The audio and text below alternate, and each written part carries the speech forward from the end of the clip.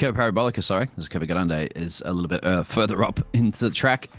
Would you get your wheel on the apex, almost close to the chicane, as a good entry and exit there, or would you still be further back from it? Because that's the interesting thing on the inside, on the very right-hand side, of course, because it's a right-hand corner. Well, I can tell you it's a lot easier to be down on the inside of that curve, just because the distance you're having to go around is a lot slimmer. But you do want to have the inside for Della Raggia. So I don't know. It's always interesting. I can't tell you how many times I've tried to make a move around the outside of Curva Grande and then have the inside of the first bit of the chicane of Della Raggia. Usually it doesn't work and you make contact. So I think ideally you want to be the only car on that stretch of road. But if I had to say, I'd rather be the guy trying to make the pass and have the outside. Around the outside, a passing is a good. What would we looking out to for last week? Can you remember our 2-for-1 special driver early in that 9-hour series? I believe, if I'm not mistaken, that was Felipe for the Petrol Racing team. They would do a couple of 2-for-1 specials pretty early. That one, see if we can continue some of that. That was our guy. And yes, we'll be ready to go in the Temple of Speed. Yeah, live and fresh out of the oven, starting soon. Yep, 5.7 kilometers, 3.6 miles. The DRS zones will not be in action because you don't have them. And 11 corners, 4 to your left and 7 to the right. And about 84% is usually taking at full throttle. I'm going off Formula One for that, but I'd say it's very, very similar. And there's cars on the grid if you like to go through them. Oh, yeah, for sure. Is it on the VMix call, the cars? It's not, unfortunately, but it is on the stream. So it might be a little delayed in seeing that one. Perfect. Yeah, well, we can just watch the stream then.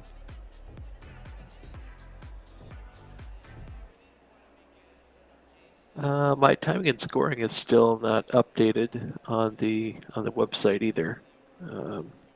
But maybe it'll be there in a minute. Regardless, we've got A. Malina in the 889 Aston Martin, E. Simonov in the 98 car McLaren, P. Pukarashev in the number 22 Acura, Ryan Leach in the 711 Aston Martin, D. Galls in the 44 Aston Martin, M. Decik in the 147 Aston Martin, of course Stephen Frost in the 81 Nissan. We've got P. Cerny in the 118 Porsche, followed by Frudehert in the 192 Aston Martin, L. Sturge in the 88 AMG Mercedes, followed by Ferradinho in the 33 Aston Martin. Felipe Bellawender in the 67 McLaren. That's old Mr. 2-for-1 there. We've got Valentines in the 27 Aston Martin. Interesting to see all three of them Astons together. Of course, behind him is a 720 car of Sarah. That car was extremely fast last week. And then the winner out last round, Chris Nyring in the 214 Bentley, followed by Dubas in the 714 Aston Martin. Get4 the 45 Aston Martin, followed by Radale in 222 Audi. Then you've got Ralph Malansky in the number 16 Lexus, followed by Niels Bornman in the 853 BMW. Jay Shaw in the number 69 Nice Aston Martin, followed by Velikov, the number 23 Porsche. Then you've got Asanov in the 999 Porsche just behind him. See if we can get to the lower cars here on the grid once we get more timing and scoring up. And it's an absolutely large grid, as you expect. And in the chat there, Mark was just confirming he's a little bit lost. We are just having a little bit of technical issues at the moment, but that is your qualifying. The qualifying's finished, and that's your grid now for the 9-hour endurance race. So yes, we'll try to provide you as much information as we can. It's again just a couple of technical difficulties, but it's to be expected when it comes to the world of esports, where everybody's in different locations around the world, including all the drivers. Okay, my VMix call is working again, so that's more up to date than the YouTube stream, Dean. Excellent. Live timing and scoring is still down, but regardless, Dylan Tan, he qualified on the pole in the 889 Aston Martin, so it'll be all up to that car to lead the field into turn 1 for the fast the right-left chicane there. Obviously, red affilio. It's going to be really important that the entire field gets, I'm not going to say it's as crucial to get single file on this first lap, but I would just say as a rule of thumb, you want to be single file going in there because it's a whole heck of a lot easier to bank on yourself getting through there in one piece if you go through there one by one instead of doubling up.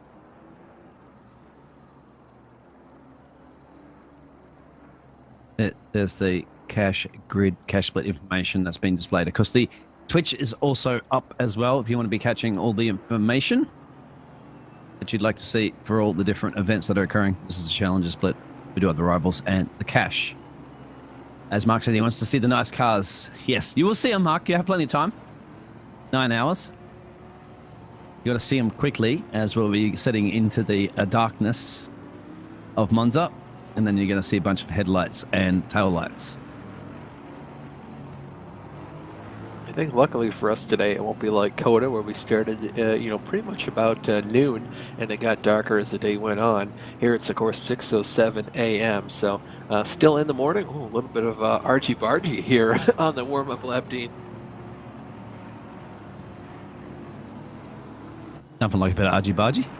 I think we've got an Acura going to the front of the field. Eager they are currently at the moment, right? Yeah, I'm not sure what that guy is doing up there. I think we only have one Acura in the entire field. That might be a Nazarov. He slowed back down all of a sudden.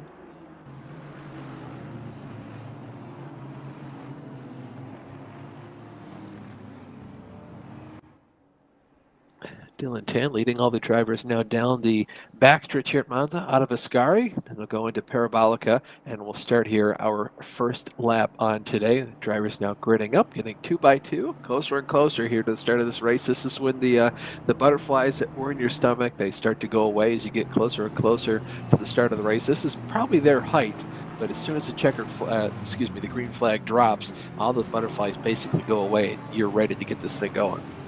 You want to get it going? They'd be doing their practice. And remember, they are a team of 3. So you're up to represent your team. You got to take care of your car to pass it to your teammates.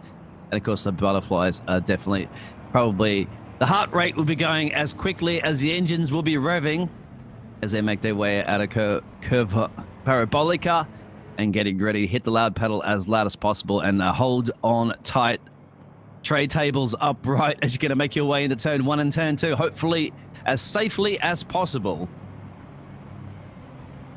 The field now going down the front stretch here, waiting for the green flag from the marshal. You can see Dylan Tan leads the field up there. He's no doubt being basically policed by the game, the simulator at this point, saying you can't go fast just yet. They're going to cross the start-finish line, looking for a little bit of a move. You see the green flag wave. He puts his foot on the loud one of the 2 there.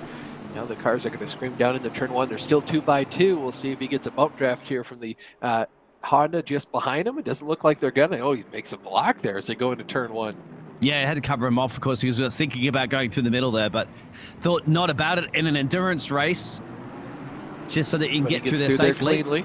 Absolutely. It looks like a few of the other cars did behind there as well, as we're obviously going to be focusing on the lead of this race.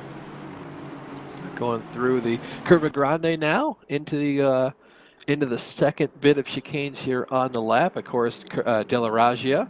They're going to be just as, whoa, one car. Look at the Acura go sliding.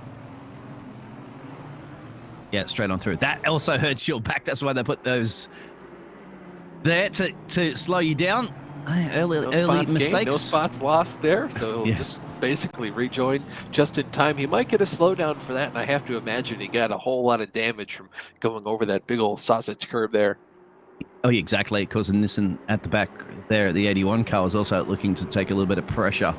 Apply the pressure to the 147 car as they were going side by side, had to back off just behind there and thinking about doing something I would be doing something side by side through Ascari just yet. No, that'd be a surefire way to die, basically on lap 1 of this race. But boy, Tan he's got a whole heck of a lead here. He got 0.6 of a second. Of course, not really out of that slipstream now, up to 0.8 of a second. Not out of the range of slipstream for the McLaren of Yugolev just behind him, but you do have to be mindful of that. Was that mindful of? Here we go. So, Curva Grande, as we suspected before that, there's going back to your Golf livery GDR Skyline with the nice HyperX, because one of our sponsors on it. That's right, that's the ice cream on the side of the car. You want to see a nice livery out there, Mr. Mark. The 81 car will deliver that. As he's going to be thinking about turn 1 right now as you get that slipstream, as well as the battle for P2 up the road. Got it. He's looking at me. He didn't gain a whole lot of time there down the front stretch. You can see a Aston on Porsche battle just behind this driver of Frank in the 81 car.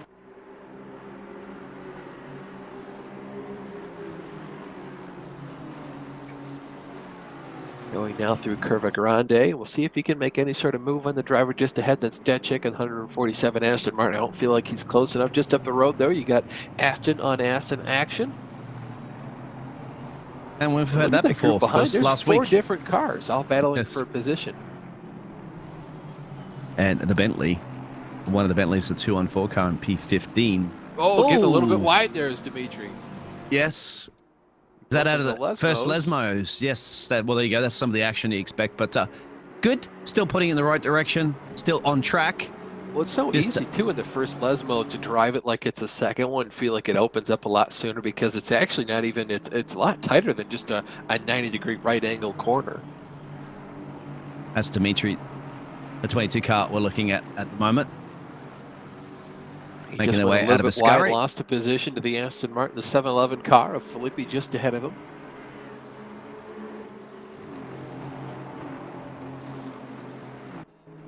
We're about to start lap 2.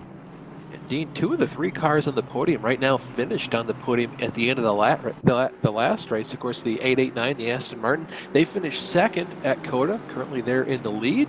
And then the 711 Aston Martin of Filippi, they finished third last race. So looking to get a second podium this weekend. And a Bentley that did get the race win is down there in P14, but you said taking a lot of weight, another challenge, and you have to commit to it right now. But you're going to be forced around the outside. Getting a good exit out of turn 2 is a possibility. And also looking in your mirrors.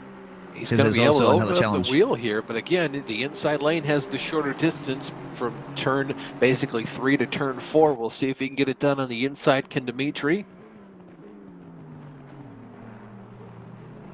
Want to be on the inside here right now for the first bit of this chicane, and look, he's just going to thread the needle, but the Aston goes a little bit wide.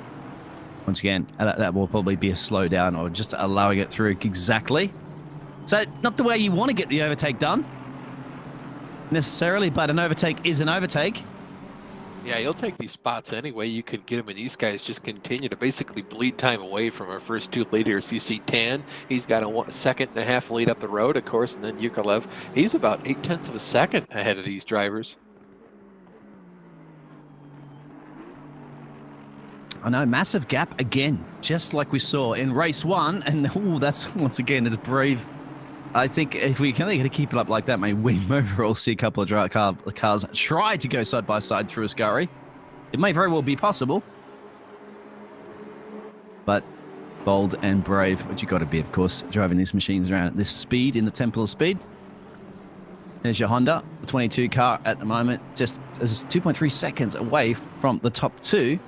And he essentially, what I would call in Formula 1, would be a lead of the DRS train without the DRS.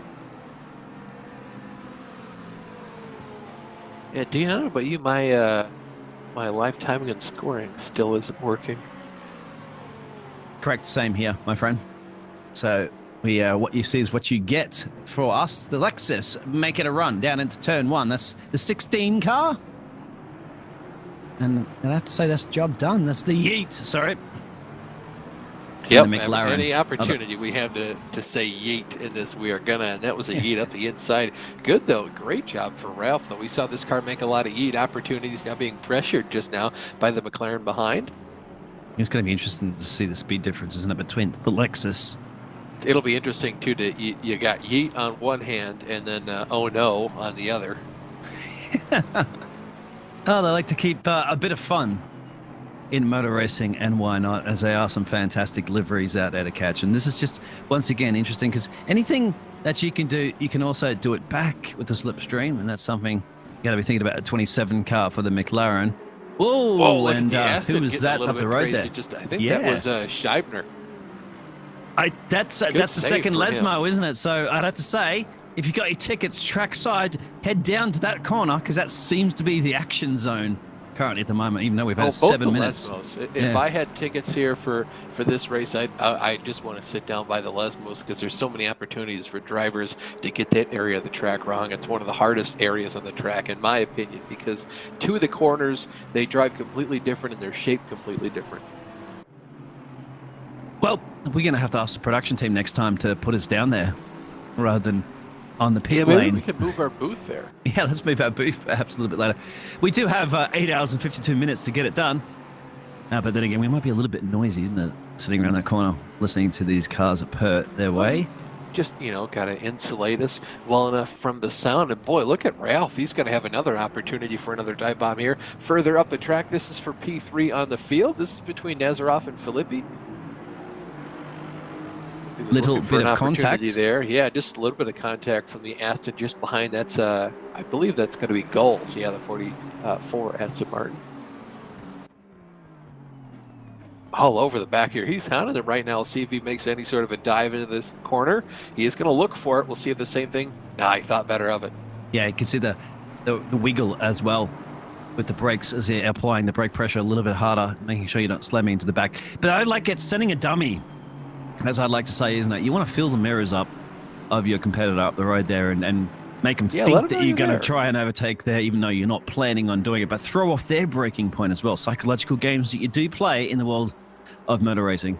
Oh yeah, see if you can't force him to break a little bit deeper into the corner and blow that thing himself, and you can just basically get on through. It's a free overtake. It's an unforced error at that point in time because you weren't actually looking. You just tried to fill up his mirror, make him think he was going to have to brake just a little bit later than normal in order to defend that position. I don't think I'd be scared about, of course, if there was a Red Bull on the grid and have had Daniel Ricciardo back in the day, the last of the late breakers, and he certainly has performed some miracles off of some of those braking opportunities in Monza. And luckily, they don't have Daniel Ricciardo to worry about, unless Daniel Ricciardo does decide to jump into a GT3 at some point in the future.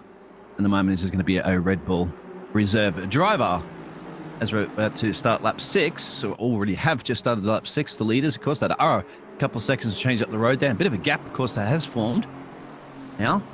Hey, Dean, further back the road from these drivers, Ralph Molansky made another move. He's brought himself comfortably inside the top 10. He took over 9th place away from Scheiber to the 192 Aston Martin down the front stretch there. That was the driver just ahead when we were watching that battle between Valenzuela and Volansky, the Aston Martin that just went a little bit off track, sort of bobbled, came back on.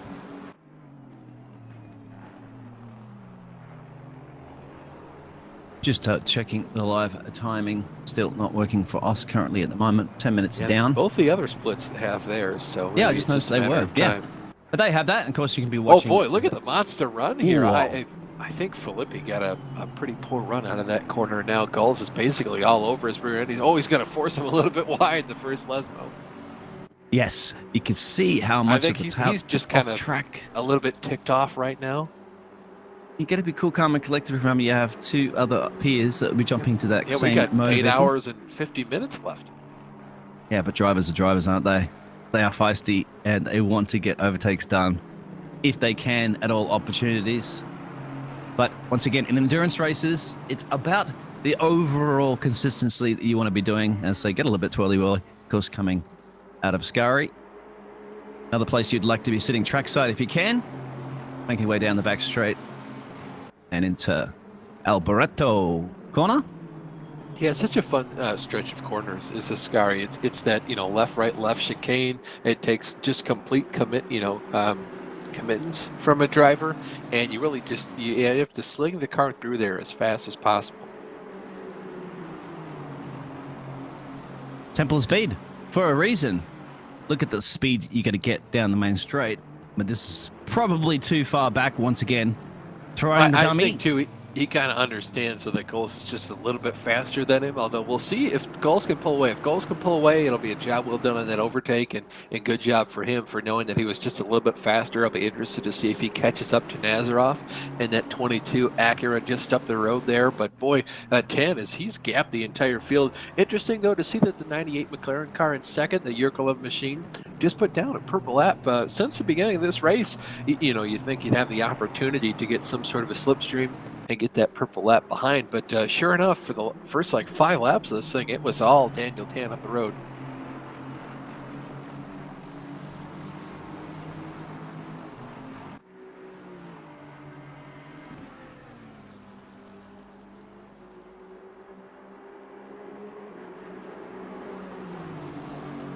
So leader still in the lead by a couple of seconds. Then you have a bit of a gap forming back down to the Honda in P22. And this is the battle that's resuming for P4 currently at the moment. And you're looking at the 44 car, actually for P3, my apologies.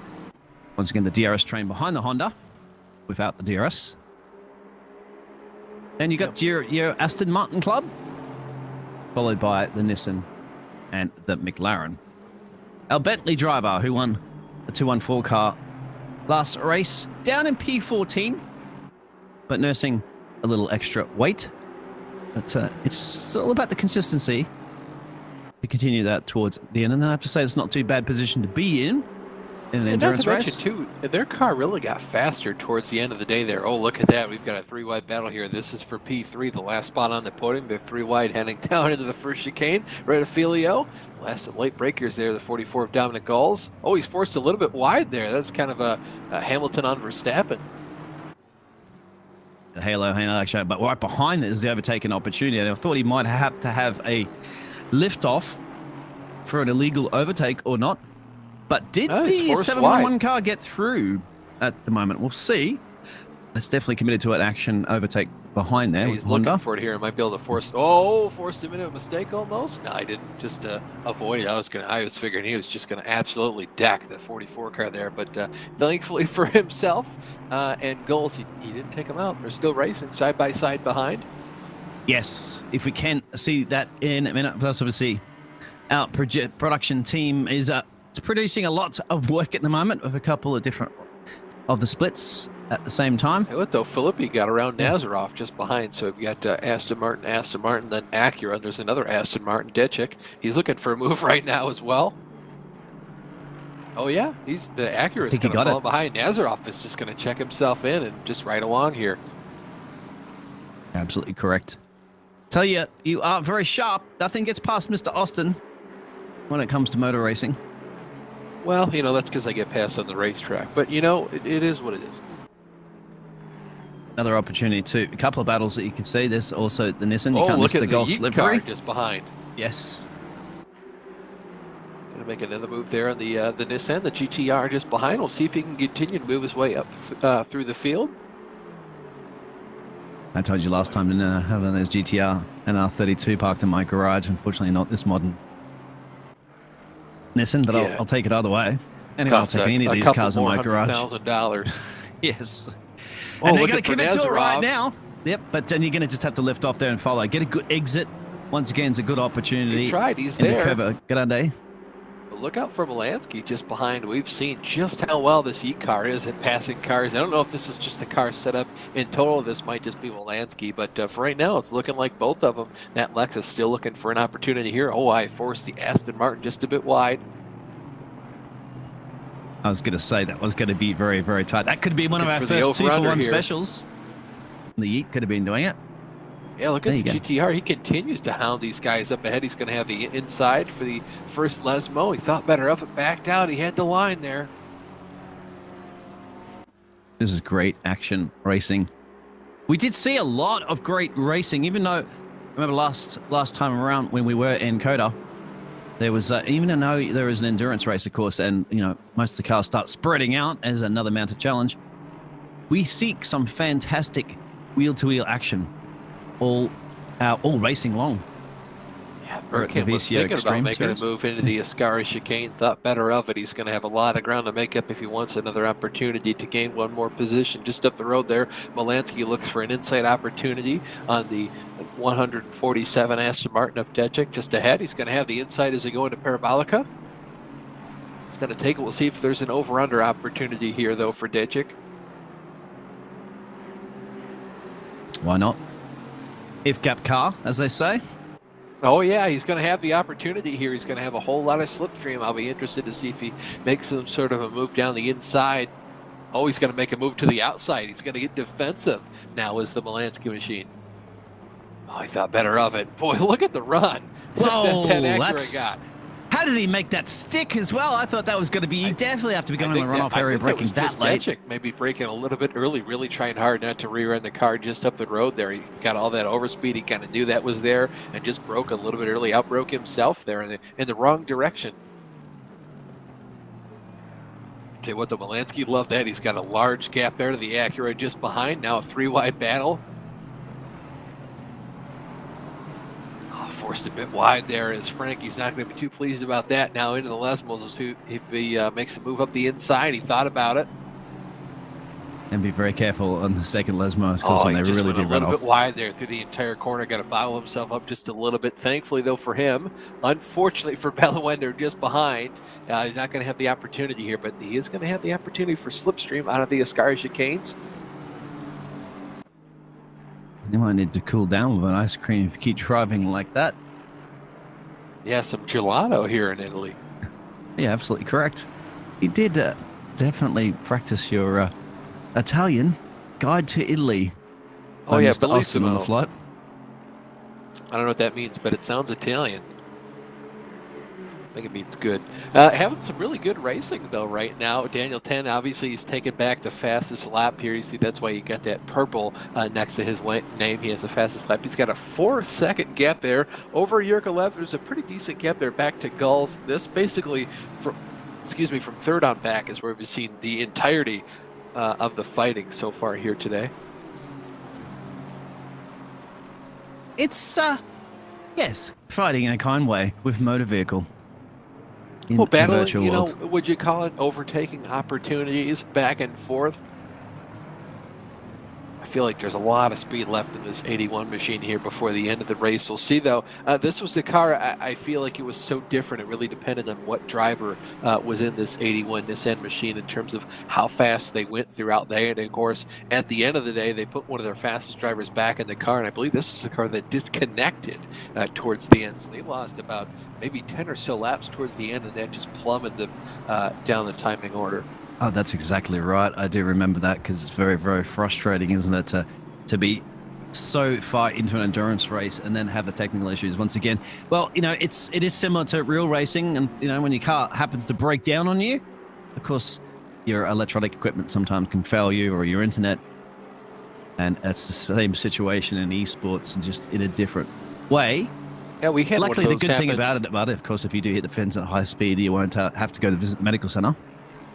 Yeah, we had one of those happen actually with the production guys. One of them had a big power outage, and then when it did come back on for a while there, one of his PCs still continued to not work. And of course, always crucial when you do have those power outages. Sometimes, you know, the electricity, the angry pixies that make everything work in the wires and all that don't bring things back to life just as you thought they would. So we've had to deal with a lot of technical challenges here today. One of the main people that was supposed to, I think, put on both of our splits, Dean, Yes. had some complications.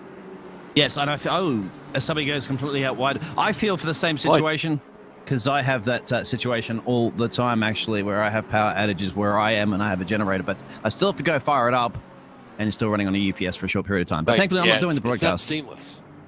No, it's not. And Bellawender went for a big bobble there just behind. I don't know if that was getting a little bit loose there going into Parabolica or what, but he's obviously now lost that position there to Schneider just up the road. And I believe the cash in the split, of course, if you are watching on Twitch, you go the exclamation mark command center if you want to see all of the streams up right up in the top left-hand side. You'll click three of those icons if you want. I believe the cash split series at the moment has just finished their qualifying, so they'll be getting to go racing. If I'm not mistaken, the Rivals has already started. Yes, Rivals has started. You can go see that. Their live timing works, so if you want to get a little more information than just what you can see on your screen, you can type in live timing, exclamation point in the chat. It should bring up a link for you to do that. Ours is still down for the moment, so we're having to operate with what's on the screen only. But how about Dan Tan out the road, the 889 Aston Martin? He is doing a phenomenal job to keep that car up there. Continues to put down purple laps, continues to drive away now from the rest of the field. 4.7 seconds, almost 5 seconds up the road. Yeah, a nice healthy lead to be having at the moment, because you're still not going to worry about traffic. So you've got clear air on both sides. Still, of course, many pit stops will be occurring during the event. We don't pretty much now, just trying to every think when hour you would on the hour. Yeah, that's right. Exactly what happened last time. I was just about to ask you that, and you answered that question as great casting minds think Well, alike. they might pit a little bit sooner because they're on the throttle a lot more here for one lap. But of course, the track distance, I think it is a little bit shorter than COTA, so we might still be around that 1 hour mark. But of course, I think we saw some drivers start to pit about 45 minutes to an hour. They could basically stretch fuel or come in when they wanted to. So we'll see what some drivers do. I wouldn't expect these guys to come down pit road though until at least we've got about 8 hours, 10 minutes left. And the pit lane exit is a tricky one, as you know, because you're practically making your way down to turn one. So if you want to be coming out of that pit lane, pit road, you want to make sure that you want to not get stuck up in too much traffic, which will be something to look out for later on, because there'll be plenty of traffic. And the sun will be setting here. And then pass around here. Yes, difficult too at nighttime, remember, as we'll be approaching and getting into the nighttime stage. We did finish in the evening in COTA last time.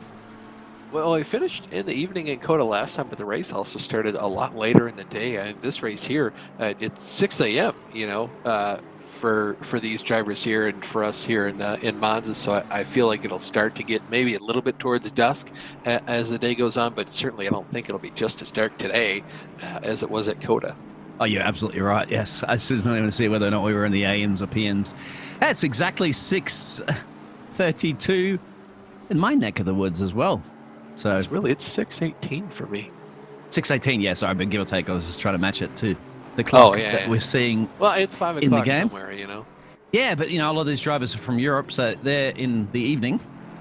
Oh yeah, it's probably about noon for them right now. They're having a good time. I'm just quite amazed, isn't it? Because usually when it comes to endurance races or 24-hour races, it's never really matched to my clock, and I'm just excited this match to my clock. Yeah, the only time it ever is the iRacing Daytona 24. That'll start right about the time for me. Of course, I'm in the same time zone as that, being from Michigan.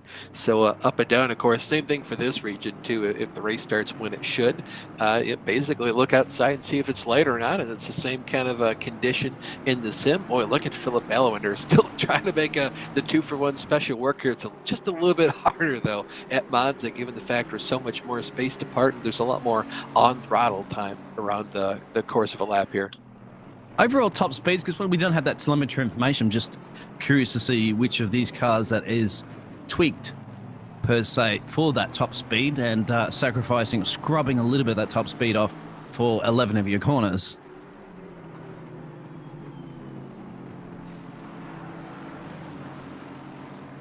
That would be the question. Next Level Racing, of course, some of the drivers will be using some of that fantastic Next Level Racing rigs, and I hope so. You want to have a Next Level Racing seat or any of the equipment, because you want to be as comfortable as possible when you're in an endurance race, because it can get a little uncomfortable sitting in the same spot for a period of time. But then again, they are some of the best drivers in the world and are used to it. I hope they'll be wearing some HyperX headsets. If not, if you put up a great performance and win the series, you would get a set of those.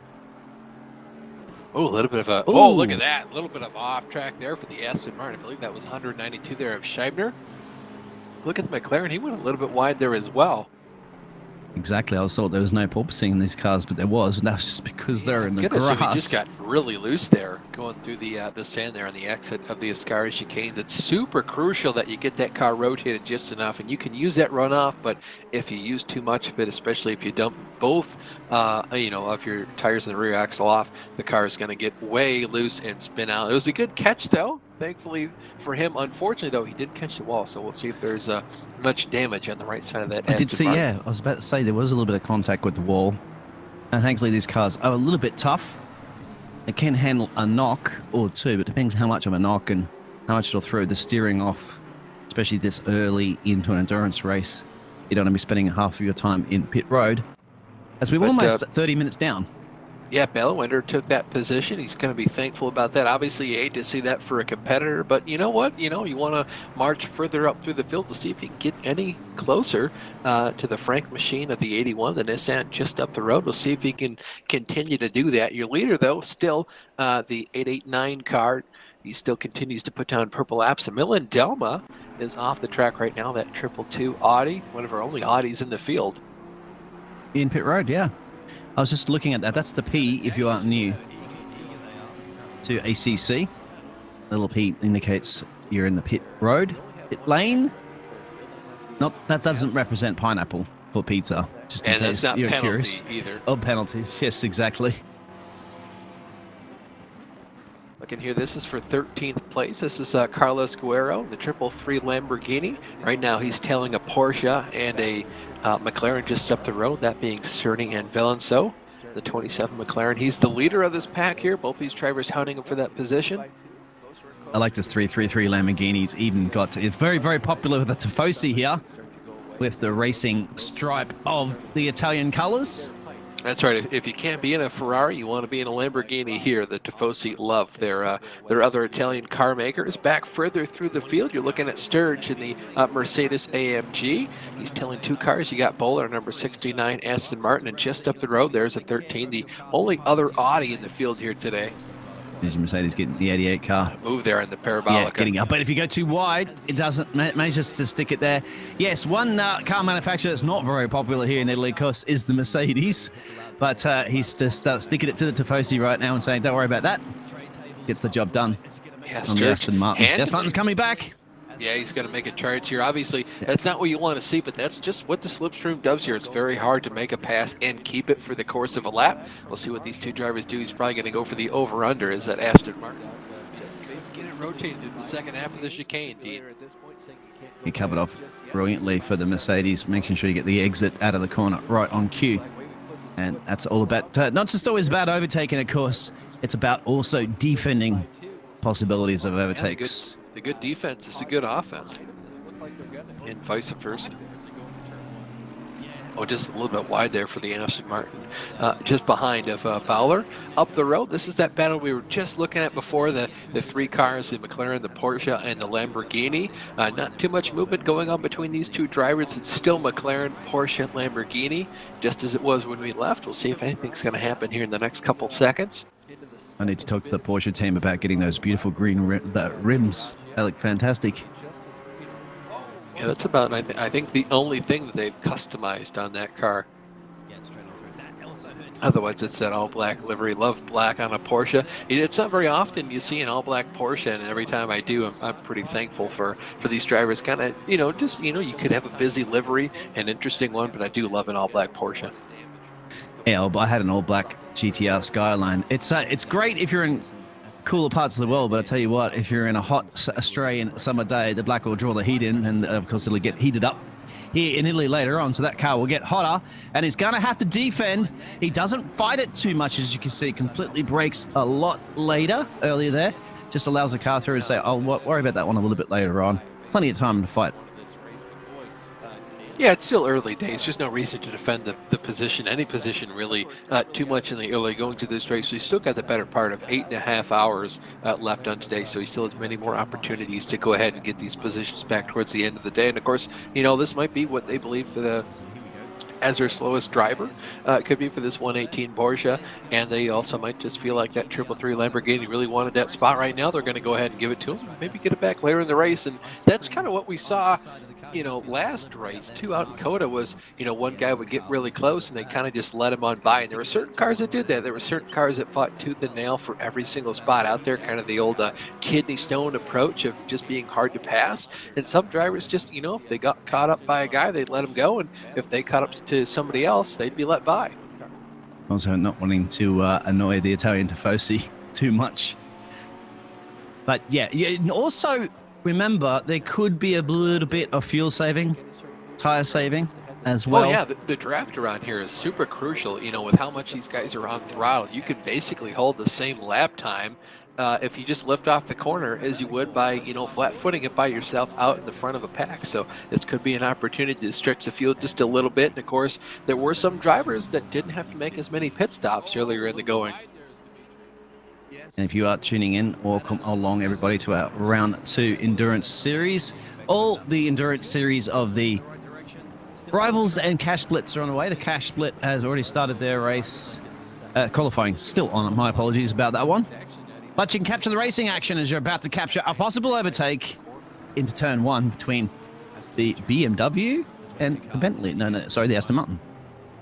Yeah, one of our only Bentleys here. BMWs in the field here. That 853 car of Bournemouth. You saw Mohin just getting down to the inside. He's going to take that spot for right now. We'll see if the BMW can mount any sort of a charge here the next lap and a half or so. Certainly, you got camouflaged. You can see that livery. So that last time it's as well, a weird looking great. car. It's a weird looking livery on that thing. It's very weird to take all the body panels of that BMW and paint it up too differently than how that thing comes. Basically, I'm not going to say stock, but the real, the official BMW livery is usually pretty busy on those cars. And King's Meat Snacks, of course, is the livery. The 45 car that we're looking at the moment. I hope you get a little bit hungry or not. Okay, see the King's Meat Snacks. What is a meat snack anyway? I'm curious about that. Like a beef stick, maybe. Could be. Yeah. There you go. Different opportunities. I'm sure there's no doubt a plethora of offerings from those guys down there at King's. We'll have to see, though. I've never heard of them before. I wonder if that's a cultural thing, or maybe that might be local to somewhere. True. Might actually be. It's probably a UK-based company when you think about it. Could be. I'll look at the team information here at the moment. Where is our Bentley? Just having a look on the grid. We know is nursing that heavy weight. Must be a little bit further down outside. Yeah, they've dropped off quite considerably since the start of this race. I'm not even seeing them on the timing and scoring on the screen. Also, we're still having some technical difficulties with the website timing and scoring, so that's why we can't just scroll down and see what's going on. But they must be more than 2 laps down from our leaders, so they might have pulled off, or they're just having a lot of problems. It's going to open up the window, pop your head out there, and just count how many cars go past us in the casting box, and then you'll work it out, my friend. And we do have information from our race control that there is some technical issues, and they are working on it. So, not worried too much, as you said. Everything went a little bit pearl-shaped for one of our producers earlier, and I do hope he gets his computer fixed after the electrical issues. Dan's still in the lead. 10. Now they're coming up to a couple of lap cars, which is when you start really having to get those overtakes done as quickly as possible, otherwise lose time. Oh, look at this Lamborghini move. This is Carlos Guerrero looking to the inside of the McLaren just up the road. He's still got his nose in there. Last of the late breakers. Oh, a gutsy move there. Not too sure that Schneidner will have liked that. Excuse me, not Schneidner. Valentine is the number 27 McLaren. It's going to like that too much. And boy, look at just behind these two guys. There's that Porsche of Cerny we were talking about just a couple of laps ago. He's still right here in the mix. If anybody makes a mistake in this 3 group. Yeah, pit road actually for the Honda. The 22's heading into the pit lane. A little bit earlier than what we expect. For him. Yeah, I'm surprised you could even. I got to hear you, my friend, because the Tafasi went ballistic as the 333 car got the overtake done. Yeah, I'm still surprised it worked out as handily for him as he thought it would have right there. That's not usually an opportunity for overtaking there into Ascari. But if Cap car, of course, sees the opportunity and do it in a timely fashion, and there's already almost built a second gap up since then.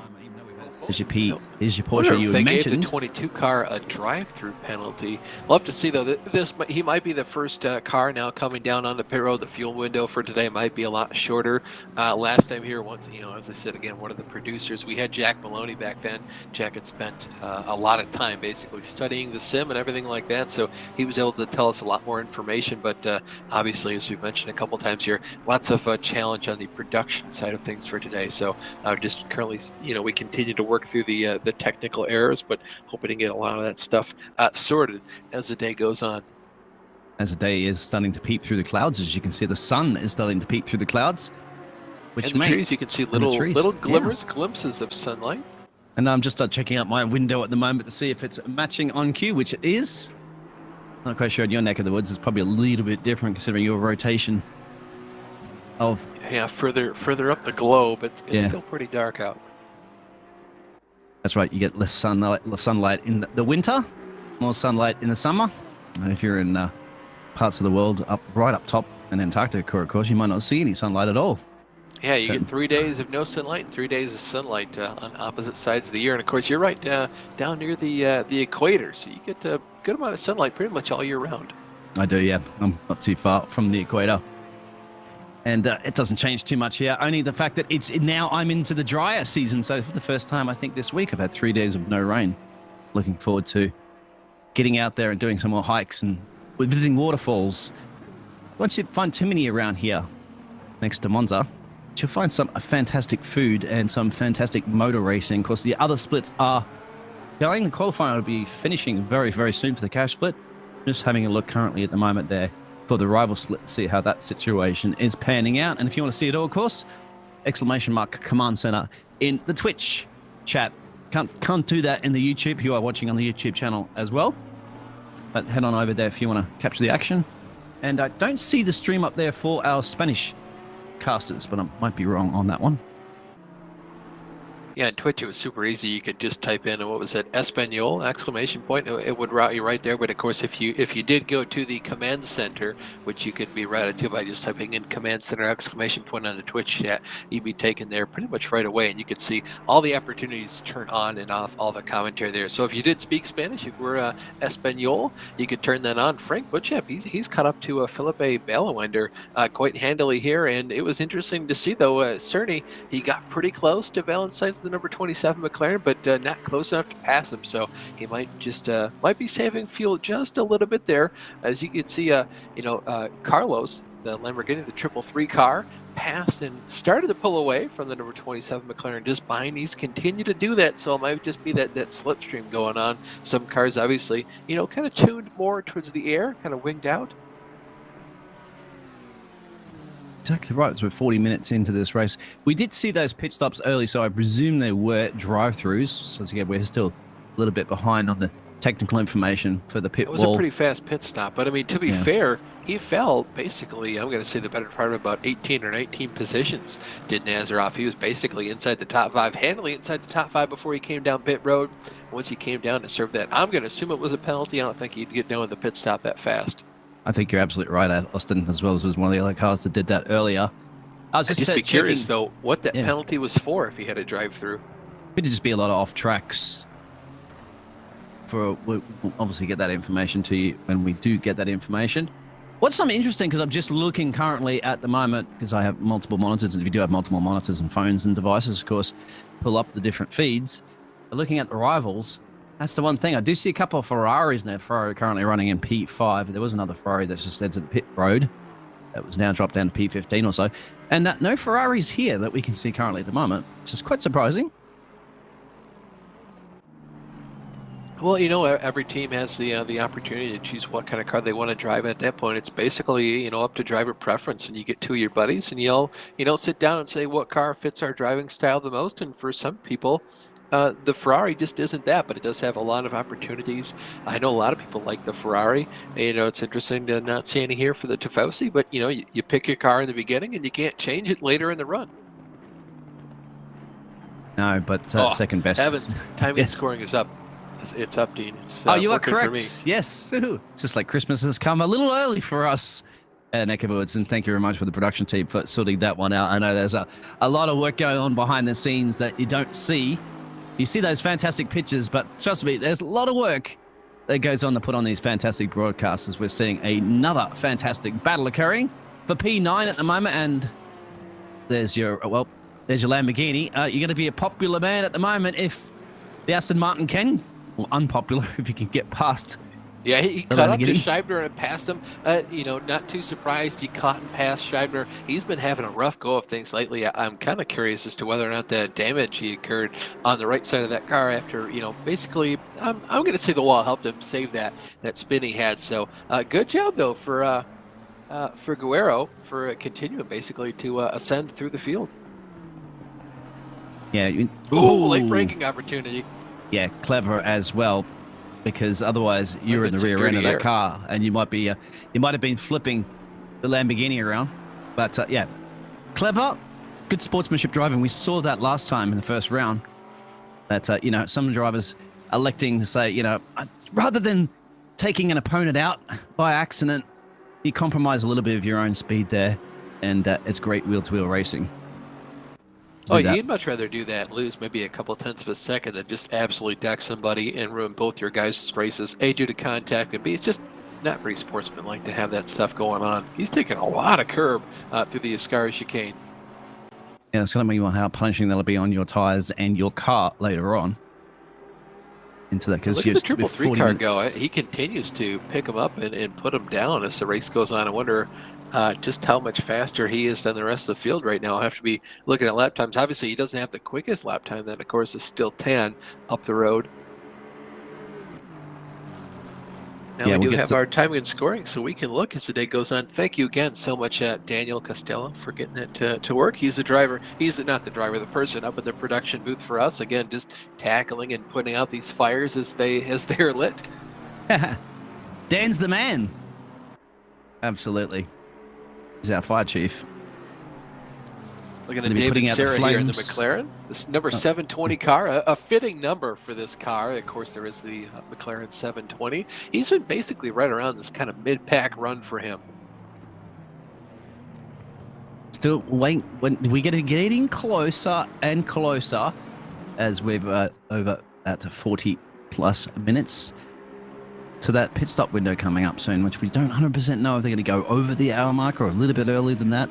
I can't imagine they're going to make it past the hour mark. I think for these guys, it's going to be who can stretch the fuel the longest. I think if you're down deeper in the field, you have the opportunity to save, kind of like what we're seeing out of that 118, the Porsche of Cerny. I feel like he's had a lot of opportunities to save fuel. He might be able to stretch it to the hour mark, but we'll just have to see. I don't think they're going to go over it. That's one for the chat out there. If you guys are listening, there's a lot of HyperX chat in the chat going on, and I'd be typing in HyperX as well, because obviously that's a giveaway or a competition or something. As the audio has a little bit of snap. Yeah, we need some free stuff. Yeah, nothing wrong with typing it in, even if we're not 100% sure why. But yeah, I'd pay full price for HyperX gear. If you can get it, 10% off, I'd take it. If it were free, all day, every day. Absolutely. I did pay. I'm not quite sure if I did pay full price. It's been a little while now. Black Friday sales and all that jazz is done and dusted. I got a nice IT equipment, extra memory, a couple of M2 drives, etc., etc. That's the 13 car we're looking at the moment, putting pressure there on the Mercedes of the 88. Yeah, he's sounding him right now. He's really close on the back bumper. These two guys have been going at it pretty much all day since the drop of the green flag. It's very interesting to see, though, that they've kind of gapped the two Aston Martins just behind, and they've been gapped by a couple of the drivers just up the road there. You can see it's quite a long time from the front of that Mercedes to the rear end of the BMW just up the road, about 8 seconds. It's a lot early, I'd have to say, into the race. It is, but here it's all down to how you've tuned the car out, basically to take advantage of the slipstream, and of course how well you can drive it around here. Not to say that any of these drivers are slow. Of course, all these guys in here are extremely talented. They're all fast in their own right, but sometimes it just comes down to a car and a track being suited to one area a lot better than the other, and sometimes it's all down to driver feel, and it really just depends how many kilograms of BOP, the ballast, that these drivers have to take as the season goes on. Just pulling up the YouTube chat as well. Thank you very much for that. Watching. Alex was saying a little bit earlier there, watch the Bentley. We can give you an idea now where that Bentley is, that we have our timing. See the Bentley on our timing? Yeah, I don't see him either. And you know what? That might be, once it got turned on, we finally got to see all the cars and where they were running once they crossed the start-finish line. They must be parked. Or must have been parked for quite some time by now, because like you said, I'm not seeing them on my timing and scoring. You are correct. That could very much be a technical issue. And some of the production team have had that already today, and we had that last round as well too, didn't we? I don't know if it's a production issue on our side. I feel like it's on their side because they haven't produced but I mean on their side, exactly. a long enough run today because they have parked. And that's very, very unfortunate. So it was interesting to see what sort of performance they put in at the end. They're taking all that weight. Well, there's weight off their shoulders going into the next race because they don't have to worry about any more weight. But no weight off the BMW shoulders because it's under pressure right now from the McLaren.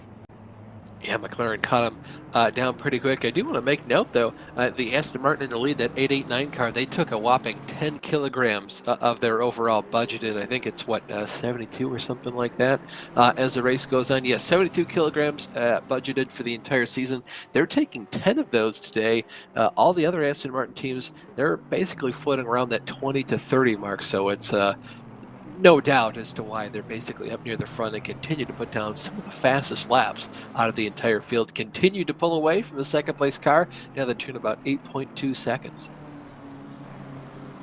And because as well, there's a couple of drivers that are a lap down, lap traffic will come into play.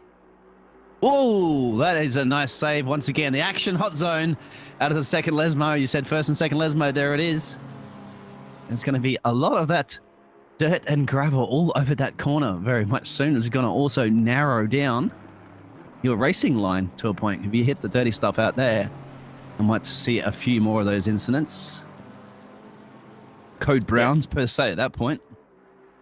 Yep, going to be really close to getting it. It's so tricky to just nail those corners exactly like you'd want to as the day continues to go on.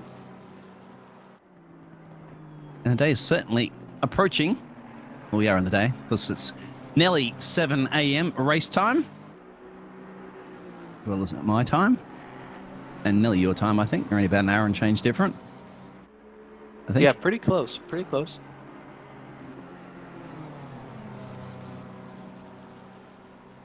So, still waiting for the pit stops to occur.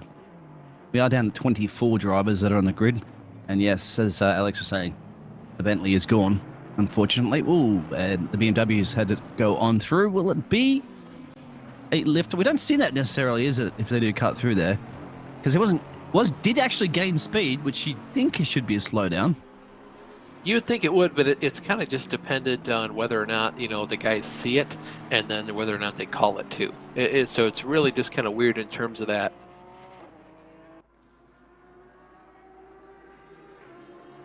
The continuing battle.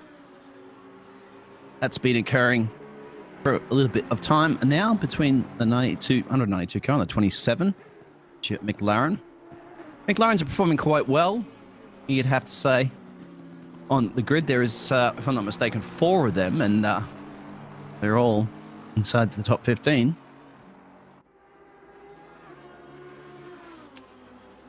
Bear with me here, Dean. Having some technical difficulties. Went to refresh the page of my vMix call, and all of a sudden I've lost all the picture. It just shows us starting soon 0-0.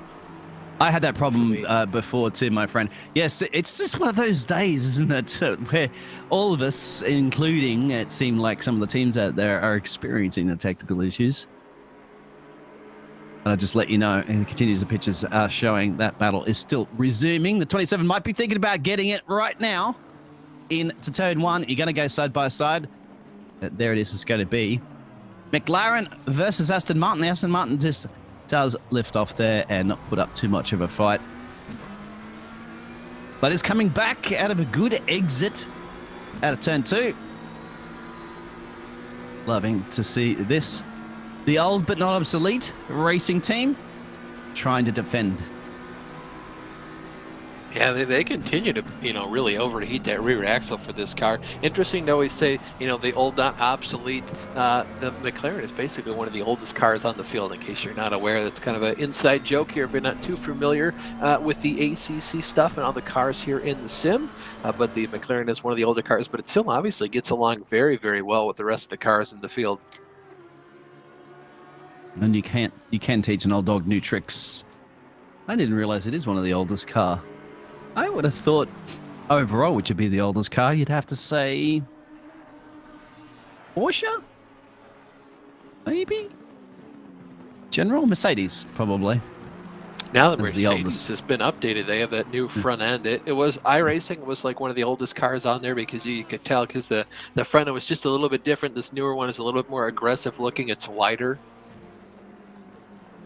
I was thinking the oldest is in general, in history of the whole car manufacturer. Yeah. That's one for the chat out there.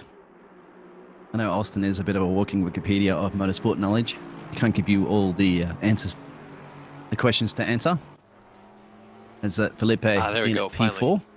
Yep, you're back with the pictures. Great. Yes, back with the pictures. I can finally see. I'm not commentating with my eyes closed anymore. Look at Philippi here. Yeah, P4 for the Pit Stop UK team. Looking to turn that into a P3 potentially.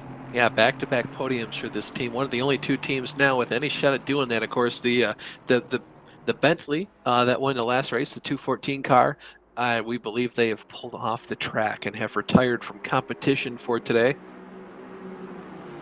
It is unfortunate, but also at least it's early. I always say, I always focus on the glass being half full, not half empty. At least it's early, because the last thing you want to see that if you're 8 hours into the 9-hour endurance race and then something goes pearl-shaped. That's when you're going to be a little bit more fuming. I will say, though, they haven't even pulled back onto the track. They elected to take basically all of their BOP weight for this race, basically minus 1 kilogram. They took about none of it last time out, so they might be going for maybe 2 more wins here before the end of the season, and this might be their mulligan for the year. We'll have to see. And now you're getting ideas in my head about that. Maybe the fact that they could not have committed to the full race, maybe they're missing a driver or something like that, and that could have been the reason why they took that weight, knowing that they were going to have a DNF for this. Maybe starting the race was one of the requirements, of course, that you have to do in the rules, and they've said, okay, we'll do that. We'll do a couple of laps there, and we'll retire, and then be focusing on the next race. That's probably would explain the reason why they took all that weight. Yeah, IMSA competition, that rule is there for sure, because I know one year, I believe one of the Mazdas was in it for the championship, and they were wrecked before even taking the green flag, so they were awarded no points. And in IMSA, it's basically the winner gets 40, and you basically 2 points down from that. In a 10-car field, you finish last, you get 30 points, but if you don't start the race at all, because you wrecked before you took the start-finish line, you get none of them. So it's not even like finishing last, it's like you didn't even turn up to the event.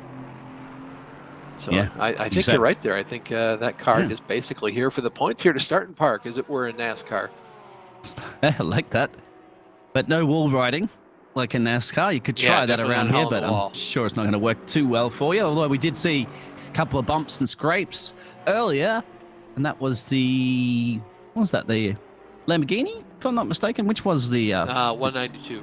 The 192, yep. That's currently running in P11, which didn't do too much of a problem. It's still about 7/10 from the McLaren.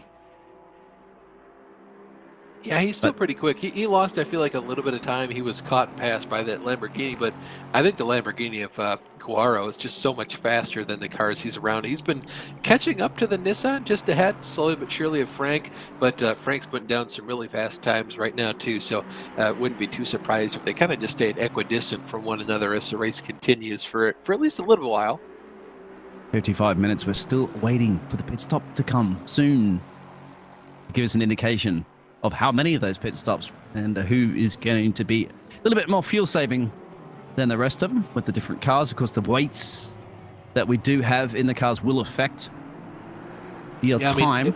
You're talking about, I'll be the first one to admit I'm wrong. They might be able to make it past 1 hour. And if you can't make it past an hour, I think if you can even get basically within the realm of an hour and 5 minutes, it'll be better for you then instead of pitting once every hour on the hour. Because, of course, in COTA, it was basically a wash, whether you pit when you ran out of fuel or pit every hour on the hour. And some guys pit about every 45 minutes.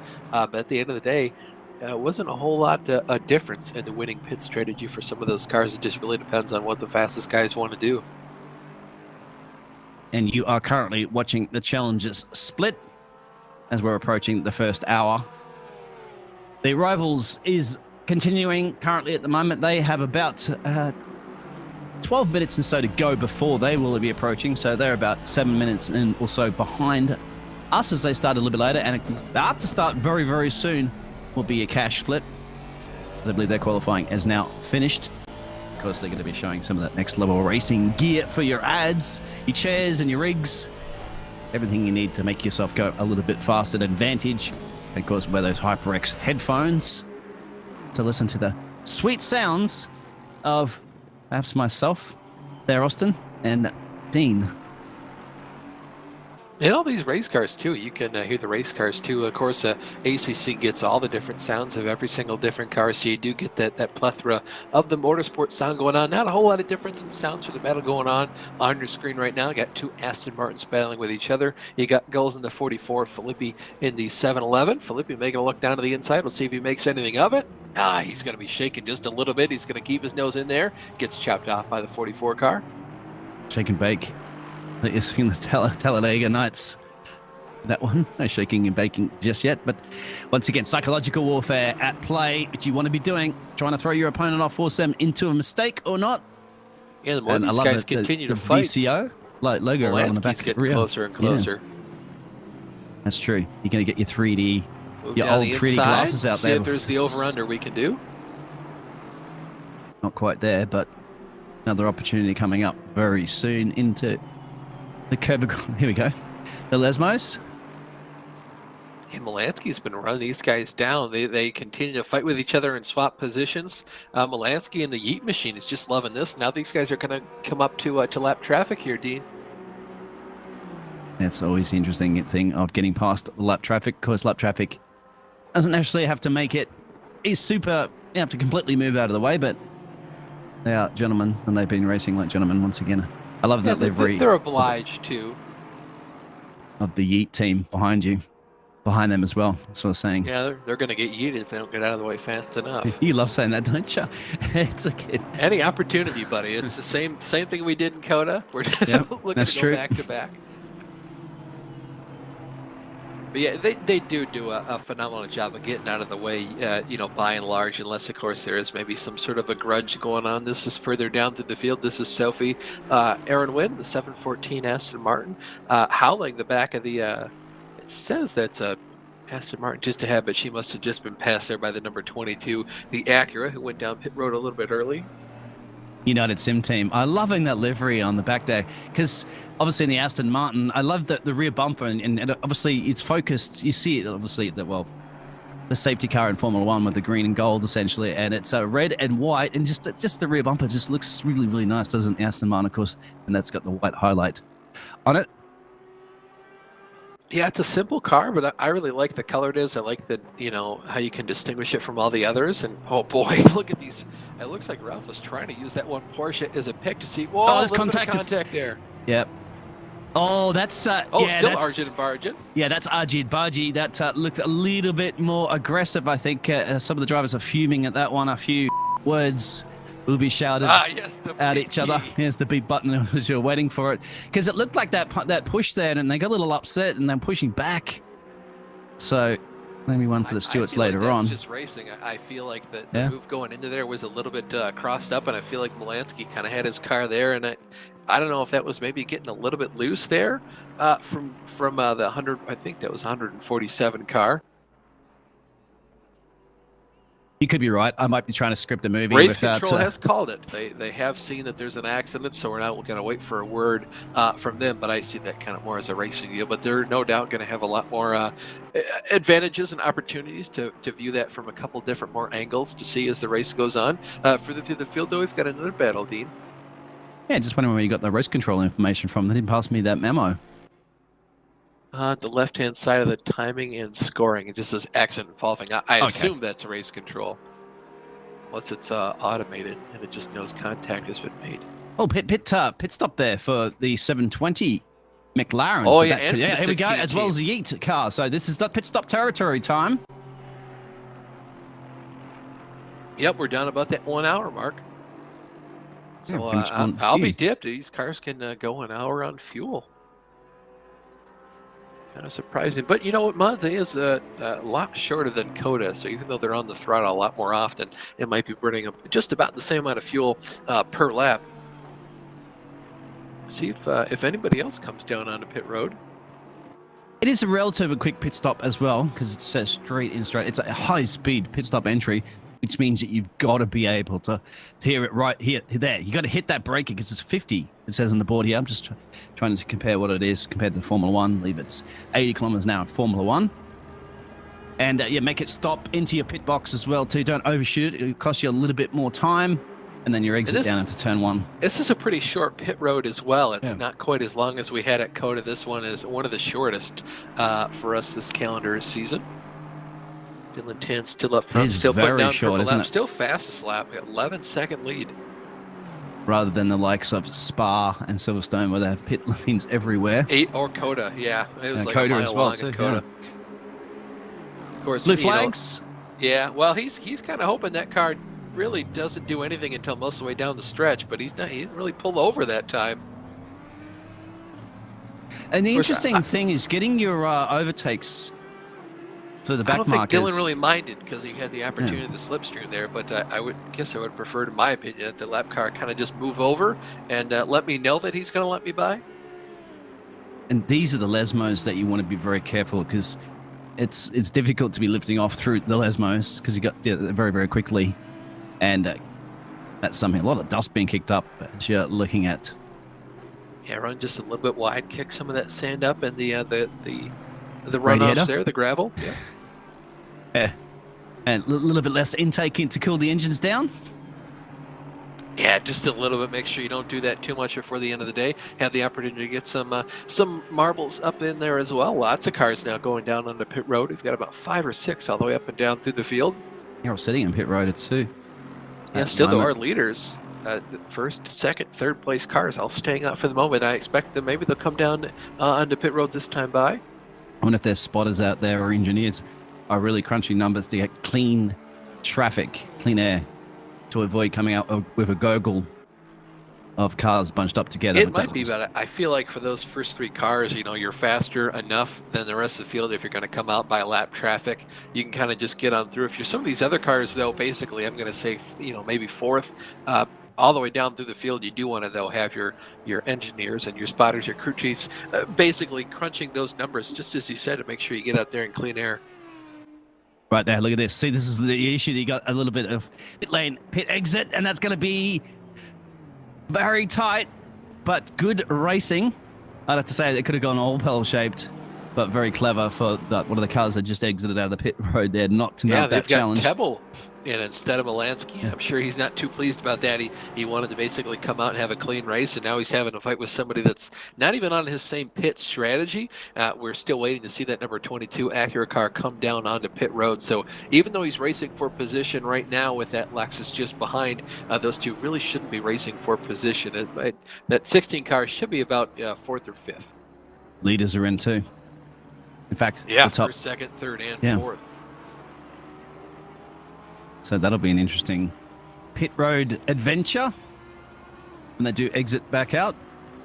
You'll have to keep our eyes on them as the race goes on. Although, they had pretty good gaps, sizable gaps going into the pit stops, so shouldn't see too much of a passing opportunity from these guys, but there is an opportunity to go ahead and hit that braking marker at the absolute last second to make sure you slow that car down on the pit road, because you're just losing time if you're going, basically, if you brake any bit early before you come onto pit road. And we're on Benjamin in the Yeet car. I think our fantastic director out there just loves you. Daniel just loves you saying the Yeet all the time. It's a pretty good looking car too. It's pretty sharp. The Veet, not Yeet. The Yeet at Veet. Yeah.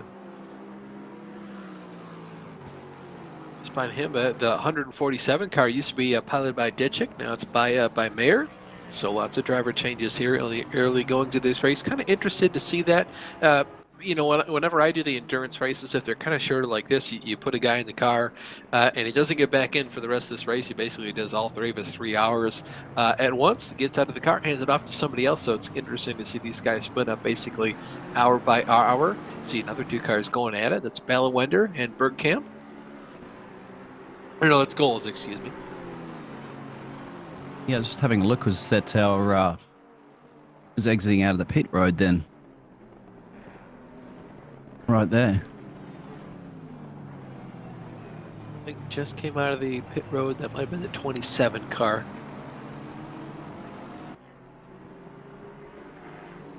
We're looking at Felipe.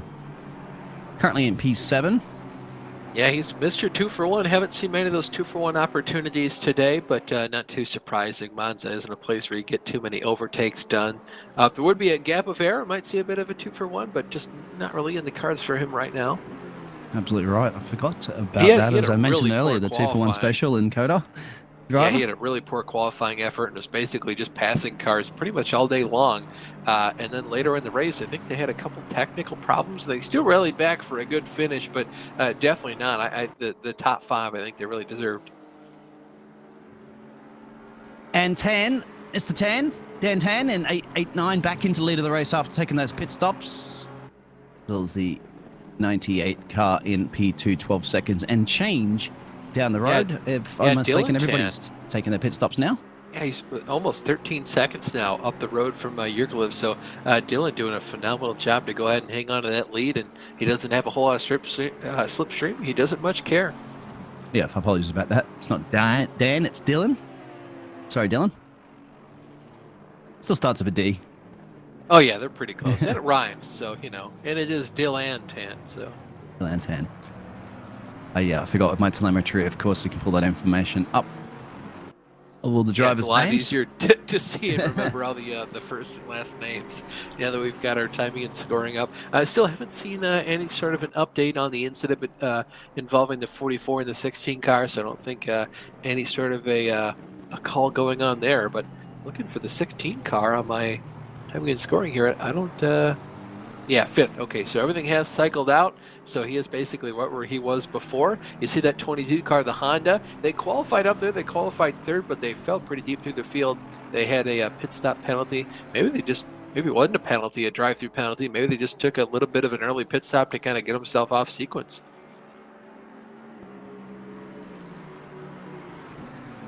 As we are over the hour mark, and once again, we're expecting those pit stops to be occurring on the hour every hour for 9 of them. Well, 8 of them, of course. Not 9. Gotta do my mathematics a little bit better, or math, to I call it in North America. Yeah, how about we Sun's do out. take a pit stop for ourselves? If you peek out the window, or are you still in the night in your neck of the woods? I think it's still dark out. I haven't even opened my window, to be honest. I've got a window in my office. I should probably do that as we take our own pit stop. It's about 10 minutes past the hour mark here in the race. So, Dean, why don't you say we, if Daniel can, get a little bit of a pit stop break for us? Yeah, exactly. Well, probably just mute up for a second there, have a bit of a quick breather, and back for more of the action presented by HyperX.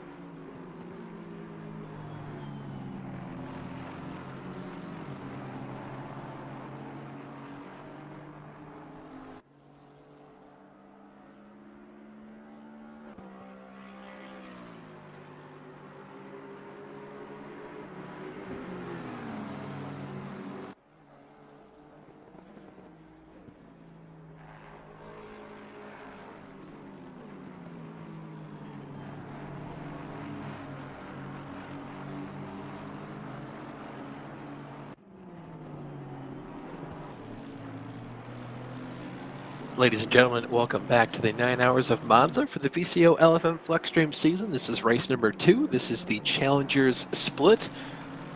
Welcome back once again after our short commercial break there. Of course, there is, always the Cash and Rival Split going on as well. You can see those on the YouTube page and also on Twitch, looking at the Command Center. And if you do Hablo Espanol, you can go ahead and take a look at that. Currently in the race team, we still got the 889, Dylan Tan still the leader, the 98 McLaren just behind him, and then looking for their second podium in as many races is the 711 Aston Martin. Yes, exactly. Welcome back, everybody. The 889 car is kind of, you wouldn't say running away with it, but it's still early days. But looking at it as a very strong position, unfortunately, we have lost the Bentley very early. Do you think it was a technical issue or something along the line there, and they retired after they took their weight as much as they possibly can after they won their first round at Coda? A lot of work to do, but thankfully more races to get it done as we're looking at a nice battle brewing again here. Yeah, Bellwinder down to the inside one of the Lesmos. So crossover here for the 147 car of Mayer. Keeping it nice and tiny through both the Lesmos. We'll see what they can do down into Ascari. And right now, I think if you're right now Mayer, you want to back off just a little bit and see if you can't get a charge through Ascari, a slipstream down the backstretch chicane into Parabolica. I thought you were about to say if you can get an overtake done through Ascari, but yes, no. But yeah, exactly. Yeah, this not is a it. The chance. back Whoa, straight. look at that big wiggle there out of the Aston. Yeah, the dirty air, isn't it? Because you're on the power, trying to get on the power as early as possible, and it does catch you off a little bit with the overspeed, perhaps, that you would be having. The wheel just enough. We'll see if you can get a draft here down the front stretch, but more often than not, it's been really difficult for these Astons, I think, to catch up with the car ahead of them and go for an overtake, unless it was another Aston. We'll see, though. It could all just be, you know, dependent on how much wing these cars are running and how much of their allotted weight, their balance of power they're forced to take. And, oh, wow, I say it was hard, but he cut up to him very quick towards the end of the straight there. If he were just a couple feet closer, he would have got that call being down on the inside. And then, of course, you have to kind of reconcile whether you want to continue to make that move, and if you're in the McLaren, do you want to block it, or what do you want to do at that point? Lots of yeah, what ifs. Good to see. I expect to see they're going to be at this for another 50 minutes before the next pit stop, and definitely keeping us nice and entertained in the casting box here. I'm not in my next level. I need to get a next level racing seat, probably be a little bit more comfortable than my non-next level racing seat that I have. Yeah, these guys, you know, you there for about 8 or 9 hours. So some of these guys go with the desk chairs that you'll have for working. Guys do have genuine rigs where it's like a car seat. Those, of course, is about as comfy as it gets. So build your own rig. I passed together a couple pieces of 2x12 and a seat out of a Mazda Miata that somebody was taking apart to build into a race car. So a lot of stuff and homemade. And I got to say, it's, you know, just as comfy as you would want to be for a car in a 9-hour road trip. Yes, it does remind me back in the day of my GTR Skyline, how comfy the seat was. It really does hug you, and it needs to hug you, of course, because you're doing high-speed corners. You don't want to be slipping and sliding around. And of course, it's also got to cushion you. You know, it's got to hold you there. It's got to be comfortable. The seats in my Camaro, I've been in those things for what, like 13 hours once, and I got out, and you go like you expect for either your butt to be sore, your back to hurt. You get out, and you're like, oh, I feel like I could go for another 12 hours. A lot different than a kart, isn't it? If you go karting, and if you ever done an endurance karting before, that is painful. Yeah. Especially once you hit, you know, mid-20s, you get out of one of those things. You are reminded, like, man, why does my back hurt? Like, oh yeah, I went karting a couple days ago, and yeah, it takes a while to recover. A good workout too for your arms, because there's no power steering. Even for your neck too. Sometimes you go around those corners. It is a lot to keep your head up and in the right direction. Sounds like you're in the fast karts, my friend. Probably the ones that pull over 100k an hour. I don't know. I just know my neck is not not built for that stuff. You got to do the neck exercises that the Formula 1 drivers have to do, of course, because the G-forces. Not so many of the G-forces you got to be pushing on your body, and so the GT cars. So mainly you'll be pushed back in your seat, isn't it? A temple of speed, because you're doing a lot of straightaways. And Yeah, a lot around of the straightaways Lesmos too, will and be even the ones. yeah, even hard braking too. You're either on full throttle or hard on the brakes at this track because it's all or nothing with just how much about the tempo speed. It's called that for a reason. They're doing about what 180 down the main straightaway here before they end up braking for the first chicane. Yes, I'm looking at that one. Exactly. And if you are tuning in, of course, on the Twitch exclamation command center, because you'll be able to catch as they're going through the starting grid of the cash splits that'll be eventually underway very, very soon. So that's definitely a one to look out for. And if I'm not mistaken, it looks to me like the Lamborghinis are on the front row, which would be fantastic for the Tifosi for the cash split. And our Lamborghini is in 333 car is in P10 currently at the moment here in the Challengers split. Doing a good job. They marched up through the field. They've obviously done a driver change. They've got Bachensky in the car right now for that 333 machine. It'll be interesting to runs down the 81 car of Frost. Frost still in that car, so it'll be a good gauge for that team and for us as well to kind of see if, how he is on speed. It looks like he's faster than his teammate that was in the car just a little bit early because he has been catching up to running the car, the 81 head. Overtake opportunity there. Just bear with me at the moment. I'm just checking out some of the telemetry. And if you folks at home want any of this telemetry, you can ask for the live timing on a Twitch live timing exclamation point. It'll give what Dean and I can see if you're on YouTube.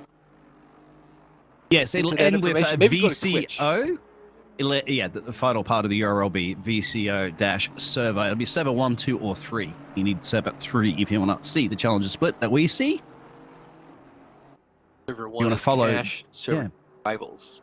Your drivers and friends and family, etc. out there. You can look at them specifically, and unfortunately you can't change the camera angles, unfortunately, but you can see the lap times that they're doing and the comparison between their rivals in the challenger split. Yeah, there's a track map as well. It's really easy to kind of go ahead and see where the different cars are. You can kind of call them out too as the race continues further and it further. will be continuing for some time to go.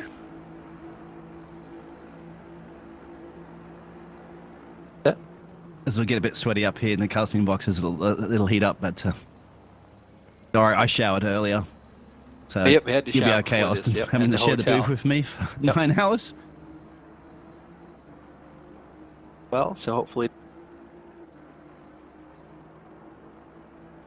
I reckon we switch it up a little bit into the race, and then just kind of like train tracks, isn't it? You do a switch signal, and then we'll go to the old oval of Monza for a few laps there, and put him to the test, and then switch it back to this current layout configuration.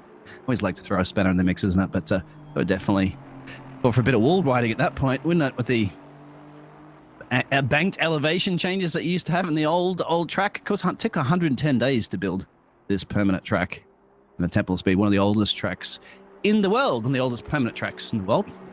But I think we'll stick to this new format. We won't. I think they have enough of them they played at the moment, as Dimitri's has enough on his plate, trying to get past Mr. Leach, I think. And does get the job done. To build a track. That 110 days, that is a quick turnaround, especially for how big this place is. Talk about those banked. That's quite a remarkable feat of engineering. It is too, and not back, because the World Cup is today, the finals. But of course, you don't have an influx of cheap labor, perhaps, that you can pull in from, employees from different parts of the world that you come in there and just throw a ton of money at it and build it. No, this is old school days of building. And that's the Honda up at the P3. Didn't look like too much of a fight, but then again, for a fact, the Aston Martin 711 car is looking for an endurance race win, perhaps not fighting too much at that point. And down in P14, this is the first time we've seen the M2 competition. Other Aston Martin, right there. Actually, not the first time. We've seen the King's Strikers, the Kings meets. Yeah, different driver. They've obviously changed out one of their drivers as well. Ali, you pronounce the surname? Paraduin? Yeah, Carradine. Let me get the nationality. Maybe. I shall look through my notebook. Uncultured here. I'm good at pronouncing from all over the globe. We try to do our best, but obviously it's hard. Oh, I'm the Dean Biggles butcher of names. Don't you worry about that. I'm one of the worst when it comes to... I don't see the driver, actually, the Aston Martin, on the list that I have, actually. So it might be a substitute. I'm going to say, trying to look for him list here, the overall, he go down to 5 car. Oh, it looks like... No, he's listed on there. Oh, I must be looking at the wrong I don't one. know what flag that is. Oh, is it the United States flag with like a crescent in a Oh, that's Malaysia. Asia, yeah.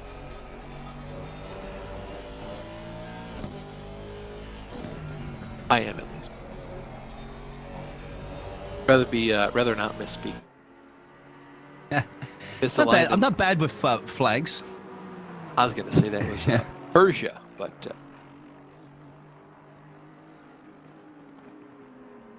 well, there'll be 2 flags in the World Cup. There'll be France and Argentina. yeah, always interesting to see. The countries like that. And how about the run that good for them? Sorry, you cut off at the end there. Sorry, what was that? Good for them. Just Yeah, have at it. I hope that's both been a teams just crazy have fun, World Cup. Yeah, it's always interesting to see who people root for once your country is knocked out. Yeah, and it's the showdown between some of the big names. But unfortunately, Australia got through to our knockout stage again for the second time in our World Cup history. But we got beaten by Argentina, so it's not too bad to get beaten by. And we got beaten by France, of course, in the group stages. So either way, that's the best that we can do. Looking forward, of course, to the United States and Canada come the next World Cup, because that's where they'll be hosting it. United States, Canada, and Mexico. And I think the US team will be very strong on that one as they get more experience. Speaking of experience here today, you still got Dylan Tan. He's still in the lead now, a 7-second lead. He's stretched out just over Urkelov in the number 98 McLaren. Then we got those guys. Interesting to see them all the way back up on the podium. I really thought they'd have to come back down. This is about the time they went into the pits in the last stint, so I'd expect them to come down sure about any moment now. They basically pitted off sequence from everyone else. I don't know if that was a race decision. Maybe they had to put another driver in the car, but I feel like Bellwinder has completed that for that group so far. Not Bellwinder, sorry. Nazarov. And we get overtake. And the cash split is just underway as well, if you check that one out, because they've just finished the rolling start. They're rolling their way into turn 1, but we're obviously focusing on Look at that, almost barge there. Yeah. Ali doing a really good job to thread Massive, that thing. sorry about that. A huge accident in the cash split. That sees tons and tons of cars pointing in the wrong direction to turn 2. You have to give it to the Challenger split at the moment. That looked like these guys were just... Oh, they just started. They just started, yeah. And, well, yeah, we didn't see that carnage in the Challenger split. So the Challenger split, obviously, these drivers are a little bit more well-behaved. And certainly are going to be some unhappy campers in the cash split. But once again, they're just getting underway. Got plenty of time to make their way back up. 18 Porsche, these guys have done a pretty good job to kind of keep their car. They're about 14th place in the middle of the last stint. Right around there, this same stint. It looked like they were doing a little bit of a fuel save job before. I think it's helped them a little bit, but we're not going to quite see that, just double checking, is there a way on our live timing, same live timing is available to everybody at home as well, to see the laps that they did box on last? Yes, there is. If you look at that, there's like a 6-foot mark. For me, it's on the right hand side of the timing and scoring. If you see that it's empty until you click on some cars, back at Coda you could just click on any car you wanted for 'em. Now it's like you click on a car and it's like all the make of that car are over there. It's no, it is. Oh, you click on the number. That's right. Yep. It'll come up and it does show that the Nazarov car, he's done 7 laps and he hasn't pit whatsoever. What car number? 22. Acura, the Honda. You are absolutely correct. 1 hour and 27 minutes. I just clicked on it right now. Right on cue. Our famous director gets it, pulls that up for us. Kind of surprised they haven't. 22, Yeah, 20, it's yeah, got to be 27 minutes. I think it's just that they pit before we got the live timing and scoring. Yeah, you might be right on that. Yeah, but there was a really early pit stop down pit road. Remember, for some of the drivers at the start. Well, we thought that was a drive-through. We figured it was a penalty, but it might have been just. Of course, the pit lane is a lot shorter than it was at Coda, so we didn't back. So it might just be that he had a quick pit stop, and to be honest, that car continues to be quick, and this is about the fastest it would be on that low fuel. I think it'll have to come down pit road in particularly any second now.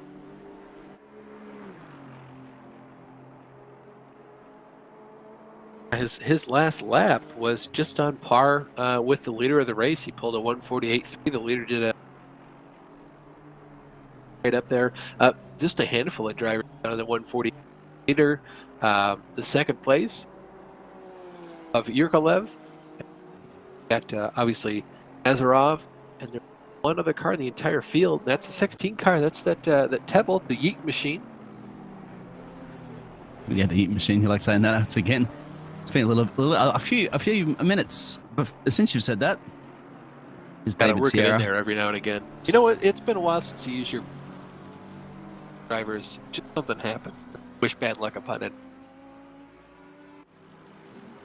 I am having a little. We're just having one of those days, aren't we, with technical issues? Because you are breaking up a little bit to me. Just double confirming with the race. Yeah, let me fix that. If it's just, it could just be me. Just want to make sure that if it is or not, and so for everybody else listening out there. No, I switched to voice activation. I'm using the hockey again, so it should work. Oh, okay. Now. Excellent. All right. That's probably does it sound what better? It is. Does. Let's hear that your beautiful voice is back. Okay, yeah. Without, right, it's just pauses in between it. That's all it was, breaking up. That's what. No, so it's clear. Thank you very much for that. Yeah, no problem. It just sucks.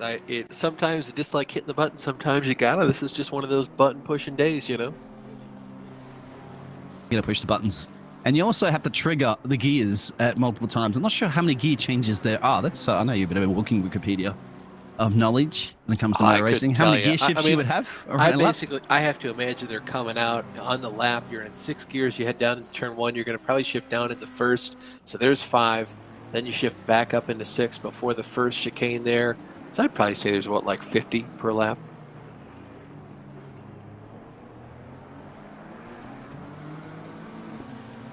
You've got. I'm going to say there's like maybe.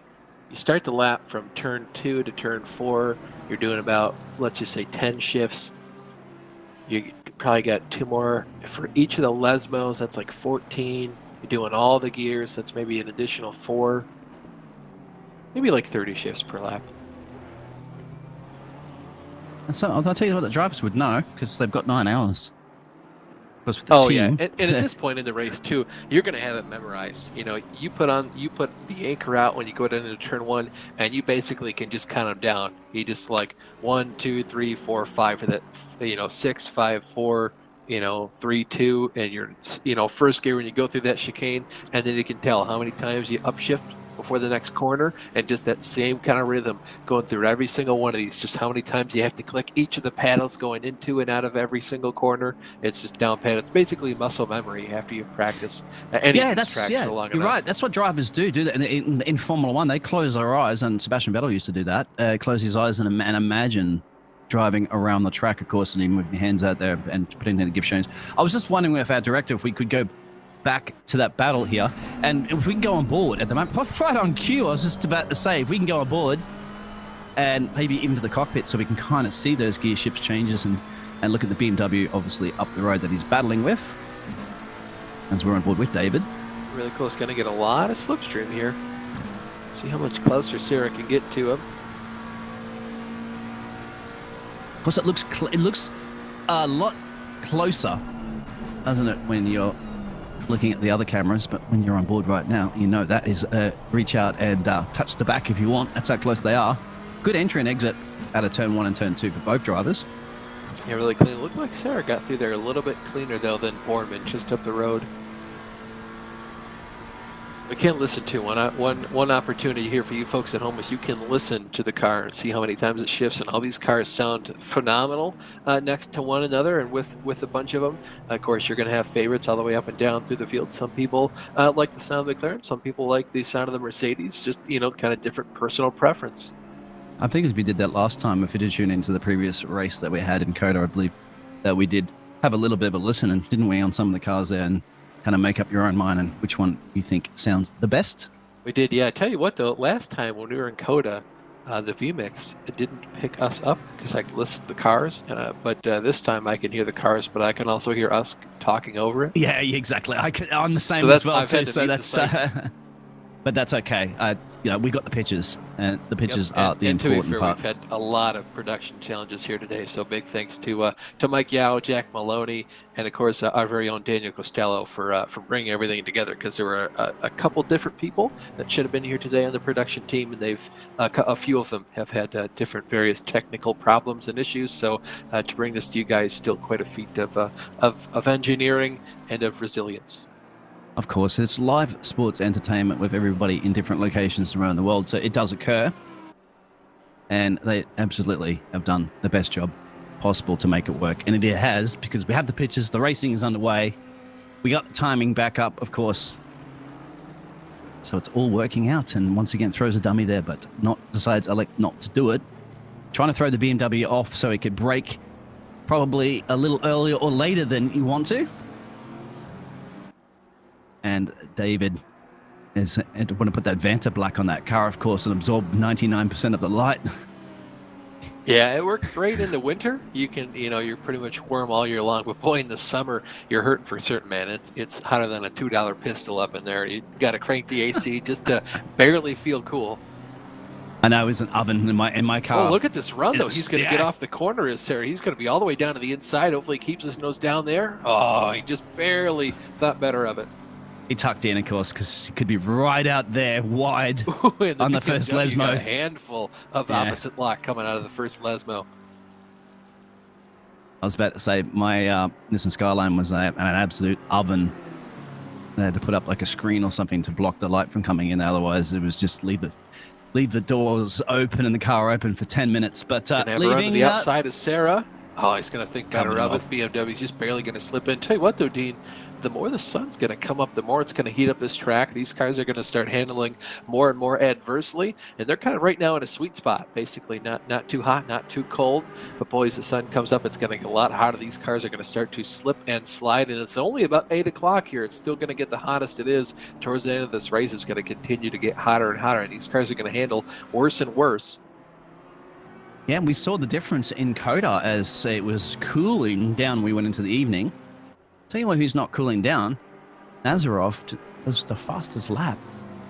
And still, was that telemetry showing 51 laps on the same fuel, which we believe is wrong. That means it's been driving for an hour and 30 odd minutes.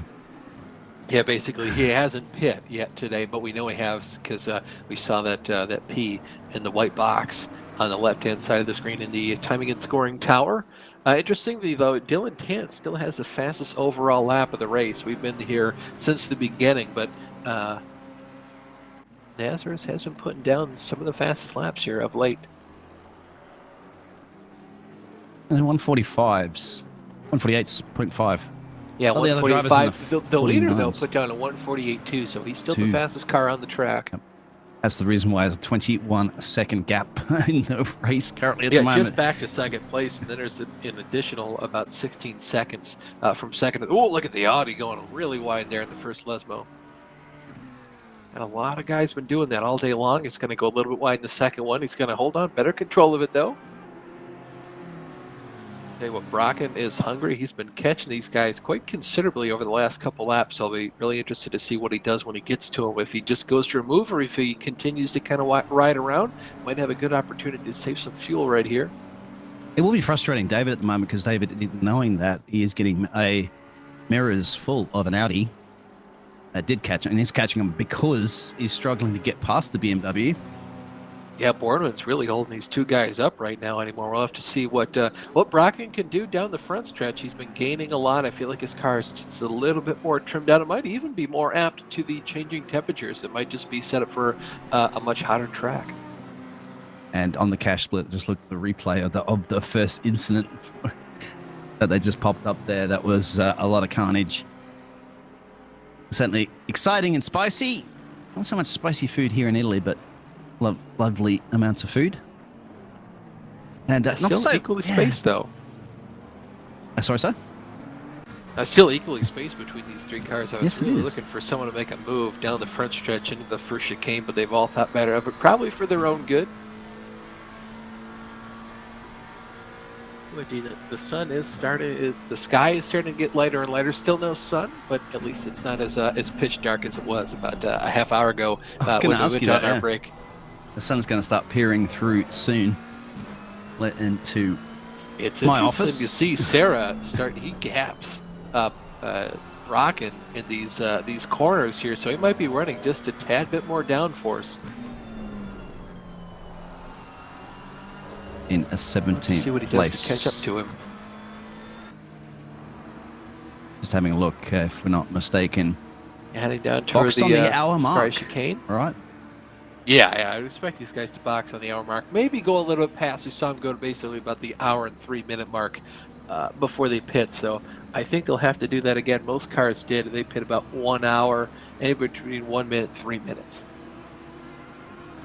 And Carol, in a moment, they're on the almost a 40-minute mark on the second stint. So if you're planning on trying an undercut or an overcut with the pit stop time, well, you're going to have to wait about 10 minutes, I think, that they'll be thinking about that. There's a helicopter camera showing you second Lesmo exit, where you can see that's Parabolica. See how much rubber is laid down on those chicanes, really, isn't it? At the end of the day, wouldn't even be able to see the striped chicanes anymore. It'll just be covered in rubber. Oh, there's some blocking going on there between the BMW and the McLaren as they went down the front stretch. That's how you can tell. If you're David Serra right now, you know that you're basically in Boardman's mind. You're basically filling his mirrors. He's having to block your runs down the front stretch. You'll see if he makes a move down to the inside. He's going to be next to him as they go down side by side here through Curva Grande. Yep, they're going to commit to it now. Last of the late breakers in the turn 4. Tucks in behind.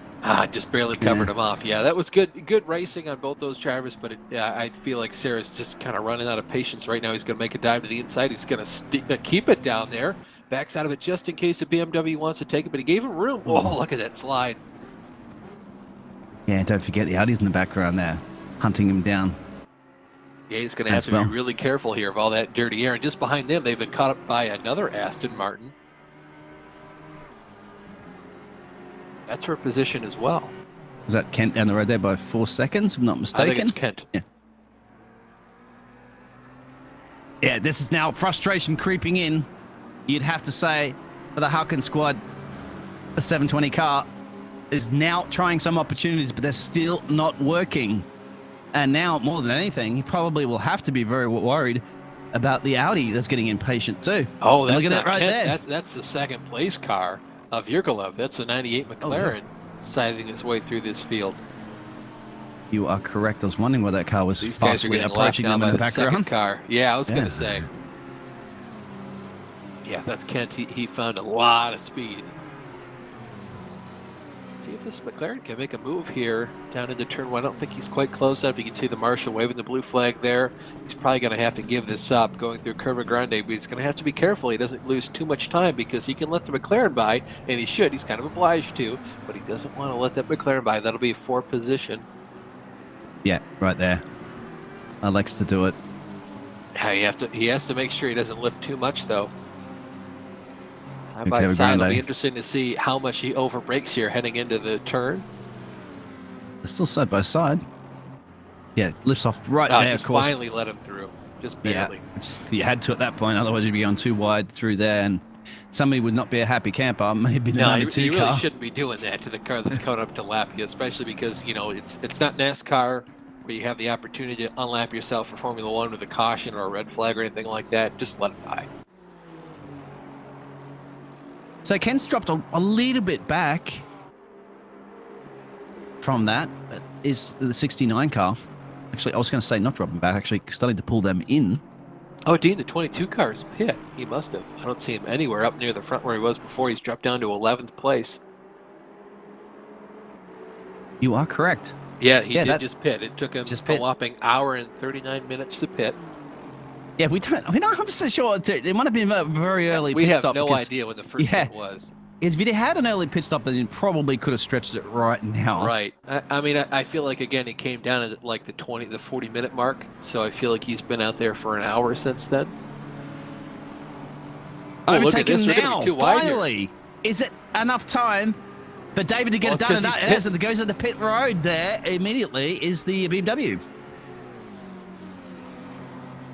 It's also a very dangerous pit entrance there as well, too, isn't it? Surprised though, his tires are overheating. He's overheating that axle pretty hard there. I doubt he double stinted the tires. I feel like they're going to have to come down pit road and maybe make some sort of a tire adjustment to that rear axle to maybe make sure it keeps it down into those optimal pressures and temperatures.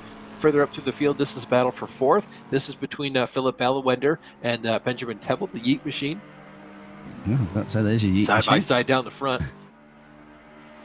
Yeah, you're committed to it at this point. Side draft, and it's basically it's a drag race. First, yeah, that's the key, isn't it? You see, the thing Looks is, like too, the Lexus even had the higher top speed. If the Yeet, remember, has the inside line, but tucks in back onto the racing line, I was going to say, if you're on the inside line, you compromise so much of your exit speed out of turn 1 and turn 2. You're thrown off completely, and it allows the other driver to come back. It's very dangerous to go off that racing line. Yeah, now Ballawender's going to have all the draft in the world as they head down now to turn 4 and 5. Dell'Orazio chicane. That is an overtake on the Yeet machine. So they got it back.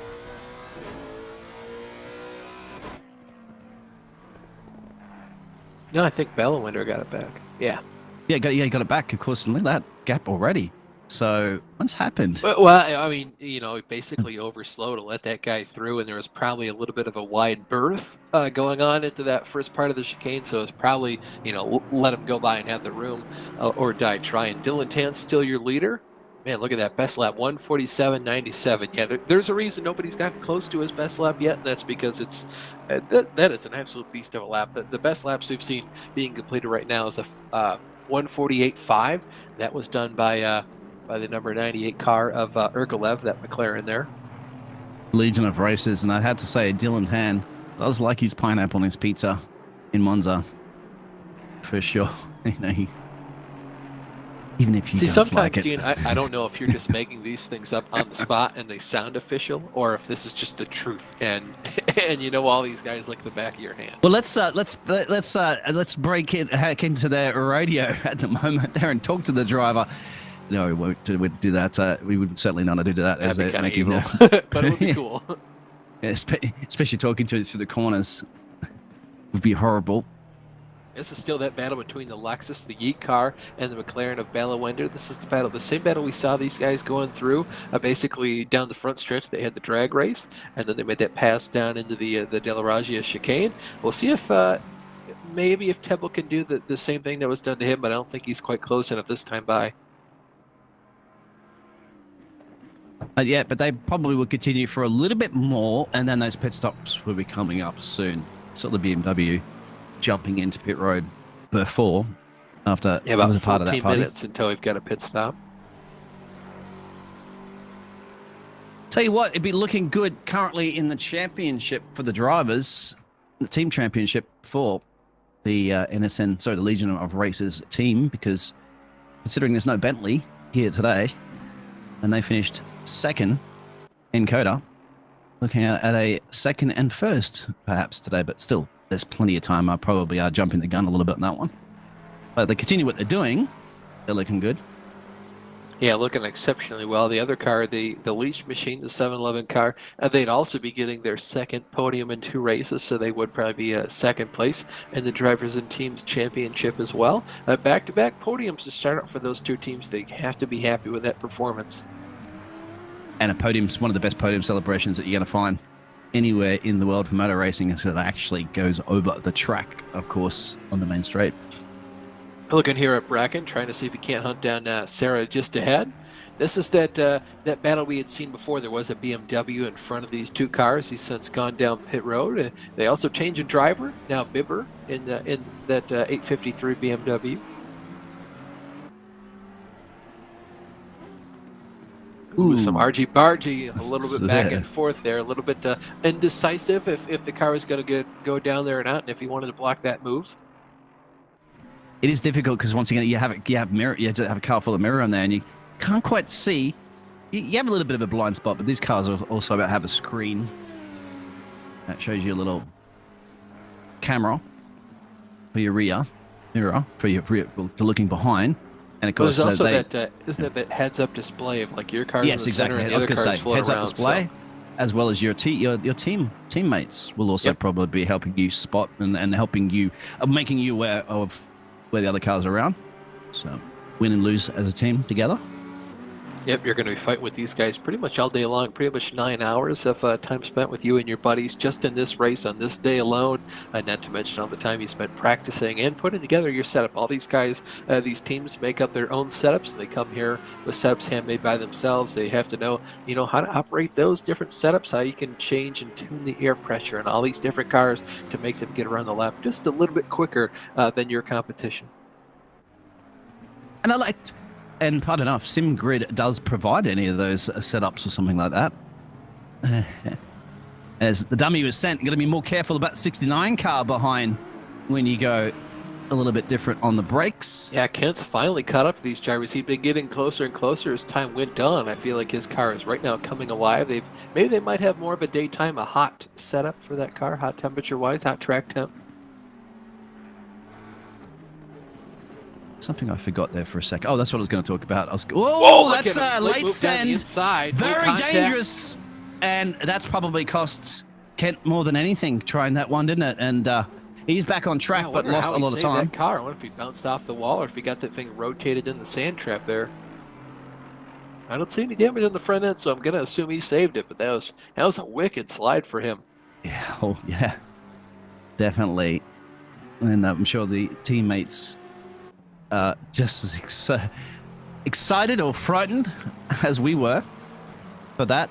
But so one thing I was going to mention exactly before that excitement that occurred was that I do like the 9-hour endurance races because, the 24-hour endurance races, usually somebody has to have a nap right with your drivers at that point, have a bit of a snooze. And of course, they wake up and then all of a sudden their car might be DNF'd and things like that. At least with the 9-hour endurance, I'd imagine not many of the drivers would have to go have a bit of a snooze or something, but they get to watch the other drivers race, generally the whole thing. So also providing the sport and also providing the help. So that's got to be a lot of fun, say. So, 24 hours is just a completely different ball game. Yeah, 24 hours is different. It's still fun, though. You still have the opportunity, like you mentioned, you wake up from a sleep or a nap, and the first thing you ask yourself is, how's the car? Are we still alive? Are we still in it? What's happened since I've snoozed? And these 9-hour races, they're still, it's still an endurance race. You still have to have that endurance race mindset, but it is a little bit shorter. For right now, you're basically just going to grab a quick bite to eat, and you come back to see, well, where's the car now? Is anybody pitted? Is anything different? What's changed? And it's just a lot. It's a faster pace. It's a fingers crossed, isn't it? It's a fingers crossed. You're kind of like waking up, hoping that even broadcasting and casting those races before the same thing. I was just like waking up, hoping to see that where is the car? Is it still in one piece? Is it steering still pointing in the right direction? Is the wing still straight if you're in iRacing somehow? If they've mapped the damage model out to where you can have the wing at a 15-degree angle up in the air. This battle for fourth place continues. You still got Ballawender just up at the road from Tebble. These two drivers have been going at it, hounding one another for each position for a while there. I'm sure Tebble's not too happy with how he was raced by Ballawender in this same exact corner just a couple laps ago. Yeah, we're on board right now with Benjamin. Thank you very much for producing for that. I do apologize, this car doesn't have the rear camera. I get mixed up with so many of the GT3 cars, of course, and all the different class of racing. Got the racing clock there. Bunch of buttons in the flight console per se, but you're not looking at them. It's looking straight ahead. And no doubt with the heads-up display, they're looking at the revs and Also managing fuel, the tires, actually the temperatures too on those tires is crucial, isn't it? Yep, stint length, how much fuel has been burning every lap. He's even got an Instagram shift there. That's that yellow, that IG switch. It stands for Instagram. Oh, so is that like you're going to take an Instagram post? Yep. up for post, down for take a picture. So. What does that mean? Sorry, again, this Instagram button. What does that do? Up to post picture, down to take a picture. Oh, no, fine. Yep. Really, what is the button there for apart from Instagram? I have no stuff? idea. Okay. Wait, see, now you're tricking me. I don't know much about Lexuses or Toyotas or fancy Toyotas or none of that. Certainly getting a lot of camera time again. He's getting a lot of slipstream here down the front. Slipstream and camera time. Which is good to see. I think the esports team did have a lot of camera time in Coda as well too. Always. They did. Yeah, they were making a lot of moves. I think their car was one of the ones that was set up more towards the middle portion of the race when the track was at its hottest, and that's really when they came down to how they were doing well. I think that was one of the teams, again, that had a little bit of a problem towards the end, and they had some sort of a technical glitch down pit road. I think one of their drivers disconnected. They recovered quite handily from it, but again, I think there was that other car, it might have been the 720, that had some problems and then had a really, really poor end of their race. No, it was the 81 car, excuse me. And to capture all the action of all the 3 races that are going on, you're watching the Challengers split currently at the moment. If you are listening to us, the rival split is a little bit later, but not so much. They're in 7 hours and 14 minutes to go. We're at 7 hours and 6. You can exclamation point command center capture the action in the rival split. The Mercedes was leading there. I've just flipped it over, so I can't see the P1 anymore, but I believe it was a Mercedes. And of course, after that massive incident into turn 1, for the cash split, I can't see who's leading that one currently at the moment, but we do have the live timing. So if you want to see it, you just type is it exclamation mark live timing and pull it up there at the moment. Yes. Yep. Yeah. Live timing exclamation mark or something like that. You can see it'll give you a link in the chat. You can pull that up to watch everything all at once. And then of course there's the command center too. You can watch all the races at once, as well as the Spanish commentary that will be up too. Yeah, I don't see that on the Twitch stream at the moment, but I may be missing it to double confirm whether or not they are there. Of course, if hablo español. Looking here at Yelp Rocket, still behind the 72 car of Sarah. Sarah obviously trying to catch up the car just ahead. These guys are racing. This is that 3-wide battle with the BMW that came down onto pit road. That right now being piloted by Bibber, the 853 car. So I don't know if Brocken is faster. He caught up to the McLaren for a while when he was back behind that BMW. I don't know if after he's made that move, these guys are running just a little bit faster, or if Brocken has taken this opportunity to just kind of lift and coast into all the corners and maybe save a little bit of fuel. A bit of lifting and coasting is maybe all you need to do for your overcuts and undercuts. Yeah, one car really undercutting the entire field. Basically about a half hour, 17 minutes removed from pitting for the rest of the field. Maybe 40 rather. He pits a little bit early. He started to earlier on in the race. That's a 22 car. Right now that's being piloted by Max Levershin. That was piloted by Novaraz earlier in the race. This car is about a third or fourth place speed. They kind of float around there during their pit stop cycle. Everything cycles out. Bold and brave. Contact there. Is that a back? It was a back market yeah, not too, too wasn't happy. it? No, yeah, this is actually battle for no, that's live. position. That's the 45 car. That's right, the 45 car. They're battling at the 192 car up the road. I was wondering why there was a little bit eager. I thought if that was a back market, that's a bit aggressive, but it's not. Lavrushin is lucky that Karaduin couldn't get back to him, because I feel like there might have been a little bit of a bump and run there into one of the Lesmos. They are, aren't they? Because they're freshly fueled up. And they've only done 8 laps after that pit stop. Completely a different strategy than almost everybody else on the grid. Fresh tires, lots of fuel. Lots of these other drivers have old tires and low fuel. Well, something to keep an eye out on the BMW, but that took that early pit stop. They're currently running all the way down in 19. Well, they took that pit stop before, remember? They already had 2 of their pit stops. And I mean, to be fair, they're only running about 5 or 6 positions removed from where they were before. They're right now running in 19th. I think they're about 14th place, maybe 15th, before they came down on the pit road. So they're not too far down from where they were. But again, the field gets a lot more spread out the further down through it you go. We just had an overtake between P10 and P9 as well, too. Between the Honda. An overtake there between Leverishin and Bachinski.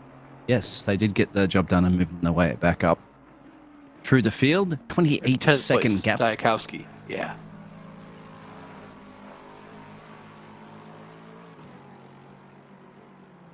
Pit stop window will be approaching again. And we know most of that the cars can make it about just over an hour. Some of these guys pitted almost exactly on the hour, so expect for them to come down pit road at about 2¼ minutes as the race continues on. This is Charlie Kent. He's made his way around Brocken. Brocken's car handling pretty ill right now. He's obviously overheated that rear axle, so you can go for a little bit of a slide there out of the first chicane. Now we'll see if Charlie can set his sights on Saturday, just up the road. Yeah, they haven't been going at it now. We did suspect that they were going to be continuing to go out until the pit stop window, because the BMW was in that mix earlier. Sarah's also hot on the heels now of the McLaren just ahead, so it seems like every time he catches the car ahead of him, whoa, he's caught by the car behind. Big slide into the runoff gravel there. Gonna have to yield that place. Yeah, Kent's gonna get this pretty handily and look out for the Audi behind. Made his way down there. He was there. Oh, Mr. Charlie's been in the wars a lot, hasn't he? Probably always sick of having a car ahead and always having a car behind, it seems, doesn't it? Is that Biscuit Motorsports? I can't quite read that correctly. Yeah, it's not. It's like BS Kit. So it might be Biscuit. Biscuit. Surprised Biscuit no, for the like biscuit, as they say. SCUIT. Let's just call it that. Apologies out there, Charlie. Might as well team, be. if we do get it wrong. It's not Biscuit, it's Biscuit.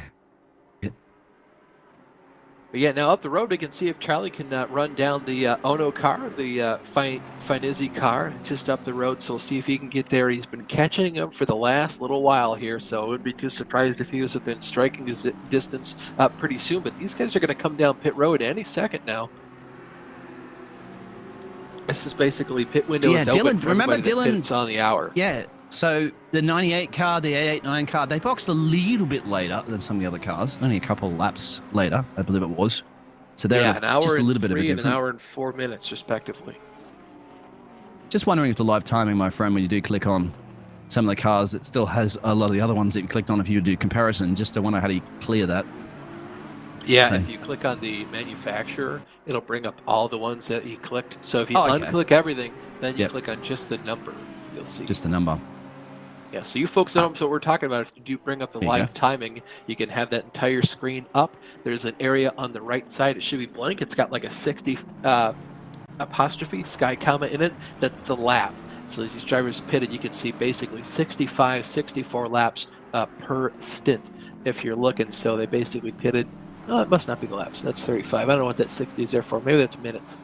But I doubt it. I don't know. Hard to tell. Anyways, on the right-hand side of your screen, it's blank. If you start clicking on numbers or a manufacturer in the middle in the car, you can see that populate there. It colors them with that. Yeah. And then your track map just above that, the blip, the little dot gets colored in the same exact color as well. So it's a lot easier to see the distance between the two.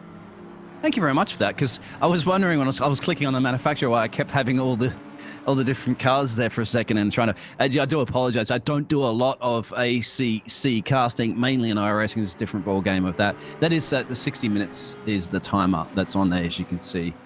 If you look at Dylan Tan. So that's what. Okay. Yeah, because the Dylan Tan, of course, is he 1 hour and 3 minutes. That they did for the first stint. So, which will be very soon. Well, then again, they're 56 minutes, so you'd probably expect another 10 or so from them.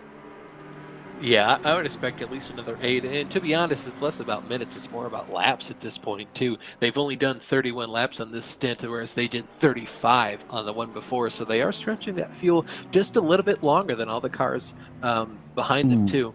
It's Charlie. Ooh, Arch Barge there.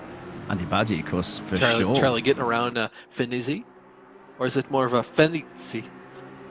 The Italiano would be Finizzi, yes, exactly, for the O&O racing team.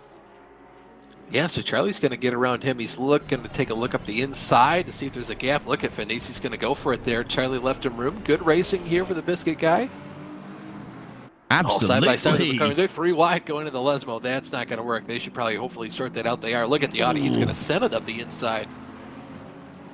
Oh, and he held on to it too. I thought for sure he's going to go wide in the exit of the first Lesmo, but not quite. They're still 2 wide behind the McLarens. They're going to now sort it out. So we have a new 2 I think for the 1. 27's dropped a couple of places there now, haven't they? Because they are but yeah, now they're back behind Sarah. Yeah, the 27 Maybe. has fallen about 4 spots, and of course, a half a lap or so. Exactly, right there. So old, not obsolete, but the cars might be feeling a little old at the moment. Yeah, Just having a tires look. definitely feel old at this point. There's a 7-Eleven car just behind him, so he's catching up to him. Just pulling up the 27 car at the moment. Well, then again, they're 57 minutes. They've done 30 laps on these tires. So, yeah. Yeah, they should be due down pit road at least another lap or 2. I think that Meat Snacks car is on pit road now. I think yes, the 27 car's on pit road. No, not.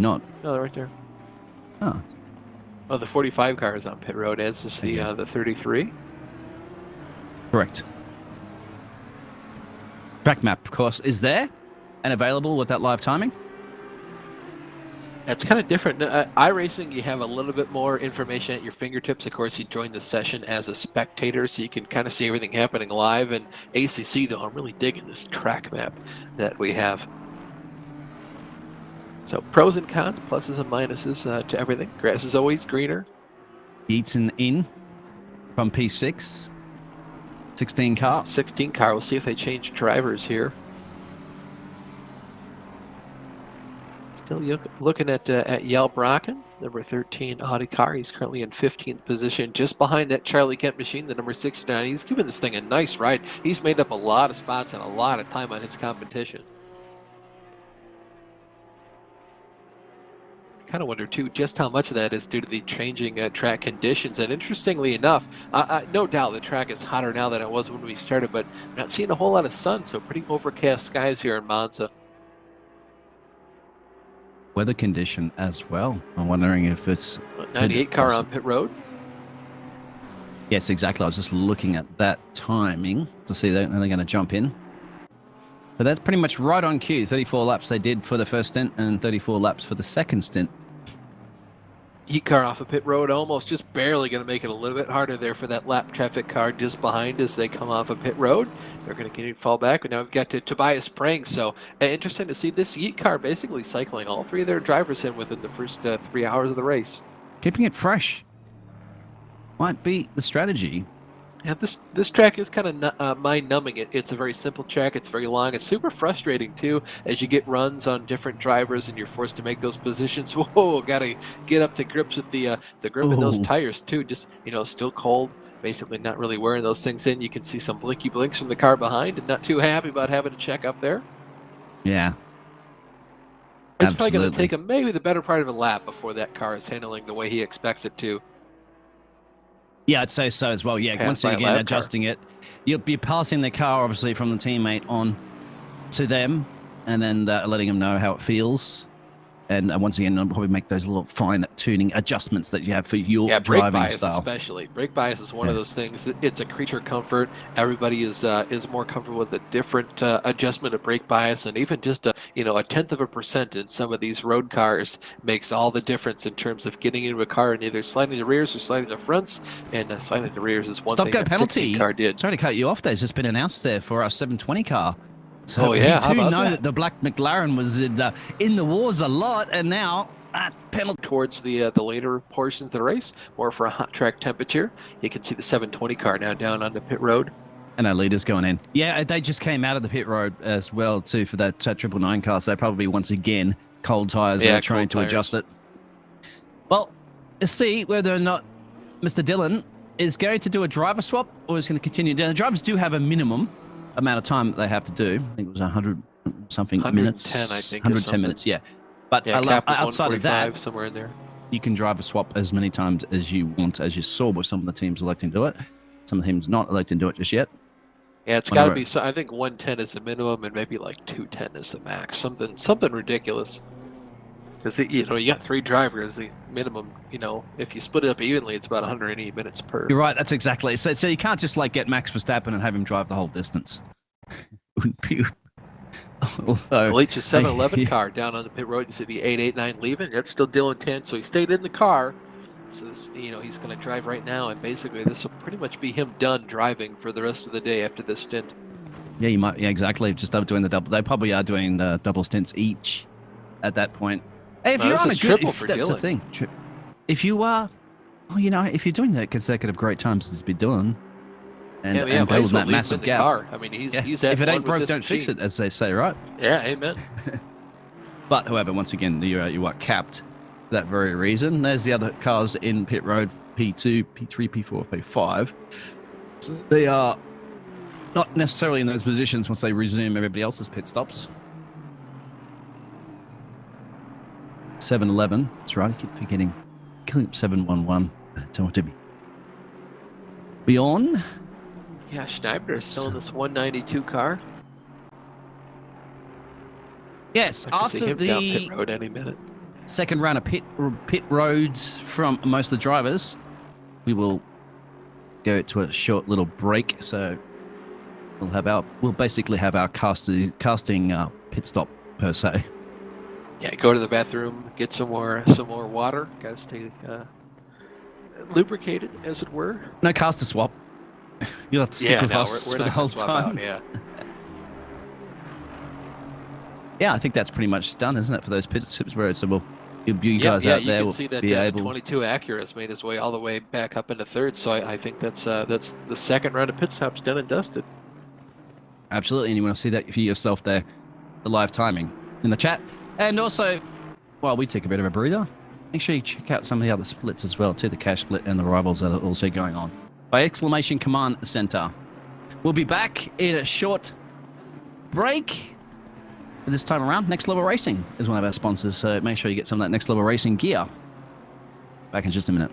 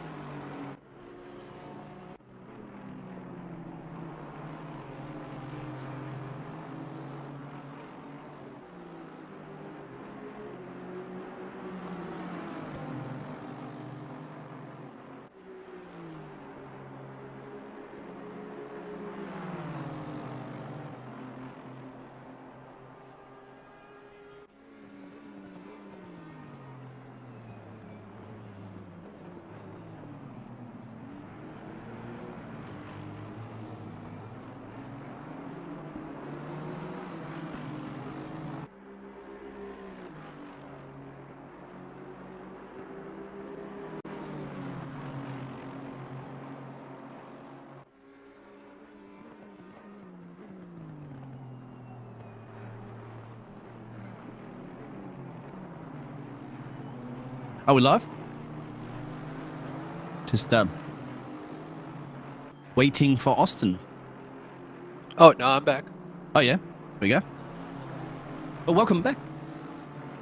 Yeah, I on the TeamSpeak, I don't know if you saw what I put in Discord, Dean. I'll just mute myself in here. So if you see that the same little emoji that Daniel has, that's when I'm back versus not back.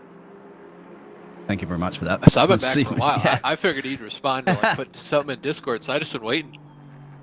We were testing. Our fantastic producer out there to see.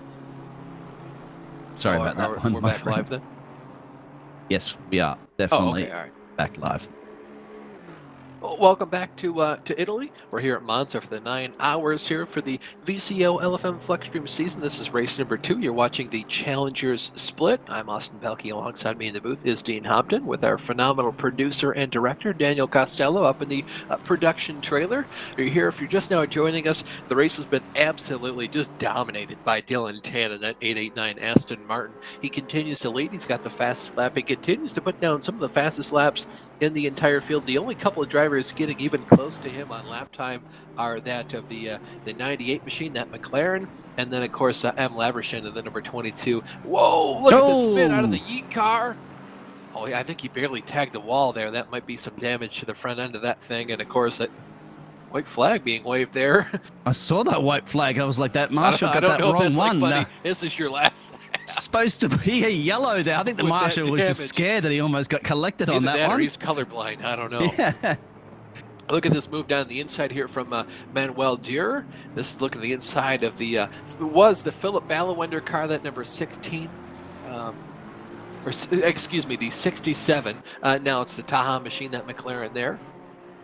Let's see if he can't put his sights on the Bergkamp car, the 81, the Nissan GTR. I'm sorry, I was just a little distracted there, I think, with the cash split, because I was seeing somewhat rain, but that must be another race that they're looking at the moment, because it's not raining. Different weather conditions, and just as this is starting to light up the sky around here, around Michigan, the sun has come back out here in Monza, so the track is going to continue to get hotter, so bad news if these guys' cars started to handle a little bit more ill towards the end of that run, and look out, because here comes, I think that's a number 44 car, yeah. He's trying to make his way around that 221 Porsche. Yeah, the Porsche that's been quite lapped deep in the field. He's got the GTR up the road there of the 81 car. That's not too bad, you have to say, getting a few places there. 12 seconds change down the road there from our P5. Just having a look. Yeah, the top 5 have pretty much checked out from the rest of the field. But this is just like the Hotel California. You can check out, but you can never leave, of course, until about the rest of these 6 hours and 40 minutes are up. I saved that. I like that. I use that, actually. I saved that for the bus stop chicane, but in Spa. So you can check in, but you can sometimes never check out, because it's very, I have to say, turn 1's very similar, isn't it, to the bus stop chicane here? But a little bit more trickier in Italy, especially because you're coming off a super high speed. Taking another and then you look get here, you kind of after in Spa as you go through Blackmont high speed. There's our race leader that we haven't really seen too much of. That's the only problem, isn't it, when you're comfortably leading a race? You don't get too much screen time or camera time. But yeah, there's no battling going on. The only time you're around other cars, you're lapping them. But then again, I'm sure Dylan doesn't mind too much, because he's all by himself. Well, he's not. I mean, you can see visually, but on the track map with the live timing, he is around a couple. He's got another car up the road there of the 714 that'll be looking to lap soon. Brother, if it were me, I don't care about the screen time. I want to take the win. Just give me the glory of winning the race. I don't care how much screen time I get, as long as I can win it handily and just kind of cruise to victory. And cruising is exactly, I'd say Dylan's been cruising, but he really hasn't been. I mean, he's putting down solid 148s. He's pretty much the only driver to be consistently in that 148 bracket. So the only other driver even close to that is that 22 car, the Acura, currently being in 3rd place, and I think they just got a little bit hosed on their strategy of pitting basically a half an hour off sequence from the rest of the field, but that might come back to play in their favor as the race goes on. I'll be interested to see, but this isn't an 8.5-hour race. This is a 9-hour race, so we'll have to see how that works out for them. And hopefully, fingers crossed, no technical issues, technical challenges that we've been experiencing. But yeah, I haven't jinxed it. I'm not jinxing it. It's not happening. Well, knock on wood or glass, Here's the Audi at the moment, putting a bit of a run, making a run, and there we go. But you're going to be forced around the outside if you want to do it. Yep. Yeah, Shaw put him in the grass. I'm not sure I like the sportsmanship move out of that right there. He might be able to push him into the corner, maybe do a little bit of argy-bargy. He's going to look on the inside. Oh, he's going to get covered off yet again. See if he can outbrake himself. No, he's not. I really get confused with that livery there for this Team WRT, because it just looks like there's a front end's been smashed in a little bit, doesn't it? Because of the way that livery's kind of... roof. Yeah. Yeah. But somehow they went over another car or under another car or something. That's actually allowing the car behind that's probably looking to unlap themselves, because it is a lap car. But car, you want to be doing that when they're in the middle of a fight. Yeah, it's kind of hard to force your way through when you got the two cars up ahead of you battling for position with one another. But he's gonna stay headstrong about it. Yeah, it's because remember that you're in your own race, of course, with other drivers. That's the 44 car. That's currently running a P7. That's getting a little bit frustrated about this battle that's occurring right now because of the fact that, 44 car needs to try to make some positions on the skyline. That's further up the road. And there you go. Still trying at the moment, number 13 car to do something about it. I think the 44 car is going to be looking at taking both of them soon. They should actually be blue flag wave shooters, shouldn't they? Because... No, I don't think that's the 44. Yeah, it is the 44 behind him. So, yeah, blue flags are going to be in effect here. We might be able to see if we can get a 2-for-1. Can this lead lap car? No, he thought about it. The Audi's going to have the inside. We'll see if he can pull a crossover. Can the 69 car? It's got to be frustrating because, remember, the 44 car's trying to catch the 81. You see, it's at 1.2 seconds. Yeah, and that's just dropping time here. Yeah, these guys have even been caught up by the car just behind them, too. I think that's a 33 car of Liebrecht. I'll be interested to see, though, if Bracken can pull away from Shaw now that he's got this lead here. It looks like he's been doing a pretty good job of doing that. He was faster. We know he's faster. That's why he caught up to him. Now it's one thing to catch a guy. It's another thing to pass him. We'll see if he can now pull away. And just behind, you can see a little bit more trading positions behind them. I think the 44 car let that other guy go through. He did. That's a 33 machine? Yeah, you're right. The 33 is actually... 33. I want to say that's the 147. 714, maybe. 714 would be in 23rd place. Oh, yeah. Very interesting. Almost last place. It is. These guys are going through Ascari right now. It's hard to tell. 714 is heading into Ascari still on my timing and scoring screen, so maybe I can refresh on that and see if it'll get updated. Yeah, 44 car now dropped 2 seconds to the skyline because of this battle. Yeah, so that's got to be the 44 just behind. And look at how wide Jamie Shaw's going to go. All that fighting just to kind of pull back in line, or pull back out of line rather. Yeah, maybe just getting off. Getting out of the way. They went really wide through there, and there's the 44 car at the moment is still not past 13. This is when it gets. This is when that traffic really gets frustrating, doesn't it? For a lot of these drivers, you can see on the track map, it's busy, busy, busy. Yeah, well, you can be so much faster than a guy, but it's really hard to pass him because you expect for that pass to be made. You expect that call of either inside or outside next to a guy who made going down the straightaway, but it's so hard if they've got a draft from the car ahead of them as well. Also, super close battle, I believe, P9 and P10. So it looks like it is the 147 car, that second Aston Martin that kind of came into this. Appreciate also, by the way, Daniel Costello. He's our director producer for putting that the track map up on the side of our screen. Yeah, there you go. Thank you very much for that. If you do have multiple screens to look up your live timing. And Daniel's made it interactive too, so whatever car we're looking at is the red dot on the screen. So thank you again, Daniel. Daniel, very, Let's see, very, look very at the leader, talented. the 889 car Actually, coming up to yeah. put a lap on the 67 McLaren. So Taha looking to go a lap down. We'll see just how quickly it gets out of the way. Yeah, going to pull over. Sportsman, very sportsman-like out of these drivers. You see a lot of them, you know, sportsmanship, camaraderie between these guys. He sets a sight on, does the leader, the 333 car of Guerrero. He's been in that car for a while. Yeah, it's just like our race lead up, doing a couple of stints. Yeah, triple stinting to start out the thing. And there was a driver change, I believe, in the second stint. The 333. Yeah, the 333. Yeah, he did the first stint. Second stint was with a driver. Bochenski, I think. Yeah, Bochenski. Yep, and then he's back into the car again.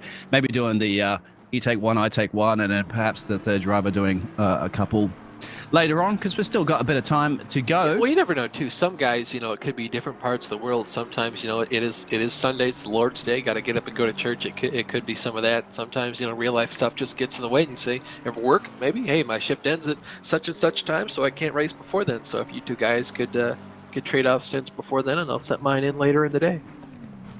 I'm going to get ready to go to the World Cup later on. I'll unfortunately be missing that. I've got another cast later on as well, but I'm sure somebody in the chat's probably going to let me know when somebody scores, or I'll hear it from somebody in the neighborhood. Yeah, if you could just type in goal in the chat, maybe for Dean, he'd appreciate it. Yeah, I'm not going to watch it back later anyway, but interesting at the moment, because I'm also looking obviously at the other splits, and it's just bucketing down rain at the moment, but in the rival split. But how is that? Yeah, it's bucketing down rain in the rival split. So out of nowhere, that rain's just appeared. And they look like there's similar conditions, because they are only a little bit behind us. So, yeah, big time. A lot of pits happening right there. I don't know if you want to throw a bit of rain into this. Yeah, I mean, it'd be cool. Would be fun. I always like it when there's rain in a race. You know, it forces the drivers to kind of, you know, it's like an F1 race. You contemplate, do we need to put the slicks on? Do we need to, you know, keep them off? When is that sort of that inversion of lap times go from you want to be in the slick tires to we need the wets, maybe an intermediate set to in F1. It's so interesting to see. In my mind always goes back to 2021 when Lando Norris is leading the race in Sochi, and it started to rain, and his team calmly asked him, he said, Lando, do you want the inters? And he said, no, leave me alone. I'll stick with slicks. And that was to his own demise. That was good, of course. And what was it this year or last year when Lewis Hamilton was the only one lined up on the grid too, remember? As everybody I think it was last year at the Hungaro ring. Yep. Yeah, exactly. Esteban Ocon won. You are a walking Wikipedia of knowledge, and I generally do a lot of F1 casting, and you already know a lot more than I do about that. Fantastic. Good to see.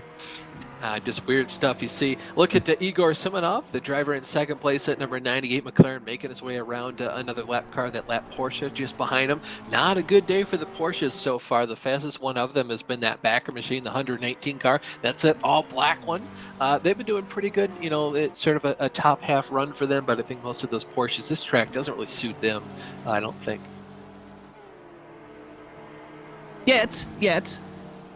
Cars come to life at certain moments.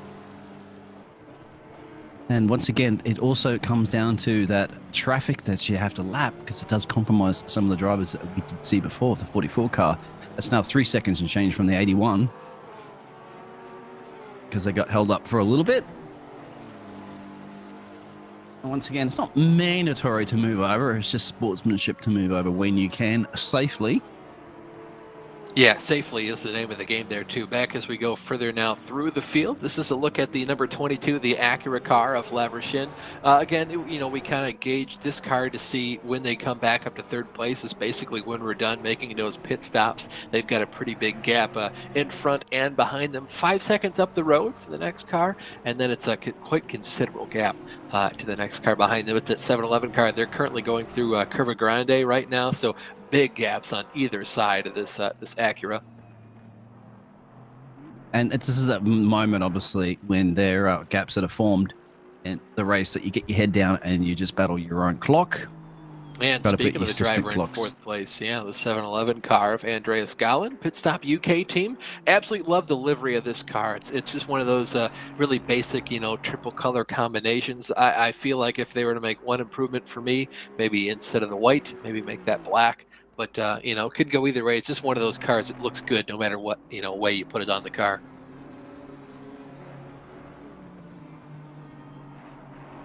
Absolutely. Just having a look. I got to check the YouTube chat there to see if anybody's said hi. I'm looking at all the different screens and the timing.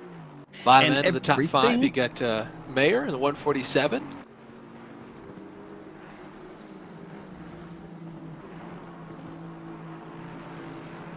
Yes, just asked. I've just asked Race Control if we can get some of that rain that they have currently at the moment. The rival split to spice things up a little bit here. So see if the sprinklers will pop up on the track soon. Of course. No, just to look at the Yeet car, we've got Prang. He's been running down, hasn't he? The car just up the road. That's that 44, the Aston Martin.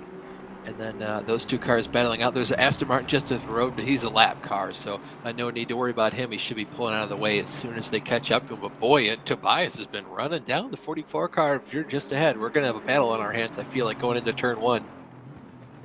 Love it. Scratch that. It's right now. Yes, exactly. I was just about to say, love it. Here it is. Your wish is their command. Just a little bit of separation there from that lap car being there, but Tobias should be able to get a pretty big run here. Oh, no. Look at that. He's going to pull him on the other Aston Martin almost all the way down the straightaway. It's going to be a drag race, and he's going to lose out as Tobias. Kind of surprised that other Aston wouldn't just kind of brake check a little bit and allow that Lexus to get in the slipstream. And, oh, wow, he's going to pinch him going in the corner.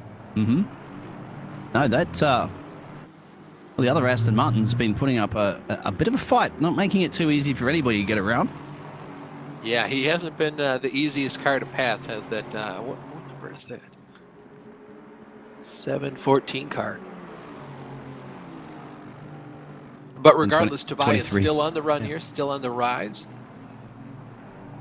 Say Tobias on the rise? I thought it was going to rhyme or not.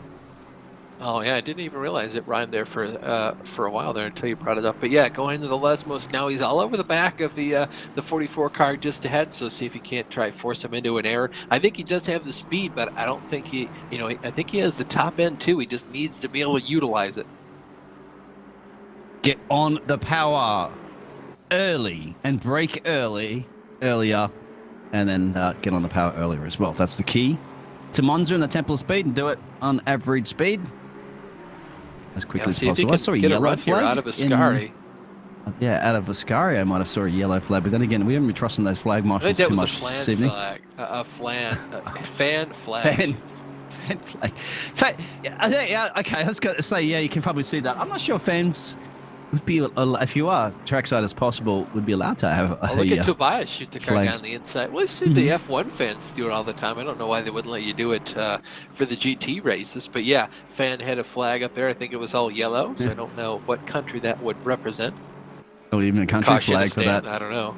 Yeah. Just that throw the drivers off or not. The drivers are. Yeah, look at Tobias though. He's up on and through past the 44 car of Durst. Now we'll see if he can't hunt down Bergkamp. He's got 15 seconds. No, excuse me, about 4 seconds up the road. That was that flash of light blue and orange. That Gulf livery.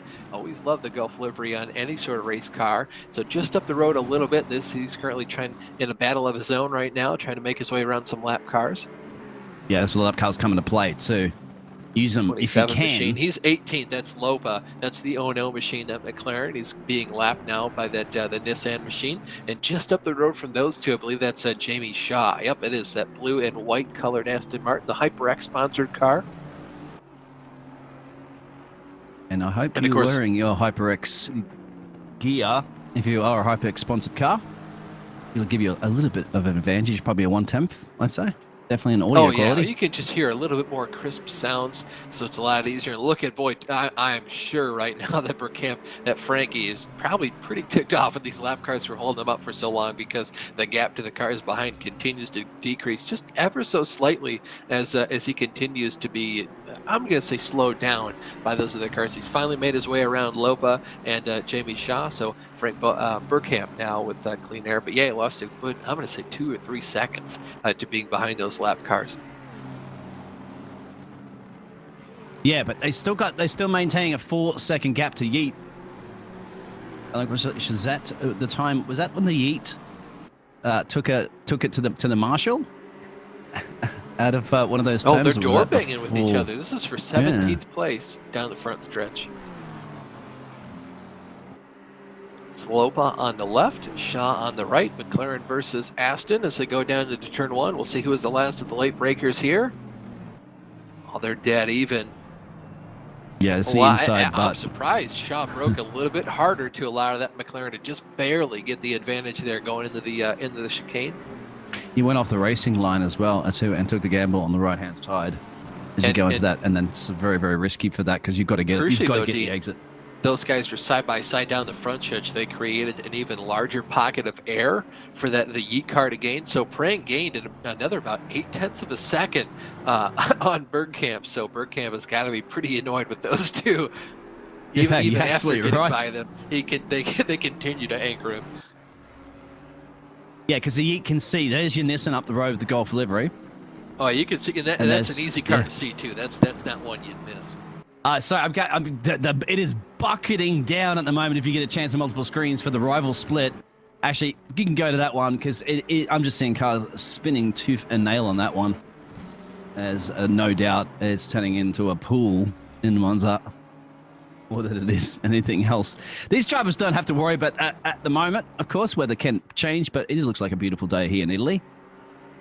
Oh yeah, sun is shining. It's a nice day for us. I feel bad for the rival split. It's probably cooling down a decent amount for them, so maybe they don't have to worry about sweating too much in their booth. But yeah, so Prang has now gained. He's about within 3 seconds now of Bergkamp up the road. This is looking at 11th place. This is Ali Kerdouen. King's Meat Snacks, of course, which we probably should find out about the driver what that means. Ali would know. I'm sure it's beef sticks. Love me a good beef stick. You get venison, that's true. maybe. You might be right on that. Yeah, exactly. All sorts of. You can even mix in other stuff like kangaroo, crocodile. Oh, I have had. Have you had kangaroo jerky before and stuff? That's actually. I have not. I've had some crocodile jerky. Okay. Pretty good, kind of gamey. Yeah, it's a gamey meat for sure. Kangaroos are probably a little bit more beefy than it is gamey, but game on between these drivers still. Yeah, this is for 10th place. This is the last spot inside the top 10.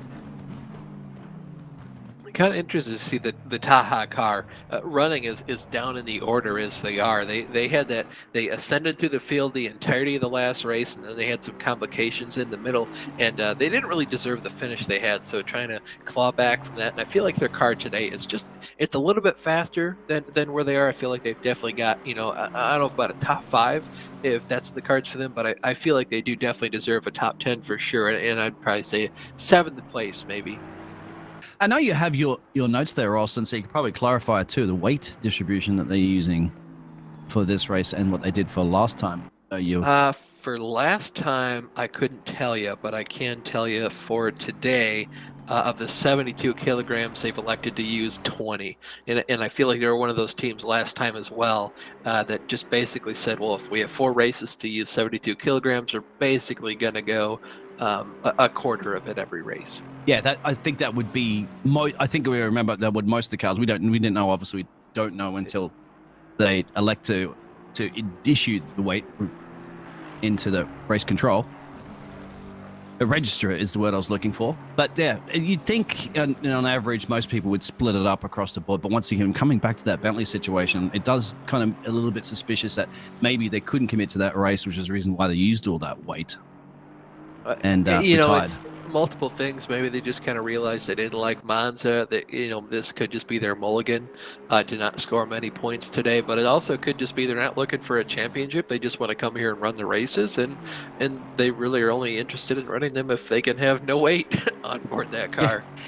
Yeah. And obviously this time of year is very, very difficult because a lot of travel, a lot of holidays and Christmas parties and all that sort of jazz, so people get very, very busy. And most of the grids in league racing, starts to shorten up. But it's been a fantastic turnout, I'd have to say, across all the 3 splits today. Pretty much very full grids, which you like to see. This time of year is difficult, and a lot of teams have done it. And they certainly should be able to enjoy their Christmas break, or they'll be resuming race 3 in the new year. hopefully in getting as many points. Oh, geez, the rival split, they continue to spin out, even just I down know, the I just straightaways. looked at It that is too, mate. absolutely pouring. I'm surprised. Yeah, that realistically, it's in a yellow flag conditions at the moment too, but realistically, that would be a red flagged race. Whoa, look. Oh, man, they're still spinning out. There's one car in Aston Martin rejoined unsafely. He couldn't tell cars were coming, and in trying to avoid him, he wrecked an additional 2 cars. So, whoa, they're still wrecking. That is, yeah, if you do have a chance at the moment, obviously, exclamation mark, command center. There is action that's occurring in our challenger split, but trust me, at the moment, Rivals is the one that you want to have a quick look at. Yeah, the rain is pelting down. You can't see anything. This is like Spa, and yeah, they're keeping it green too. There's a lot of cars wrecking. And of course, if you're on YouTube, I don't think there's a command center.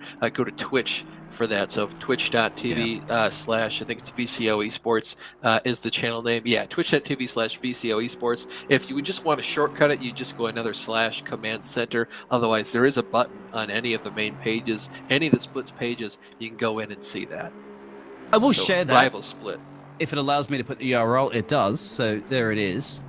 But I generally would think most people will be watching the Twitch live, and appreciate if you are watching the YouTube live. But obviously, check the Twitch out. It's got more of the fancy gizmos for that. And most likely, you'll probably be watching this back later. And if you are, and the drivers are, and everybody else, hello. I know that obviously you know that for a fact. A lot of drivers will be watching the YouTube channel back later on. Well, sometimes too you can watch it live. We'll do that sometimes. Occasionally, you can get a little bit more information about the other cars. You see Ali Karadoun in 10th place. He's stretched out that gap right now from the number 67 car of Taha. That's a great name to say, isn't it? Taha. I love it. Just rolls off the tongue quite well. Rolling the car around the track. Easier to pronounce than that. There's a lot of trash out there. Somebody must have bit it hard. I think that's somebody's smashed one of those styrofoam braking boards. Yeah, that'll do it. Yeah, put debris all over the shop back there. No caution for us. We'll send the marshal out there. I don't think that there are already styrofoam braking boards left in the rival split at all. Oh, definitely not, yeah. We'll send the marshal out there, that much of a life to live for left, just in case something bad happens. He can pick up those styrofoam pieces. No cautions for us.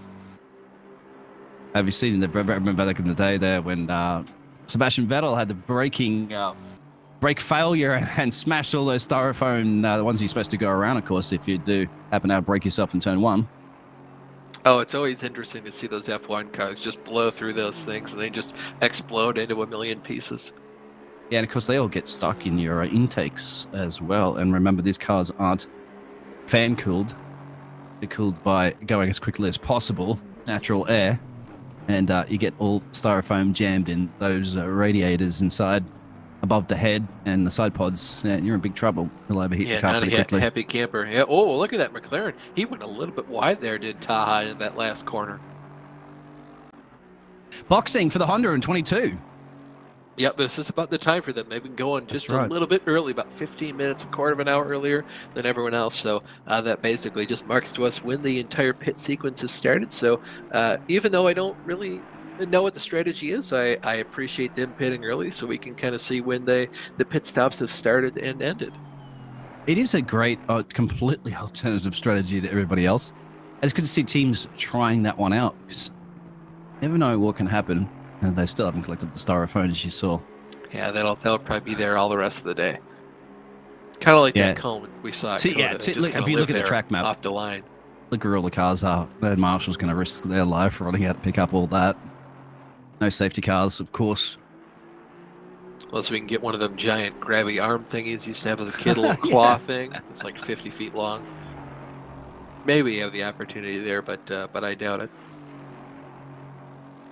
Anything frustrating about boxing in different strategies? The 22 car has to sit in the pit road and just listen to the cars zoom by. Actually, they've come back out of pit road right now, and they are currently in P4. So they only dropped one place, believe it or not. Yeah, P4 right now, but this is when they're stationary on pit road. They're going to start to get swamped by all the other competition here as time goes on. They'll probably only fall back to like still be inside the top 10 as the stint continues, I would imagine. But still, this is going to trigger basically the start of pit stops. I expect to see the rest of the field in for sure. The leaders in about anywhere between 10 laps from now. Yeah, the leader, Dylan Tan, he's only done 20 laps right now in the stint, so I expect he's got about another 15 left in the tank. Further up through the field, though, this is that Yeet car. He continues to pick up and put down the lap cars. He stayed pretty even with the Nissan just up the road. That's that one, and then also that's the 22 car that came out is in P7. That's just behind this battle as well. Yes, this is basically just what happened to him last time, although for him, he's just gained a little bit of time because last time he came out, that Lexus ended up just swamping him and passing him for position there for a while. So he had to kind of get checked up. I'm sure he wasn't too pleased about that. We'll see if, he's still got those cold tires. He might be at a little bit of a disadvantage here. Tobis and the Esports are just loving the camera here in Monza. Well, I mean, they just continue to be at the center of all the action. They're a faster car coming up through the field. Yeah, you think another car that was out of place for the qualifying again and having to do all your work on track. Well, and sometimes too, these guys are going to have qualifying sets, and I'm a big proponent of, don't worry about really so much where you qualify these long races. As long as you have a good enough race setup and you're talented enough, you can make up all the spots in the race. So, maybe just focus on your race pace and your race setup, and maybe just use that for qualifying. You might qualify, a second or two off the pace further down through the field, but you're going to have all that extra knowledge and practice with your race car. Plus, it's a lot of fun too, isn't it? Keep you sharp. Keep you on the edge of your seat and the edge, hopefully, of your next level racing seat at all times during the endurance race. Still absolutely too much ground, though. Bucketing down in the rival split. Every time I look over there on one of the other monitors, somebody's spinning somewhere. Yeah, I'm kind of surprised it's not just the same conditions for everybody. It might rain, 5 or 10 minutes later or earlier in a session, but I'm kind of jealous of them getting all this rain. I'm sure for all the drivers in here, they're loving the fact they don't have to deal with all these wet weather conditions, because the track is just wet. They're driving through puddles, lots of hydroplaning going on, aquaplaning. It's a good time for them. It's a good time as a fan to watch it kind of just go down and, whoa, got a heck of a handbasket. They're continuing to just be all over the shop there. But for us, it's clean, clear, dry. You never know, but never say never, because I remember at the start of the Rivals, it looked pretty good for the conditions, and then all of a sudden I was just looking at a Mercedes with a completely smashed in front end on the rival split. But yeah, they started out in pretty similar conditions than we did, and all of a sudden it bucketed down. So it is possible. It's possible, boy. Every time Daniel gives us a faraway shot, you can see the sky. It's always blue. So I'm not sure how much longer it will be until we rain, if we even get any rain at all on our split today. But Tobias is caught up to the Prukashev car, that number 22 Acura. We'll see if he makes a move down to the inside. He's thinking about it. He sent it, thought better of it, pulled it back in line. Yeah. Oh, he forced him wide, though. We'll see if he loses any time. Oh, yeah, lost a lot of time there. So the dummy worked. Tobias up one spot. I'd have to say. But he's very lucky, because once again, if you do go completely off that racing line, you're definitely going to compromise your exit. He didn't have to worry about that, because he forced the other driver into a mistake and gains the position. Yeah, that was an easy overtake opportunity there. Obviously it's hard to get close to a guy. It's kind of hard to hound him like that for a while, but just kind of making your opponent outbrake himself into that first chicane. I went ahead and gave Tobias one more spot. And to be fair, I think he was faster. He's got low fuel in this car, so he's going to be a lot faster in the corners and especially down the straight. So I don't think it's going to hurt the Prukashev machine of the 22 Acura very much. Oh, look at that Lamborghini. It was a lot of wiggle there. That's probably and to because be fair, he's trying to get after it too.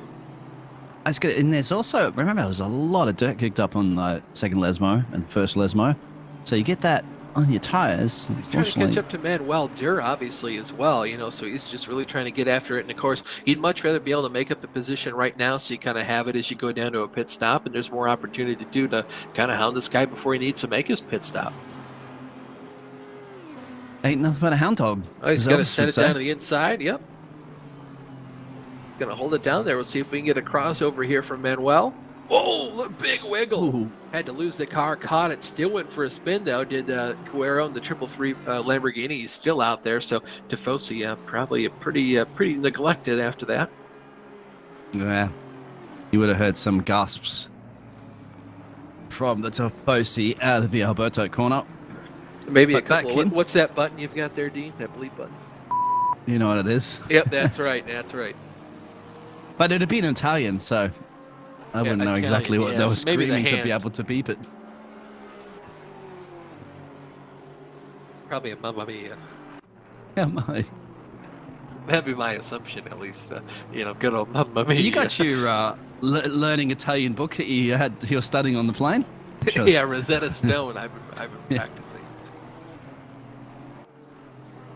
Man, ever since Pavel got passed, he's been staying pretty even with this Lexus just ahead there of Prang, the Yeet machine. So I feel like even though the Yeet car is a little bit faster in the straight line, it's pretty easy for this Acura to kind of keep up with it with all the slipstream there. And look, oh, he's going to use it as a pick. Yeah, they might be 3 wide though. They're going to have to be careful. Mm-hmm. I'm kind of surprised this lap car isn't going to just pull over and kind of let him by here. No, adding Spanner to the mix, of course. Nope, they do yeah, now. just barely going to lift. Let's see, over under? No, not quite. They thought better of it. None of the 3 cars are going to survive that mess if they went 3 wide into there. Remember, the 22 car is coming out just after a recent pit stop on some fresh boots and some fuel. Fresh boots, but high fuel. Yeah. High amount of fuel is definitely going to hurt him for right now. Kind of surprised Guerrero didn't lose more spots. He's still only in 9th position. He's right where he was when he spun, so he lost a lot of time, but no spots. No, pit stop for the Lamborghini. Porsche, I keep getting those mixed up. There's a 118 car going in, so getting close once again to the pit stop time for the 3rd time. Yeah, about 10 more laps. We should see our leader down pit road. I'm really surprised, too. Dylan Tant continues to put down 148s. He's just an animal out there. I don't know if that's the car or if that's just the driver, but boy, I'm sure that entire team is really mad that this is pretty much the last that Dylan's going to be able to be in that car for right now. Exactly. He might be approaching the 100 lap mark before he'll have to step out. We assume we'll step out and take a breather. Yeah, it's some sort of amount of minutes. I think the minimum drive time is like 100 and the max is, I think, just over 180. This battle's still resuming again. Hey, it's consuming us in the camera angle as well. You've got Pavel in the number 22. Fresh tires, high fuel. The car just ahead is Prang, the Yeet machine, that Lexus there.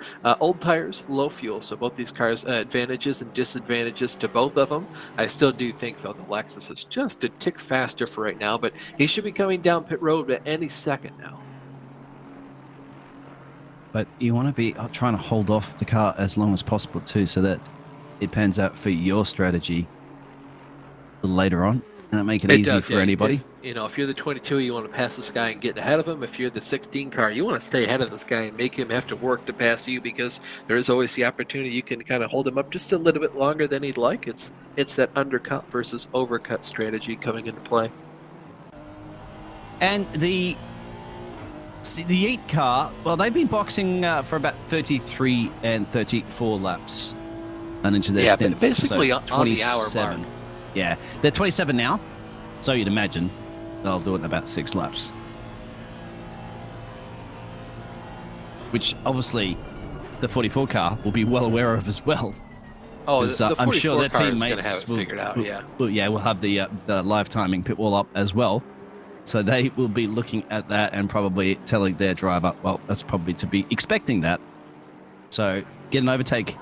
You'll have to get an overtake done soon, otherwise you'll have to sit back for another 6 or so laps. And to be fair to the 16 car,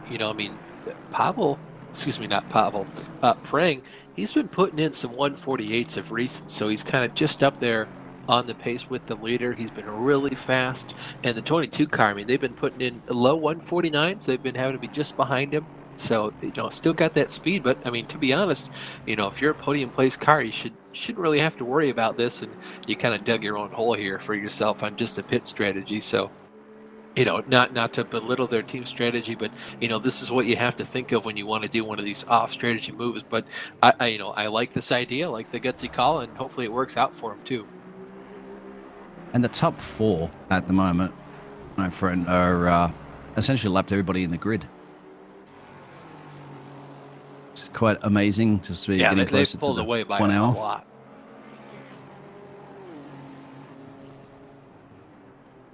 It's showing the yes, exactly. It's because the Nissan's been lapped. So that's the leader of the cars that are in the being lapped club. Yeah, it's a whopping 44 seconds from Dylan Tan back to Simonov in the number 98 McLaren, and then it's an additional 30 seconds from second place to the current third place car, the 711. We'll see how that kind of cycles out once everybody pits. I assume that at that point the number 22 car will come back into third place. That gap might be more closer to about 20 seconds, but after that it's an additional 20 seconds from the 711 machine to the 147 car. So still lots of gaps up and down through the field. And a lot earlier, well, the lapping the cars a lot earlier than what they did in the first round that we had in Coda. Is that we had a lot of cars on the lead lap. That we did well. I mean, it's a shorter track, A, yeah. and B. Some of that is too, we have a lot more cars in here. The spread is a lot larger, so it's kind of more difficult to lap more of the cars to get through the race. There's less cars to need to lap every time, so it makes sense that the leaders wouldn't quite have lapped as many cars last round too. Here's your McLaren. And Raul Gomez is in control of this car now. We know that the black McLaren has been in the wars quite a bit. Yeah, they had stop-go 30-second penalty. Yes, right. They did have that stop-go penalty. That's pushed them all the way back here currently in the moment of 18th. But they're looking to turn that one into a 17th and then get past that Porsche. Yeah, back to closer to where they were running before. This is 2 black cars. We see the all-black McLaren, kind of a matte black. Kind of like the look of that car. And then we've got the all-black Porsche with those. I really love those green rims. Just ahead, that 118 car. Yeah, I do. Yeah, exactly. It's just adds a little bit of. It's great to have these liveries because it's the flair, and it's also good for spectating as we are. It really makes the car stick out where you notice. You start to remember, obviously. Yeah. If that's the word I was looking for, your vocabulary is very good, my friend. So, over to the rivals split. That rain looks like it's eased a lot more. I don't see the massive downpour that they had, so that shower storm may very well be on its way back into. I don't feel like it's raining. I feel like right now the track is just drying for them. I don't see as much rain over the camera as much as they did before. Yeah, I haven't seen a car go around, at least, on that one in a few minutes' time. So that's probably a few laps, which is good for them. But that's also a massive gain, isn't it, for a lot of the drivers who are wet weather masters to handle those conditions. Yeah, just in case you folks at home, maybe you're watching this stream live because one of your family members is racing and you want to support them. We keep talking about other splits and other streams. This is the Challengers split. There's basically 3 races going on all at once. They're kind of stagger started from one another. There's the Cash split that went live probably about an hour and a half after this one did. Then there's the Rivals split. That one I think went live about 5 or 10 minutes after ours did. And then this is the Challengers split. So 3 races going on all at the same time. If you're on YouTube, thank you for watching. If you're on Twitch, you can hit the Command Center button or type into the chat Command Center ! It'll bring you to a screen where you can watch all 3 of the races at once. So you can kind of keep an eye on all 3 of them. You can change the sizes and turn them all on and off as you please, and basically get just a glimpse of what's going on in all the races. Where we keep talking about the different splits and raining and whatnot. You might be asking yourself, oh, why they talk about that? What's going on? It's completely dry in this race. There's 3 races going on at once. Yeah, 2 races are dry and 1's wet. And type in HyperX in the chat. He may very well win something, as well as the Discord link has been posted up there as well too in the Twitch chat. If you want to join the VCO Esports Paddock Discord. And somebody did ask a question in the Twitch, and we're not quite sure who's going to be answering that question, but it is a good question. How much does 1 kilogram cost in lap time? But that's going to be difficult. Good question, but a difficult one, isn't it? Because each of the cars are a little different, and depending on the way you tweak the car. I would imagine. What would you be your answer to that one? Well, it's going to be setup dependent. It's also going to be track dependent. Sometimes the weight impacts different cars differently. Sometimes, you can basically see it's going to hurt you more in the corners or on the straightaways. So I feel like, there's a couple of debates going on in chat of, how much even one person has said, 10 kilograms is worth maybe about a tenth and a half of a second. So maybe not 2 seconds. For 20 kilos, but definitely I'd say about a tenth of a second or two. It's a minute difference, it's just to add a little bit more of a performance bonus or a deterrent for some of these cars, but largely it just depends on the track. Yeah, they probably were referring more so to this track as well, the Temple of Speed. 67 car is in pit road, so they're at their 35 marker. Actually, they did 27 recently on this stint. So they boxed earlier, for sure. Trying something different. Yeah, they're pitting about 10 minutes earlier than normal compared to their other stints. And to be fair, this could just be trying to keep it on the hour mark, but I feel like there's a lot of opportunity here. If you can stretch your fuel long enough, you need about more than 5 minutes to be able to get that extra pit stop window. And this is basically just like what we saw at Coda is, an hour is great. Anything less than an hour, you're hurting yourself. Anything more than an hour is fine and dandy, but it doesn't really start to benefit you until you get to at least more than 6 minutes after the hour every single time. Then you have the opportunity to basically cut out one pit stop before the end of this race. You're right, exactly. And, if you're making gains, you got to do it sometimes in the pit road. And I just seeing an update that there is a little bit of rain that's come down on the Cash Split series now. So I feel like we're the only ones left without any rain. Oh, yeah, we're kind of left moment. now, yeah. Yeah, what's going on, weather? Maybe step out of the booth here, get myself some sun, and do a little bit of standing here. Yeah, the splash car, some of your water bottles out there on the track will create our own rain if we have to down. And it'll be in the pit, just one of the corners really mess everything up for these drivers. They did actually talk about system if we have to. Well, they did talk about that actually. It was something brought up years ago with Bernie when he was managing the Formula One Association, that they were considering at some points of putting pop-up sprinklers on perhaps some of those new tracks that they were making. Most of them, of course, in the Middle East. And having some sort of good battle here at the moment. We'll get back to that one in a second, because I want to see Mr. Gomez. Yeah, Raul Gomez trying to see if he can't get around Cerny just up the road. This is that the two black cars we were watching. Again, that Porsche with those bright green wheels, 118 car of Cerny. This battle's been going on for a while. That's the closest it had been now, since it started.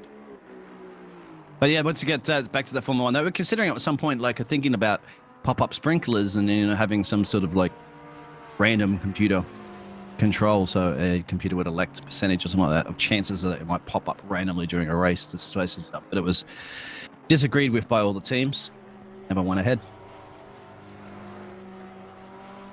You can kind of see why. I mean, it's a weird thing to do, but it would have been kind of cool from a fan's perspective. It's just that, the innate nature of randomness coming in, and especially those Tilka tracks, there's not a whole lot of racing going on at any of those.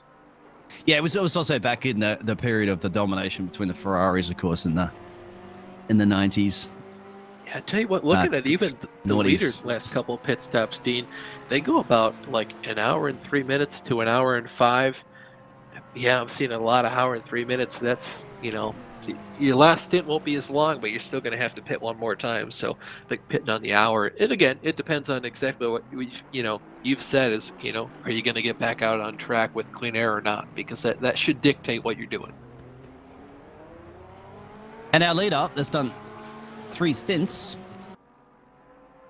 2 really, 2 pit stops, is they boxed perfectly on the 35 lap marker, which is an hour almost perfectly, 1 hour and 3 minutes and 21 seconds, 1 hour 3 minutes and 15 seconds. So very consistent, just like their racing pace has been. Yeah, he's been doing a really good job. Again, like I've said pretty much all day, he's the only driver consistently in the 148, so they've been doing a really good job to keep up to grips with the changing track conditions here. We've continued to have overcast and then sunny and overcast again, and now the sun has finally just started to peek back out here today. I would be surprised if we don't get some rain, because with the cash split now getting a little bit of rain coming down, not as heavy for them, and the rain starting to ease off a little bit in the rival split, but they also came out of nowhere with that, because it didn't look like it looked like it was going to be nice sunshine there for the cash split too, but that's changed. But I don't know, we are really just kind of hoping for that, aren't we? So, but 2 out of 3 ain't bad if you do like the weather. 5 hours, just under 6 hours into this one, and that pit stop window will be opening up for a lot of these drivers, and whether or not they will try to box a little early like we did see some of the drivers to spice things up a little bit with that strategy, or all kind of come in at the same time. Yeah, I feel like it's mostly just when these cars finally, start to run out of gas. You see the leader, he's on 101 laps run today. Currently only 31 laps on this stint. He continues to run just a little bit longer than most of the people out on the track. There's still a couple cars that, stretch the fuel as long as possible, doing about 33 laps. That's a 98 car in the 16 as well. Hanging in there. I was going to say within the DRS range, but no DRS range, but within the 1 second marker. That's the pretty much closest battle you're going to see on the track currently at the moment. And busy track, as you can see at the track map that it is. Just a quick question for you out there. I was about to answer my own question. I'd looked at it. One of those dots on the map there is not a circle, but it is a triangle.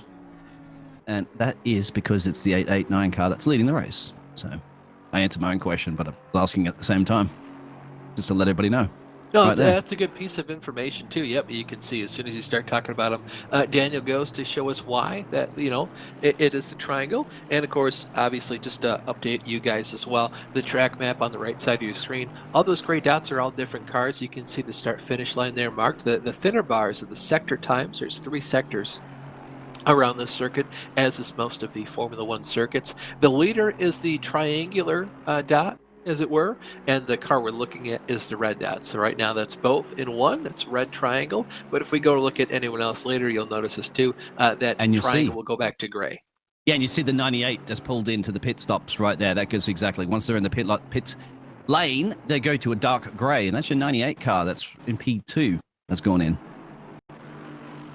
Yep, they've completed their stint. This should be about, they went 34 laps on the last stint, so 1 hour and 1 minute, close to 1 hour and 2, so we should see our leader here on pit road in maybe about the next 2 or 3 laps. And then that'll most likely be the last that we see on track for him today. I wonder if Igor is going to go for another stint, because Eric did the first 2. Well, I'm not quite sure the surname, but here we go. So now Mr. Amez goes into the Mercedes, the only Mercedes on the grid at the moment, which is surprising because, just looking at a couple of spinneroos that are occurring on the drawing grid and the rivals. But there's a lot more Mercedes in the other splits that there are here. And again, the Aston Martins are pretty much a lot more Aston Martins that you're going to find in our Challenger series. Yep, and again, these drivers elected to select their own cars. They chose what cars they wanted to race. That can come down to what car looks the best, what car feels the best to you as a driver, and what car sounds the best, because there's so much driving that goes on just based on sound. I've tried to complete a couple laps muted without sound, and it's a lot harder to kind of know what the car wants and what the car is doing as you complete a circuit anywhere, but this track is most important too. The Yeet team is in. I was just surprised because we haven't had any camera on the Yeet for at least 10 minutes or so, which is unusual, but they're in pit road.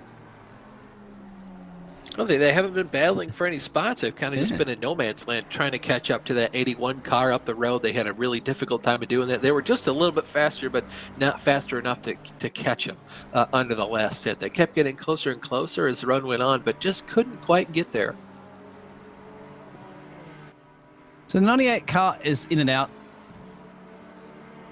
and they obviously dropped that position to the 7-Eleven, but that's because 7-Eleven hasn't boxed. But they did it exactly again. They do it on they have been boxing on 34 laps. There you go, per each of their stints, and we know that the race leader has been doing it on 35, and they're on 33 laps to go. So I'd imagine 2 more. This seems to be the pattern, obviously, with most of the teams of identical amount of laps that they put in time as well. As 147 goes in. 89 car still out there.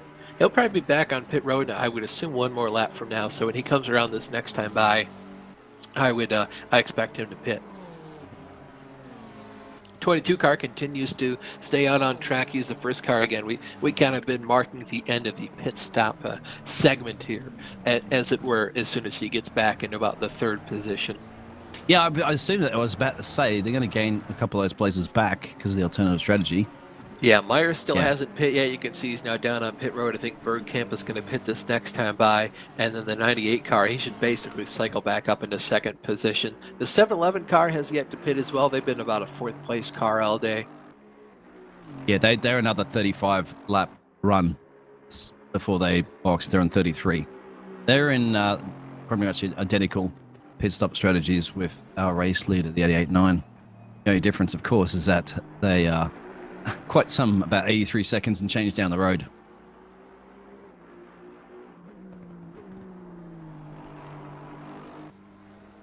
Which is quite a bit. Obviously, it's a lap time of 1:48 on average.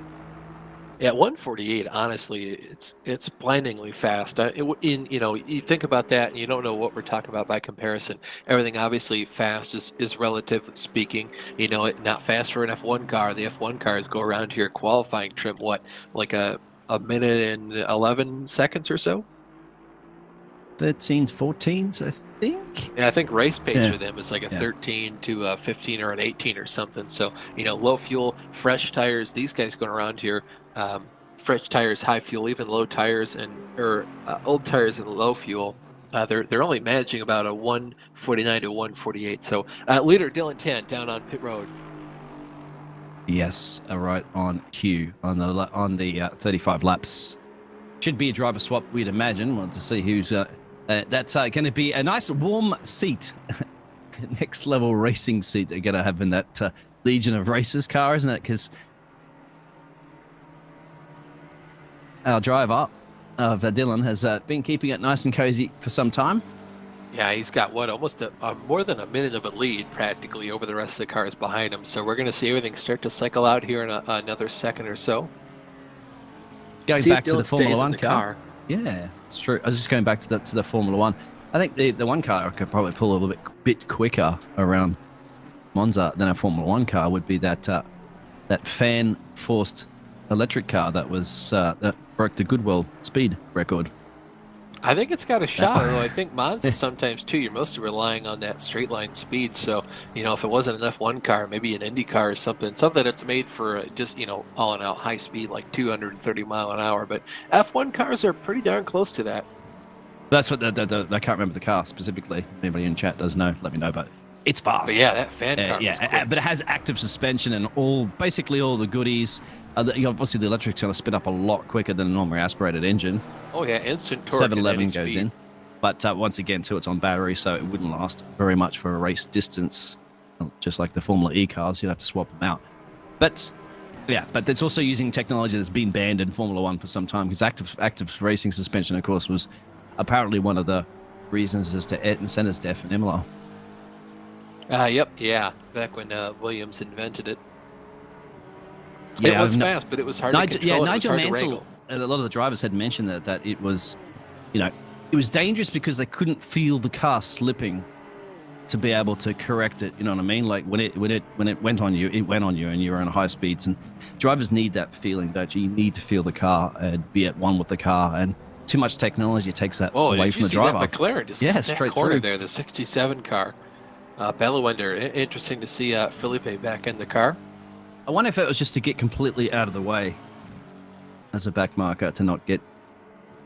It's possible. I think he kind of realized he went a little bit too wide there, outbroke himself, and was like, you know what, I'm not gonna take that. I've already lost time. I might as well cut the corner. But yeah, you talk about that. I do remember Nigel Mansell saying you could go pretty much in a straight line. You wouldn't really understand what the car was doing. It was really fast to take control. But I do remember, when they first tried it out in the 80s, it wasn't very good. And then as they went into the later, the mid 90s, it got pretty good. They tried it, and then it was banned. And the other technology that was banned too was the fan force, because they had a fan car as well in Formula One. That was too quick. They banned it immediately. Yep, even the under arrow effect was banned too. So it's interesting to see as people get good ideas and then they get banned. Yeah, usually Adrian Newey and stuff like that come up with those sort of stuff. You got to try to find loopholes. Remember the double diffuser and all that jazz. Yeah, that was the Braun GP car's claim to fame. Yeah, well, Honda really. They developed it, and then Braun brought it for next to nothing as Honda pulled out, and then all of a sudden they went, oops, we shouldn't have pulled out because they won the championship that year.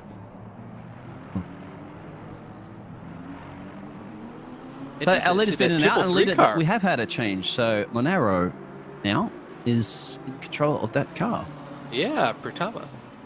And the 22 car's up in a P3 now, mate, with that alternative strategy. Yep, so that signals the end of our pit cycle here, and so it's just as the drivers stop with their pit stops, we're going to take one of our own. We're going to take a quick break and be back in a couple minutes.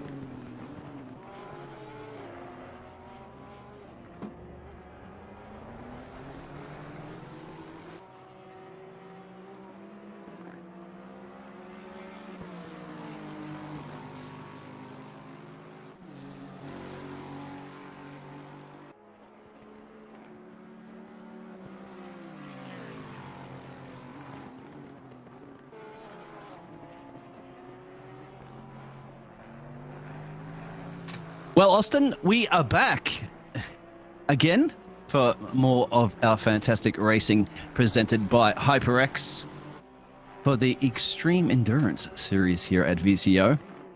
And That's so right, far, buddy. Yeah. yeah, 889 car that's leading the race.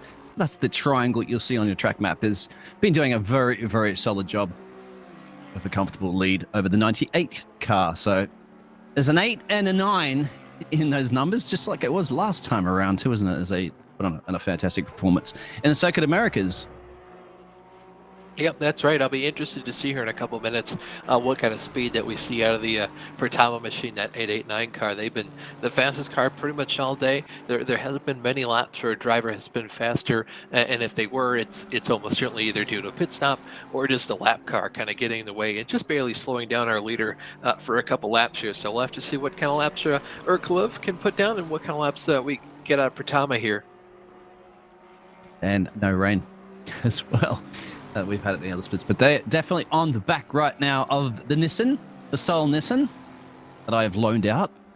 Once again, Mr. Hoffman will be driving it. Once again, every time I loan my Nissan out, guys, I might expect it back in one piece. It's got the ice cream livery on the side. Making way through turns 1 and 2. Safely, thankfully. A little bit better than Max Verstappen and Lewis Hamilton have in the past. Yeah, you're not going to see one car going over top of another here for right now, thankfully. But yeah, the Yeet machine of Molansky has closed in a considerable amount on that 81 car now being piloted by Hoffman. So it still looks like that 16 car has the advantage over that 81. But again, things will change, of course, as the race conditions change, and of course as these guys go in further and further into their fuel and tire stint. We'll have to see if the 81 car can drive away. But it's been slowly but surely reeling that 81 car in has Molansky. He's been in this car for the last, I'm going to say, stint and a half right now. Just started the second stint. This is the first time I believe we've seen the Hoffman inside that Nissan. You're correct, exactly.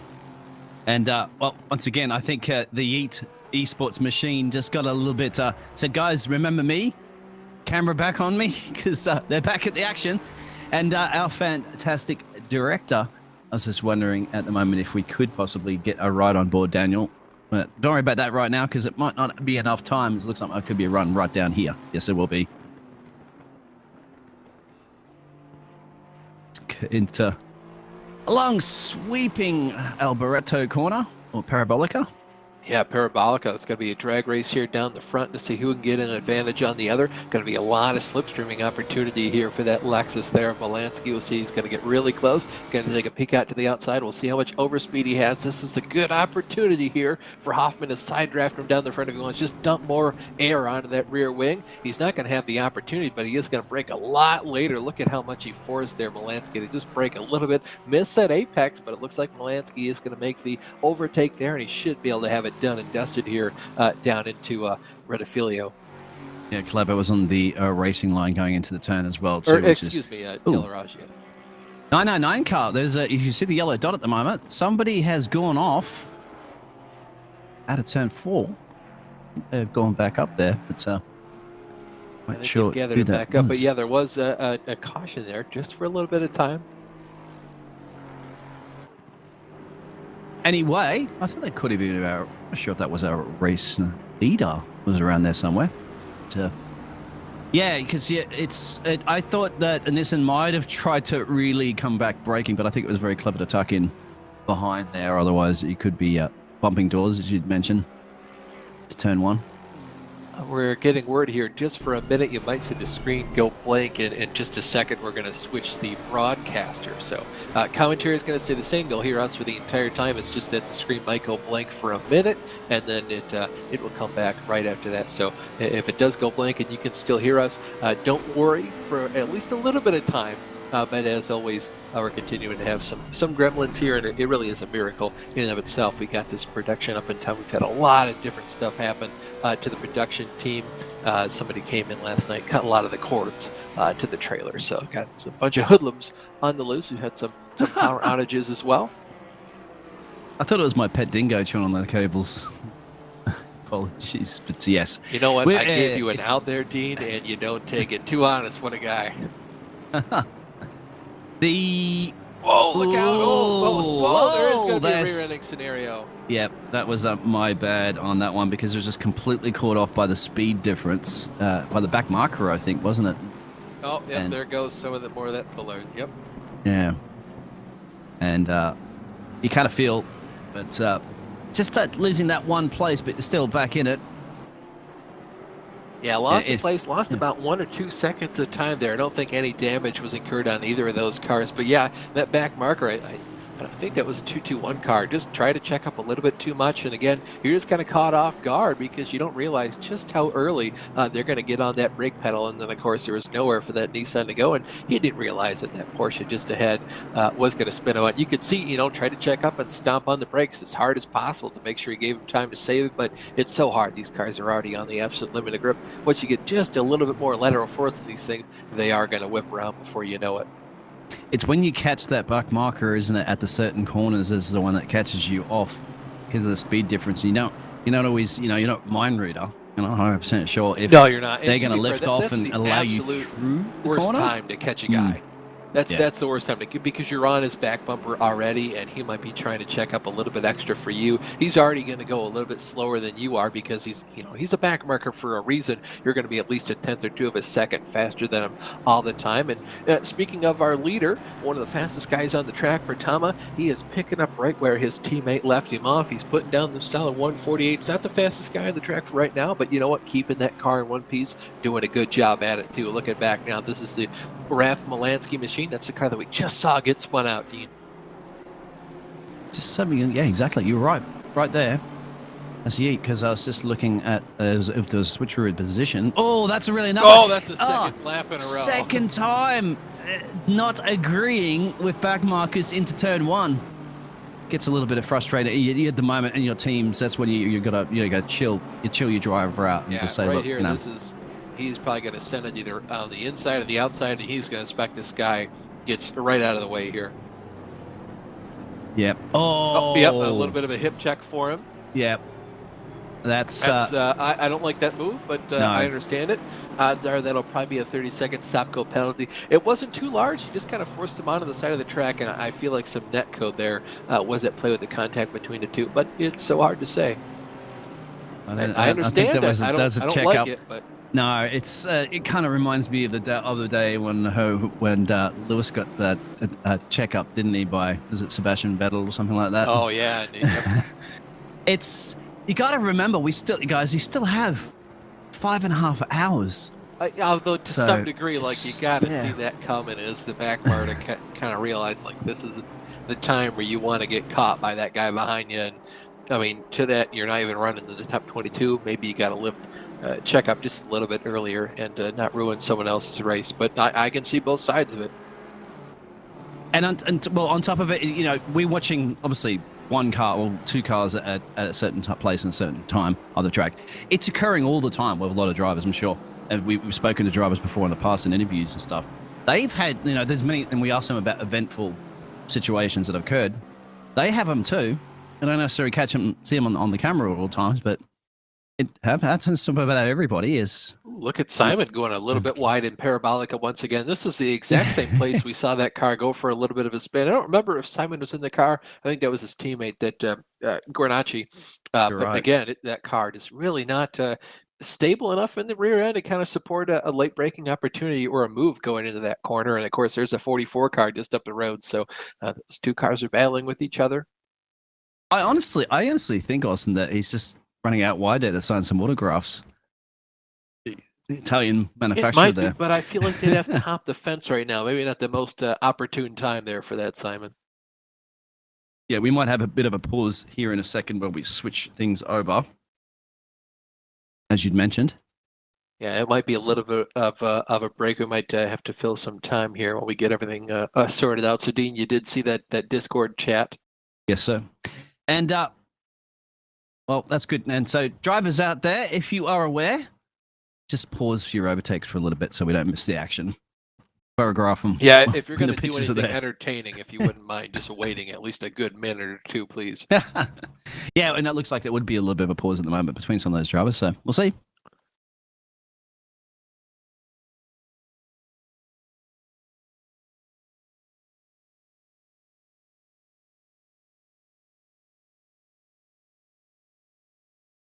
It looks like, Dean, I don't know if it has for you, but my original call has now gone Still, my second call, I got that pulled up.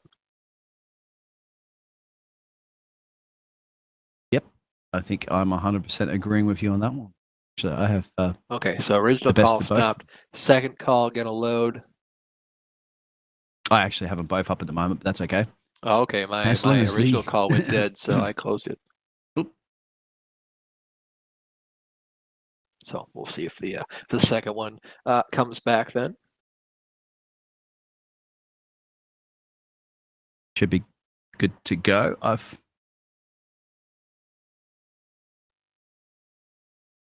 Okay, yep, okay. Correct. Thank you, Daniel. Yep. I am on the second one.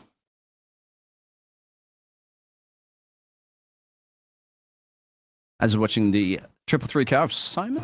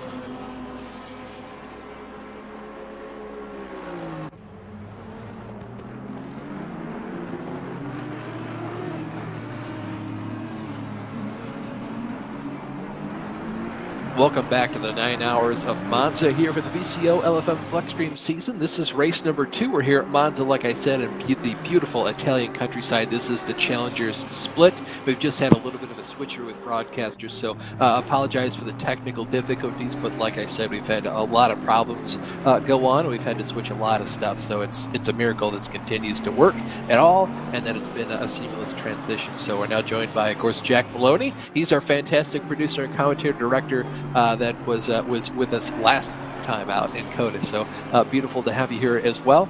Daniel Costello, I believe, has stepped away. So we're here back with you. Dean, of course, alongside me in the booth. We're at about the 5.5 hour mark here today, and the race has been dominated by that 889 car. Absolutely. And yeah, thank you very much, Jack. The jack of all trades, as you'd like to say. He really is. He knows everything, too. The only thing he doesn't know is how to get us rain. Wow, the 16 car has passed the 81 for position here. That's going to move him up into 6th position. Yeah, getting almost as much screen time as the Yeats. Well, the Yeats up the road. To your right. Yeah, Jack, I'm sure Jack will be working on the rain. And he said he's got his hands full at the moment, which I can imagine he does. There is still a little bit of light rain between both the cash split and the rival split. Of course, if you want to be looking at those, exclamation mark command center, you see it in the chat. And also type in sponsors. Yeah, HyperX, you can win yourself some goodies, yeah. You never know when something's going to be popping up, what the chances are, but what are you going to lose for typing in HyperX? Absolutely nothing. What you gain could be something. And just as, there goes a motorbike, as you can hear in the background. Yeah, good for him. Yeah, remember, there'll be giveaways for the HyperX that go to teams, the team that wins. Yeah, worth every cent of the MSRP, and if you can win one by either racing or typing that into the chat and get a free one, it's all the more reason to type it in. I'll even comment that on Facebook. You got a friend's post, just go ahead and put HyperX in there. Why not? That's actually fantastic. Share this at the moment too. The live Twitch feed out there and get some of your friends involved there. You got more chances, aren't you? More entries, more chances of getting goodies. Well, my Nissan Skyline in the 81 is still sticking up right behind the 16 Lexus of the Yeet machine. But not be able to get Ralph past did a good job to catch up to that car and pass him, and it took him a little while to do that, but eventually he got up there and he passed him. I was still waiting here to see, not to jinx him or anything or tattletale on it, but there might be a stop-and-go 30-second penalty or something in the future for that 16 machine because he kind of hip-checked, we'll call it, one of the lap cars that gave him a little bit of a problem twice, 2 laps in a row going to the first chicane. So not a happy camper with some of the lap cars is that number 16 car, and I can't imagine that 221 Porsche is all too pleased with him either. No, and that's the moment when you've really got to have as your team. You've got to once again try to cool and calm the driver down. Because you've still got 5 hours of racing at least to go, and it can go pear-shaped very quickly if you get too hidden behind the wheel. Yeah, I mean, if you're the lap car, you don't want to be bullied, But if you're the lead lap car, or even a car a couple positions ahead, much less like 112 laps ahead, you're kind of curious, like, why don't you just either A, park, or B, pull over so you can let me by, because there's no reason. I mean, they've got about 30 laps to the car that's next up the road. So whilst you do need to be on it and really fast to make up any positions at that point, it's not really worth your effort to not let the other drivers around you by. And if you look at some of those time differences on your leaderboard down there, a lot of those lap cars that we're talking about, they're a couple of seconds, 3 seconds and just under 10 seconds, stuff like that, in their own battles. So they don't want to be giving up too much time themselves. Whoa, look at that Nissan get really sideways there. I think that Nissan going to trash your car, dude. Yeah, there is back, yeah. I know. That's why I'm a little bit more frightened than you are looking at that. That was a monster save, though, out of Chris. The second time around, isn't it, out of Ascari that we're seeing some monster saves? Yeah, we saw another couple cars there have some accidents. This race has been pretty accident-free. We haven't had as many argy-bargy moments or collisions as the two splits, the rivals or the cash split. We've been mostly, it's been a clean race today. Well, the cash split had that massive pile-up in turn 1. That sent a lot of people pointing in the wrong direction, and of course the massive pour down rain that sent everybody spinning in the rivals split. So yes, this is the best behaved and the more maintained drivers so far out of all the splits, putting on a good show. And once again, the 8, 8, 9 and the 98 cars just in a league of their own. Pretty comfortable because that's it. They've lapped I think almost everybody in the field. No, because there's a couple of cars unlapped themselves. Keep an eye on the 22 car. We know completely off the different strategy for the Honda. They're on their 30 laps. Yes. User disconnected from your channel. Yeah, they're about 30 laps. 30 laps, into so their they stint, box so- on 35. So, yeah, they should be in pit road about 8 minutes from now. I will say this too, by the way. As much as the 89 has dominated today, and they're still putting down 148s, some of the other competitors out there have started to put down some pretty low 148s as well. You saw the second place Erkolef in that McLaren, the number 98 car. He just put down 148 too. And the Acura, the Honda, the 22 car of Pushkarev, he put down a 148.5. And even the fourth place guy, LeFilippi in the 711 car, he's put down a 148.4. So we've got a lot more of our leaders now putting down some 148s, and only the top top four are on the lead lap. We just had the leader put another car one lap down. That was the fifth place car, the 147 of Grammy. It's interesting battle. You're right. An interesting battle going into the 33 car and the 222, the triple two. Oh, watch out! That's how he's lost it a couple other times. Yes. And of course, they're getting showed the blue flags as they're getting lapped. But they're trying to battle themselves. This is what I was saying as well. As he goes into pit road, I think, was that... I think that was an Audi. That might have been the triple two car. That's the triple two that went Anderson. in, yeah, this is kind of what we were referring to as well. You know, the reason why, obviously, some of these drivers that are lapping back markers get a little bit upset about them. Not necessarily just moving over as easy, but because, once again, as you can see, they're battling in their own... Yeah, I think even this 33 car isn't even in a battle here with the triple three. He's just a lap down. Yes, these two cars are just next to each other on the racetrack. They're not even battling for position at the moment. Yeah, the 33 was battling with the 222, but the 222, the triple two just boxed. Yeah, so that's not nothing they have to worry about at the moment. But then again, if there are similar strategies, well, you're going to be putting in your banker laps right now, isn't it? So you can try the overcut. Oh yeah, he's going to see if he can't utilize the slipstream here off the Lamborghini. Absolutely right. Remember, once again, I think I spoke about that last time. That's where the Schumacher special used to really kick and play, wasn't it? When Michael Schumacher would get a lot of overtakes in his racing career by just putting in insane laps just before he'd hit. Yep, yeah, your mind goes back to that 1 year at Spa when he was just basically forced to run qualifying laps for the entirety of the race and pit 4 times instead of only like 2 or 3 or something. Just ridiculous. Oh, look out! Another one. Oh, that's a massive. That's a hard lick. Yes, that is. That's probably the biggest accident we've seen all race. To Salvatore Ferrandino. Yeah, that car sounds hurt. It looks hurt. We have to get rid of that walk bridge too. Yeah, and that white flag there. It is not the last lap, Mr. I think it's yellow. It's just because of the light that's not reflecting correctly. Oh, yeah. Yeah, right, yeah. Yellow and Italian is white, yeah. So can you get the tools out, mate? We will get rid of that walk bridge because it does cover off, unfortunately, some of the cars coming out of the exit of Ascari. Let me sort that out. Well, he's not going to come down pit road this time by, so maybe he doesn't know how hurt the car is, he can't see, or maybe his teammates have walked away for a moment. There no laughs out of that joke? I was surprised. I thought that was pretty good. I know. I was giggling. I was just reading. Sorry. He was waving that white flag. Oh, that's a late dive. Oh, more contact. And, oh, jeez. Almost synchronized spinning there. Yeah, the 67 car. Oh. That's a Bellwender, currently still running 11th. That's really going to hurt his overhead of trying to run down that top 10 of Gafour. And he had done that. He had basically run him down to about nothing there before that accident. That was the other Aston you saw, just basically barely go out of shot. Is this in the 5 hour mark? 5 hour and 15 minutes to go.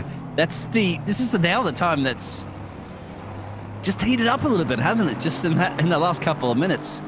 Yeah, we're finally getting some action. We don't even need the rain. Some silly mistakes and mistakes, of course, and some greedy driving a little bit. That's probably maybe a little bit of fatigue kicking in for some of those drivers as well. maybe a bit Yeah, sweat. I'm sure this is the part where, if you've been in the car for a while, you're starting to fatigue. You've been up for a while too. I mean, Dean, for us, it's still 9:30, 9:40 basically now in our time zone. We got up a little bit early, but these guys have been up for most of the day. This is getting into about maybe 3 o'clock for them or so. So it's getting later and later as time goes on. That's true, and I'm not a morning person as well. Yeah, At me all. neither. So. But for VCO, I am a morning person, so are you. That's what it's all about. Because, of course, we want to see race 2, and we want to see them all going at it tooth and nail here for the Challenger split to see whether or not these top two, 889 and the 98, are going to continue to get another podium. Yeah, the Perhaps. 711 trying to have another 711, shot at back-to-back podiums too. The Bentley, our point leader coming into this race, the car that won the last race, they are out. They started this race with basically all but one of their BOP, their budgeted kilograms of BOP, and they basically start parked. So that's why you don't see them out there on the track. What you will see in about 2 laps' time will be the Honda of the 22 car. Yeah, I'm surprised they're not down pit road. Already it's kind of getting to that point in time. They continue to pit just a little bit sooner than everybody else, but they're not exactly pitting on the hour anymore. Or on the, the 15 minutes left in the hour. 12 seconds away from the 98, so if they're making some gains, legally last lap time, it's a 48.9. They are. I kind of have to imagine anymore, maybe if they've made enough gains to not be hounded by that 16 car, pass by it, and then are forced to ride behind it for a good couple laps. Yeah, and do you really want to be coming out next to the Yeet car? Because the Yeet car's been battling it out with everybody so far in this race, including Mr. Hoffman and then Nissen. That the reason why it's 1.8 seconds down the road there from the Yeet car is because he went a little bit of an off-track moment out of a scurry. Bit of a back break up, perhaps, but still back into the race. Yeah, so still having a good go of it. What's interesting, you did mention in the 98 car, is slowly chipping away a couple of tenths on our race leader. So it's a 50, we're looking at about a 52-second gap between them. But in an endurance race, that's a good chipping away consistently you want to be doing, don't you? You put a good stint in there, bring that gap down, and then if your next driver comes in there as well, to just continuously do that, chip, chip, chip, and then before you know it, we get down to the dying stages of the race, you could be only within reaching distance. We did see that, didn't we? Last race around. Some good close battles towards the end. Yep, yeah, Dylan Tan was out there. He qualified on the pole, so it wasn't too shocking to see him kind of just, pull away and create a very, very large lead. But, yeah, it was 55 seconds at the beginning of the stint, and I've kind of, made short notes about it, but the leader continues to put down very quick laps. That's, of course, Pratama and the 889 car. He continues to put down a lot of 148s, and that is flying. But his teammate was putting down a lot lower 148s than mid. Pratama's fastest lap has been about a mid 148. Behind him, though, each and every lap, it's only about a tenth or two of a second. He's been putting down lower 148s than that, so he's slowly but surely reeling him in. It's just going to be a matter of time before it happens. And again, as soon as he probably gets closer, the 3 hours will be up for those two drivers, and you'll have somebody else stepping into the car. And it just depends, which driver is the fastest. It sometimes it's not even who's the fastest driver, it's what's the fastest car. These teams are allowed to make setups, changes to their setups as the race goes on. They can change air to, tire pressure in the car and change that stuff too. So we'll have to see how the race pans out towards the end. And on top of it, Austin, as you can see on the track map, they're doing those consecutive laps with traffic. They'll be approaching some traffic as well. Very soon you can see the triangle, but hopefully they'll be getting past that traffic before they make their way down into Ascari. Look at the 22's in. There it is. I figured I was just about to say the 22 must be looking to come in because it's 35 laps. 35. Well, that's the one thing, too, about endurance racing. They always say it's got an ebb and a flow to it. Sometimes you're the bug, sometimes you're the windshield. You're going to catch guys at wrong times. You're going to catch guys at right times. And you put in a bad lap by yourself, the other guy puts in a bad lap by himself. And so it kind of goes back and forth, and it fluctuates throughout the run. You're looking now the Raul Gomez, the 720 McLaren. He's got the 27 McLaren just up the road. These guys have been pretty much, you look at the middle of the stint every single time before they come down pit road. These two cars have been battling it out. Here we go. McLaren on McLaren. into turn one. I guarantee one McLaren's going to be ahead, one McLaren's going to be behind. How's that? It's a win-win situation. I think you've got some pretty good odds there.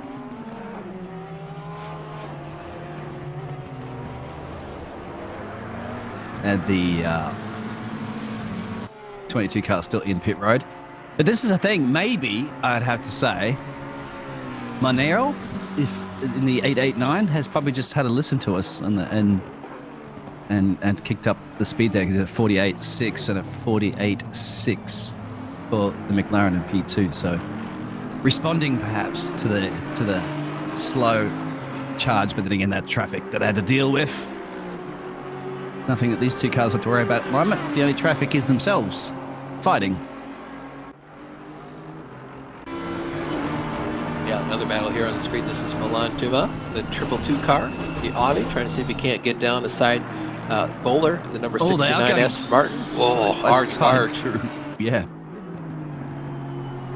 Almost. I think I'm surprised that not a lot of our off-track excursions out of turn 4. We had one a little bit earlier that would be I think off we've camera. had 2 all day. Yeah. Yeah, Ascari's obviously.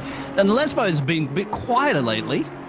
They have. That was the one place you saw a lot of cars going wide. You got to be careful, though. You haven't just jinxed the competition, because the 22 car and the lone Mercedes in the field almost went wide into that. So I'm sure the 88 car was a little bit lucky that they weren't the ones you jinxed.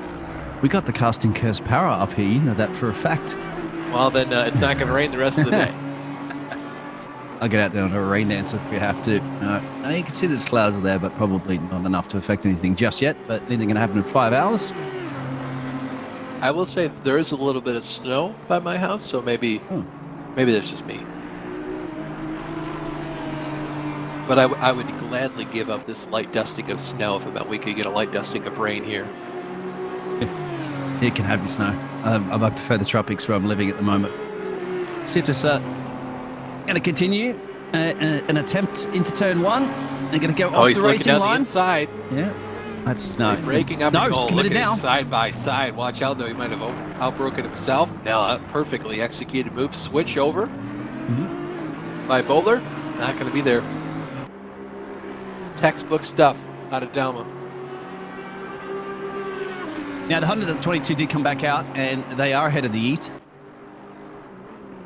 The 16 car. Oh, yeah, quite handily. So whatever the stint that the previous driver has done was enough. Yeah, about 4 seconds. Dimitri's back in control of that car now.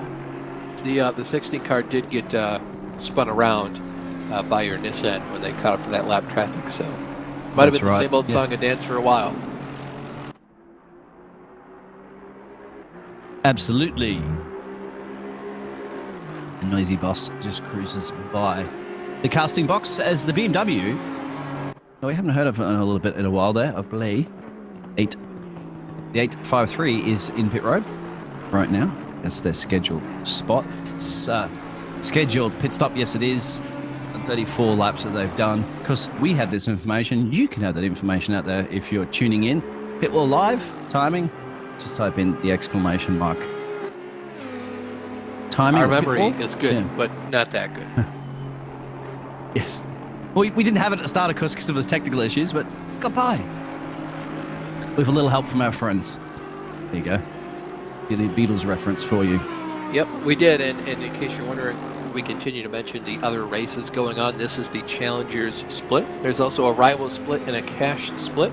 Both those went off just a little bit. They started just a little bit after ours. So there are 2 more races going on at once. Highly recommend you guys go check that out too if you want more racing action per minute. You can go watch all 3 of the races at once over on twitch.tv/VCO Esports. That's VCO Esports. And then if you want to look at them all at the same time, there's a button to hit to go to Command Center. Or you can just type in /Command Center after that URL there. Exclamation mark Command Center, is it? Sorry. Yeah, if you're watching our stream on Twitch, around the Challengers split, you can just type in !Command Center. It'll take you there as well. And hopefully, if you don't want to be annoying your neighbors or your family members, you'd be wearing your HyperX headphones so you can listen to all the different casters as well on those splits. So far, the rain is eased, or just to give everybody a little bit of an update on those other splits. A little bit of light rain that's occurring for the cash split. The rain had completely stopped now for the rivals after they had a massive downpour. Still, the track is wet, but no more rain coming down. So that's what's happened with them. And for ours, our Challenger split, a lot less of that drama because we haven't had the rain. So just a few, it's like quite a few Lesmo moments and a couple of late Ascari scares so far, and a couple of runoffs. I'm just having to see, we haven't seen our, now I'm probably going to jinx it, isn't it, aren't I? The 333 Lamborghini go off into Parabolica and sign some autographs. Right there on cue, actually. Thank you very much, Jack, Director. Now I feel bad. Yes, no, he's been doing a good job. Yeah. He's been fast too. He's been running down, catching up to people and past them. It's just sometimes you go for a late braking opportunity. Oh, there wow, it is. Very wide. Yep, I hate to see it. I knew it was going to happen. He held on to it. He held Jack, on why? To it. Yeah, he did have that Ascari. Why did you do that, Jack? You are seriously going to yell at Jack for showing what we wanted to see. I don't want to hear it. He's doing a great job. Yeah, absolutely. So maybe, Jack, you could get us some rain, perhaps? Yeah, we've been asking that from Jack. He's been hooking up all the magic, so I'll be surprised if that doesn't come a little bit later on. Well, generally the rule of thumb, Mr. Austin, is that you get 3 casting curses per race. So I think I've used up 2 of mine now. Got 1 left. I haven't been keeping track of mine. I didn't know it was 3. Yeah, that's the rule of thumb. But I just made it up. That's what I'm calling it. Somebody has to set something in stone, and that's what I'm going to set in stone 3. But then again, in a 9-hour endurance race, 3 casting curses isn't too bad. Looking at Ralph Polanski here in the number 16 Lexus car.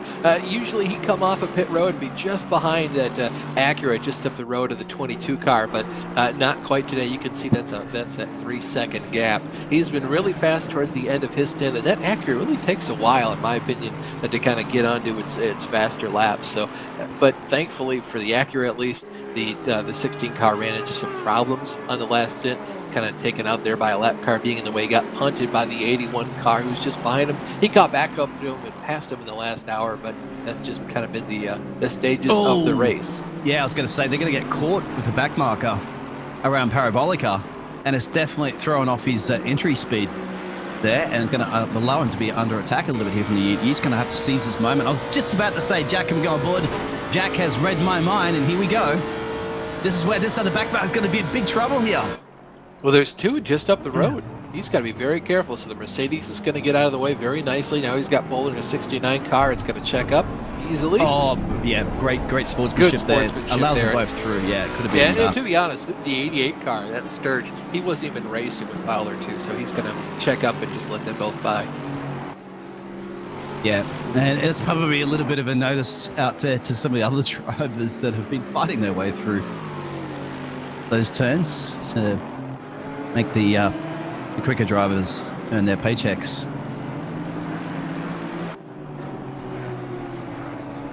So you might be asking yourself, well, we've seen a couple of cars pit, namely that 22 car. When are we going to see the leaders pit? The leaders have been basically pitting at the same time distance delta between each of their stops. This has a 22 car, but that 22 car kind of pit a little bit earlier than the rest of the field. They came down pit road about 15 minutes earlier than the rest of the field, and they continue to do that all throughout the race. So we expect to see that 889 car come down pit road in, about 20 minutes.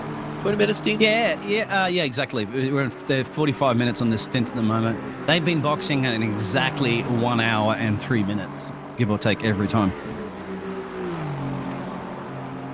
So that's 10 laps, let's say, to go. Yeah, about 10 laps. Because they are lapping the 48 fours. Back out a little bit quicker, so the challenge from the 98 cars backed off just a little bit. I'm talking back it off, which is tenths here. That's not a lot. But once again, they're probably coming down to the fact that there are a lot of traffic to navigate, and It does Well, it cost could you a also temple, just be so. too saving tires. You know, if he goes out there and he's kind of babying him for the first half of the stint, this is the point where you can really turn it on. You say, you know what, I don't need these boots on me for the rest of the race, for certainly not this stint. So you go out there, you get all the good out of them that you can. You're basically going to throw them away at the end of this thing so somebody else can plow into them on the end of some racetrack. So why not take off the Pirelli tires, get yourself some new ones, and get all the good out of them while you can. Does time fly when you're having fun? Because it feels like this last hour almost has just scooted on by, hasn't it? I agree. You know, there were some two in the middle there that were really slow, and everybody else was getting rain, and we weren't. But this last one has sped up. Tends to happen, I think, in an endurance race as well, as you get more used to it. Here we go. So this is the pit stop window for most of the drivers as the 45 car will make their way into pit road. That's right on cue. Actually, that's earlier. That is earlier. They've been boxing on lap 33, earlier, and now they've. But again, I mean, we've been talking about it all day. I'll mention it again too. There really is no point, I guess, and you know, you can underpit just a little bit. You're going to have the low fuel, which should help you around here. But if your car is having trouble, you want to pit, maybe make a minute tire adjustment. That's fine. You're not going to be able to save yourself an entire pit stop unless you're going like an hour and 6 minutes, and I don't think anybody has the capability to do that. Well, we thought the 22 car did it start, didn't it? Because we didn't have the yeah, the live timing. Because we did see him come down pit road. We called that out with the P in the white box on the left-hand side of the screen, so we kind of knew when they came in, or that they did, but not really when. Yeah, because the telemetry that we have says that I did 1 hour and 40 minutes of 54 laps, which we know that's not even possible to have enough gasoline in the car for that. As you can see, the 45 car exiting pit road. Yep, King's Meat Snacks. There you go. But right in watch out for hopefully the, behind, the I was lap about to traffic. say. Lap traffic, yep. 22 car on the lead lap. Still trying to determine whether or not that is a jerky or a beef stick or something like that, isn't it? And that, I think it's got to be. But just assume goodness, you know? But life's a lot easier. certainly is. Christmas will be coming. Probably, definitely Santa Claus will be visiting the 889 car before everybody else this Christmas. They continue to do what they are doing well. But this is a bit of a kerfuffling moment that's happening. Look at the track map, as you can see. There's a lot of cars pretty much bunched up around here. Yeah, between pretty much the Dell'Oraggio up into the first Lesmo.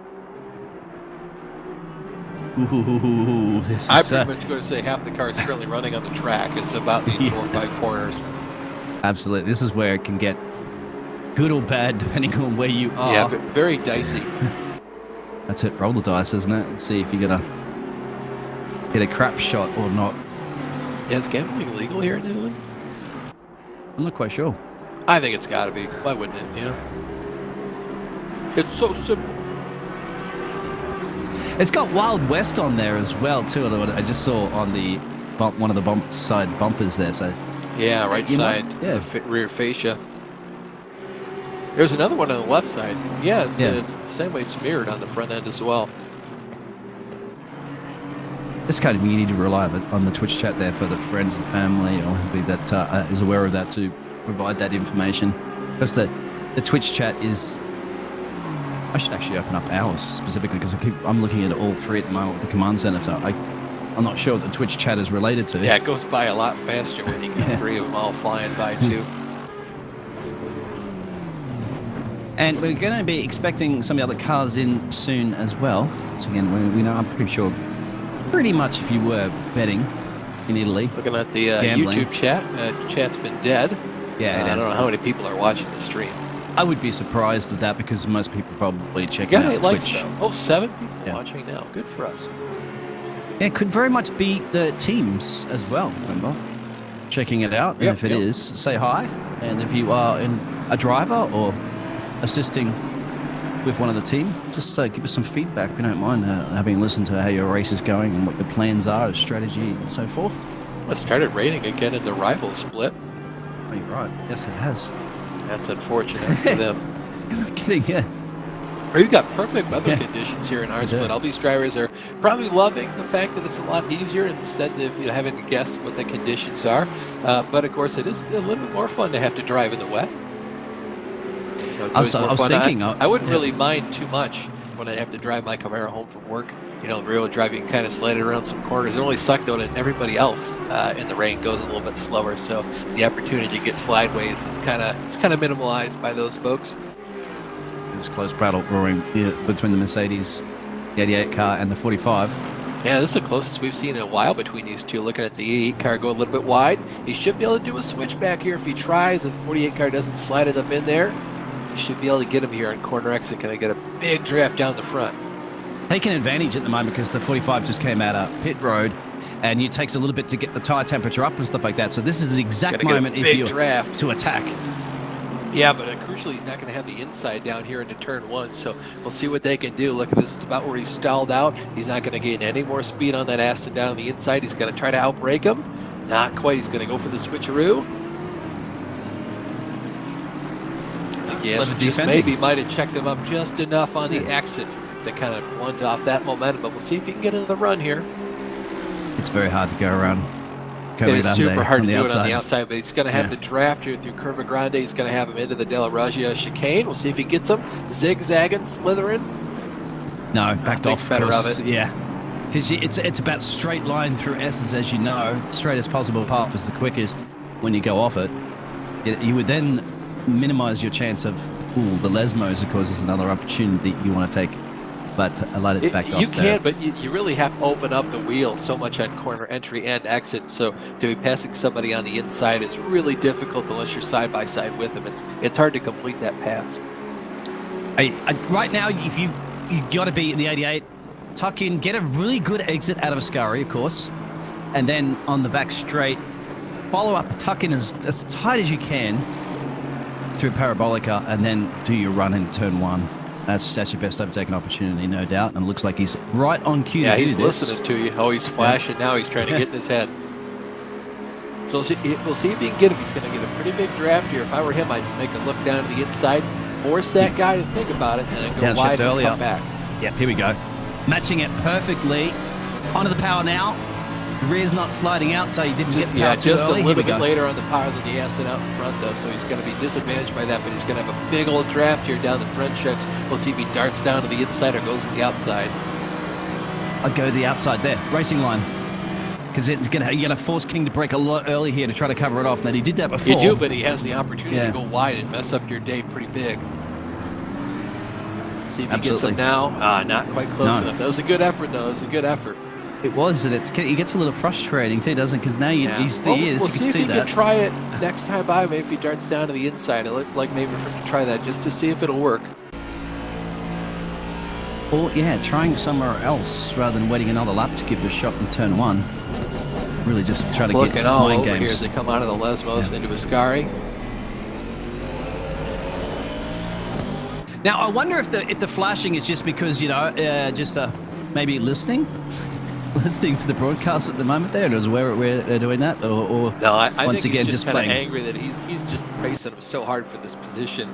Yeah, but it's racing. More than nothing half, wrong but with more it. than half of the race is left. You know. Yeah, but I realize it's racing, but this is pretty hard defending. I mean, if this is kind of rough, in my opinion. You still got 4.5 hours left. Let the guy on by. Oh, I'm perfectly fine. At least with run it. your line. You don't need to defend, but run your line. Kind of run your own race. No, it's racing. I like it. I have to disagree with you on that one. I like the 45 cars doing it. You don't have to yield. They're not a blue flag condition. I'm not saying yield. I'm just saying don't race the heck out of them. But I understand. Yeah. You want to put the pressure on them to also chew through their tires and wear their car down physically on top of it as well. And there is something in the chat that we have. Thank you very much. Crazy says, hi, I'm a driver on the 222 car. Welcome along. Oh, nice. Howdy. Glad to have you with us. And the triplets had to mute the microphone again. Somebody's selling something on the street. That's the Audi. Yeah, that's running a P18. Down on the inside, not quite close enough, but the back catching up to that 67 car. He's not a back marker. Yeah, that's where you got this is for position. Oh, it is for position. You're absolutely correct. I was going to say, to call this car a back marker. Oops, my apologies. Maybe for the leaders, sure. But they did approach him like he was a back marker, so I'm not too sure what's going on with Taha right now. Might have some sort of a problem. Alex is in the chat. We'll get a chance to look up at that at the moment. Alex, I mean up because I have a screen up above me to read because you're another driver. Just don't want to miss the action on the screen here at the moment. These drivers are choreographing it perfectly. 3 of them now, of course. It's a scary moment. Still, the styrophones were busted up there from before, and they're going to be approaching some of these cars up the road too, as you can see on the track map. This is going to bring a lot of action into your pineapple and pizza or not Monza race. Still got the 88 car hounding that Aston Martin, and now they've cut him to the 67 car, so I'll be really interested to see how he plays into this. I was reading the Twitch chat. Somebody said, well, second place car has gone in. 98 cars. Oh, yeah. Absolutely correct, which means that the 889 will probably be in soon as well. Yeah, about 4 laps maybe.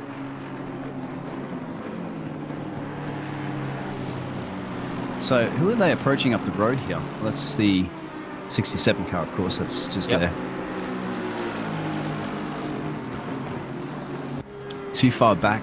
Oh, pit lane. Gone in the pit. So great idea. Was it the 88 car? Yeah, 88 car. I guess got out of that one. The Mercs dived in the pit lane. He was faster. Use the undercut to your advantage if you can. See if he can take the medicine. No, he can dish it, but he can't take it. So not able to get through right now. I like it though. This is fierce battling. Maybe you can learn something here. They made medicine taste nice these days. That's true. Yeah. Also, battle brewing for P3 and a P4 as well. But so we got 2 battles, close battles, on a track, and unfortunately only 1 camera. So we keep the best action we can. They all do it at once, don't they? They all build up these battles when sometimes you have gaps for 5-10 minutes when not a lot of action happens, and all of a sudden it all happens at once. That's why they say when it rains it pours. Talk to the rival splits about that. Yeah, even the cash split as well. Look at this 81 car though. He's catching up to these guys. He's of course 1 lap ahead of them, so we'll see if he has a hand to play in this race as well between these 12th and 11th place cars. I'll be interested to see too when these guys are done pitting where the 88 car is relative to them, because he'll have done that undercut strategy. And I feel like he was definitely faster than the 45 car, and because they both copped that 67, I feel like they're both faster than him. Yeah, they want to hope that strategy pays off for them. This is the battle. This is the thing, because the pit stops have just come out, so that's why the McLaren's there. That was running in P2. They want to make sure that they cycle out. This will be for position. Exactly. And it's just, once again, isn't it? It's the danger zone when you've got to get your tires up to back up the temperature and get used to the car and everything after that pit stop. Well, that's when you're under attack. Too. Yeah, that's right, exactly right. You're in full fuel. So more weight kind of holding you back down the straightaways. Yeah, it's just like, you just picked up a passenger in the car. All of a sudden with the extra weight. The weight is a ton. And then you just basically start picking up your grocery shopping and you start snacking at it for 30 or so laps, and then need to go grocery shopping again. So Alex, real quick, I'm going to read that. He is driver 3 in the 88 car, speaking of which, and did 1 stint, but it's off pace by his 2 teammates who are going to finish the race for you. So no more racing for you there, Alex? Said no undercut, but a small pit behind. That's why we're flashing, because they were losing the time. There you go.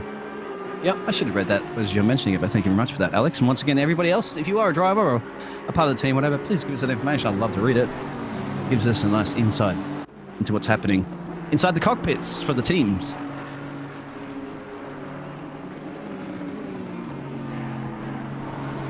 This is still that battle for 11th place between the 45 of Moyhood and number 67 of Taha. That light blue, that Gulf liveried Nissan GTR behind him, he's not in this battle. He's 1 lap ahead of these guys, so they're lap traffic for him. That's why you saw those blue flags waving. Even though we're in Italy, caution is white flag, but blue flag is still blue flag. Yeah, and that's why I was only going to trust those flags, but I think the blues are working. Yeah, blues are working, and I believe all the Tifosi here have stolen the yellow flags from our marshals and replaced so them with far, white. because we haven't had many of them. in this Well, every race. time so, we have, though, yeah. you see a car wreck, the marshal right by him says, that last lap for you, buddy. You can't wreck like that and continue. You got to park it. I thought it was going to be a what is it, the black and white flag that goes to show you you're on a serious warning. Well, speaking of yellow, there's one right now out of Ascari. That's a 720 car. Yeah, they're the ones that had the stop-go penalty a little bit earlier on. There he is right there, coming back up the speed. Once again, we're going to get rid of I that think he walk just bridge. spun out the same way we saw. There's your white flag. Car. Yep, white flag there. That's his last lap. Wow. What And this is something I know is. Alex out there would be, obviously in the 88 cars, really looking heavily at this other battle that they were battling with to see whether or not their undercut's going to pay off. Still waiting for this pit stop to occur, aren't we, between the 67 car? Is it the one we're looking at? Yes, 67 car and the 45 have still yet to pit. 81 car has finally made his way through both of those guys. Actually, the 67 did pit before. They're on 4 laps. Ah, okay, good to know. Oh, It's maybe the- that's why he was yeah. so slow and they caught him so fast as he had those colder tires. Yep. Yeah, 45 has also boxed 7 laps ago. Oh, leaders are on pit road. Yep. Right on cue. Oh, just a little 1 lap early, just to spice things up a little bit, I'd say there for our race leader. Usually been doing it in 35, 1 hour and 3 minutes. This time they did it 1 hour and 1 minute, but it does change to up be fair, a little bit. there's a different driver in that car too, so you never know. Might just be kind of feeling done. Sometimes too, it all depends on, some drivers are fast and they can lift and coast and save fuel, and some guys, have to push it the entire time to go that fast. Well, it just depends. And we have a nice compliment out there from Alex. Thank you very much. You guys are doing brilliant. Myself, Dean, and Austin, and of course our fantastic producer of Alex, as well as our fantastic producer of Daniel that we had before. And Jack. Jack, I mean. Sorry, that was what I mentioned. Jack. Yes. I'm forgetting Jack's big Jack because Jack promised me rain and I haven't got any yet. Oh, Sorry, Jack. geez. He didn't promise rain. He No, said he he was didn't promise working rain. on it. I'm putting words in his mouth. Well, we still have He- the 711 car and the 98 car have Another yet to one pit. going Ooh. off a little bit. Yeah, you know what you can't do, Jack? You can't point the camera up into the casting box and look at us. So there you have it. Here at Maximilian Dechik, 147 car. These guys have been having a strong run pretty much all day. They've been a top 5 car pretty quick. You see them just now being lapped by the leader, that 889 Aston Martin just up the road. Pratama's been putting down 148s just like his teammates, so if there's a weak link in this team, we've yet to see it. It could be the third driver, but the way they're going right now, I'd be surprised to see them, that much off the pace. Well, you are talking about, if you're talking about a weak link in a team, you're talking probably tenths, at anything at the level, because they're very balanced team members. And that's all you need, the consistency over there. You're not gonna have Max Verstappen and then somebody else that has a low rating. Also be one of those drivers. Okay, at the 22 car, that's now in P4. Yeah, still got one more different spot pit to gain. I think the 711 car. They haven't pit yet. They should be pitting this lap though. They should. A couple of the other drivers Yeah, they're heading to Ascari right now. They should be pitting this time by. Box. Just the reason why they actually use that word rather than pit, because pit sometimes can be a little bit confusing with words, and you can't get confused with the word box, but it's clearly see that. Hear that, I mean. So if anybody is new to motor racing, that's the reason why they say box. Well, a pit is also a maneuver. You might spin out the guy ahead of you. Yep. But I think somebody would know, but there's a few words that they do use in motor racing that could get confused with pit. So therefore, you're going to make it as clear as possible. Just like a Debris and DeVry. That's right. 7-Eleven's in. Carlos Sainz about that. Yep, second place is on pit road. And we're going to wait until basically a couple seconds here. Once everything straightens out, the pit cycle will be complete, and then we'll go ahead and take a pit stop for ourselves. Yeah, I was going to say, not halfway through the race. Well, yeah, we're pretty much about 11 minutes away. Yeah, exactly. Does Jack get a pit stop? I don't know. Do you get a Jack stop out there? Jack. I heard he's wearing a catheter. He doesn't need one. No, he's not. Okay, we just got word. Okay. I'm just wondering, Jack, can the audience hear you on the stream, or it's just can we only just hear you? Okay, that's fine. Yeah, Jack is talking to us. You can't hear him, but that means we can just make up words that Jack is telling us and repeat it on air, and he wouldn't know. That sounds kind of rude. I don't know about that. No, he wouldn't. Of course, Jack's fantastic. So then, are my Nissans in there? I hope it's they're going to take all the grass and dirt and all that sort of stuff out of the radiator after the Excari adventure. Yeah, you see Hoffman and Goals down on pit road, so it's going to end our pit cycle for us. Basically, everybody has pit now. They've all made their fourth pit stop. Exactly, and we're going to make our pit stop right now. So please keep tuning in there, and everybody in the chat, and we'll be back in just a minute.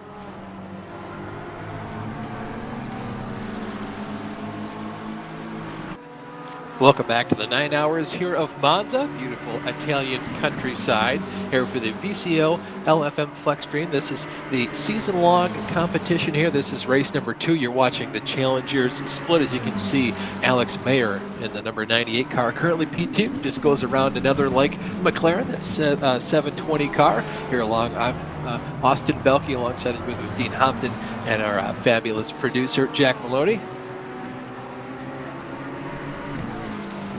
Absolutely, we are just on that halfway crossover point, give or take, because 4 hours and 25 minutes have elapsed, and we have 4 hours and 35 minutes remaining.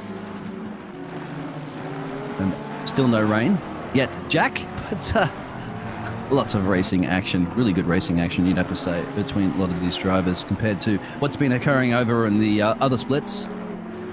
And once again, if you want to find out those other splits on the Twitch channel, exclamation command center, just exclamation command will tell you that. Type in HyperX as well. You might get some free gifts there for a giveaway.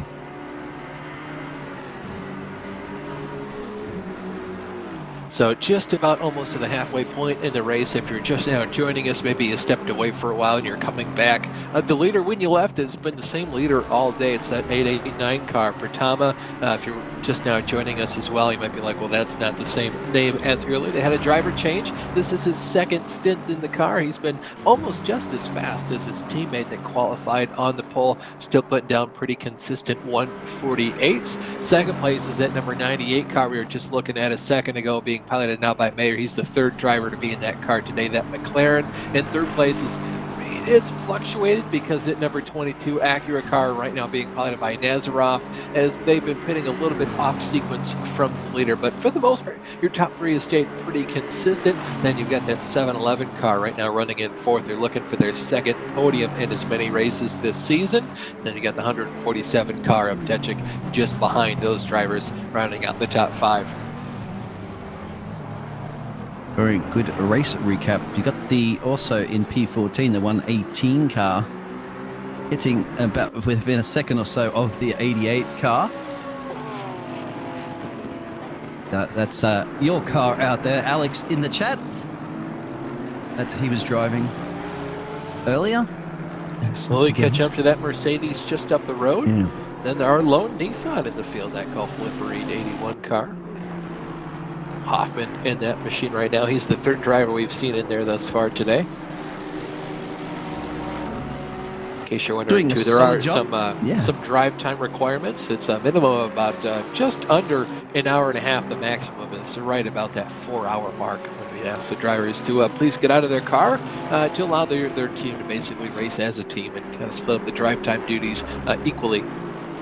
I thought you don't have to ask them too politely, because I'm pretty sure they want to be ready to jump out of the car and done a long stint like 4 hours. Yeah, usually whenever I get done, you know, your knees kind of ache, you want something to drink, you definitely have to go to the bathroom. These pit stops here are definitely not long enough to get up and go use the restroom, so you do want to look for a break like that at some point in the day. Nothing like a good stretch, really, at the end of the day, isn't it? Because that loosens yourself up. You get up, the first thing you do, I always just lean back and let out a good stretch, you know. Yeah, on top of it, too, you got to remember that all these people have some fantastic racing rigs, and you got direct drive and all that jazz, and that gets very, very punishing. Like at the moment, the Porsche punishing the lower back arms, upper arms, shoulders, wrists, especially.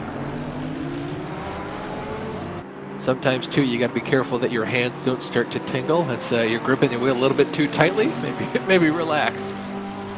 And it also itches, knuckle. Isn't it? You got to scratch itches and stuff. Luckily, here in Monza, you got a lot of straightaways you could do that. Yeah, lots of opportunities to drink a coffee or some water as well. Or flick the Instagram button. Oh yeah, definitely.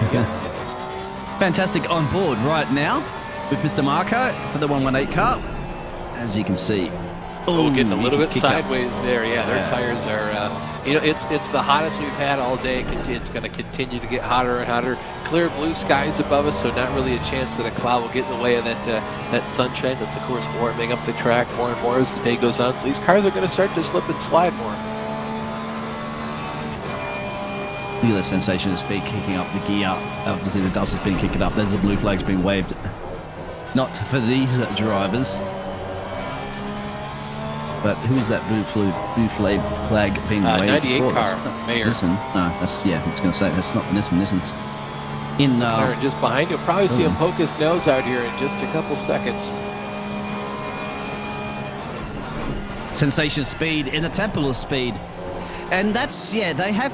That's it, usually, because you hit the apex at that and go wide, but they're not going as wide as what they were. We saw it at the top of the hour, at the top of the cast. It might just be there's no reason to add feet to the lap, so maybe the cars are either A, gripping up more, or B, you know, ACC is one of those sims you can kind of get the difference in tire wear too. Maybe they're kind of realizing it's just faster to kind of shortcut the exit of that corner.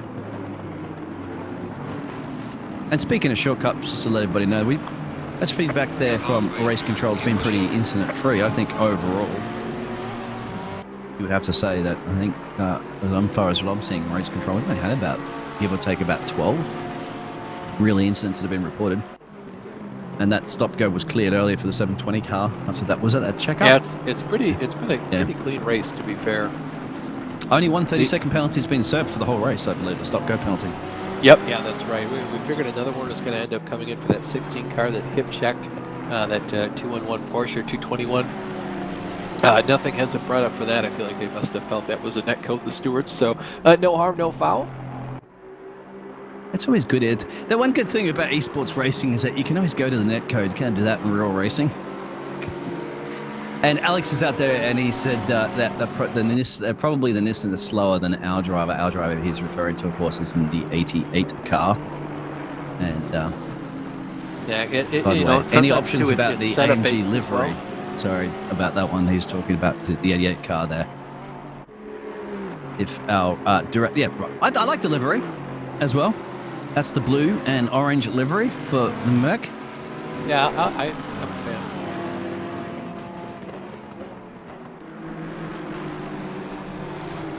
But under pressure, you want to let us know at the moment there, Alex, are you feeling the pressure at the moment? Because pretty sure your driver is currently feeling the pressure because he may very be under attack into turn one right now. Yeah, well, I mean, to be fair, this is he's getting lapped here, so he's got the blue flags. He's sort of obliged to get out of the way. He's going to defend, interestingly enough. Alex, you should get a tighter leash on your people. No, he's backed off there, but that has definitely allowed that Porsche to really gain some speed here.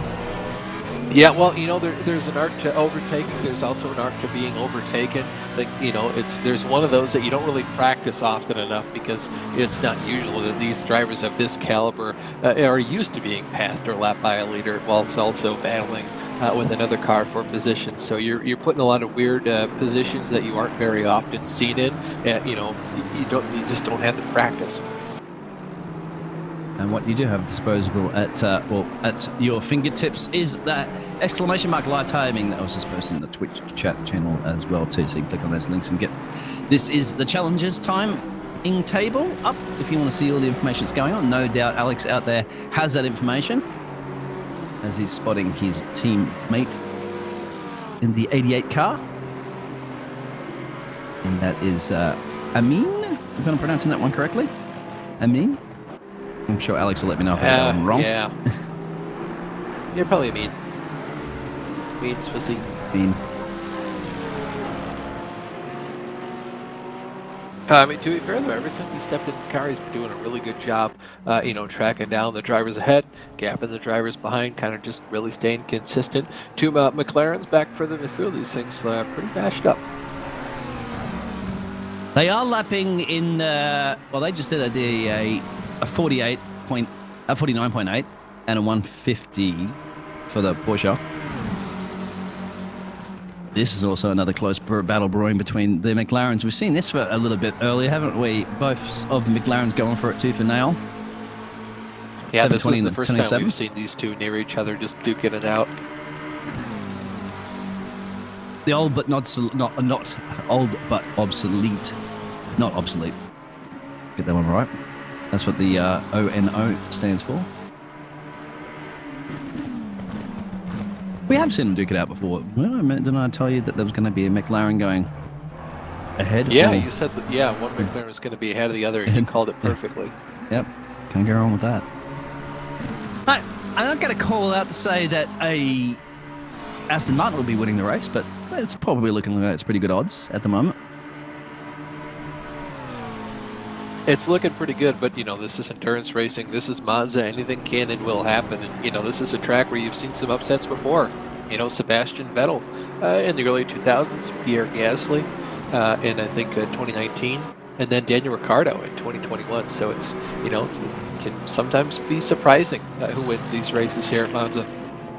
I wasn't surprised Daniel Ricciardo won. That I think even Corvette Racing won a race here in the FIA WEC race. Corvette won. Didn't see that coming. As those two close battles brewing on track at the moment between, as you can see, 13 and 14, and of course the McLaren's at 16th and 17th. Our race leader, this is quite interesting now. We're kind of calling this one earlier, but our race leader is currently 39 seconds ahead of the 98 car. So I thought you have been taking notes of that, haven't you? Yeah, Austin, that's a bit of a really reeling in. Yeah, this is what we saw before too. The 889 anymore, when it's in the hands of Pratama, hasn't been as fast at the start of the stints. It really starts to come into its own at the end, but he's just not gaining enough time at the end of the stint to make up for what he loses in the early going. So he continues to lap in the 149, low 149s, but unfortunately, car just behind him in second position, that Mayer machine, the McLaren, the 98 car, they're just lapping a little bit faster, a little bit lower numbers are in the 148s, high 148s, but it's still just pecking away at that lead. Yeah, high 48s are a pretty impressive time considering the average has been, what, mid 49s they've been doing? Yeah, and the track's going to continue to get hotter too. So lap times are going to start to, drift off just ever so slightly towards the end of this race. You can see that's the gap. So the leader is just now crossing the start-finish line. That's that triangle at the bottom there on the track map on the right-hand side of your screen, basically middle right. And that red dot is whatever car we're focused on. So yeah, right now that's that 98 car going through Ascari. Yeah, the P2 car, exactly, of Alexini. But the problem with Alexini is that those quick lap times is doing. My bit held up a little bit because of that traffic. You can see right up the road that he has to navigate. That may very well explain why the 889 car probably might have lost a little bit of time because he had to pass all those hurdle of cars. Oh, how about this battle going on here? Side by side, door banging each other, wheel to wheel. Marco Heinen, the 118 car. That's that Porsche, the black Porsche. The car just behind is that 88 car. Blue in the front, orange in the middle, black in the back. Mercedes getting right close up to the gearbox there. Here we go, turn one for sure. But they're going to have to do it off the racing line.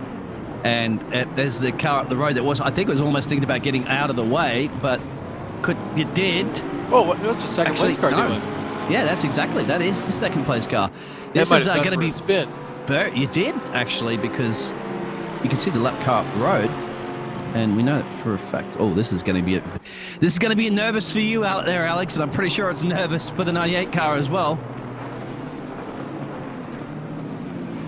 Because you got to remember, they're better going too wide into that chicane. 39-second gap here. They've been working to get that down. They don't want to be losing it all big time right now in this traffic.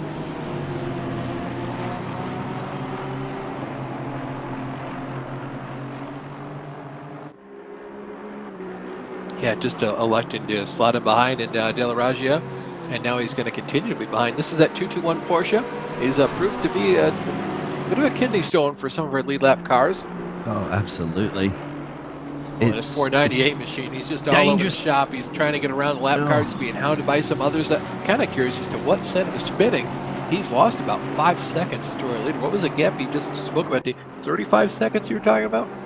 Yeah, it's 39 now. Yeah, it's 39 now. So 40. Lost 4. And it takes a lot of laps to chip away. So they could have been in contact with another car earlier we didn't see. And now they have to go for it and get past exactly. And also remember that the Mercedes wants to not allow too much through, because just like that, the Porsche will sneak right on by. Just as you were saying, they weren't going as wide as they were before. Some drivers started to do that. Good racing, and I bet you the nerves have settled down a little bit there for the 98 car, knowing that, all right, I did survive that. 45 seconds now to the race leader. They've dropped so much time, and look at that, they're actually really struggling through turn one. Yeah, they lost another 6 there. in just the last couple sectors, and now they're being hunted again by that 118 car. I'm curious what this is about. He's losing a lot of time here. Absolutely. That car must be hurt. I'd say so. Maybe some damage, but it's going to be very frustrating, of course, to unlap yourself as well with the other drivers, because they're in their own battle that you're watching, the 118 and the 88 car.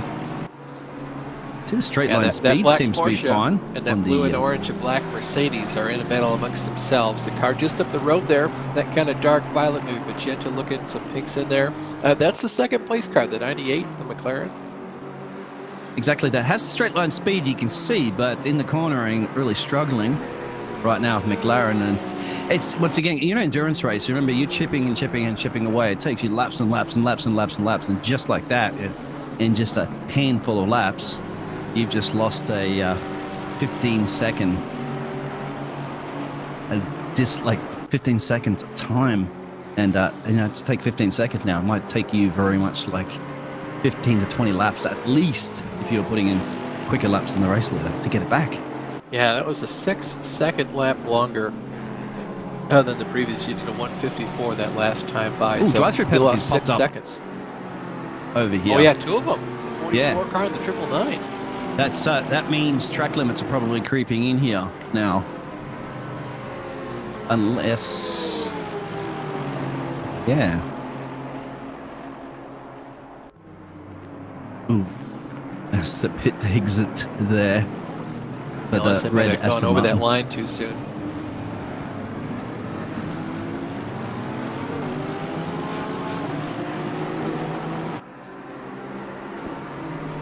Well, HyperX is hyping up this race right now in the 4 hour and change mark. Whoa! Into the fence. Oh, big slide. Goes to Mercedes, and there's also a couple other cars involved. Just like the that. Acura. Oh, that's a massive front end damage. That's a big Alex shot. is going to be feeling the pain of that one watching. Yeah, and our third place driver, Nazarov, the 22 car. Sole Acura got taken out in that wreck as well. Just like that, in a blink of an eye, how much of a race can change in endurance. And thankfully, none of my casting curses were used on that one. Yeah, that was a big shunt. I'm kind of curious how that happened. That was weird. I don't know if that was maybe some netcode and just a bit of a hit. Right where all the way to that car has just sent him spinning to the inside. He ricocheted off the wall, and that poor Nazarov, the 22 machine, had nowhere to go. No runoff as well, too. He's smacking into a wall at high speed. Just wondering to our race director out there, Jack, if we do have any replay options available at all. Not quite sure. That's fine. We don't have the replay technology, but we did see it in the pictures, of course, there. We didn't quite see 100% what happened to the other cars that were involved. You mentioned there, the 22 car. Now, keep an eye on their lap times. We know for a fact, unfortunately, for the 88 car, the lap time's not going to be very good because you can visually see that car is in a bit of pain.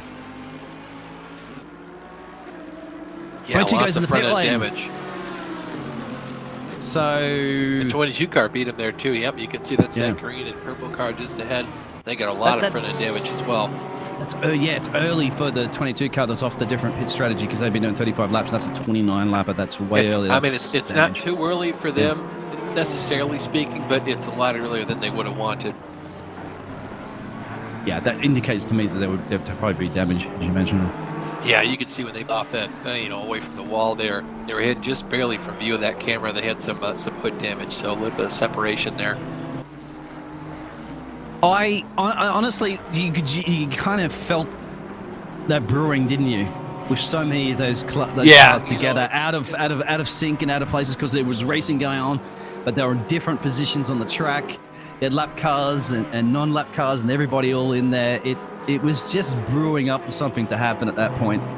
Yeah, you get to that unstoppable force versus an immovable object, and at some point something's going to have to give. As we chat at the moment there, a royal shout out to 88 for going last to 13th, great battle. And he said that, Ryan must have said that just before the action Had a curse, that's right. And as Alex said, that Royal did curse. I'm reading the YouTube chat at the moment. If you are listening on Twitch, pull up the YouTube as well. It's just it's more personalized to this race, whereas the Twitch chat is pretty much covering everything.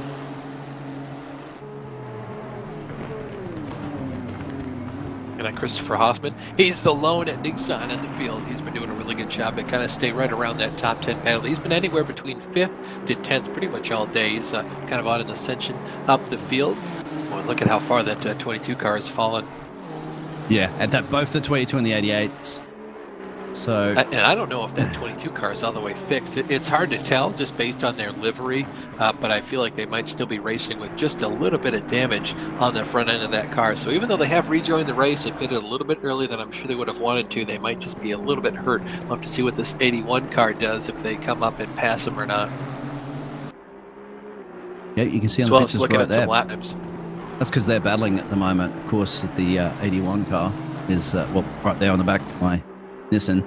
Yeah, we'll get an idea of those lap times too, because they've come out of the pit lane, so we have to wait till they do a couple of them to get the relative times. Yeah, a lot of damage to be banged. 88's back out. 12. Ooh, whoa! So now the Porsche is having a little bit of moment out of the Lesmo. Yeah, just went a little bit wide. He saved the car though. I think he got really sideways and just saved that thing before he careened into a wall. So. A really good job to save the car there. Could have been a lot worse. That was out of Ascari, I think. If I'm not mistaken. Let's see. No, it wasn't somewhere else. Anyway, here's Christopher, of course. And my Skyline's still looking pretty good. I'm happy. They'll be happy that they don't have to deal with an angry Dean. Better bring it back into my garage later on in one piece. But this is as long as I don't rub some of the paint onto that Honda just ahead of them, the 22 car. But is maybe perhaps nursing a bit of damage.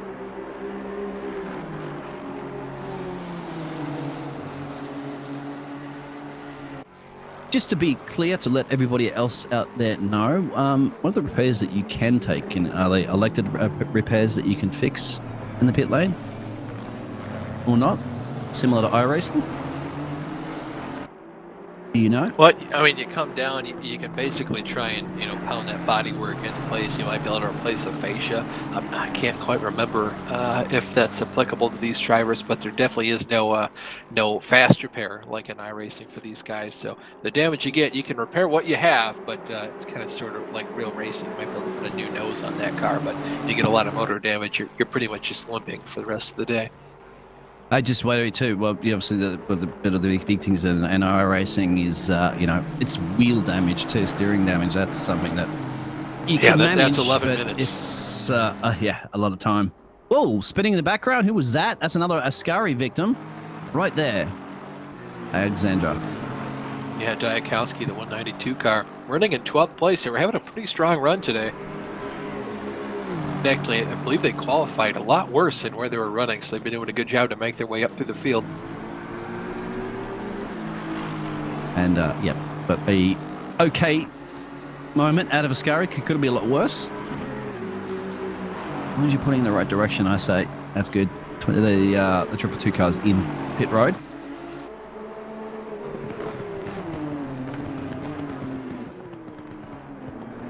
Their scheduled pit stop right there, around the 35 lap marker.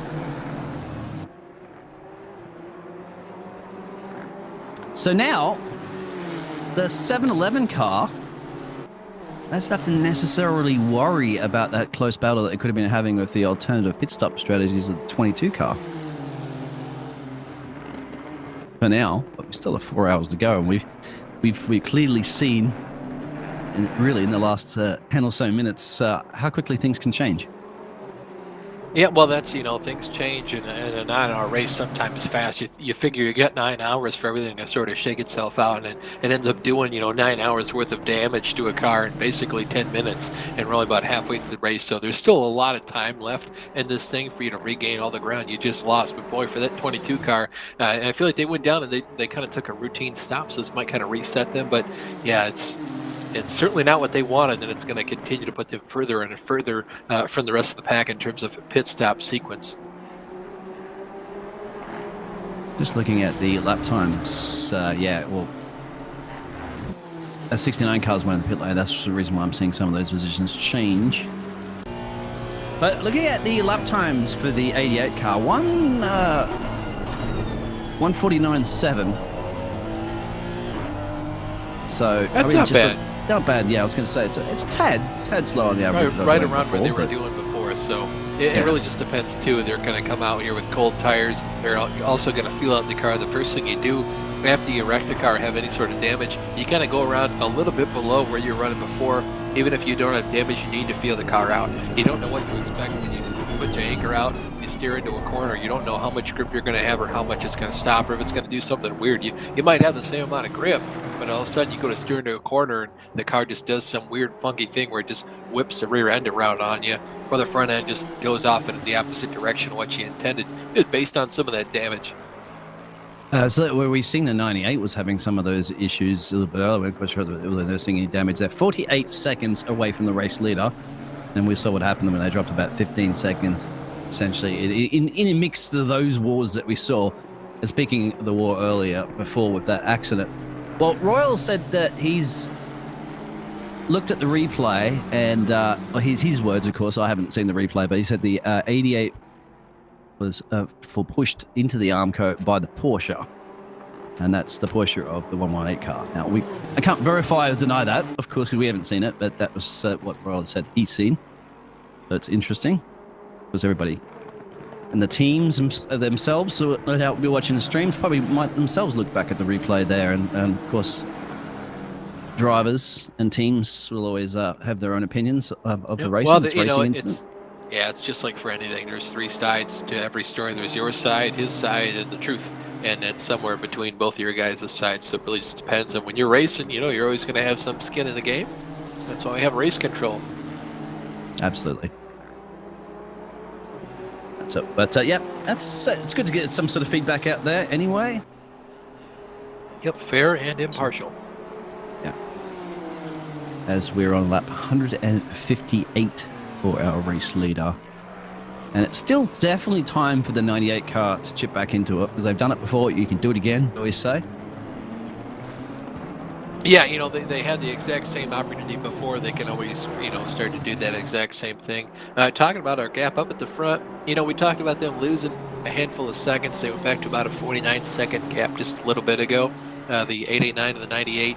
It's only about 48 seconds now that, the 98 car, Mayer just continues to ever so slightly break into Thomas' lead, but it's only, again, it's about a tenth or two every lap. And when you're doing the better part of 34 laps every stint, you are going to run out of time before you run on a racetrack. Yeah, that's why they're going to be a little bit frustrated about that, all that work that was done and undone pretty quickly. He's still pushing back in the 48 club, 48 nines, whereas practically everybody else around him, including the race leader. His pace is still exceptionally strong. Yeah, and that's all you can do, get your head down and continue to do that. And you never know, because incidents like that also can occur to anybody in track, including the race leaders. It just seems, if you look at the track map, but as you look at the race leader, the triangle, it just seemed to be lucky, you'd have to say at some point, that they were in clear air a lot, if not a lot of the dots around them. But at some point, all those other dots that you can see up through the first and second Lesmo, you'll have to eventually at some point approach them and then have to deal with all that themselves. Yeah, and they do. It's the same thing as endurance racing. You're going to have some ebb and some flow to it, but I think mainly what that 889 car has been doing is, again, that last lap, he put down a whopping 148.6, so he's still flying every now and again when he can. I think they're just being a lot more cautious when it comes to some of these lap cars, kind of picking their battles, only really going for those high percentage moves, because you can chuck the car up the inside, but if the lap car isn't ready for it, or they don't expect it, or just something weird happens, sometimes you do have to deal with that internet netcode. Weird, wonky stuff can happen. So if you can continue to just kind of have a solid race and you have enough speed, you don't need to be the fastest car to win. So far, we've seen them be the fastest by and large, except for a couple laps here and there, especially during the earlier parts of their stints once Thomas got in the car. But he continues to have strong pace at the end. and strong pace at the ends when it counts as they get closer and closer to the checkered flag.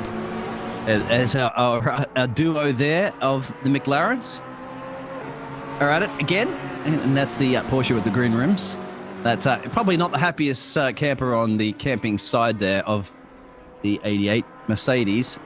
As Royal Visuals, he says, as a team boss, are you the team boss of the Mercedes team? If you are, he had a that's not right Mikey moment. But I'll tell you what, you're allowed to throw your Bose headphones down and smash them, but don't you go smashing some HyperX headphones for sure. Not, they're too valuable. Yeah, you can throw away Bose, but don't throw HyperX. Yeah, certainly don't slam them onto a table. That's not what you want to do. Back to racing, though, you still see these the two McLarens. These guys were battling a little bit before, but again, some on-track excursions, differing pit stop strategies. You see the 27 and the 720 just separated ever so slightly by a little bit. See Maurizio Valens in the 27 car. Just behind him is the number 720 car of Ramirez. Maurizio, that definitely sounds very Italian to me. So hometown hero, perhaps? The support of Oh, Tifosi? yeah, he's a Tifosi in his blood, Fantastic is another cool down part of the race. Well, cooling down is probably a good thing considering how heated up it was about 15 minutes earlier. And Gene, the leader, just put down a 148.375. And the mayor just put down a 148.490, so times are picking back up here. Business is picking up as these guys, continue to get lower and lower in the fuel tanks, and they're just trying to get all the good out of these tires. I'll be interested to see if they continue to run these things all the way dry out of fuel, or what happens when you come back to that all-important final pit stop. But that's still a better part of 4 hours away. Better part. I thought you said pit stop 4 hours away. I'm like, pit stop's 4 hours away. The last one, the last, okay. 22 laps currently. Our race leader is on this stint. 25 laps for the 98 car on this stint. So you expect the 98 car to be coming in earlier. That's the McLaren. They definitely are getting a little bit quicker as they're burning that fuel off, as you'd mentioned.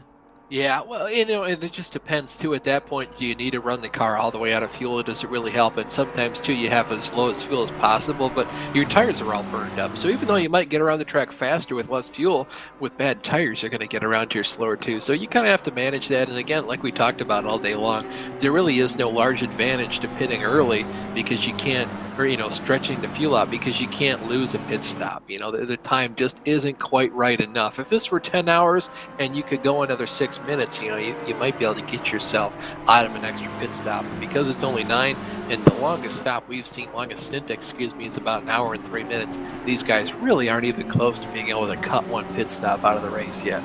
No, absolutely not. And a word of advice, of course, well, you could do it in these cars, of course, because that fuel is going to be a lot more cleaner than what you'll get at the gas pump, but you don't run your tank all the way to the absolute empty on your road car, because all the dirty stuff in the fuel and all that picks up on your fuel filter and starts, clogging up your fuel filters and things like that, so you have to replace them sooner.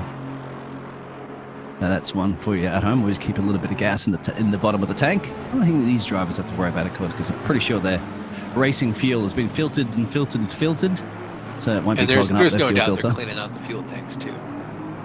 Yeah, of course. There's some guy in the shop, instead of pushing the broom, he goes away and he goes over there, vacuums out the fuel tank or something. Scrubs it But down, not during the race. No. That's back at the shop. Yeah, back at the shop. Yeah. Also, too, another one of those words of wisdom.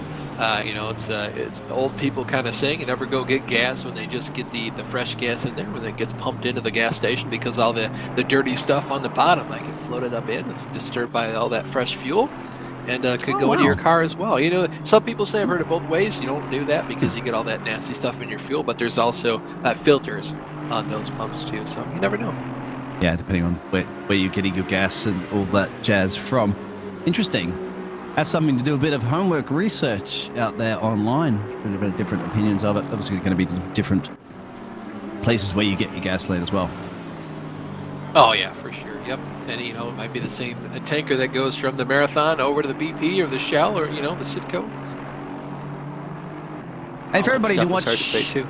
yeah, as we're a little bit of a podcast time at the moment, whilst there's a break, for our pit stop windows will be approaching pretty quickly. Just to let everybody know, of course, once again, on the Twitch channel, !Command Center to be able to pulling it up, and just a little bit of a feedback on the other races. Well, it's dried up for the rival split. It's been dry for some time at the moment with them. Still dark and overcast, but not a swimming pool like it was earlier. But it is raining in the cash split, and I'd say medium to heavy rain. Not a downpour just yet like the rival split, but that's something to look out for. But sunshine here with I'm Dean and Austin, mate. We should be heading down to the south coast of Italy right now and getting a suntan in these beautiful conditions. But we are trackside, of course, in Monza, and why not? The smell of gasoline and burnt rubber is in our veins. Pizza. And pizza, yes. Of course. Be surprised if you couldn't pick up a pizza trackside down there. Oh, I'm sure they're all over the place. Back to the race, you're looking at here, Tefik Moyhin. He's inside the top 10, this 45 car. They've been pretty decently strong all day. They're about an 8th place to 15th place car. Been up here battling in that 45 machine for quite some time. We were looking at, just before you switch to this car, the Leach machine, that 711 Aston Martin. They're, like I said, going for their second podium in 2 races. So they're trying to keep that podium streak alive, as is some of the other cars up there too. 889 continues to lead that gap, backed up to 49 seconds. So for all we're saying is, Pratama not as fast as his teammate. He's keeping that gap right now to Mayer pretty much equidistant for the last couple laps. And again, if you're wondering when our leaders are going to come down pit road, I would expect the Mayer machine, the second place car, that McLaren 98, they should come back down in the pits about 5 to 6 laps from now. And then the leader, the Bratama machine, that 889 Aston Martin, you can see just now coming up to lap the 45 car. I expect him to come down pit road in anywhere from about 10 to 11 laps from now. And trying to make their way as quickly past, and thankfully elected to stay behind during Ascari. Probably. And that's what I've been saying, Dean, is I think this car has just been the smartest about when to pass cars. And they might lose some time every now and again because they don't get through there as fast as some of their competition. But, by and large, it's going to save them a lot of time and a lot of headache, just because they can pick and choose their battles when they want to. And some of that does boil down to luck, as you see the Moyhin machine, the 45 Aston Martin, now come down pit road. Yeah, the King's Meat Snacks goes in there.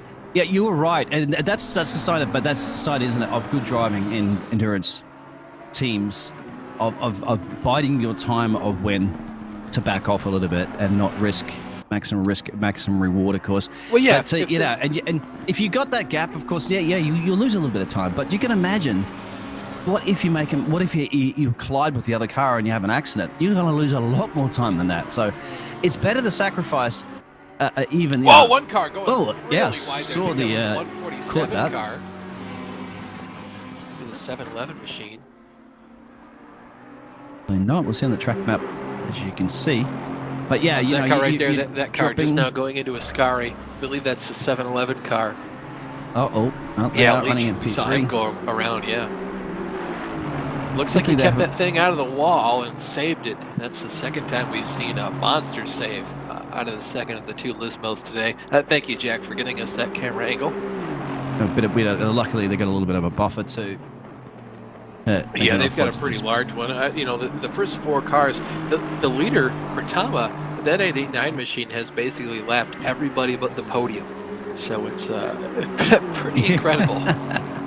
I wouldn't be surprised if they don't get close to, at some point, lapping the 711 car towards the end of the race. They're getting closer and closer as time goes on. The 711 car is right now going into the first chicane. I believe it's Retafilio. The 889 is just now coming through Parabolica. So you're correct, they're getting closer and closer as time goes on. I think it's only a matter of time, probably within the next maybe hour or 2. They should be on the rear bumper of that 711 machine. And once again, if you look at the triangle on the track map, that's our race leader. They're in clean air again. It's like they're basically in Imola and everybody else is here in Monza. It's just that they've timed this whole gap perfect, isn't it? Where they want, be forced into situations where they have to deal with a ton of traffic. Where we saw those action-packed moments earlier. So Clean Yeah, air, some remember of that's luck, we you know. talked about coming out of the pit lane and timing out where you're going to have your traffic and stuff like that, even if you have to box a little bit earlier or not, or a little bit later. Got to determine to get that. Yeah, it all just, it depends how much you want it and how much you have the time and effort and energy and smarts to look into when you're going to come off a pit road too. Oh, I think the 98 lost a lot of time that last lap. And the gap increased by about 4 seconds. They had a 152, so I wonder Massive. what caused that. Yeah, that's a massive loss. If we have a look at the 98 car, their director, I was just wondering where they are. If they are in a mixture. In the first chicane, Rettifilio. Yeah, that's all the traffic around. Look, it probably was those other cars, maybe a little bit further back. It seems to me like you're losing it during traffic unless they've had an off-track It could have excursion. been, but it was the last lap. I mean, he just now lost that time, so he might have gone for a little bit of a spin or some sort of an excursion. Maybe a little bit of an unforced error, too, just trying to get all that time possible. That's one of the things, too. You can be your own worst enemy in these races. You are in control of the car, so as well as there's other traffic out there to deal with other cars. It's in racing. It's a race. It's a motor race. There has to be other cars. You quite boring to go around here by yourself. A motor race. We went motor racing. Yeah. I still get thrown off by that yellow flag in outside in the stadium and near Ascari. Yeah, a bunch of Every fans brought their time. yellow flags here today, and they're wreaking havoc on us, and I'm sure the drivers as well. And yep, and all the marshals too. They have white flags instead of yellow. That's probably the reason why there's too many yellow flags from the Tifosi, and they decided, well, we're just going to change it to white. You didn't bring white flags, did you guys? Yeah, that 22 car, Mark Slavershin, the sole Acura in the field. He's still putting down 148, so he's still got a lot of speed in that car, despite the fact he must have had some front-end damage after nosing into the barrier with that shunt we saw the Mercedes, the 88 car took. So he's got some damage, but he's still in, fighting form. I I think this is big. Whoa, that was a little bit late there. Yeah, cold tires, cold brakes there for the 122. Pearl-shaped, but luckily just took evading action not to get a 98's already been in the wars quite a bit. I think they want to be into more of that. Sorry, the 22 car has been in the wars. They don't want to be in any more currently. Got the 221 just behind him. We're getting close to that pit stop window soonish again. Yep, I believe Mayer should end up coming in the next 2 laps about. He might actually come in a little bit sooner with just how much slower he's been on pace than the rest of the cars. His last lap was 148.8, so still losing time. Later he put down a 148.7. Did per time on the 889 last time by, so they might be able to stay out and stretch their fuel all the way to that 33 laps like we've been seeing them do. Formula One memes racing team. As you can see the Formula One logo on the front of the McLaren. As it just zoom on by my 81 Nissan Skyline right there. Yeah, the Gulf livery car. I'll always love the Gulf liveries on any car. They look good. Yeah, I wonder if the McLaren's sitting there going, excuse me, we are the Gulf livery team. Not anymore. Yeah, no. Revoked that sponsorship, unfortunately.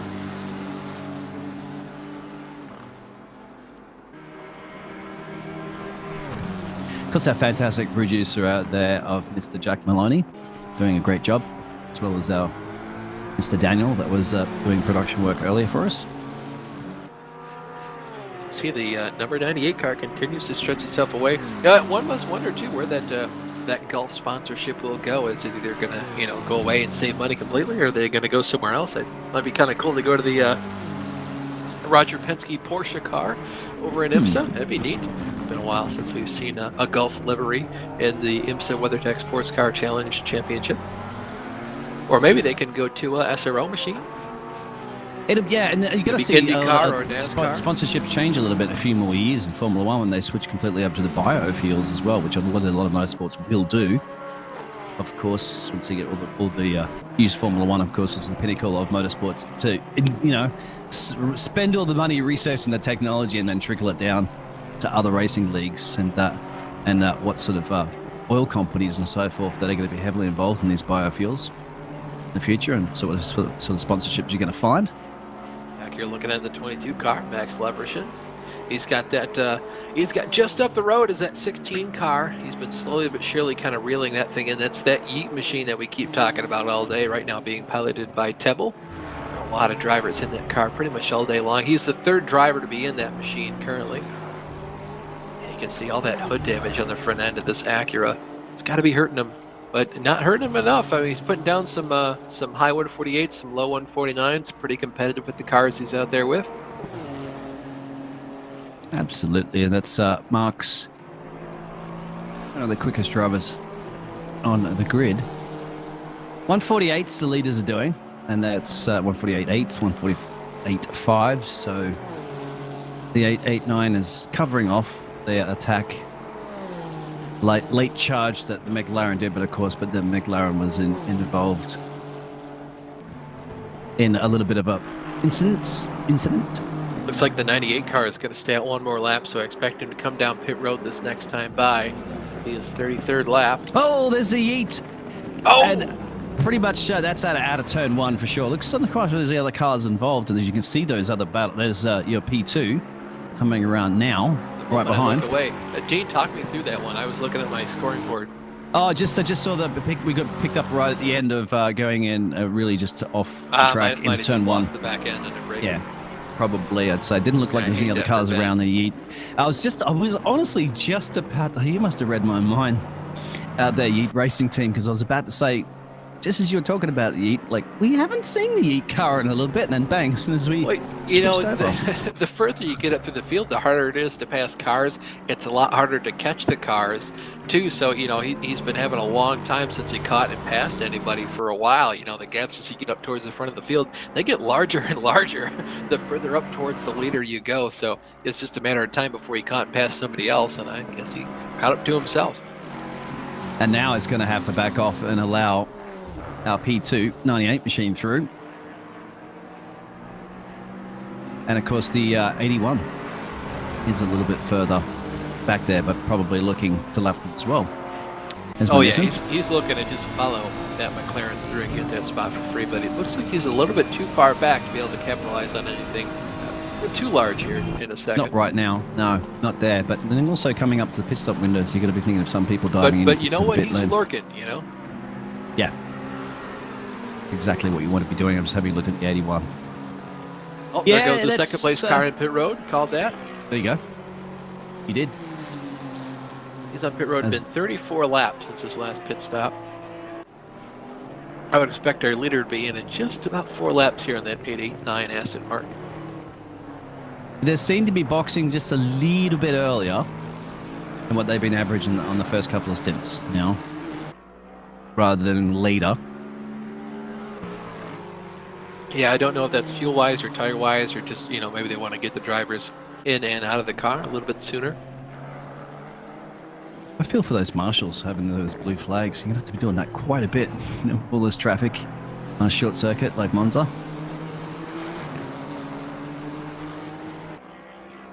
Because the drivers on the steering wheels, I believe, right? Well, obviously with your software in racing there will also make you aware. Camille Chaha coming back out in the 67 car. You know what doesn't help too with all the blue flags?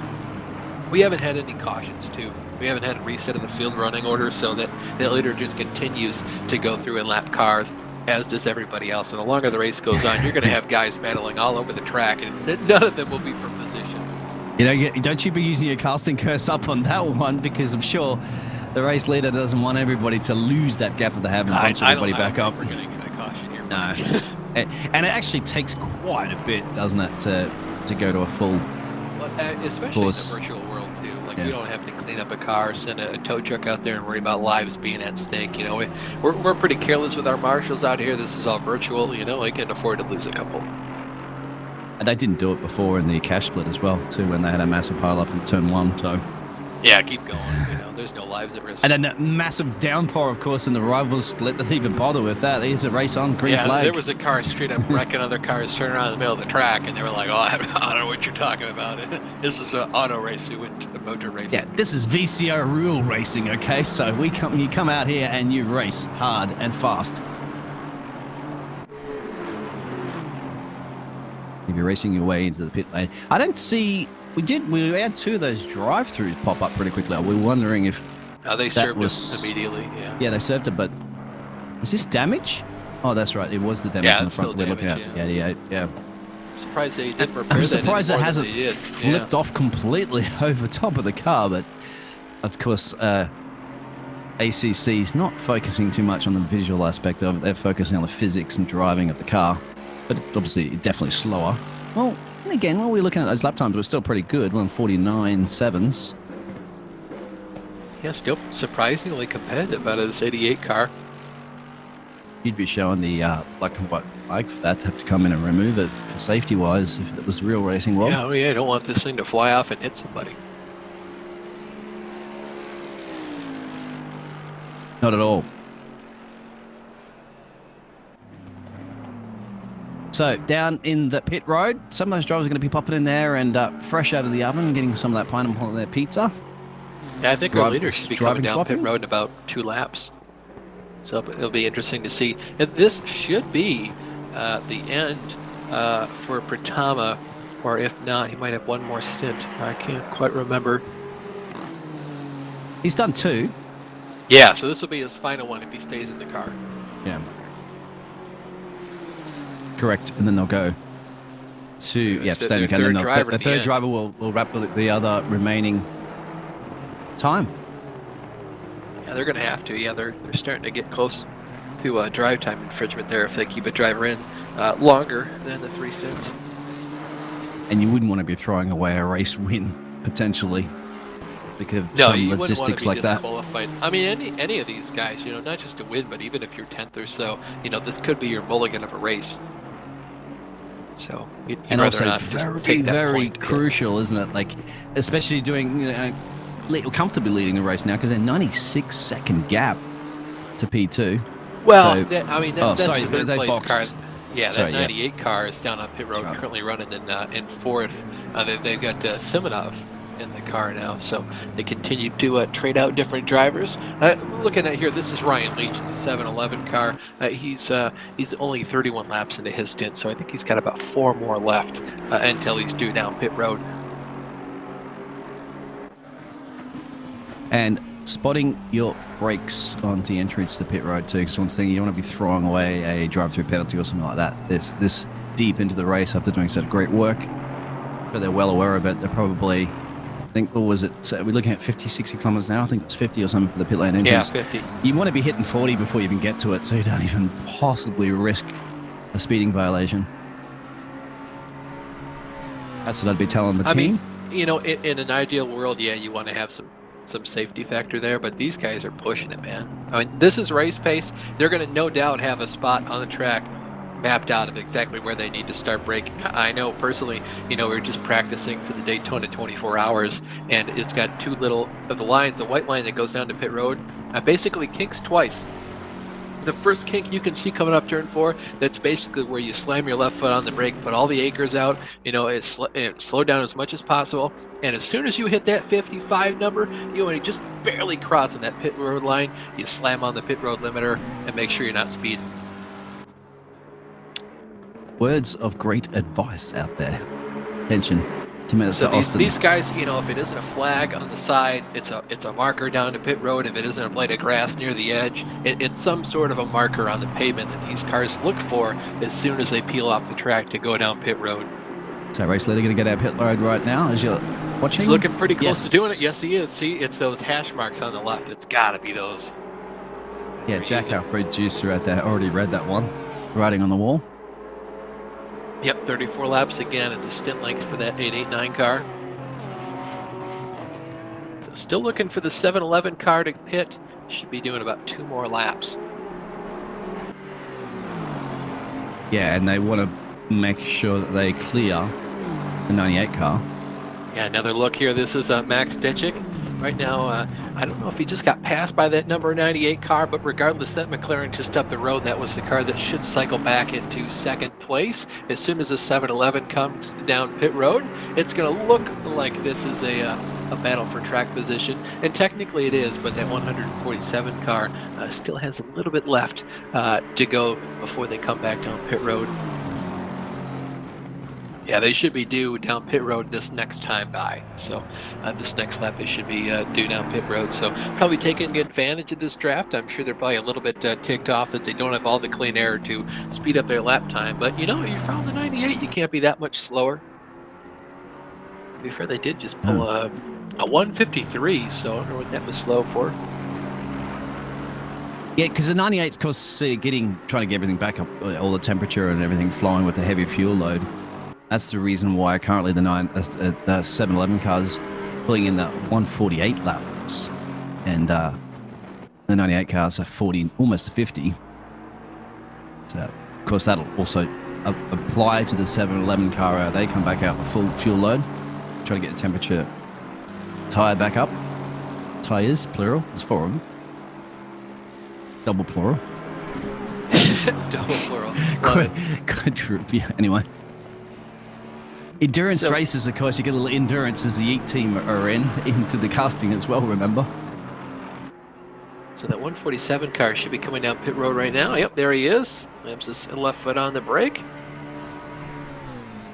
You can see just as soon as he came up off the brake onto that pit road speed limiter, the car just sort of jerked back to level as soon as he gets his foot back up off those binders to slow the thing down. So the number 98 car should move back up into second place in just a second. 711 car should be due on pit road not this time by, the next one. That'd be a lockup for sure, wouldn't it? But I don't think it visually shows us the lockup. Well, it's hard to say. These cars do have some ABS in them. The GT3 cars do have an ABS. It's one of their specs that they have. So it does take quite a bit to trigger that ABS to just completely lock up. But sometimes, you know, you can you can get these cars to lock up and just slide. It's very rare, but occasionally I've seen it. Well, anything's possible on a motor car if you push it to its absolute limits. So you see the 98 on the track map, and then you'll see the 711 coming around parabolic at now, which will be very, very close into entering the pit lane. You expect, give or take a couple of laps. They peel in this time. Yeah, he's been doing about 34, 35 laps every stint. Looks like he's going to stay at one more lap, so he's got one more left in him, and I think then he's got to come down pit road. And two, you're doing 48.8s. Whereas, you know, the 98 car's at 49.2. So if you're putting those lap times in, you want to eke it as much as you possibly can because it's good. Oh, definitely. Yeah, you got time, low big fuel time. in the car, and that 711 car too. They've also got some clean air. So if you can really just take advantage of that, you need to. Yeah, because just like that, you know, you can gain quite a bit of time.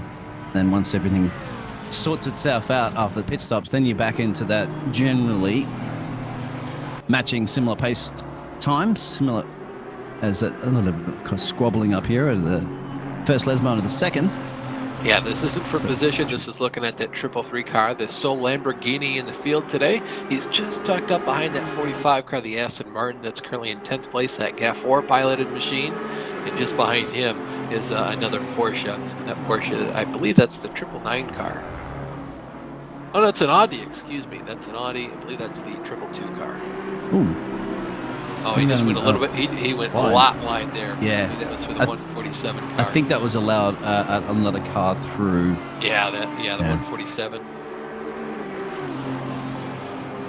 Yeah, good sportsmanship out of these guys. You're going to see the Lamborghini get through. Better watch out. Yeah, he's going to have to go wide to catch that car. That's not the first time we've seen that happen. They've done that a lot today. Yeah, not a fan of Parabolica at into the pit lane. Just a pit. Yeah, there's the bump as well too, isn't it? There's some damage on the right side of that car. Might just be the sun hitting it. Just behind him is that's the 44 car. Oh, what happened to the 720? He's gone a little bit wide there. Yeah, that's very, very slow. Oh, and Parabolica, he might have been trying to get a little bit too much out of that car. So out of the was the inside of Parabolica. That was an interesting place. Yeah. Well, I mean, either he was trying to get too much out of the car, spun down to the inside, or he went a little bit too wide and corrected that car down to the inside of the track. I was about to say, it's for the hard to tell. 333 car you saw there before, even with a little bit of damage, don't worry about it. Your spare parts is just down the road. Lamborghini You know, factory. that's true. They could probably, you know, you don't need to overnight any kind of body panel. You have that No. thing just same day shipped. I just send a 10-year-old on a bicycle. You deliver that with a wagon. Or maybe if you throw it hard enough, it'll just you know, get lobbed over here. Yeah, send one of your crew down there on a bicycle to pick up the spare parts and back into the track there, because you've got 3.5 hours still. But, next time to go back into pit road, change it out. So the Still a long way to go. 7-Eleven's out, and they are out back into P3. I'd say as the Nissan comes in to pit road. That's coming out right in traffic too. Ooh, that's I told you earlier in the show, didn't I? Like, Yeah, sketchy the moment pit lane, there. pit exits are always a little bit of a problem for some here in Monza. Well, it continues to be because you're yourself trying to come up to, you know, race speed. You've also got cold brakes and tires. And just to the left side of you, before a right-hand corner, are all the faster cars. So it makes for a really, really interesting, you know, pit exit rejoin. Just having a look at the Nissan Skyline into the pit road. Sitting in the pit road 44 car. And I think it's about that time at the moment that we take a bit of a pit stop. Yes, it is. I do believe. VCO. So exactly, we will do that, and we'll be back with more of the action. So get yourself a drink, get some HyperX gear if you can. If you want to order some HyperX gear, go to HyperX and look out for some discount codes and probably join the Discord and find out. Ask some of the drivers in the Discord, and some of the community members will help you out with that one. So there is. We'll be back in a little bit there.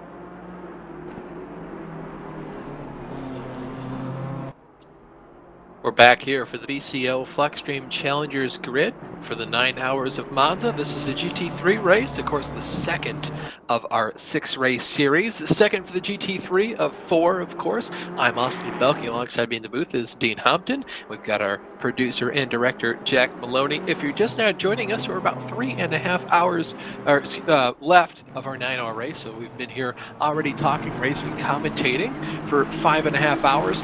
Our leader is Pratama, still in that 889 machine. His teammate qualified this car on the pole. They've led about every single lap since, and they've been dominant. They've been just about the fastest car every lap. They've been the one car that's predominantly been in the 148s for the longest part of this race. You can see they put down that absolute banger, a heater of a lap, that 147.977. Earlier on in the race, that was basically when the track was at its coolest. So you see one car going a little bit wide there, trying to let some of the lead lap cars through. I believe that's the 33 there of Leverett. If it's not him, it's a 714. Looks like that is a 33 though of Leverett, just judging by the livery on the front end and the hood of that car. Now going through the field, second place still the 98 car, that's the McLaren. But Igor Simonov, they've been largely second place pretty much all day. They've been having a super strong run. They've been pretty much trading fast laps with the leader all day long. They've been, sometimes they'll gain a little bit. Usually, they'll by and large, they're going to lose a little bit more time than they gain.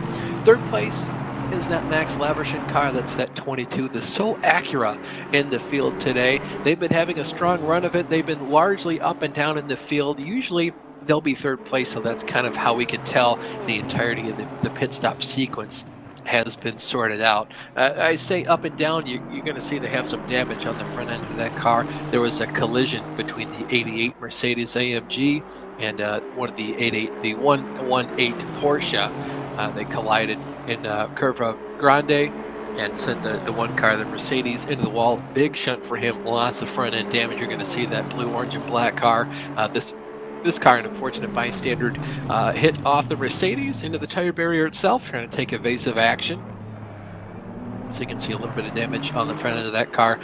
Down further in the field, though, another car we've been keeping our eyes on. This is the number 10 car of Fahad Ghafour. 45 machine, they've been having a pretty strong day so far. A top run, fourth place is Gallion in the 711 Aston Martin.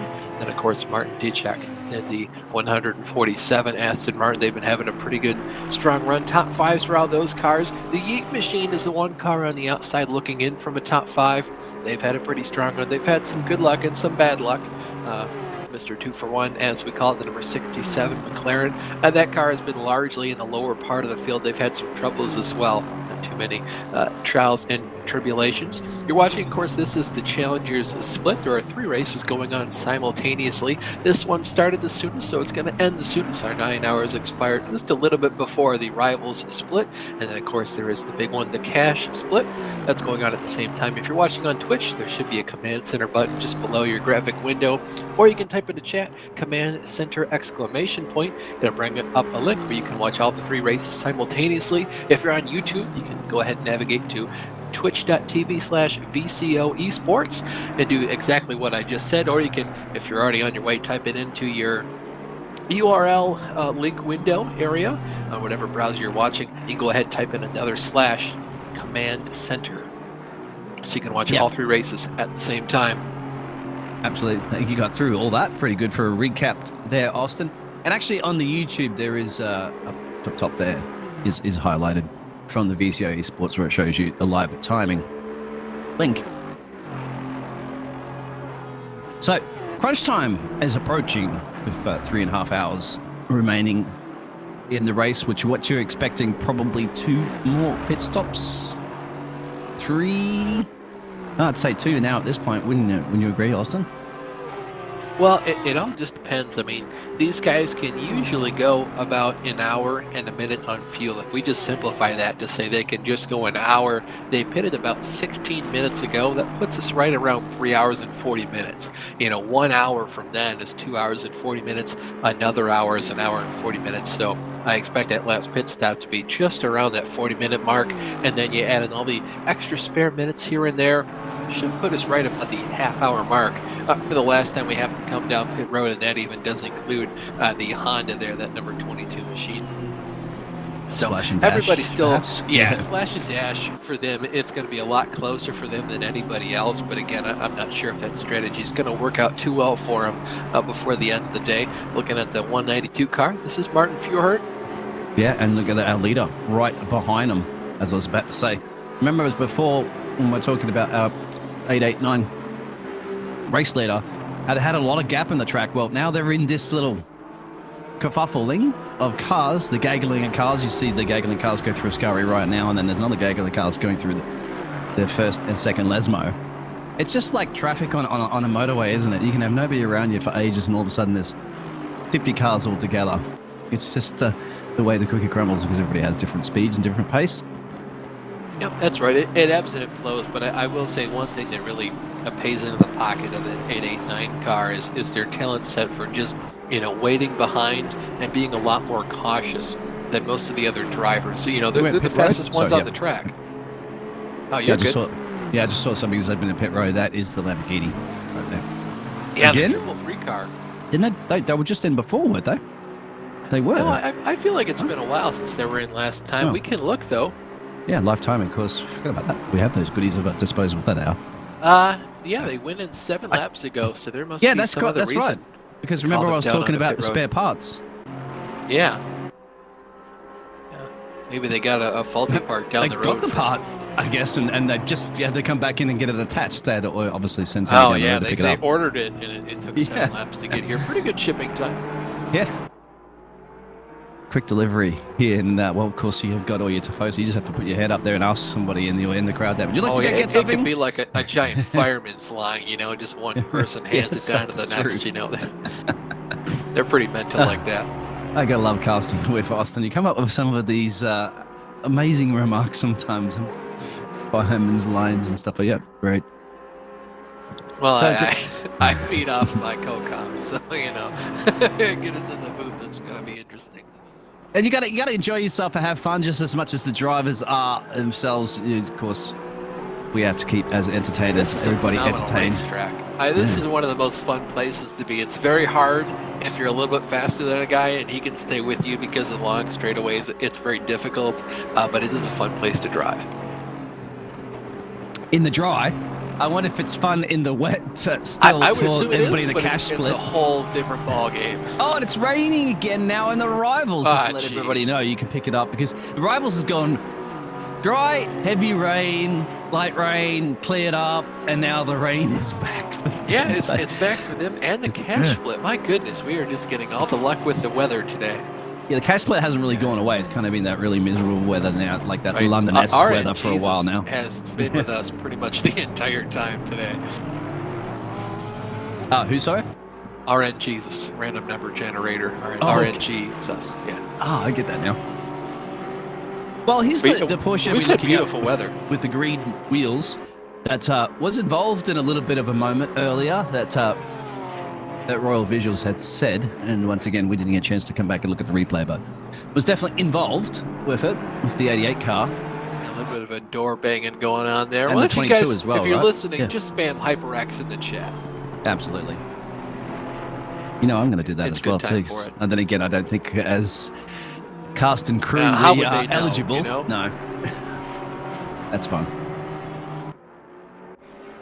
Tell your friends out there, of course, to do that. Watch That's a long pit stop for the 333. Yeah, still on pit road. That might be a retirement. Could be very much a retirement. It is a retirement. I just hear it from race control. Okay. Well, from our fantasy producer of Jack. Okay. Thank you, Jack. Yeah, Jack's sharp. Tell ya, he's on top of things. If we miss it, Jack does not miss it. And if Jack misses it, it didn't happen. Exactly. So you can see, obviously, one of the benefactors from the 333 car's retirement, Fahan Ghafour and the 45 Aston Martin, they're going to move up one spot from that, and you're going to see the 333 car basically tumble down through the order here as the race goes on. But I guess it's already reading them as a retirement because they're not even on the scoring screen for us. So they're gone for sure. The timing for everybody that is available at home that you can get on your phone, every device possible, you'll see it in that. And that's a very disappointing course because they were doing quite well Yeah, And they of were course, having a good gutted for the Tifosi. Parabolica wasn't their friend, but No. other than that, they were having a good run. But yeah, if you got anything that can browse the internet and display it to you, even a fridge, a coffee pot, microwave, you can look at the VCO live timing and scoring. I have a feeling, and I come to visit, if I come visit you one day there, Austin, that you have a screen on your fridge. I think it's the second time you mentioned it. I think it's the first time you mentioned it in Coda. I'm just curious if somebody has a. I don't have one, but I'm internet jealous. fridge. Okay, I'm jealous. I think we know at the moment what to buy, Austin, for a Christmas present. You're seeking. I know. Get you some next level racing gear or something like that. Yeah, or perhaps a another direct-drive HyperX wheel. headset. You can never have too many. That's true. That's a nice gift to give, actually, for Christmas. It is, It's, yeah. it's Somebody not that's crazy a gamer, expensive, like buying somebody a Fanatec wheel or something like that. And it's an affordable Christmas present. And they got It is. affordable prices And across it's the quality too. It shows somebody like, hey, I wanted you to have something nice instead of just hucking a Bose headset across the room. Like, maybe if you did a better race control, I wouldn't have had to throw this at you. And of course, So- I still don't get to. I mean, I know Toto feeling for his driver, but you won the world championship for the constructors, and that's where you get paid the money. So yeah, you can be upset about a driver perhaps Well, not being the drivers champion, but it doesn't felt like it change was how an much money injustice. Mercedes get paid at the end of the day for the prize pool. Yeah, if anything, you get to pay Lewis less money because he didn't win. That's true. But it's still an injustice. He felt it was unjust for that to happen, so I completely understand. It's just one of those things. But back up front, 889 car. Lewis Hamilton job of basically 2014 to maybe even 13 to 2014 to like 2019, maybe 2020, doing a really good job out there, just pulling away from the rest of the field. It continues to put down a 148.4, second place just behind, just pulled a 149.9. So these guys are still the class of the field. And it's good to keep an eye on our race leader at the moment, because he's got to be dealing with this traffic, and this is what you don't necessarily see the pictures all the time, but they've been doing so well. And seeing where they're timing it perfectly. They obviously got this Porsche up here, which again, that's not necessarily sending Christmas cards to the 88 team. Well, yeah, they're more than welcome, basically, to just give up a tenth of a second or two down a straightaway in order to catch a car at a more opportune time for both parties. And that's been paying them dividends throughout the race. They just have a lot easier of a time making their way through traffic. And of course, it always helps when you got a lap cars. If you're a little bit faster than them or a lot faster, and they've had that opportunity and advantage pretty much all day long. We're looking currently at the moment as they're going to make their way. You see that car that just here. went under that walkover bridge there, Dean, that we were just complaining about? Right. That's a 711 car. That's P3. Oh, wow. Or P4, excuse me. That's right. They're getting very close to that. Yeah, he's getting closer. So you see that time there? So they got him just before Parabolica, and that so that it's going to have no problems for them to worry about any action down at the turn one. You can see the 711 car there. Yep, right over the track. That's that blue car you're going to see as the camera switches over right there in the left-hand side of your screen. This is fourth place. This is Andreas Gallen, 711. They've been pretty much the fourth and third fastest car all day long, looking to go for their second podium in as many races. Kind of sweep Really the bumpy podiums too, this isn't year. it? Yeah, it is pretty bumpy for notice these that. guys coming out of there. Is it probably whether they're adjusting their ride height the way it looks, but you can see Yes. the bumps a lot more in this particular Aston Martin than you do on the other ones, unless it's just my mind playing tricks on me. Well, we'll see. We're going to see the one come through, and now here's the... Doesn't look quite as bumpy. Still hitting some bumps, so yeah, it might be just due to how they set up the car. Yeah, of course, ride height. Well, there's a few bumps out there, of course, and a few people have visited out there. That's the reason why they have almost like a fake grass attached to the side of the chicane, because at that point, there is no grass out there. Yeah, that AstroTurf, the runoff there.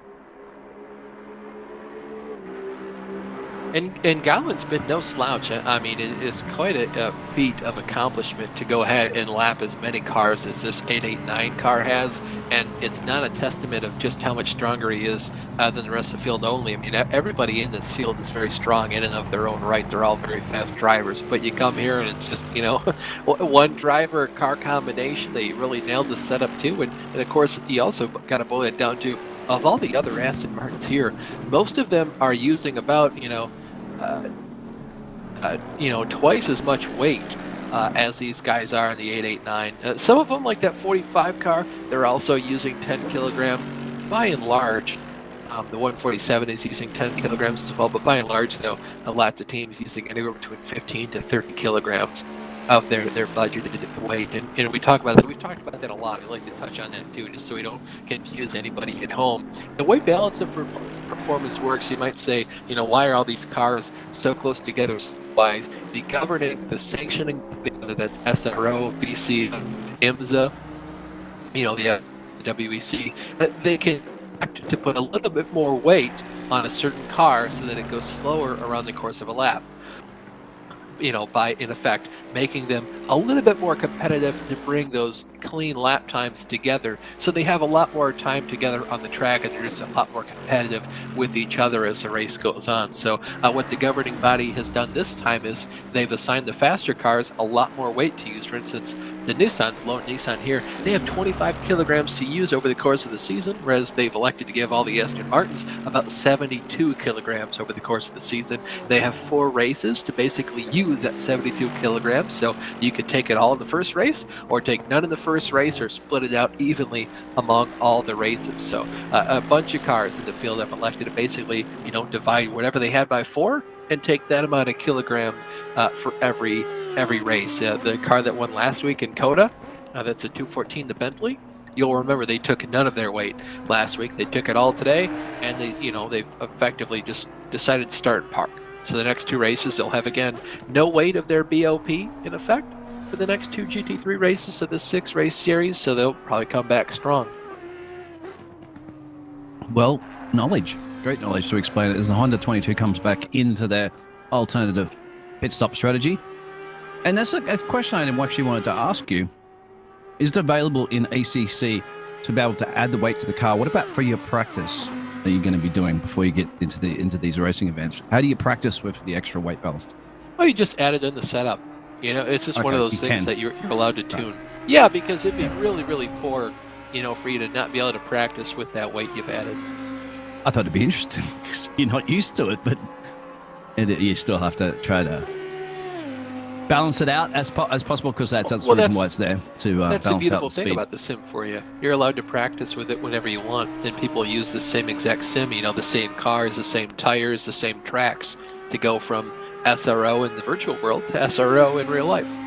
That's right. That's probably the reason why you're seeing such a massive improvement that some of those virtual drivers into the real world scenario, because of the fact that they can get the practice a lot on the esports sims these days as they get better and better and closer to the real thing. And then as long as you do your physical workouts, of course, because that's the physical pressure you don't feel when you're in the car, in the virtual car, so much. You can feel it on your arms, of course, with the direct drive feedback and stuff. But the practices, isn't it? Your timing, your braking, your entry and exit, and the way the car feels and tires. Yeah, that all is getting points, closer and closer. Yeah. Because in real life, you're going to have more of that muscle fatigue. You're going to have to, you're going to be sick of having to hold all your core muscles in place when you go around the corner. Your neck also might get a little bit more worn out than usual. You see a couple cars coming down onto pit lane here, Dean. You got the 88, the Mercedes, and the 720 car, McLaren. Now they're out of sync, of course, the 88, because they had that short stint of 17 laps to fix the damage. Yeah, just the same as that 22 car. I expect for them to come down pit road in a little bit here. 22 just came out of pit road. Oh, did they?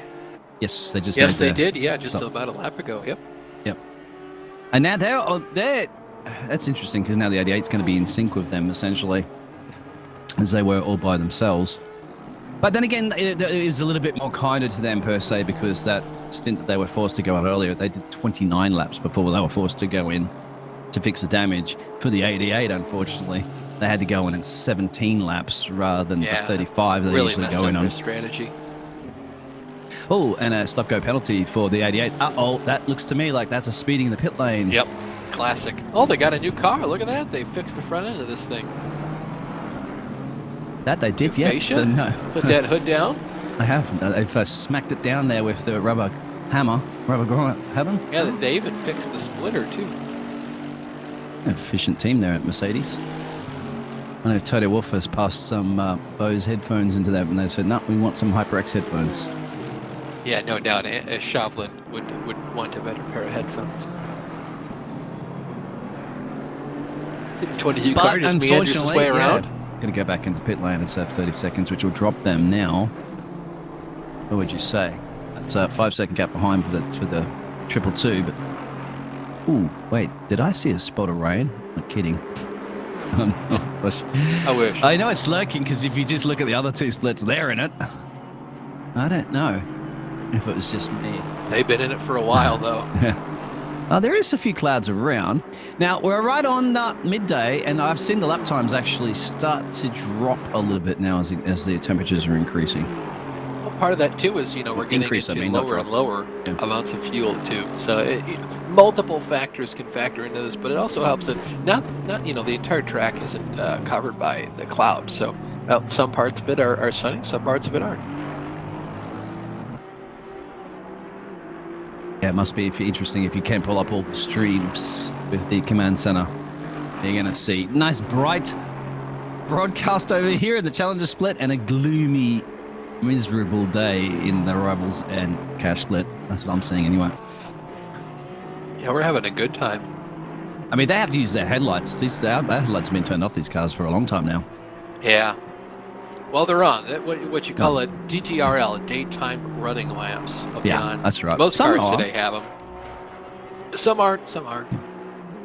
And a couple more pits for the 222 car and the 720 car. We know the 88 has to come back in again. Well, it looks like they're in now to serve it. 30 seconds is punishing. I'd say hop out of your car, get a pizza, and jump back in. You've got 30 seconds to get it done. You have to stop in your box, don't you, for 30 seconds and then resume. Yeah, I'll probably send somebody over the wall with a pizza, maybe a meatball sub, or some gelato. Nice, I haven't had one of them in ages. I'm sure. But then again, we haven't seen Yeats Esports in a while, but right on cue. Here they are. Yep, trying to make their way around that the 221 Porsche. You had a run-in with them earlier. Yeah, Porsches have been in a bit of spicy entertainment here tonight, both of the Porsches. Yes, they've been angry.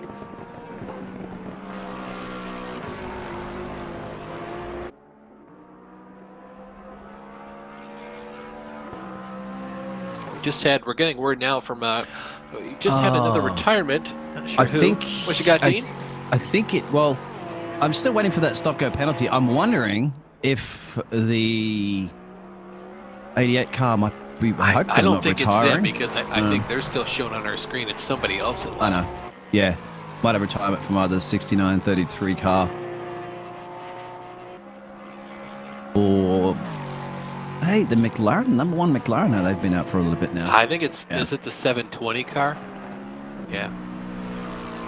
Yeah, 720 car might have just retired. Because I'm showing them scored as just above. Correct, it is just the above 720 the car. 3, yeah. Yep, they have retired. Unfortunately, the taps the McLaren is done. 999 car is still out there though. They just they continue to gain some spots. They've got 4 laps until they pass that 720 car. They just passed the 333 machine. You never want to see retirements, obviously, in endurance race after they've put in 6 hours now, essentially. But once again, there is damage that we're not driving the cars, of course. They are.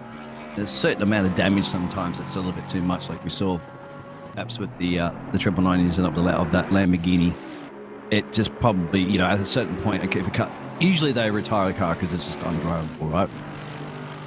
Yeah, you retire the car, or the driver that you're going to have to switch to later in the race can no longer make it, and you kind of just retire because you have a commitment issue. True, that's exactly right. And plus, hopefully, touch wood, we are going to touch wood now. No technical issues, because we've had enough of that already today. That's all been resolved. Enough. For us, at least. Ours are done. We'd prefer to not have it. Absolutely. So, I'm just interested. It's a 7-second, sorry, I was listening to something from our producer. Please repeat. Okay. Apparently, I've been told not to tempt fate with the technical issues. You'll be okay. Casting curses apply, but casting blessing also applies as well. So I think I've used all my casting curses up, so that means I've got plenty of casting blessing to go. 70-second gap between P1 and P2. That's pretty much been maintained around there, as they're the only two drivers. The 2-2 car as well in P5 that are in the 148 club. Actually, sorry, Yeah. apologies. There are a few more, but late 148s and Yeah, mid 148s from the 889, high 148s from the 98 car. That's 70 seconds, though. I don't know if Morano has just, turned up his car. Maybe his driving has finally decided to push more, but he has gained about another 20 seconds over Simonov. Simonov might just be a little bit slower than his teammates were for the most part. That could be the issue, because Pratama has opened the gap up. He's got about 15 more laps left in the stint, 14 maybe, and then he'll no doubt hand it over to his teammate so they can hop in the car. BMW's be boxing. Andika Rama Malana. Yeah, BMW's scheduled pit stop for them. 35 laps that they did on that last stint for the 853 car. I had a question, I've just forgotten it, but I don't have 3 hours to think of it. Well, whenever you do, ask away, buddy. Riding on board now, this is looking over the rear wing of Oliver Anderson in the 222 Audi. Saw another Audi go down and off the pit road. Team Wirt, WRT. BMW just went down and came off the pit road. This is the 853 car in 15th place. We'll see if he can run them down. No doubt, though, they'll cycle out. The 15th place should go to the way of Anderson. Blade moves up the field further. So you can see the livery on this car. This would be almost impossible, this livery to spot if they got any damage, wouldn't it? So yeah, I feel like they have some those damage. angles. I feel like the hood's a little bit lifted, but it's so hard to tell. Now, that's interesting. That's not a bad, I guess, a little bit of a strategy, isn't it? To the other teams and the other spotters and the other teams wouldn't know as well. They have to really look at that car, try to see if it has any damage. It was kind of reminding me, I think I even said that last time, isn't it? How Red Bull used to use that crazy livery, remember, during testing to throw off their opponents to try to spot certain aerodynamic performance upgrades and stuff. Yeah, no, I can see doing that, but in a race situation, I can understand wanting to throw off your competition, but I feel like at the end of the day, I'd rather know more about my car regardless, so that way I can just figure out if I have damage or not, or where that damage is, so I know if I have to repair something. So even though it's a neat tactic, I think I'd rather have that with me. I think they would know themselves until about the other cars. The other teams. I just feel like, well, I don't know. I mean, for the most part with the camera, it'll be pretty hard to figure out. I think even if you zoomed way in on it.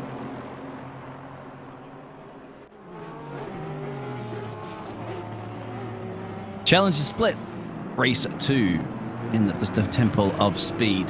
And there's an overtake. Not the easiest of overtakes, but it was an overtake. That's not for track position. Who was unlapping themselves on that one, just to clarify? I'm not sure.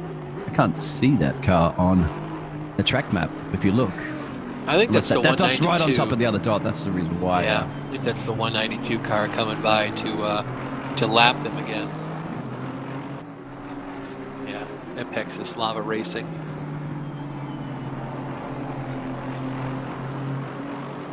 So to clarify, we are down to 21 drivers from the 26 grid we had to start with. So you see Martin Fierhart continue to send his way up the field. Not passing anybody, but obviously, as a faster car, you got to catch cars and put them another lap down. So he's been doing a pretty good job of that. This 192 car has had a pretty strong day. They haven't gotten themselves into a whole lot of trouble. They haven't been at the center of controversy.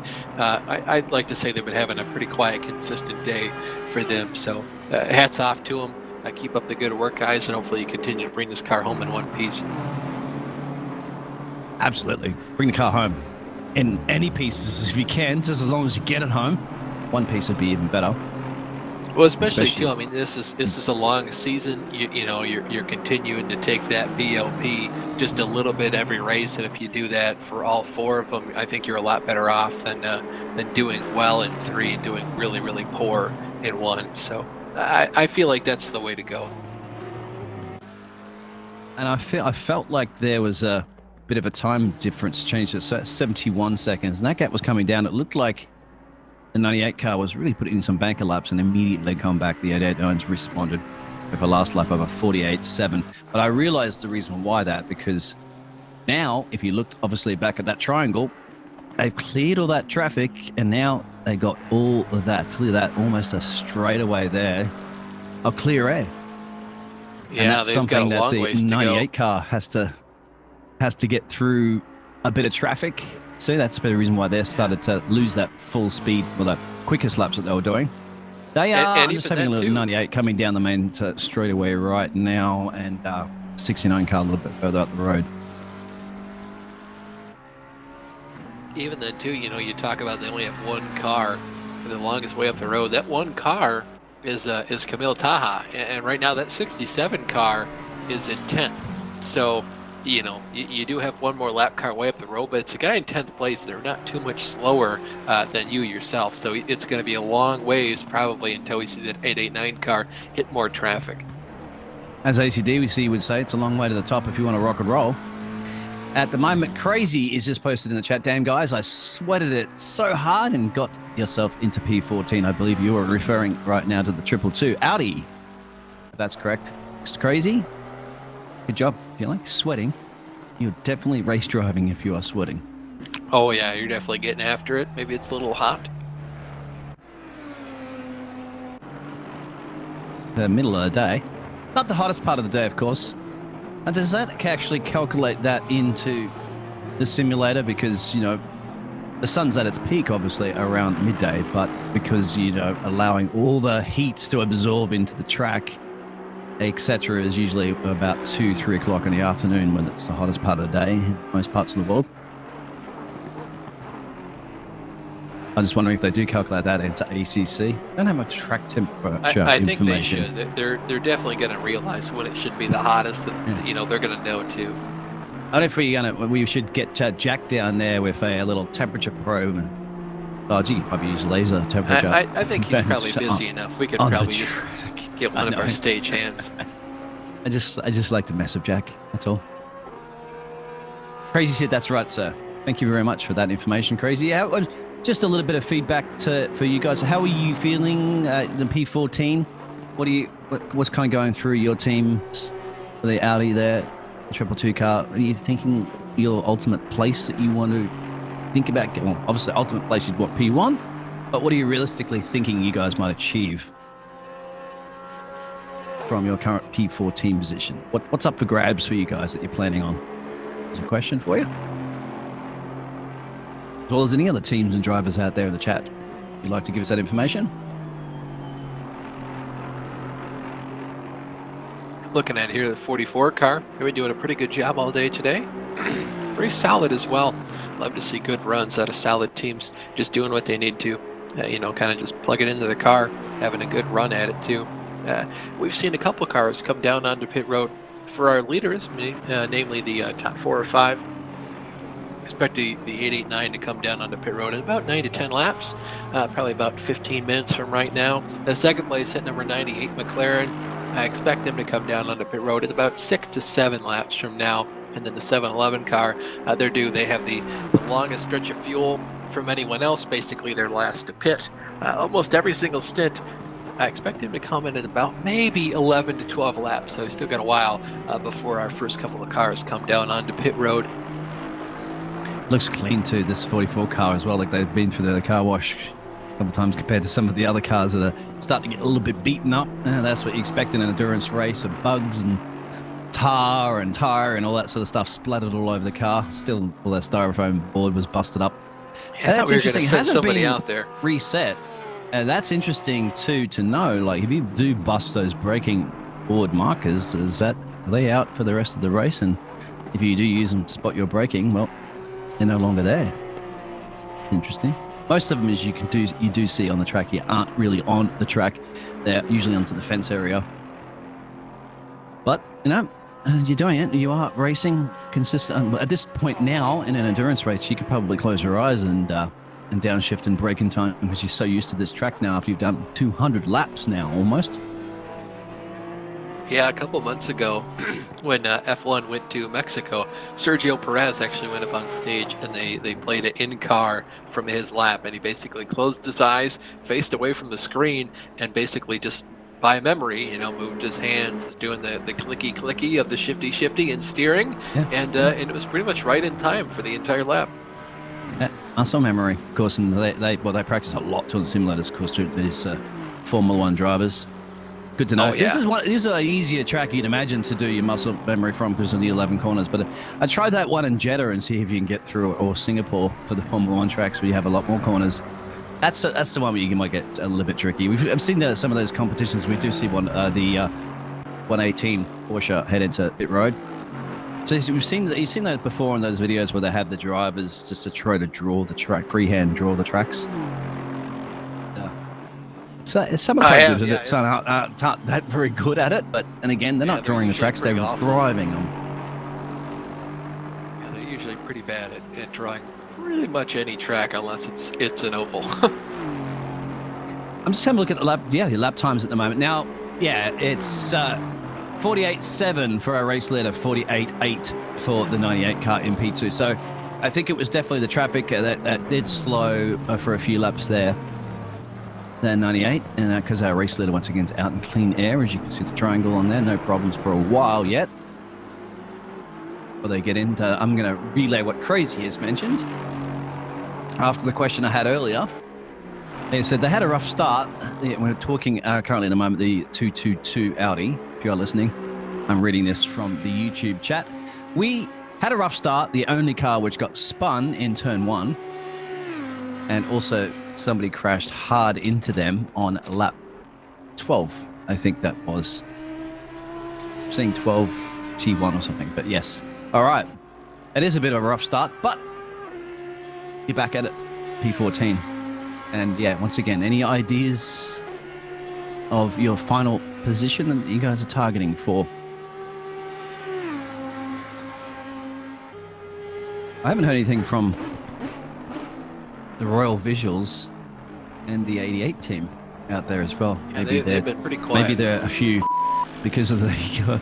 Oh yeah, well, you know, put your head down, twice. trying to get back after it. Yeah, having to come down the pit road 17 laps into your stint from an accident, and then having to do another stop go 30-second time penalty. So that's, I mean, at the end of the day, it's more like a minute or so of a penalty because you do have to come back down pit road and then pit road speed, and it's it's a short pit road, but you don't want to be going slower than you have to for any amount of time around here.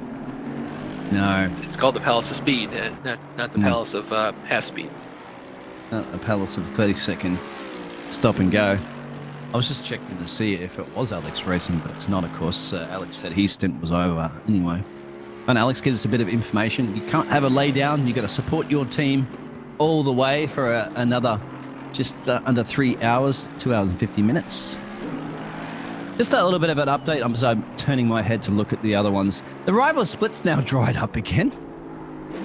And it's getting drier in the cash split. For the first time, it's actually pretty much stopped raining. Now, they've had that miserable rain.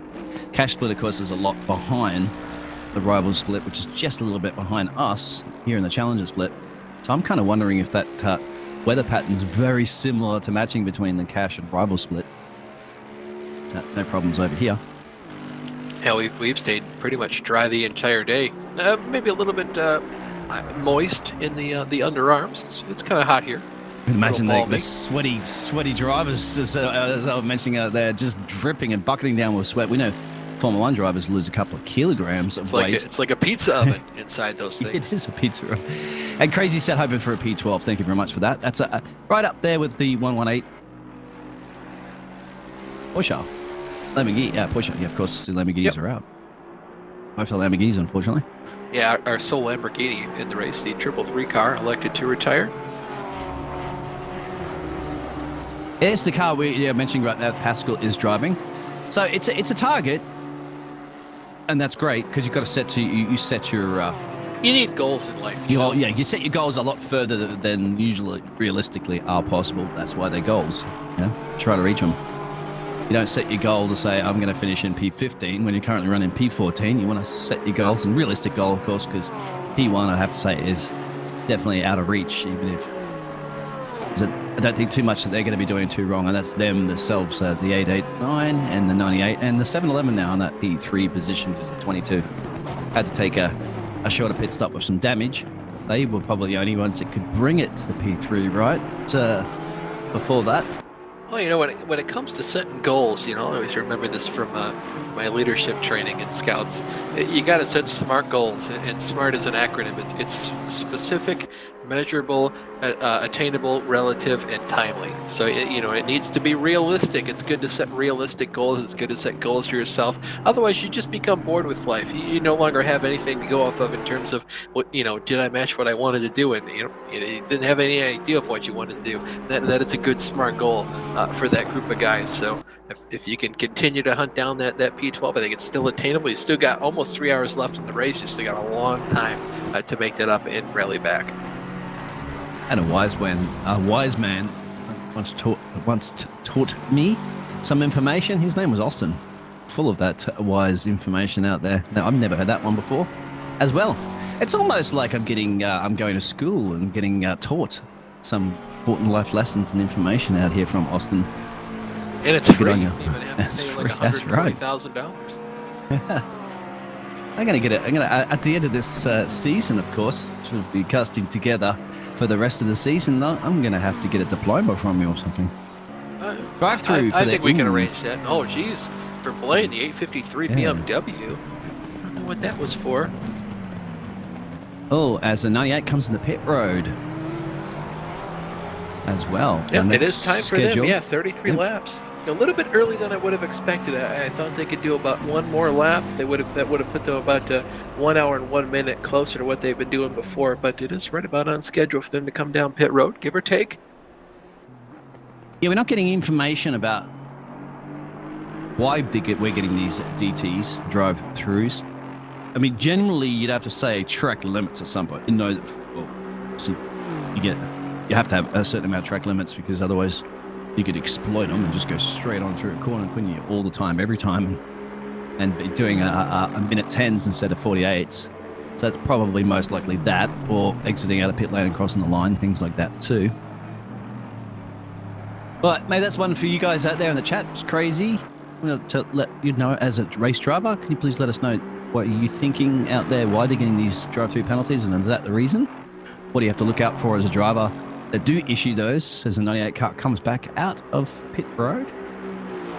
I'm trying to look to see if we have any word from race control, like real genuine word. Having a hard time finding it.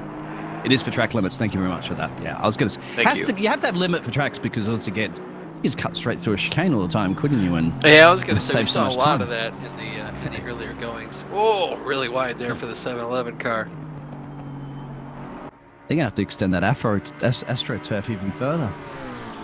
Now that runoff there is not runoffy enough. See Alexi Mayer in the 98 car. They put Mayer back in. It's one of the faster drivers for that team, so we should probably see that gap go down.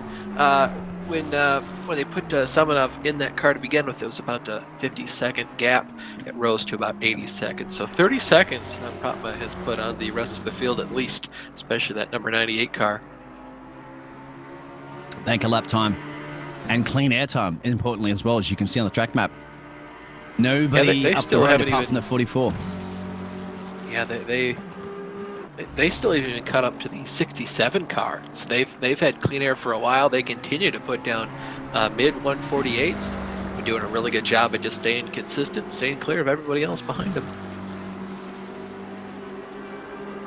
That's exactly what you need to do and this as time. it stands right now, that 889 car is an entire lap ahead of everybody on the track. Oh, wow.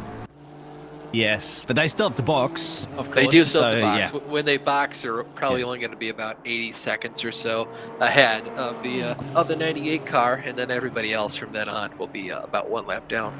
They can have bragging rights currently at the moment. about that. And yes, we have lapped everybody in the field, but then of course we get have to go pit lane and turn that into not true I anymore. mean, it's still a big accomplishment in and of itself to be this far ahead of your competition. It really just shows how well you've done as a team to make sure that all your ducks are in a row to engineer a fast car setup and come out here and execute. And it's really hard even to hit all your marks for an entire day. Now, just to give everybody an update, I'm seeing currently at the moment that's showing that us offline on the Twitch, but we are still good on the YouTube channel. And no doubt, don't you worry about that. Our fantastic producer is going to be working like mad to make sure that's getting sorted out.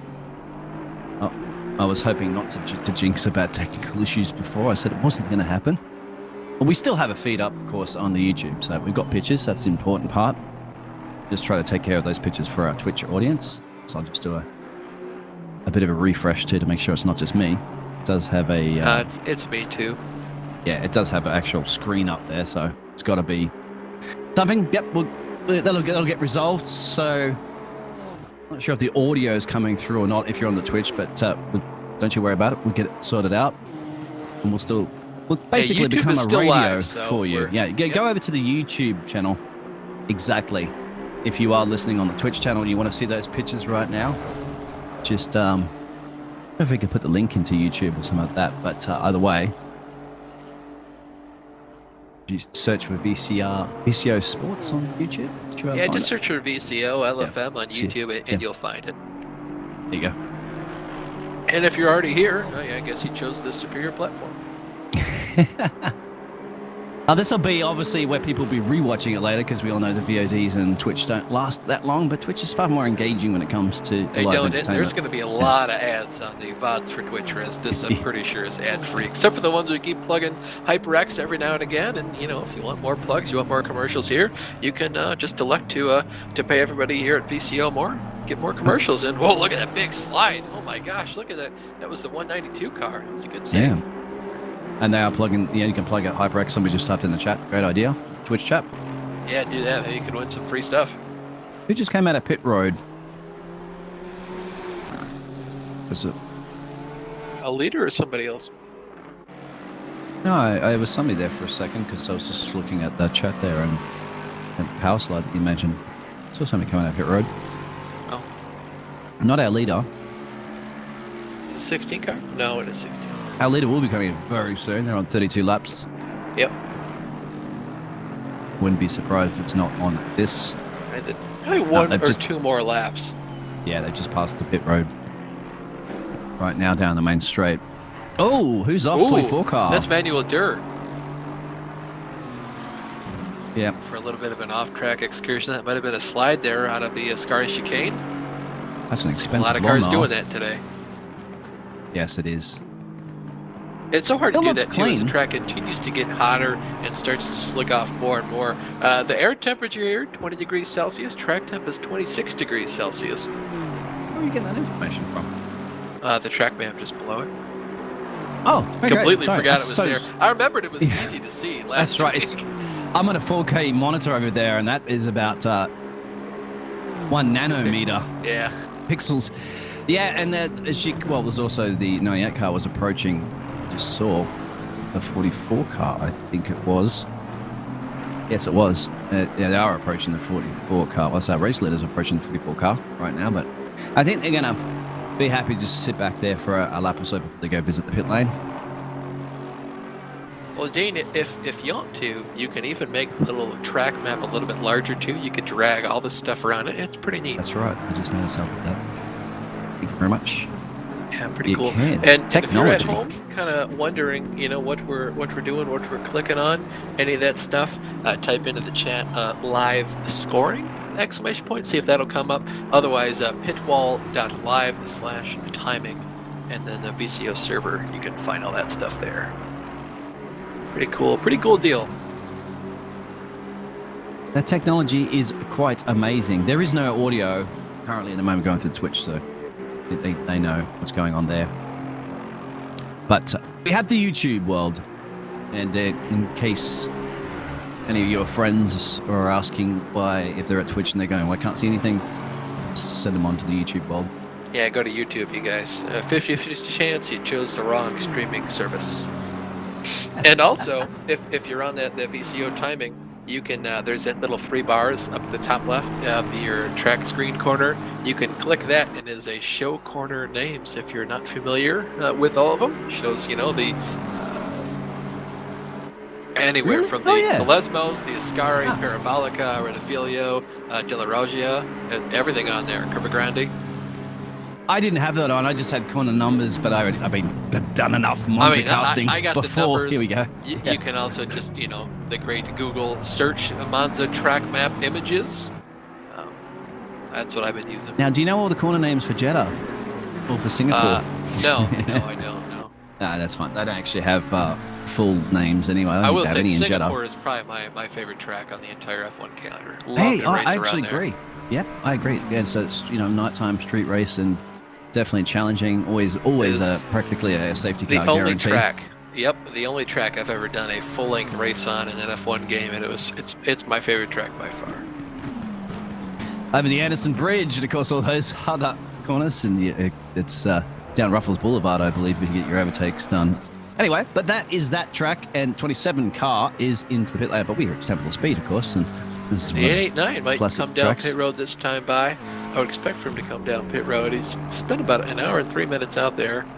Yep. See if he's slow. Yes, Yep, they're he in. has slowed Race down. leaders Yep. in.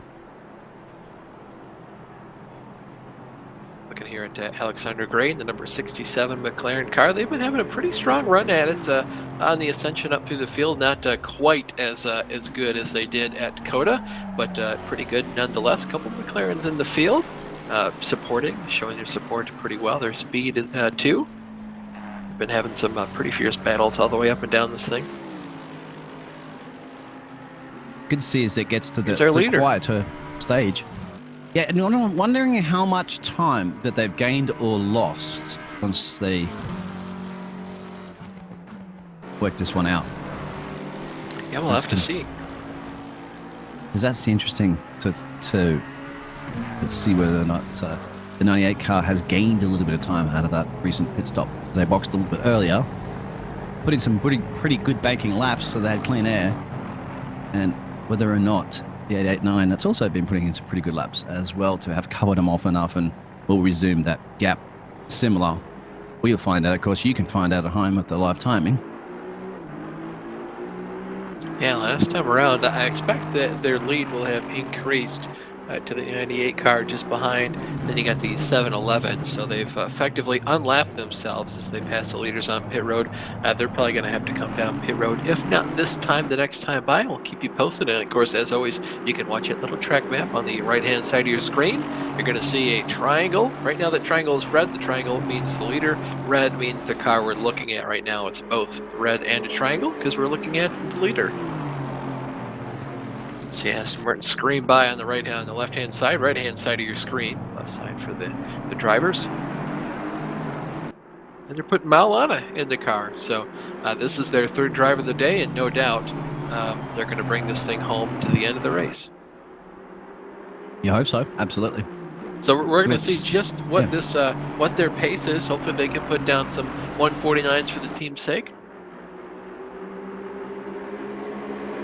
Yeet is in as well. Heat car down onto pit road. Just about to say, we haven't seen the ET. 711 car stayed out this past lap, so they should be in next time by. Very true. Yeet should be able to slot just out ahead of the. I want to say. No, that's not the one. There was one of the cars that looked like have almost like a similar to a McDonald's livery, but that's obviously, we know, the Meats car that's just behind the 16 car you're looking at. Goodbye Spring comes off pit road, gets passed by, I think that's the 33 car.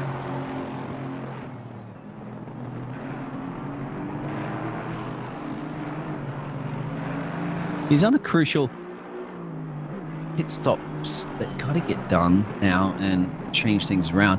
What is the gap? Well, it's still have to work that out actually between, because the 711 car, I think at the moment, because the 98's already boxed, And I'm seeing, if I'm not mistaken, are you seeing the same thing? A gap of 137 seconds from our race leader to the 98 car? Yeah, I think that'll get lowered Yeah. a little bit here in a minute. I think so as well, too, because what were they at? They're at like 80 something. 80 something. Before, Yeah, that's quite for the pit sequence. difference. That's about 30 seconds. Okay, so now, yeah. 7-Eleven car cycled out. They're going to stay out one more lap. So now the distance from the leader to the 7-Eleven car is only 48 seconds. Looking for the 98 car to come by this next time by. They're coming rounding through Parabolica right now. Then we'll get a really good idea of where everything cycles out to. I think the car definitely looks bumpy. You see it again. Yeah, It's they out at definitely turn set that up 4. to be a little bit harsher over the bumps. I'll put you back after a 9-hour Okay, endurance 75 race. seconds is the gap from first to third. 75 seconds. Yeah, So it looks that's like right. they gained about 5 seconds through the pit stop there. It was. As in who? The 889, the race leader gained. No, the 98 gained. The about 98 5 gained, seconds. okay. Yeah. So those banker laps did pay off for them. Whoa! That's another that's one a of the... 221 Porsche. Yep, and there goes There one of goes those... the Bullard. They paused. The other stove Bullard. They already smashed the other one before. That's going to get a bit messy over there as you see one of the marshals pulls out the white flag again. Yep, you're done, buddy. It's your last lap. Colorblind marshals here in Italy. Do you know actually 90% of the Italian population is colorblind? Really? I made that up. Oh. No, I made that up. I was just like, I wouldn't be surprised. You have a wealth of information. Oh, that is. Oh, what's going on man. here? That's Well, yeah. Look at that. Yeah, this is at the point where the car is so damaged, it's can't just turn. really hard to even wheel it back to pit road. And this is kind of where you're thinking, like, man, should we maybe just pull off and get a tow? But they're going to drive it back because there is a sense of pride in driving it back as well. That's a 999 Porsche. I hope so. I'm surprised it's 6.5 111, but hours. yet it's 221 on the hood. There should be a rule against that. Pick one or the other. Absolutely, yeah. But once again, the team has done 6.5 hours. They are down in P20 at this point. You may be very well thinking they might be looking to retire because it's just I don't think there's any reason for them to not retire unless they're hoping other drivers are going to retire and then get some free spots. But back to the color blindness thing. I mean, all the blue flags are blue. That checks out. We've seen the green flag once, so that one's good. But every white flag here. Basically, it should be yellow to this point, except for in the flags. But those are just, I don't know if those are real countries or not.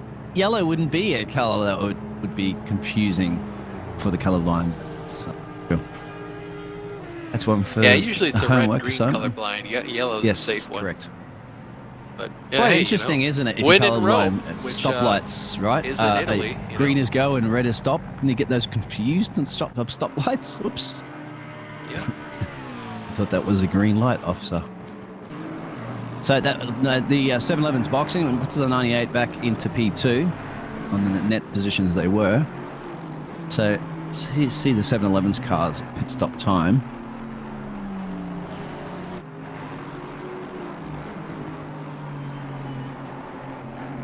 That also bring my Nissan. Oh, they still yet to box as well. So I was about to say my Nissan was looking pretty comfortable in P5, but they're very just close now to their came down pits. pit road, yeah. They've got about a 7th place speed on the day. I feel like just been kind of where they're comfortable to ride around at this stage in the race at least.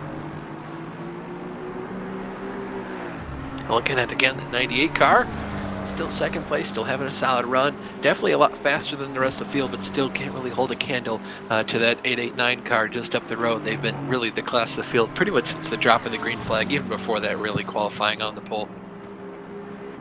I believe the Twitch stream is still broken, but that's okay. We can talk bad about Twitch because you can't hear us now. Because you can see those other streams that are occurring at the same time. Other cash split and the rivals. And finally, the rain's cleaned up on both of those. But then again, they still have the cash split still has nearly 4 hours to go, whereas the rivals are on a very similar time to us. So I wouldn't be surprised. They've had enough rain showers on and off. I wouldn't be surprised they get a couple more or not. Yep. Not to mention too, YouTube still works. So thank you for you as YouTube folks. for staying with us here. Well, I'm pretty sure that they know that now because they'd be listening to us. That was more for Jack. Yeah. There you go. Yeah, Jack. But, you know, I doubt. can announce some things. That's what we do. We just talk about what's going on, you know. Ooh. My electricity Bon is Jovi. flickering a little bit, and my UPS is kicking in. Now the technical gods at the trying to strike down on me, but I'm not going to allow them. I do have a generator to switch onto if I have to, but should be good to go. Yeah, bunch of posers on the electrical grid. Them angry pixies.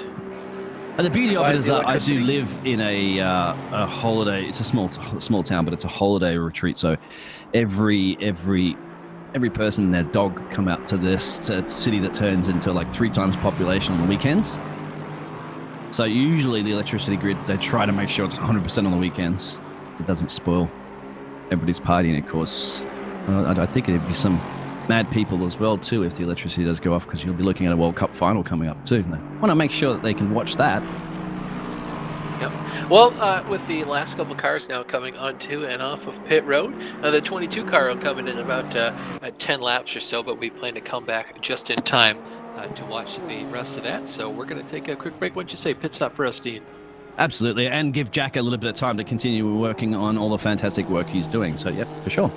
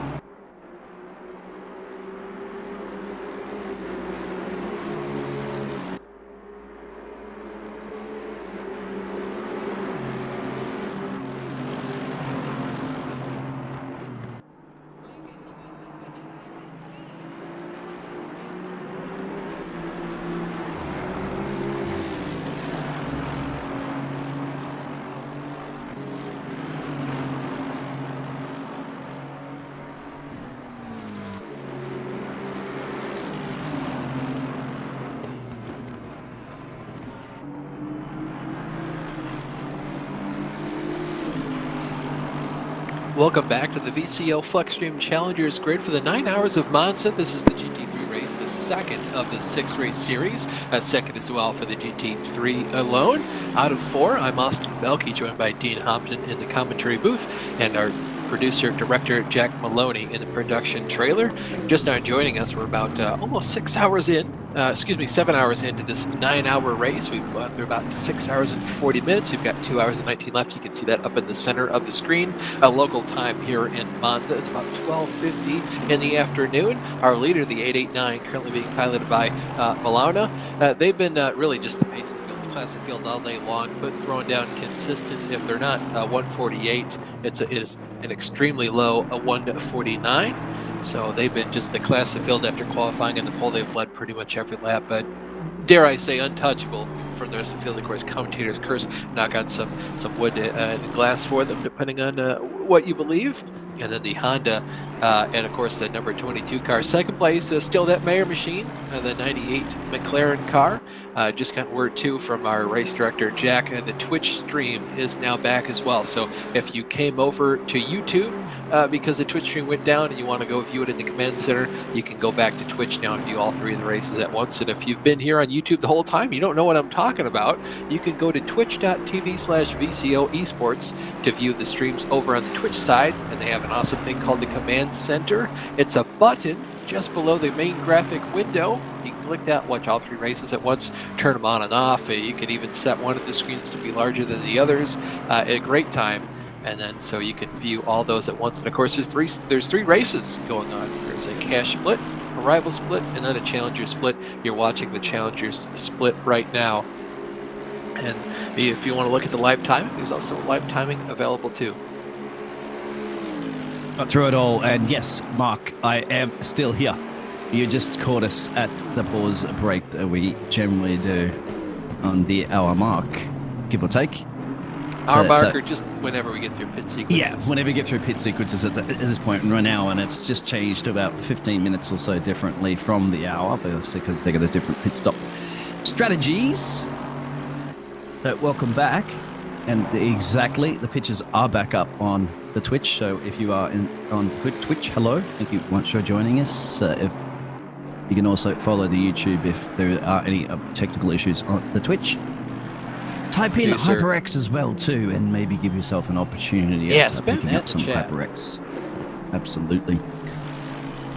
Producer, director Jack Maloney sorting through all the technical issues. We had a lot of those before the day had even started. We had one of our partners, one of our broadcasters lost power, and then even if he did get it back, one of his PCs wasn't working whatsoever. So we've had a lot of technical issues and difficulties to sort through in order to bring you these fantastic pictures and voices that you hear from all 3 of the different streams today. So hats off to our entire production team for getting the whole show up and running and continuing to sort through all the different problems and engineer solutions as the problems arise to make sure they're tackled and solved. You can see Nico Mayer, the 147 car.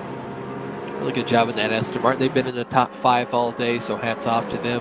Been really just solid and consistent. We've talked about them a lot, which, you know, isn't a good or a bad thing. They've just been up here in the top 5, so we're going to talk about them. And they're going to get all through the Ascari. You can see all those dots, lots of them actually. It's about 5 or 6, and that's where the action hot zone is currently in your pineapple on pizza or not territory. There's also a lot of lap cars and all that sort of jazz, and as you can see, they're trying to get out of the way. That's the Porsche with the specific green rims. I'll tell you what happened before when we did see the pretty banged up other Porsche. But I'll tell you what, Austin, we kind of thought they were going to go for retirement, but they said, nah, they come back out again after those repairs, and even though they're last, they're still back in it. So they want to see the checkered flag, and I guess that's quite admirable, because it's not over until it's 7 over. hours, right? Yeah. Yeah, it really is an accomplishment in and of itself to finish one of these long endurance races. I mean, 9 hours is a long time to be doing anything. So to be in a race car and not make a large enough mistake to basically cripple your car and total it completely, it is a feat of an accomplishment itself. So to do that, you definitely have a lot to be proud of for finishing one of these races. Now, all these guys do for finishing the races. So, and not to mention too, we've seen some other retirements. That 999 car, they were probably running 23rd or 24th earlier on in the day. We've had a couple more retirements, and they've been there to basically pick up the scraps. They're right in the middle of this field, so you can see right there as well. Right, but just behind, I think, the 147 car that you can see. There they are, there. There's both of the Porsches, believe it or not. Linus Dan through the second Lesmo. Yeah, doing a really good job to run up there with these guys. Maybe this is starting to heat up a little bit because it has been a little quiet recently. And last time we see a big scruffle of cars like this, it kind of went pear-shaped for some of the drivers and teams. Yeah, we saw it was the 88 car and the 118 car got into each other, set the 88 car off the track. They had to pit for damages, as did the number 22 Acura, the sole Acura in the field. But it didn't hurt them too much. Thankfully for them, they were basically right at the edge of their fuel window, so they came down pit road, got that damage repaired as much as they could, and they're back out on track. Hats off, of course, to the team for banging out all those damage too for a lot of these crews, because you can see some of those cars that have really been damaged, but they got them repaired and they've been putting in some still competitive good lap times. The leaders are in the 48s, mid to late 48s, and then you're looking at the inside, like the top 10. Rest of the top 10 are in the 48, 49s, generally early 49s all the way down to late 49s, and then most of the rest of the pack are in the 50s. 50 clubs, to give you an idea. That's 1 minute 50 also. Yeah, I'm genuinely surprised that for as much damage as we saw that 22 car take on, they're still able to pull those mid 48s and really just still be competitive at all. Even for that 88 car, they came down to pit road. They actually got a new fascia and splitter on the front end of that Mercedes AMG. So good for them to be out here, and really hats off to that 22 team for just being resilient about getting in that accident that was of no doing of their own fault. But they, sorry, 88 you're referring to. The 2022, the 22 car was the Honda that was also having to wrap damage up. Is that what you're talking about? Because it's the Mercedes, it's the... Yeah, the 88 car, yeah. They came down pit road. They got that new fascia and splitter, but real proud of the 22 crew. 22 crew, yeah. Basically, I mean, that incident was no fault of their own. They just got shunted off the track, tried to avoid it, got a lot of damage on the front end of this car, and ever since then, they've been able to put down consistent times. And at that point, it's really easy to say, well, scrap this race. We're just going to park it and go home. But they stayed in it. They've been competitive and continue to be fast. It's still on the bottom end of the podium. And, thankfully, if you're a democracy as a team, you would be having to vote together. So you'd, as a team, to retire it because, you're all driving it. It's not come down to just one person's vote. Hopefully not. And, 2 out of 3 would have to vote yes to either retiring or not.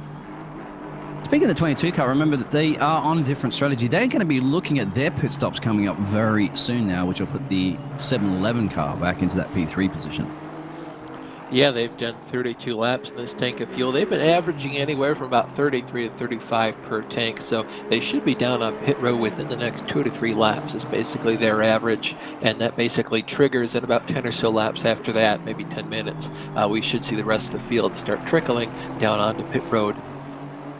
Which is also now, because of both of those accidents that the 88 car was also involved in, they're also off on an alternative strategy as well. So they'll be coming in a little bit later than that, a handful of laps later. But because they're on 29 currently at the moment, and they obviously box around 35. So perhaps it's going to pan out for them. It's good to see they're trying to push their way back into this. We heard from some of the Mercedes crew earlier, but they've all become quiet in the chat now, so I guess they're just focusing on their race. Look at Sophie Arrow in there, the number 714. Quite a bit of driving in. Have a look at the Sophie's been in there for a while, putting down a lot of good laps. Really consistent too, keeping that car clean. Oh, they just went off. Okay. Oh, with the 88 car. Okay. So there is this an car's incident. And now Oliver's just gone off in the 222 car. That's by turn 1. Took on another one of them styrofoam barriers, bollards. All right, so I would not look away from the screen right now because all of a sudden an action is starting to occur. We did kind of knew it was brewing up into another storm without the rain. Stopped raining in the other splits as well. Give those drivers a bit of a breather.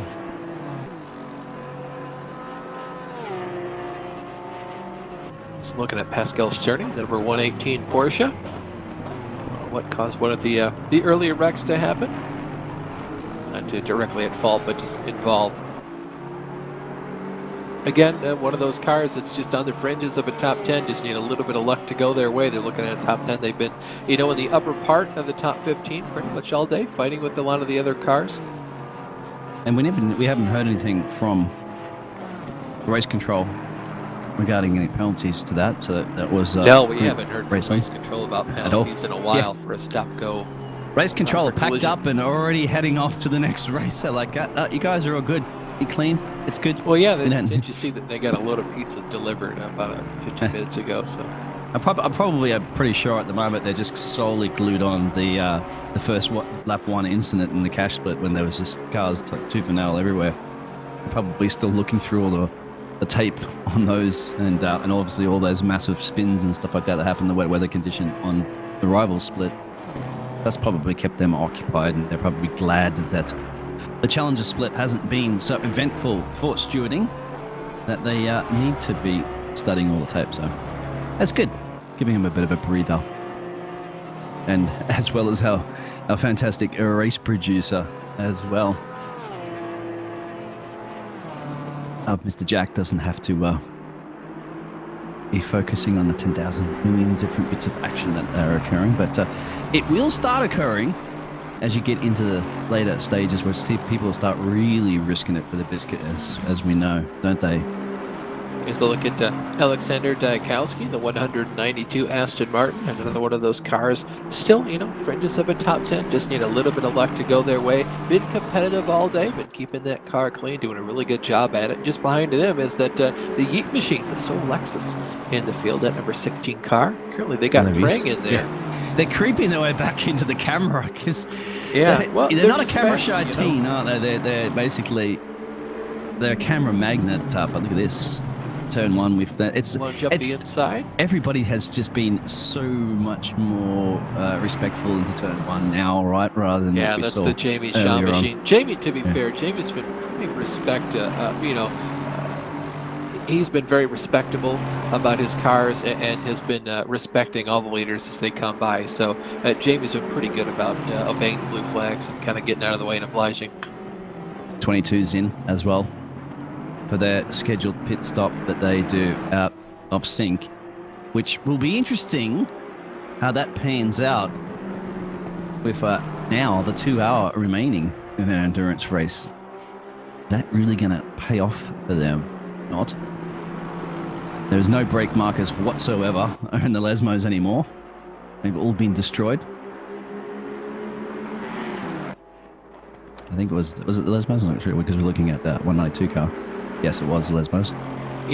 I'll tell you what, with all these other cars basically coming in a little bit over the 1 hour mark, you do that enough times, you're basically going to end up having a pit with about a half hour, maybe 15 minutes left by the end of this race. I think what the Acura team did is they kind of realized they were going to have to do a little bit of a short pit at the end, so they elected to start off with that short pit, kind of put themselves off sequence from everybody else and kind of use that to their advantage. We haven't seen that work out too well for them yet, but anything can happen before the end of this race. So I'll be interested to see how this sort of off strategy plays to their favor. At their last stint that they've been doing, fully stretching out, I'd say the maximum out of their tank of 35 laps. So no 34 or any of that jazz for them. 35, that's it. I haven't seen really anybody do a 36. But that's running that thing on vapors at the point there to try to see how that's going to stretch out for that plan. Whereas some of the other teams are doing. The number 2 involved in an accident. There was another car involved in this. I believe that's Jamie Shaw. Just as I was saying, Jamie's are pretty good about the leaders. That was your commentating cursing then. Well, maybe Jamie's not involved here. Maybe that was just in front. You never know. That's well, they got the gap. Yeah, they do have a pretty large gap. I'll be curious as to how many seconds he's just lost on this lap. But boy, I tell you what, him having a fight up through the field. The leader's been doing a 48.7. Mayer just pulled a 49.1. Now back at looking at the Acura, the 22 car, trying to run down, see if he can't catch up to that 147 car just up the road. This is for position, but ideally after the pit sequence, this will no longer be how they're running. So still got about 15, maybe 17 laps to go for this this 147 car. So he is definitely going to be a thorn in the side of this 22 machine for the foreseeable future. Are we looking at about a 10-second gap now between the 711 and 98? I'm just looking to see if this timing sorts itself out in a second. No, I doubt No? it. I'd be No, because the I'd be 98's on the front stretch. surprised. The 711 car is going into the That's right. one now. I was just trying to hype things up a little bit. I was trying to create a story from nothing. Oh, sorry. We can build drama into this. We can. I'd Pretend rather be drama. truthful. But I'm sure there will be drama from the drivers. Yeah, you kind of think now for the McLaren in P2 that, you know, every time they try to slice away a little bit at the leader, something unfortunate goes their way, an off-track excursion or something like that, and then bang, they have to try to do all that work back again. But the problem is now time is not on their side anymore for 2 hours practically to go. Yeah, we've still got a long way to go before the end of this race, but you know, definitely the time that they would have had on hand before this, definitely running out the more that we go on. It's just been an flawless. It just shows you even more how much of a flawless drive our race leader has done. And the Aston Martin, the 889, just seems to be. Well, we don't have the camera on them at all time to see if they do happen to have a little bit of runoff or something like that. But every single time we've seen them track map, it just seems to be flawless. Look at the car. I mean, you can see the car itself looks to be spotless, really clean, which means that they haven't had any bumps and scrapes or many off-track excursions as well. So ticking off all the right boxes at the right time, yeah, in Monza. Yeah, it certainly is. Doing a pretty good job of it. Yeah, they continue to And put again, down I'm the low not trying to 149s. curse to them at the moment though, by talking it all up too much. It looks a little scary going off there, Lesmo there, but everybody's been doing that. And Yeah, especially the second one. They are going a little bit wide though of recent, so probably rein it back in there, Indica. And once again, they're kind of the clear air, aren't they? Because if you look at that track map, now there's a few around them, but look at that track map. Once again, you've got this whole bunches that are formed, these groups. They got the two groups, and it's going to be very amazing, isn't it, if those two groups combined soon enough, and then you're going to turn into a massive train of cars. Yep, they're all catching each other at the race different leader rates. has to worry about right now, isn't it? Because they're quite back from that, which I'm sure they're happy to be. Yeah, they are, and they still have about half their pit sequence left. You know, we say these guys like to come in about every 35 laps. They're only 18 laps into their stint, so just about halfway through. 69 car comes into their stint. Jamie Shaw was one of the guys that may or may not have been involved in that most recent accident. Looking at that second place car, that 98 McLaren into turn one. Again, unfortunately, we don't have the possibly the capability of doing any replays right now. No. That's 7 stints for them.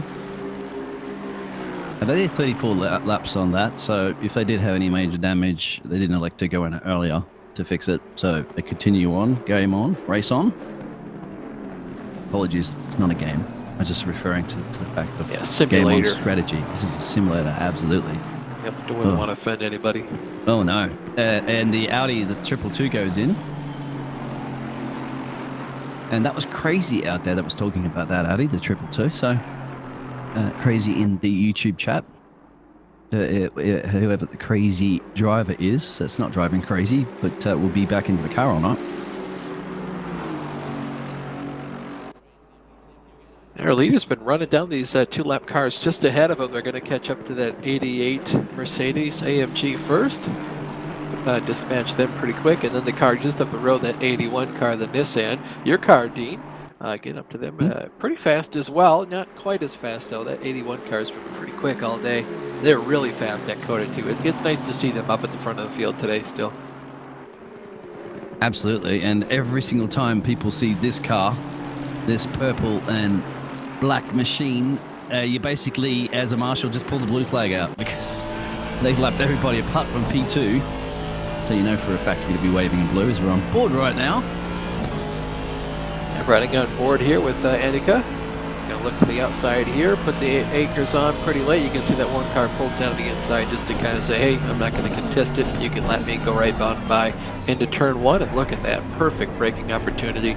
Does the old switcheroo of the chicane, sets their sights on the 81 car just up the road.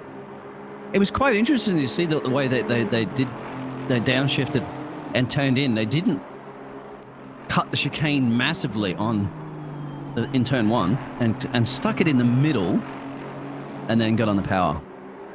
Quite an interesting feel like that racing line. I think that was probably a very good. We'll see the lap times clicking in after that lap, see how good that was. But then again, that's like one corner of 11, two corners of 11. That's mostly just due to the fact that they don't want to cut down too early and really catch that guy to the inside, the 88 car off guard, end up getting doored by him or T-boned necessarily going into the corner. So that might just be a precautionary thing.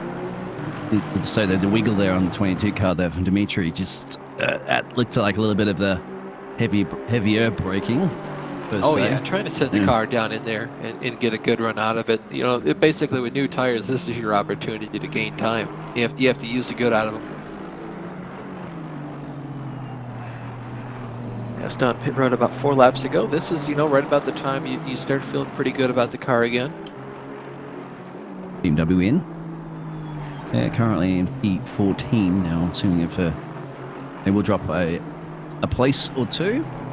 Yes, old BMW in the field. Oh, and finally, you see Dmitry Nazarov now in the 22 car get around that 147 car. And, it's up to him. If he wants to, he can defend that position. But really, I feel like both these guys kind of understand they're on different strategies. And while it is in the best interest to fight, not lose any time, you kind of just, if you get beaten, you get beaten. Absolutely correct on that, for sure.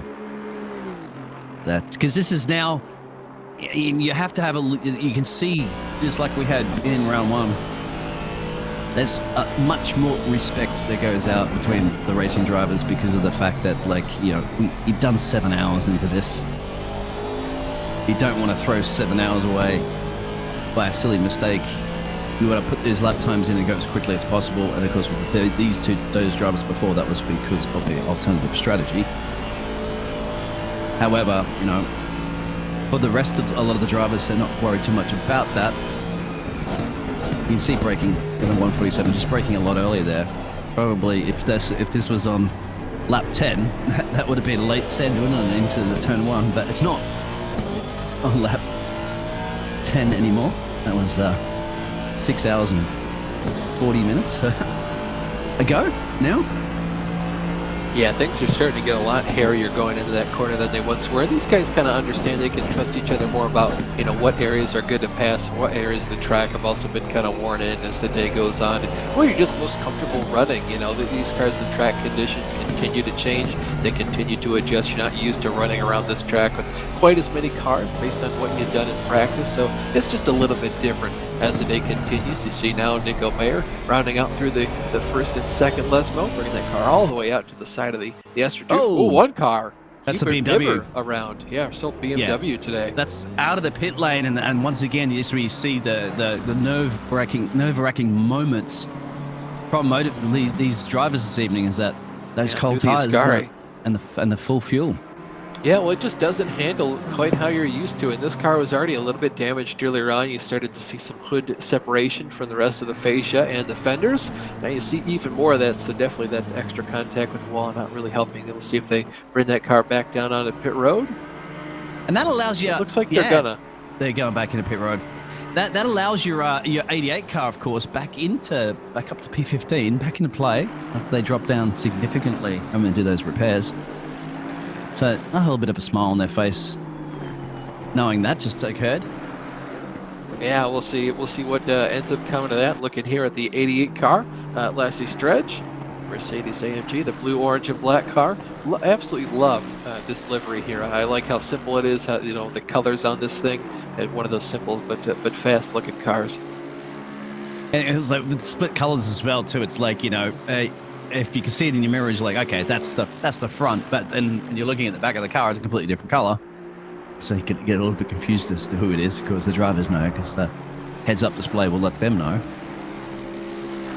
And thankfully, you'd have to say, I enjoy night races, but watching the night races and the drivers enjoy. Some of the drivers really do enjoy racing the night races. The only little bit of a downside, of course, is that it's a lot harder to actually enjoy the liveries at night, isn't it? Because you're just seeing those headlights and tail lights most of the time. Yeah, well, it's just so much harder. It's a completely different vibe, when you go into nighttime, because it's very, very rare that you'll end up racing at night. So when you do have that opportunity and everything looks different, it's surreal. It's a nice moment. I've always enjoyed it. I enjoy racing at night. Every time there's a 24-hour race, it's, sign me up for the nighttime. That's right. You said cool, that last time, didn't you? Yeah, you're a night owl when it comes to your racing driving. It just looks cool, Yeah.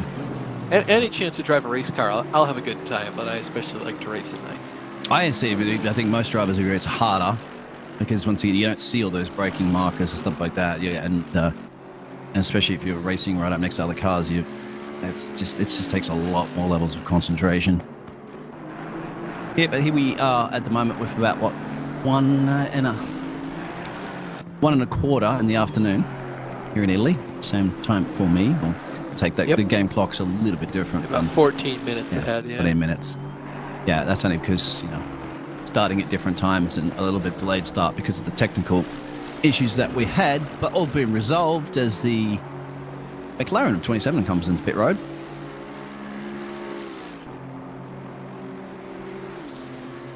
Yeah.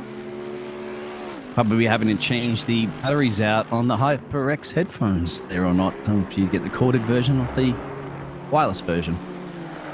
I'm a corded. I like the corded because that's just easier with casting as well. So you want to minimize the amount of possibilities of technical issues. You know what I mean? Like you've heard so many times before, people have headphones and they go, "Hang on, my batteries have died in this, or it's disconnected, or something like that." It's just allowing more possibilities of issues. But I can understand for race drivers, you don't want to have cables in the way of your steering and all that jazz too. So. These racing operations, they're big money. They can afford to use the batteries all the time. I'd just rather leave it plugged in and know it's ready to go whenever I want, because I would definitely forget to plug it in or to charge it or to change the batteries, and I'd be in the middle of a race and like, there goes the power. I can't talk, I can't hear. Batteries wear down, they don't last forever. They sure do. End up shortening their life, and then all of a sudden, something that should last 2 hours or something, or 3 hours in a full charge, ends up only getting 20 minutes. 45's in the pit road as well now. And that quite quiet once again. You like, as you said, you like quiet racing about the drama. We know the team Esports don't. They love the action-packed racing. Yeah. Fine. There's that other 7-Eleven car. This is here looking still at the 88 car of last stretch. So I mentioned the 45 coming down onto pit road. It's just now leaving. I think it's time for everybody in the Twitch chat to type out your HyperX. Just do it because nobody else is doing it at the moment, and you might get noticed even more for doing it. Yeah, they'll be thankful. Squeaky wheel gets all the oil as well too if you go off that motivation. So be squeaky your HyperX out there, and don't fully spam chat it, but that's a little bit too overwhelming. The battle here at the moment, the BMW, of course, has had to come back out after another pit stop. And right up behind. This is Bibber, the 714 car.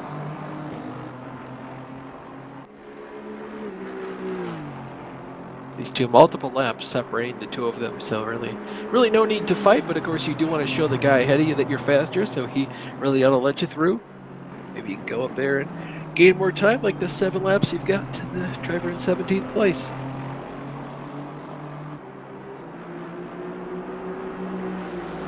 Always something to fight for in these long endurance races. You never know when some bad luck is going to be befall one of the drivers ahead of you, so you always got to make sure you're still in it here to win it. And try to build up as much gap as you can, no doubt. So you have a buffer zone, because we've seen that before, haven't we? 98 car having a few little mistakes there, but they've still got a little bit of a buffer zone to the 711 car, and now the 889 car has an 80-second buffer to the 98, but the way they've been driving, the 889's just been flawlessly. I think we're going to have to jump down to pit lane and check to see if they're humans or robots driving that car. Or aliens. My money's on the aliens. They're driving it scripted just perfectly, just like, you know, it's been scripted to the 44 cars on pit road. So you're starting to see really kind of differences now, aren't you? Rather than everybody at the start just jumping in within a couple of laps of each other. Now we're starting to see a bit of a spread of at least 2 or 3 laps between some of the teams before they come down there to get the all-important stuff that, you know, kind of makes that combustion engine spin the crankshaft. Yep, yeah, you definitely they come back down on the pit road, get some more of that go-go juice. All important fuel for these guys. Now looking at the 44 car, the guy that just went down on the pit road, currently running in 12th, is Dominic Gulls. Looking now at Doma. Alex out there. So you're back, Alex. So we're kind of missing in the chat there for the 88 Mercedes team. I thought you guys went for a bit of a laydown snooze or something, but no doubt focusing. And he's liking you out there, Jack, our fantastic producer in the background, because he was saying a camera person is a fan of them. There you go, Jack. You got a fan out there. Yeah, well, you've got 2 other fans with you, myself, as well as Austin here in the commentary box. Yeah, big fan of Jack. We might have to get put some money together and get a HyperX headphone gift there for Jack for Christmas. We'll just send you a Christmas card. Cool. Jack's probably like, I already got 2 pairs. Yeah, don't need more of them. Well, I've only got 2 ears. True. You should back up. If you're doing production, of course, it's best to have 2 of everything. Sorry, go ahead. Yeah. I was just looking at the 147 car, the Aston driven by Nico Mayer, currently in the top 5. Another quiet, consistent car. They've been pretty up and down the field, but for the most part, they've been well inside the top 10 and the top 5. So a good job out of them today. Good drive. And the sun has peered out again on, the cash split that I'm looking at, because you can check that out yourself there by ! Command Center in the Twitch chat.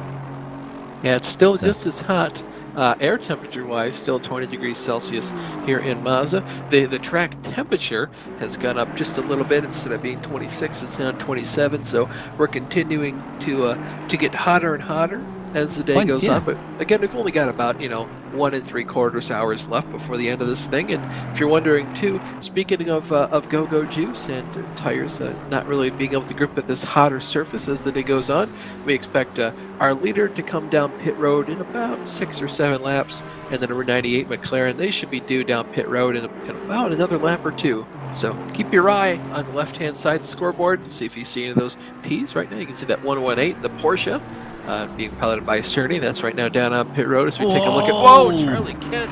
What a save. What a catcher, right? I was just looking at that going, that rear end's going to slip out there. That is another casting curse from you. Actually, we're going to give this one to our producer, Jack, out there, because he was the one that went on board. Oh, yeah, look at this. It lost it again. Loosey-goosey, and also look at the 22 car. Just we're going to get rid of that walk bridge. They're fighting for a podium. Again. Absolutely. Yeah, monkey see, monkey do. Followed him right into that one. That means that you're chasing the car and not your own racing line at that point when that happens, isn't it? Yep. Or just responding, of course, to the possibility of not running in the back of just trying to save it, man. Yeah. Look, this is riding on board again with the driver in 5th place, Nico Mayer, the 147 Aston Martin. Beautiful sounds out of this thing, the V8 in there. That's right. Trying to hunt down the 2 cars ahead of him. Both those cars just went for a little bit of a spin. That's the 2 that we saw going for a slide out of the Ascari chicane. Now, we don't know if they're, what sort of tyres, if they're taking tyres or not. We know they're taking gasoline, but if you start to see slippy slides like that... Everything I know about, ACCs, you don't really double stint the tires. There's not really any point to it because you can change them all at the same time. So usually you just come down pit road and take tires. Yeah, okay, fair enough. So, yeah, possibly going to be looking at having to take some of them soon. Here's our race leader. We're expecting to come and take some tires and some fuel. Not this time around. I can't remember. Was it maybe in another racing league when people send the dummies to pretend to go on the pit lane to try to throw somebody off? But of course, an endurance race is not really going to be any benefit to that. Hey, there you go. Been a little while since we've seen the Lexus of the E team. Yep, Tobias Prang still doing a really good job, still going strong out there for the 16 car. Putting down a lot of 148 still too. And by the way, out there, Alex, if you want to get a little bit more screen time there for your Mercedes the 88 car, you just got to get yourself into close battles. Start doing stuff that would be noticeable, you know? Yeah, like just have a chat to the E team after, because they're always in the mix. And once again, as you said, you'd rather be those drivers that aren't on the camera. It means you're having a nice, quiet, lonely race. Well, ideally, I'd rather be the team that's winning, whether I'm on the camera or not. But yeah. Quiet consistency most often wins these races too by the end of the day. The 889, I mean, you know, you could say that they've been not quiet because they've been leading, but otherwise they haven't really done anything spectacular like make a 3-wide move or make a phenomenal save. They've just been doing exactly what they needed to do. So that quiet consistency, again, wins these endurance races is what you want to have at the end of the day. 98's in. You know that they do box a little bit earlier than the leader. Because the different stint, yeah, because they are on their 34 laps that they've just done. 28 laps for our race leader. They'll be boxing around the 34, 35 marker. I was just wondering how bold and brave you would be. Would you get a fold-up chair and place it right around here, what we're going to see between turns 1 and turn 2, right on the runoff area? Just on brave to sit right there and see whether they've already knocked over the, in the real plastic world? Things. Probably not. No, in the real world you wouldn't be allowed either, of course. There's a lot of carnage that's kind of, no, you can see it's like an aftermath, isn't it, of a war zone right there in turn 1 and turn 2. Oh, yeah. I'm pretty sure if you look at all the splits that's occurred on all of them, probably even more so on some of the other driving splits. through all those bullards. Igor Simonov finally back out of the pits. He was in the car just a little bit earlier. So back in now for probably what will end up being his final stint of the day.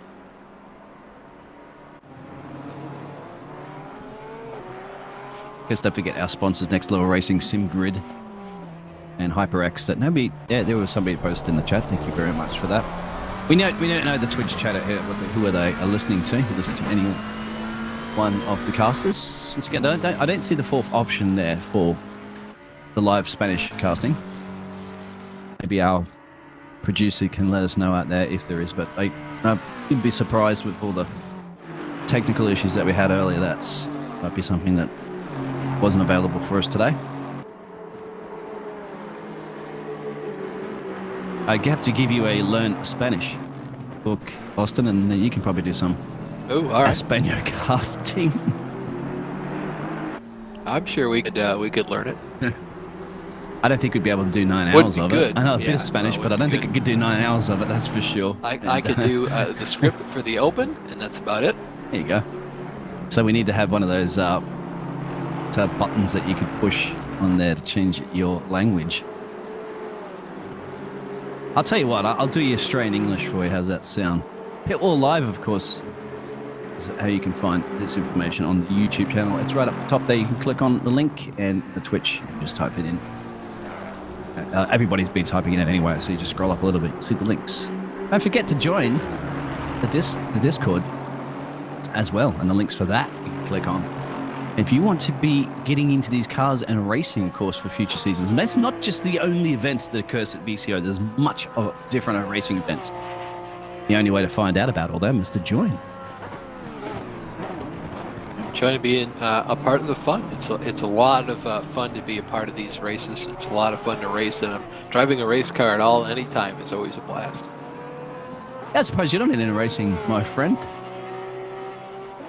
You are a race driver? Oh, yeah. I mean, not in real life, but, you know. No, I mean, like, yeah, in these events, but I'm not sure if you're an ACC race driver or iRacing or any of the other just sims. iRacing mostly. iRacing, yeah. I'll be heading over to the iRacing world after this one finishes for another event. That'll be fun.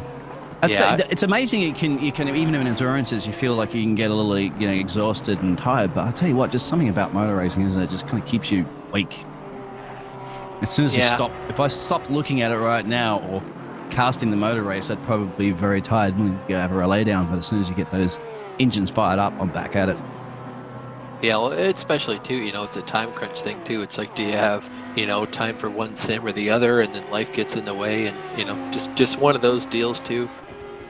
Yeah, damn Santa Claus comes to visit as well, throws you off.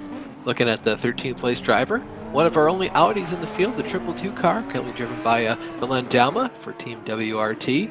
These guys again, quiet, consistent day. Oh, some runoff there, some dirt. And that's really not bad. Look out there for the 999 Porsche. That was a close one. That was crazy in the chat. Remember that said that they were targeting. I'd end up hitting that too. Lottery. Go for the $1 billion lottery if you want. I don't know if did somebody win that or not in the States. But yeah, they said that their target was P12.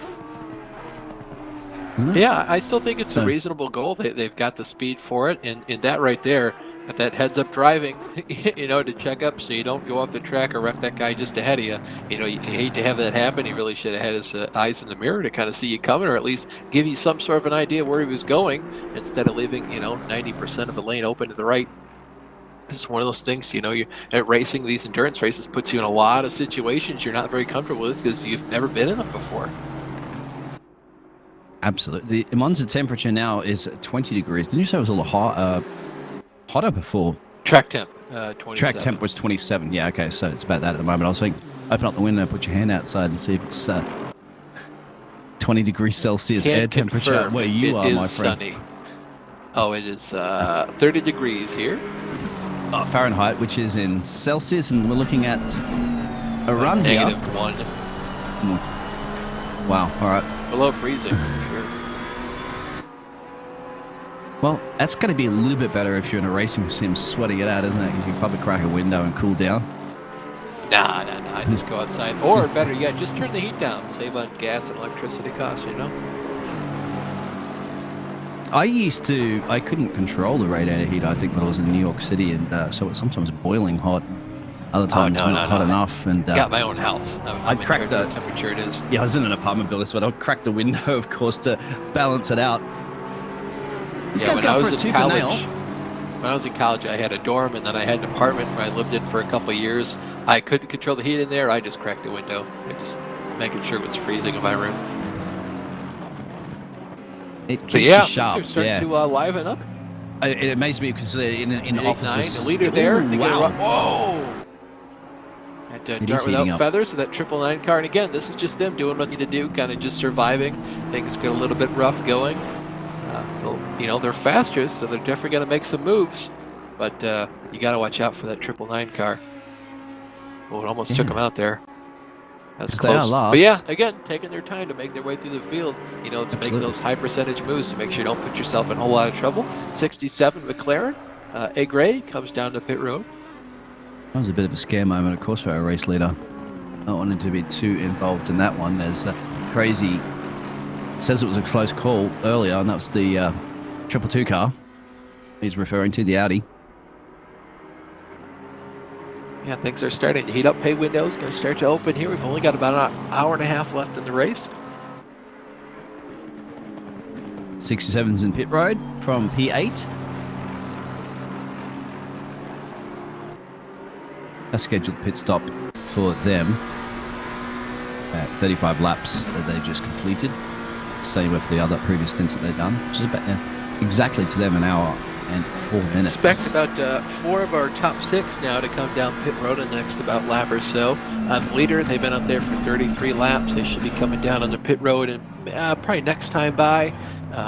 The 711 car, they're probably doing about 3 laps, as well as the 147 and the 16 car, the McLaren and the Aston Martin. Both should be, Aston Martin and Lexus should be coming up pit road in about 2 laps. Which means that they'll still have to do another pit stop. You're not going to be able to stretch everybody still has to do one more. But the 69 car around 13 laps currently in their stint. Now the 88 car, Alex is out there. Alex, what are you thinking? You guys can get away with just a 1 stint now, perhaps? I mean, you can stretch this to, what, 4? I don't think you can stretch it to 40 minutes, would you, left of the race? I think everybody but the Acura is going to have to pit twice before the end. because the Acura is going to have to come down pit road really close to the hour mark, and then I feel like they're going to have to come down for a splash and go at the Well, end. they're Now, on granted, 17 at the moment. yeah, laps. they are No. about a lap down, so they do have a pretty good opportunity to maybe skip out on one of them laps at the end and not have to pit again. But I doubt it'll help them pass the 7-Eleven car I like or the 98. The 714 car we're looking at the moment for the United Sim team, driven by Sophie. You can see they don't like the sunshine too much. They just painted the white around the windows as well too, to decrease the amount of sunlight that gets into the car. Then again, I think all the cars do have that. They're just in different colors. Small side. Oh, I've never seen that white window inlayment there. Kind of like that. Pretty sharp. Looking at Lassie Stretch, the 88 car, the Mercedes AMG. Again, one of those cars that was involved in the kerfluffle, as it were, a couple hours ago. They had a really banged up front fascia. The splitter was dragging on the ground. The hood was about 6 inches separated. It was basically flat instead of being curved down towards the front end. They came down on pit road, got repaired. This is interesting. So they're currently 30 minutes into this stint. Yes. So that'll be... You want to get it to the hour mark. That's 3 minutes away from 1 hour remaining, and you can do an hour and 3 to 4 minutes on one stint. So do you think they can push his fuel save if you have to somehow? I would say, because try to stretch it to the 30-minute mark, and then you're going to basically save yourself an extra pit stop here.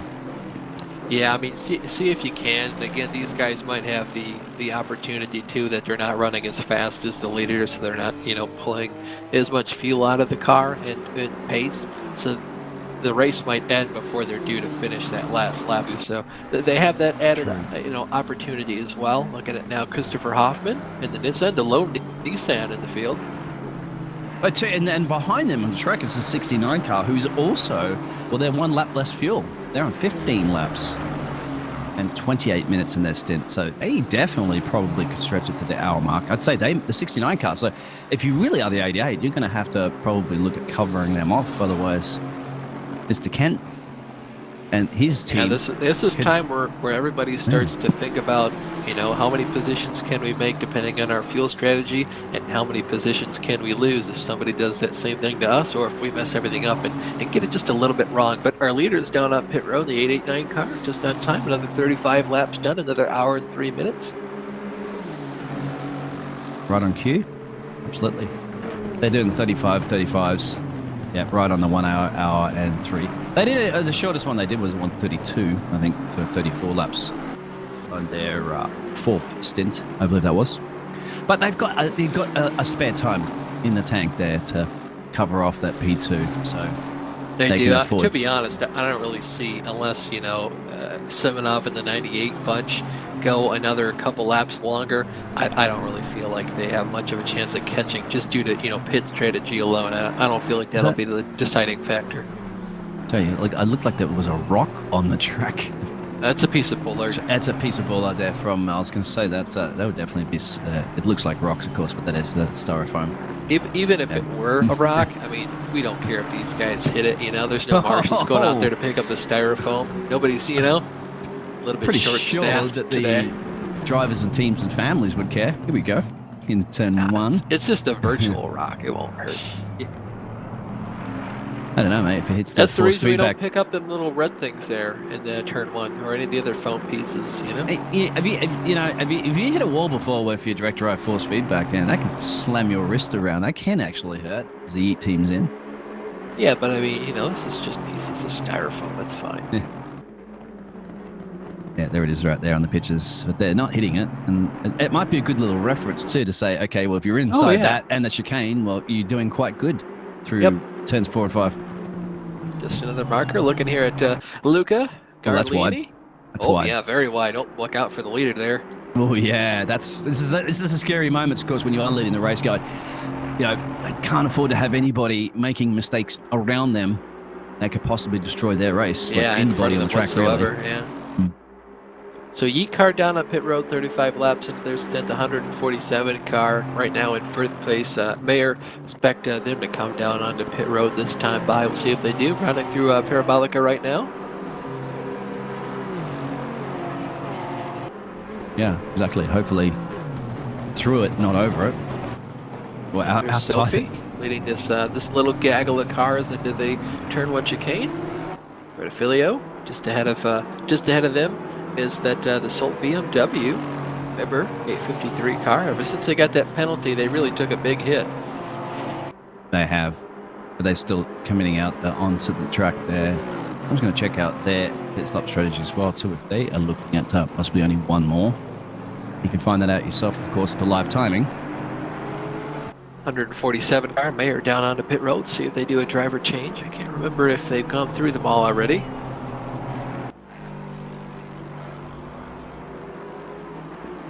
"13 laps remaining of the BMW, the 853. So, yeah, they're okay because they had those drive-throughs, those events and stuff like that in pit road. So that's it. That's only one more stop for them to go.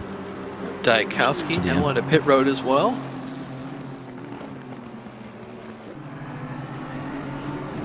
I think you want to get your paddock pass tickets, don't you, as well, into these endurance races? Going to get to see a lot of the cars in pit road. But yeah. you might only have 2 more chances. There's your Nissan down onto pit road, 81 car. Yeah. Oh, look out for Igor. Yes, that's the man. That's it. That's so 7-Eleven slide in Ascari is in P2. I wonder if he got a little bit of help there from Nazarov. That's absolutely true. Now, we can't get a replay of that. I'm not sure we'll be able to. No, we can't. This is fortunately Erwin trying to get passed here by the 118 of Heinen. This is not for position, so should not be fought too hard for. Tucks in to take the racing line and does that little bit of a swirly whirly on the rear end, which means you're really heavy on the brake pedal.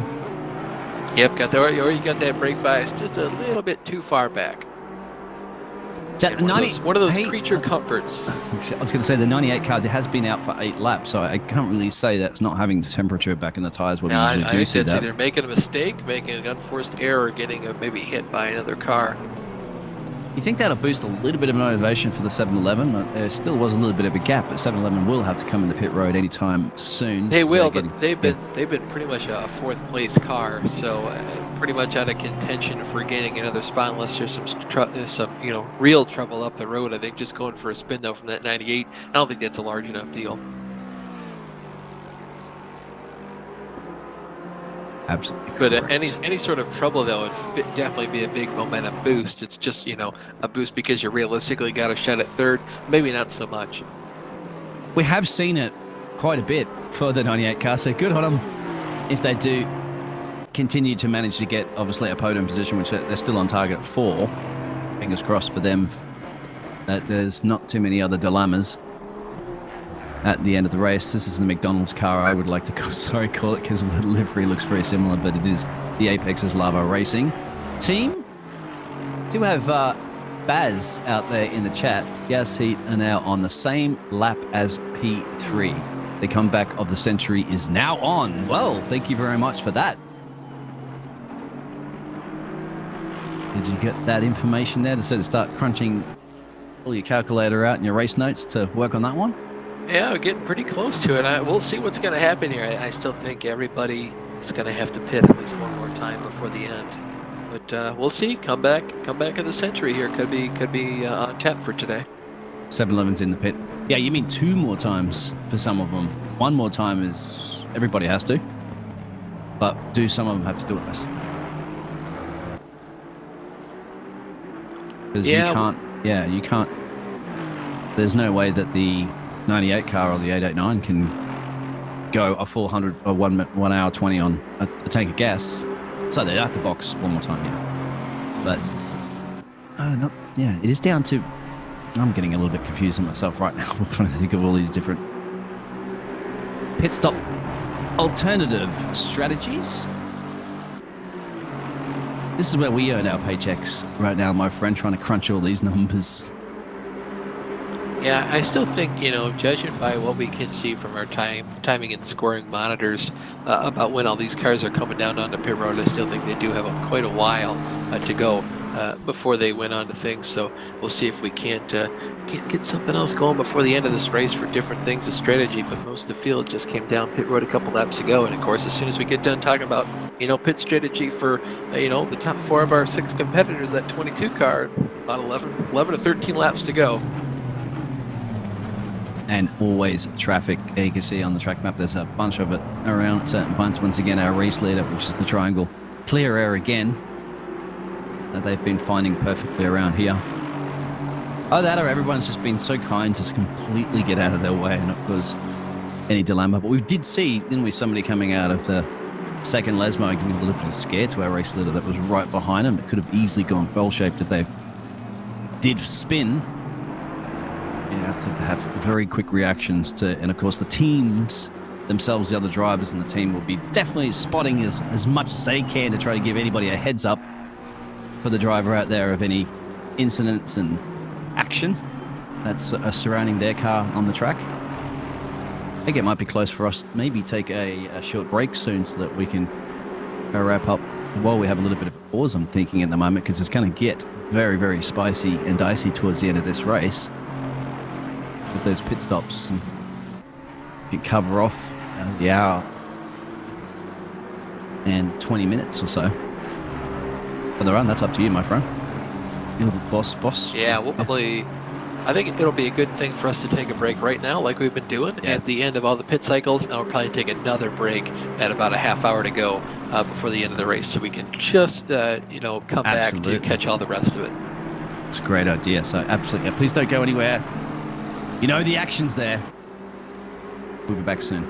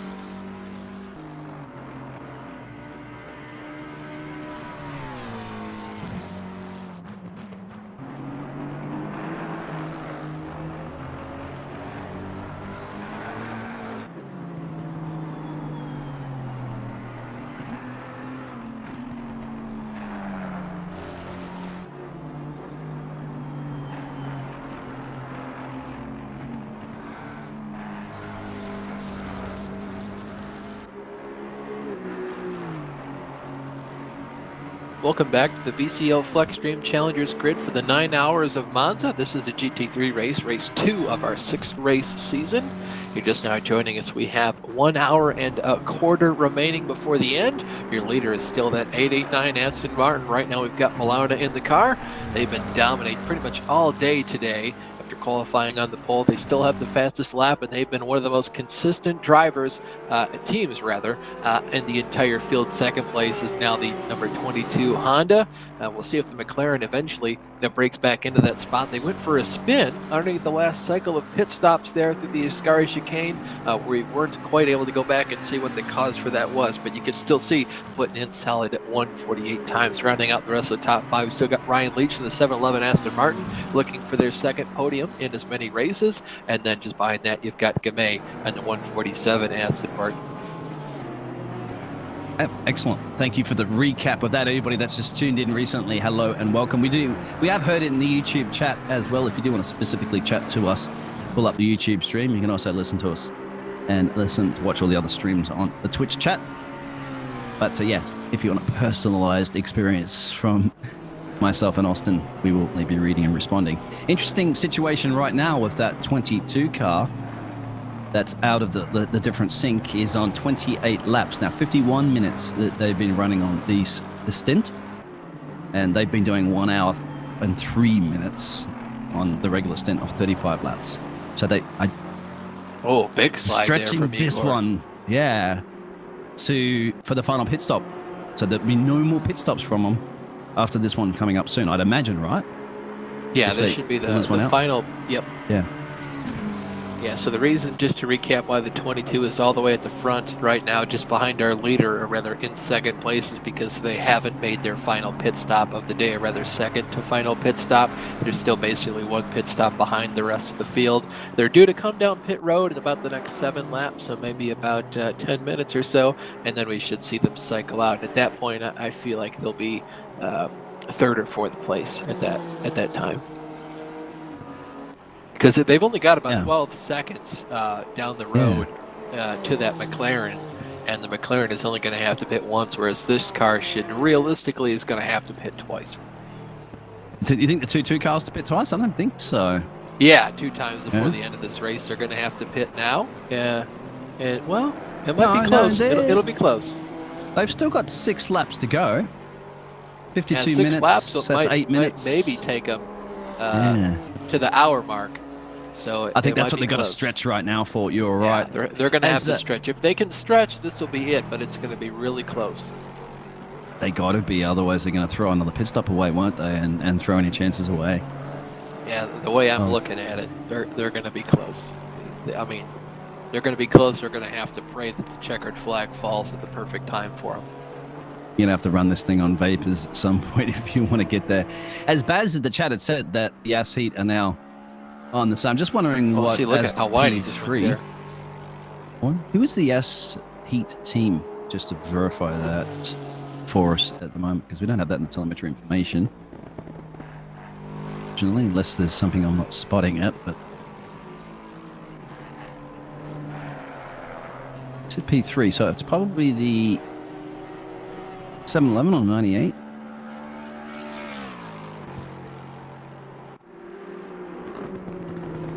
I'm not sure. Okay. Anyway, please let us know out there. All right, what number? Baz, if you're still listening, hopefully. Yeah, looking at Ryan Leach here, the number 711 Aston Martin, trying to hunt down. That's just above the track. In front of him there, the 81 car, currently being piloted by Mr. Frost. Sol Nissan in the field. This isn't for position. He's just coming up there to lap him. That's why you see all the blue flags being waved. Yeah, the way I basically put my math talking about it for the 22 car is they can go an hour and 3 minutes on fuel. They can make it about an additional maybe 9 minutes from now. That'll put us about the hour and 2 minute mark. So if they can go an hour and 3 minutes on fuel, it's good. They're going to have to stretch it basically. I've seen a couple of the Team 67 cars done a hour and 4 minutes recently. And the 853 has done an hour and 4, so an hour and 4.5 really. That's 4:32, 4:31. That's what they need. That's the target. That's Yeah, the, so it's going that's to the be cap, close. probably. It's going to be close. They're going to have to worry about how much fuel they've put in the car, whereas for the rest of the field, it's all going to just come down to push it to the end. So they still do have a chance of getting second place, but it'll be close. That's when you take that alternate strategy, you risk it, and the risks will turn it to rewards or not. Either way, you still be rewarded because you're still going to get some fantastic positions. Yeah, I mean, Podium. either way, that unless they run out of fuel, I really feel like that Acura's got a shot at the podium here. Same with that 98 McLaren. It'll be interesting to see how the race finishes when we come down to it. But I think both those teams are still in it for a podium. Still really good spot to be for the rest of this race. As the M2 competition car at the moment with the King Snacks. I'm going to get King Snacks meat snacks after this one. So, looking at them currently running in 8. A little bit quieter now for them, as well as a lot of the other drivers, which once again is a good thing for them, I'm sure. You can see, look at the track map as well, turned out it has really started to space out rather than the massive groups that we had forming before. Our leader currently, the triangle, is around Parabolica with a couple of cars up the road. But the 889 machine. Yeah, so well the Legion of Racers at that perfect timing for their overtakes is one of the reasons why they are having an 81-second lead currently at the moment of the 22 car. But we know that 22 car will have to box soon.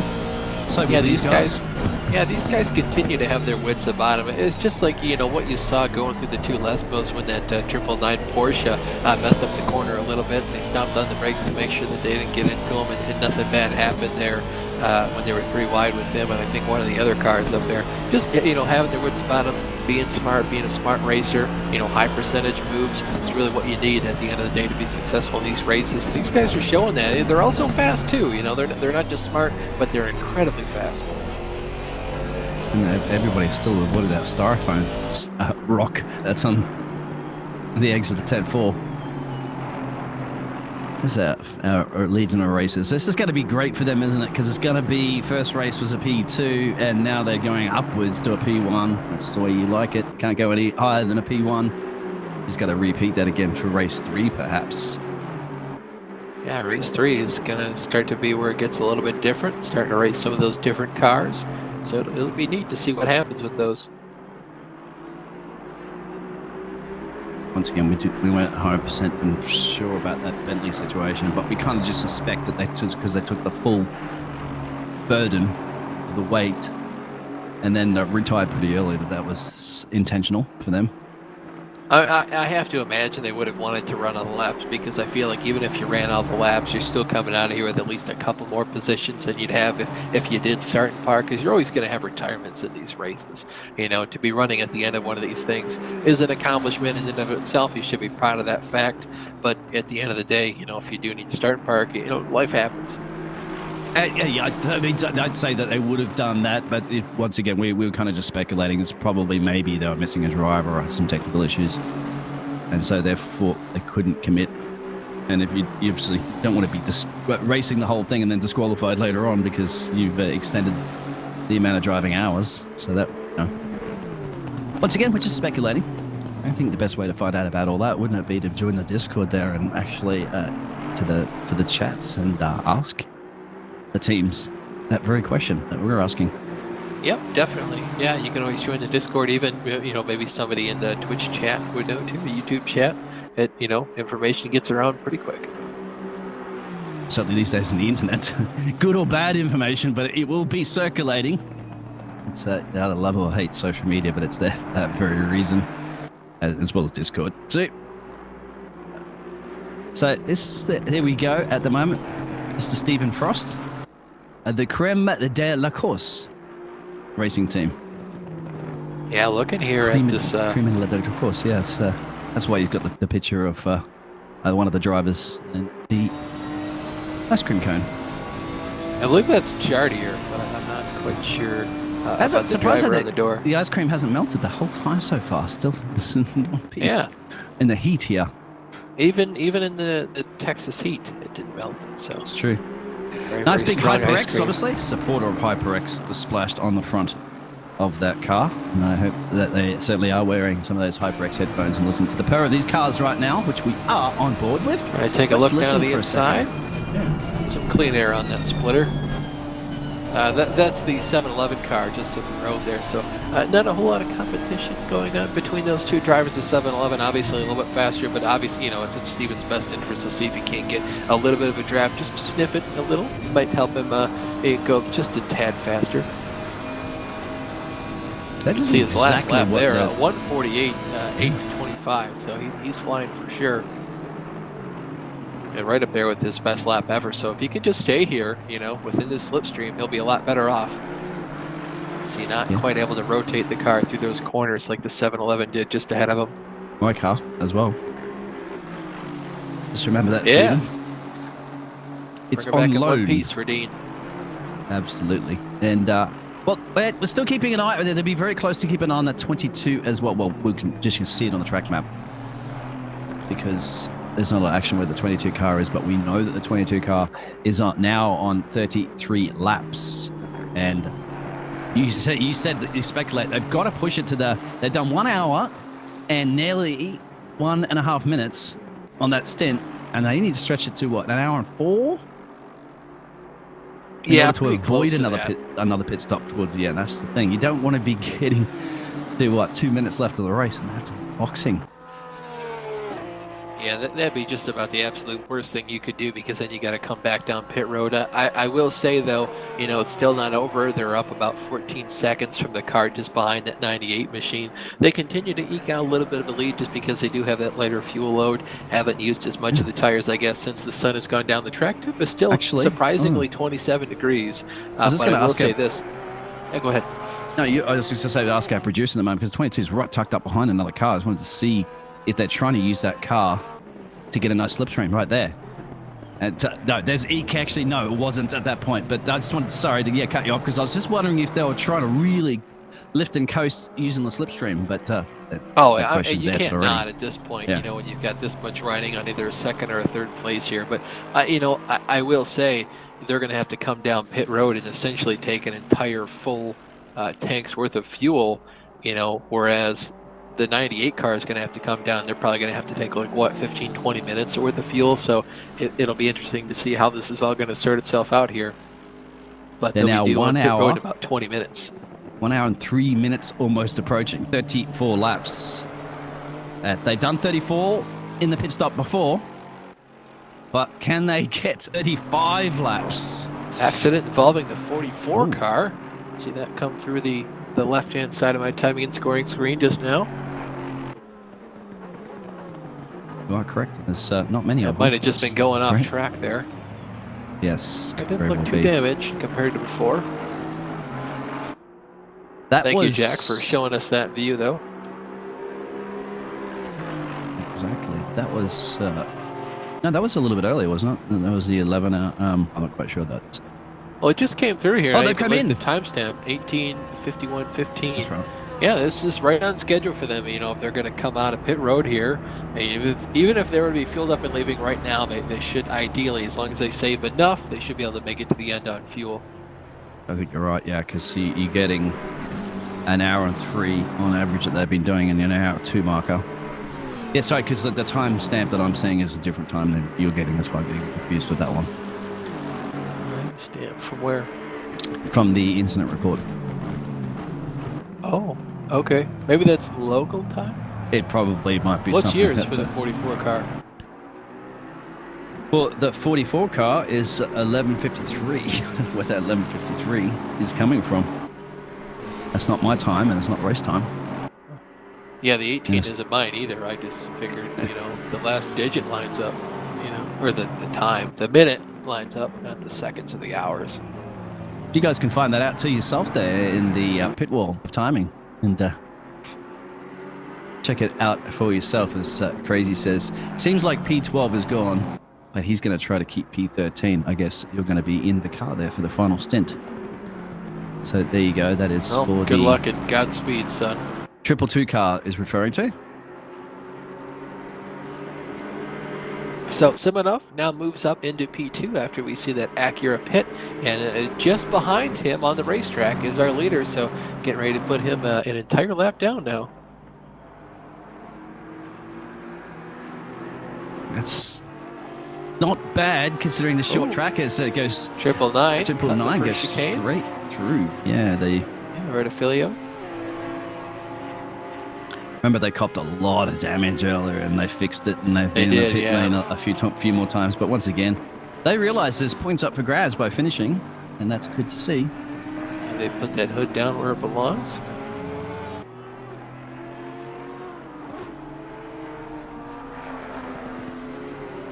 Every time you see that dirt kicked up in the background, you know that's one of the Lesmos.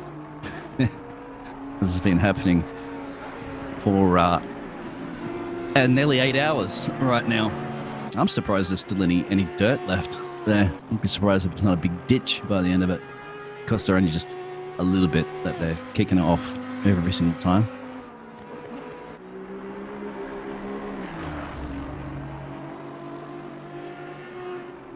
There's your 222 car that we were talking about just before. Yep, Milan Dalma currently in the race seat. And we know that Crazy in the YouTube chat said that oh, he's the gonna try to 147 car has a drive-through penalty. Oh, that's As definitely the 33 the car comes down pit road. off-track excursions that we heard, the track limits. That's something you don't want now, do you, with the final stages of the race? You don't want it any time, really, but even more it hurts now. Yeah, definitely. This is not the time for it to be happening for you. Hey, well, I'm not going to jinx it, but I can pretty much guarantee you that the immense cool, calm, and collective driving for our race leader, I'd have to say they're probably nowhere near the track limits warnings at all, because they just seem to be at the right place all the time there and within the racing lines, the white lines of the track limits. So, there's no way that a casting curse is going to happen. It's a blessing right now. Just going to say that. They just look too. That car was on rails the whole time, is it? And unless you push it off the rails, it's going to rail its way across the checkered line first. Still looking at the driver of the 222, one of our only Audis in the field, Milan Dalma, 13th place. Just behind him, we see one of our McLarens. I believe that's the 27 machine. Oh, getting a little bit wobbly there on corner exit. He's obviously angered that rear axle. Further up through the field, you can see our leader has now passed the second place car. Seeing 88, there was a About change, I think. Seconds. I saw a change between P10 and P11 on the telemetry, and nobody went in the pit lane for them. Heinen might have taken the position. Yes, Crazy out there, please. Well, we're going to know who Crazy is soon, and as you'll be getting ready to take control of that car for the 222, I think just double confirm their last pit stop was. You know, this could be a good thing right here for this 98 bunch. If they can get some slipstream off the front end, or the rear end, excuse me, of this Aston Martin, the leader, the 889, if they can get some slipstream, kind of stay with them over the course of the next couple laps, I see this as an absolute win for them. That's exactly right, isn't it? Could you imagine you're in P2 and you are on track in the track positions right now, but the only difference, of course, is there's one lap. Yeah, 14 seconds is a lot to gain from one stint to the next just by overcutting, especially, you know, using the slipstream with a leader in front of you. But I'm not going to say it's out of the question, too. I don't really know how long it takes to fuel one of these cars, because essentially this 98 doesn't have to take quite as much fuel as the 22 car did. Now, granted, they are going to have to come down pit road in about 15 laps, so that'll put them pitting with about 40 laps to go.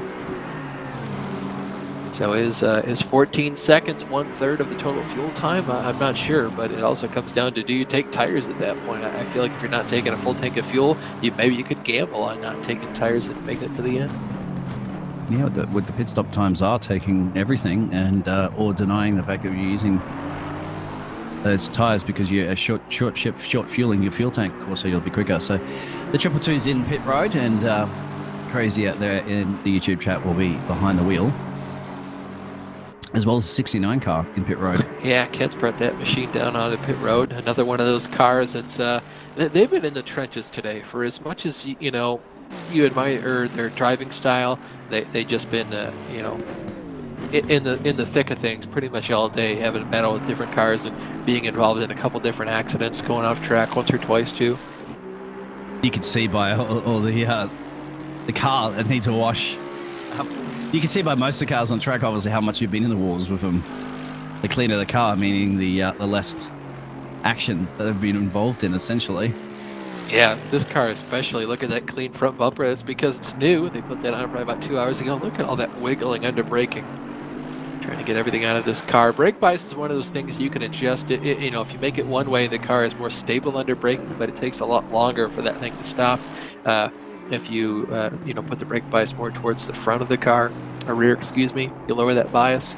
It stops a lot faster, but it also rotates a lot more. That's why you see it start to dance around as you can on the brakes. So raising it, like to dance. Easier to control. It stops faster if you lower it, or flip flop. Raise the bias. It's easier to control. It stops a lot slower. It takes more distance. If you lower the bias, it stops a lot faster, but it's harder to control. That's why you see some of these drivers kind of dancing that fine line of control versus speed. Does that affect the oversteer and understeer as well? Oh yeah, big time.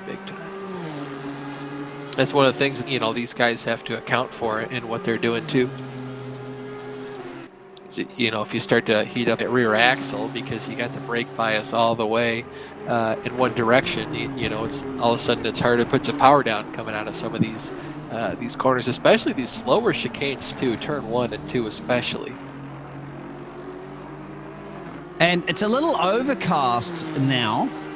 Jeez, wouldn't a bit of rain? Yeah, maybe we could get some rain before the end of today. I would not be, because this is actually approaching very similar, because if you do have a chance to look at all the streams that are occurring at once at the moment here on the Twitch channel by !Course Command Center, I was just looking at the sunshine was out in the cash split, and the rival split was, a little brighter than what because I was looking at us going, well, hang on, what time is it? Well, it's only 2 p.m. in the afternoon, so shouldn't be dark. It certainly has overcasted quite a bit here recently. If you can get rain's back in the rival split as well. Damn. It's just started raining in the rival split. I would not be. I tell you what, there is a possibility. What is the air temperature? 20. So track's dropped 1 degree. And again, we are in the hottest part of the day essentially. So you should think the track should be hotter. Maybe I tell you what, Austin, you never know, mate. A bit of rain here is going to dramatically change this race. It's gotten a lot darker for only being 2 o'clock in the afternoon. Yes, and look at it. Look at the clouds. I tell you what, the amount of rain that we've had in all the split state, it's kind of almost jinxed itself. We were asking our fantastic producer out there, haven't we? But we've been begging for that rain. Maybe Jack's finally come to deliver our Christmas gift a little bit early. I think, Jackson been done. Did we see Jack down there in pit road doing a rain dance? Oh yeah, being nimble and quick. Yep. He came back to apparently. You admitted. Jack just told us he's giving it to the rivals, but because it's just come back down on them. He had the opportunity to give us rain, and he cruelly neglected us once again. You never know, but it's still early days. I mean, cash split right now it's all bright. It's what the cash split's now experiencing what we've had for 8 hours. Yeah. Yep. So, but then 52 minutes left in the race. Still have an opportunity for some rain here. Track temperature for being as overcast as it has in the last few minutes, still at 26 degrees Celsius. So we haven't seen a whole lot of change in the track speed just yet. It dropped to it where it was at 27, wasn't it? It dropped to 26. I'm seeing it fluctuating. Looking at the camera angle there that Jack was showing, the 98 car has stayed pretty much glued to the rear end of the 889, but the 889 has slowed down considerably. With all the clean air that they have, they've been put down 149.6. Just mid 149s, and the McLaren has stayed with them. So I don't know if this is the two cars trying to save as much fuel as possible or what. I'd say so. Now they that they will have to do another stint, but are they looking for that both quick these guys splash are and going to have dash to stop once more. Yeah, I feel like the 98 car is going to have to come in about 10 or 12 minutes, and the leader is going to have to come in about 22 minutes. And they're just trying to cover off that gap. Is probably the difference. They have a lap up their sleeve, but the gap, obviously, with a lap is practically 1 minute 40, 1 minute 50. Now, if that rain comes, that's the thing too, isn't it? You got to kind of probably that might very well be in the back of your mind, especially if the team have told them that there has been rain in the other splits, and you can see the overcast conditions. So you kind of be thinking in your team right now, well, what if? How can we plan for this? What can we do if it happens? How can we also cover off if, you know, something like, as quickly as possible, this pit stop they want to do a splash dash, who knows? And what if you have to go in for intermediate tires, wet tires? You don't know as well. Yeah, it's one of those weird things that, you know, and it all depends on if it rains, how bad is it raining, what does the track feel like, could you save some time if you did need to switch your tires? And with that gap, you're okay to really lose pace a bit, but then it's how much pace could you lose if right. If you're just getting too slippery out there or something. Yeah, like that. risk versus reward. Yeah, and this is a high-speed track, remember, so the high-speed corners, and if you anything to go by, rival split and the cash split, when it did rain, those cars were spinning around like a circus ride. Yeah, spinning around all sorts of directions. So one car would have to take barely some sort of an evasive action, and they would spin off into the grass and wreck 3 other cars in the process. So it's it's going to get down to it here. That's what's happened, hasn't it? Before in the past, and you got over here, Stephen Frost. Yeah, diving down to the inside. 192 Aston Martin, just trying to take not a spot away from Fuhrer, but track position. Hey, what? That's the car putting him a lap down. You want to be in if it does rain. For sure, because this four-wheel drive, forward steering, ABS, and all the goodies out of traction control, and this thing can drive on ice and still stick to the road. Now, I haven't driven the other cars to let you know that. I haven't driven this specific model, but I know that rolling back to its granddaddy, the R32, and that thing could stick to the road on icy conditions. So, no doubt this modern one can. Porsches would also be fantastic in the wet weather conditions, I'd imagine, too. We'll have to see if it rains here in the next couple of minutes. It's just below 50 minutes to go, 48 minutes and 50-some seconds to be exact. Pay window's going to open here in a couple of minutes. If you're watching this stream, we're actually going to be broadcast up on the main stream as well for a little bit. And then after this race concludes, about 7 minutes after our checkered flag flies, then we're going to go to the rivals split for a little while. And then, of course, if you're still looking for something to do for the rest of the night, the cash split is going to be going for a considerable amount of time longer than this or the rival split. So keep it tuned here. You definitely have to tune into that one because that's just been absolutely chaotic, and who knows that the rain might come back down onto the cash split as well. I will have to really cut off quickly as soon as the checkered flags. Yeah, I'm going to have to depart on that one. My apologies about that because I have to go immediately to another cast. But hopefully, if you do have the time, my friend Austin, to stick around to interview the drivers. I don't think we're interviewing. If there's no interviews, I'm not quite sure. We'll check with our director on that one. No, we don't do that. No, that's fine. Main split gets interviews. That's right. Yeah, okay. So, well, it'll be right on time then. Yep, yeah, it should be picked up. We're going to conclude the race here, wrap up coverage, and I'll probably go sit in my living room and turn the race on the big screen, sit on the couch, and sit back and enjoy. Yeah, have a snack and watch that for sure. Oh, yeah. Definitely it would be spicy. It's unfortunate we're not going to see football on too. We would not. Yeah, it's a little unusual. We're not going to see ourselves see too much of the rival split very ending. So I'm sure that's going to be really interesting with this race coming in. 45 car is coming to pit road from P8. Yeah, Gafford and that Aston Martin. That's the meat snacks car, King's Meat Snacks. Oh, that's right. Yeah, we're still going to jump. That's his goals. The 44 machine. He's down on pit road too. Yeah, the last pit stops for these drivers this evening. Hopefully, not guaranteed that it will be the last because a bit of rain or possible damage can throw a spanner on that one. Don't throw a spanner at your mechanics. Mechanics might throw a spanner back at you if you don't get the car home. Yeah, they know how to throw them too. They don't just mess around. man, look at the Yeet car getting all the way up to the back end of Gray, excuse me. Same thing again to the Yeet, just going, hey, camera, back, beat, camera.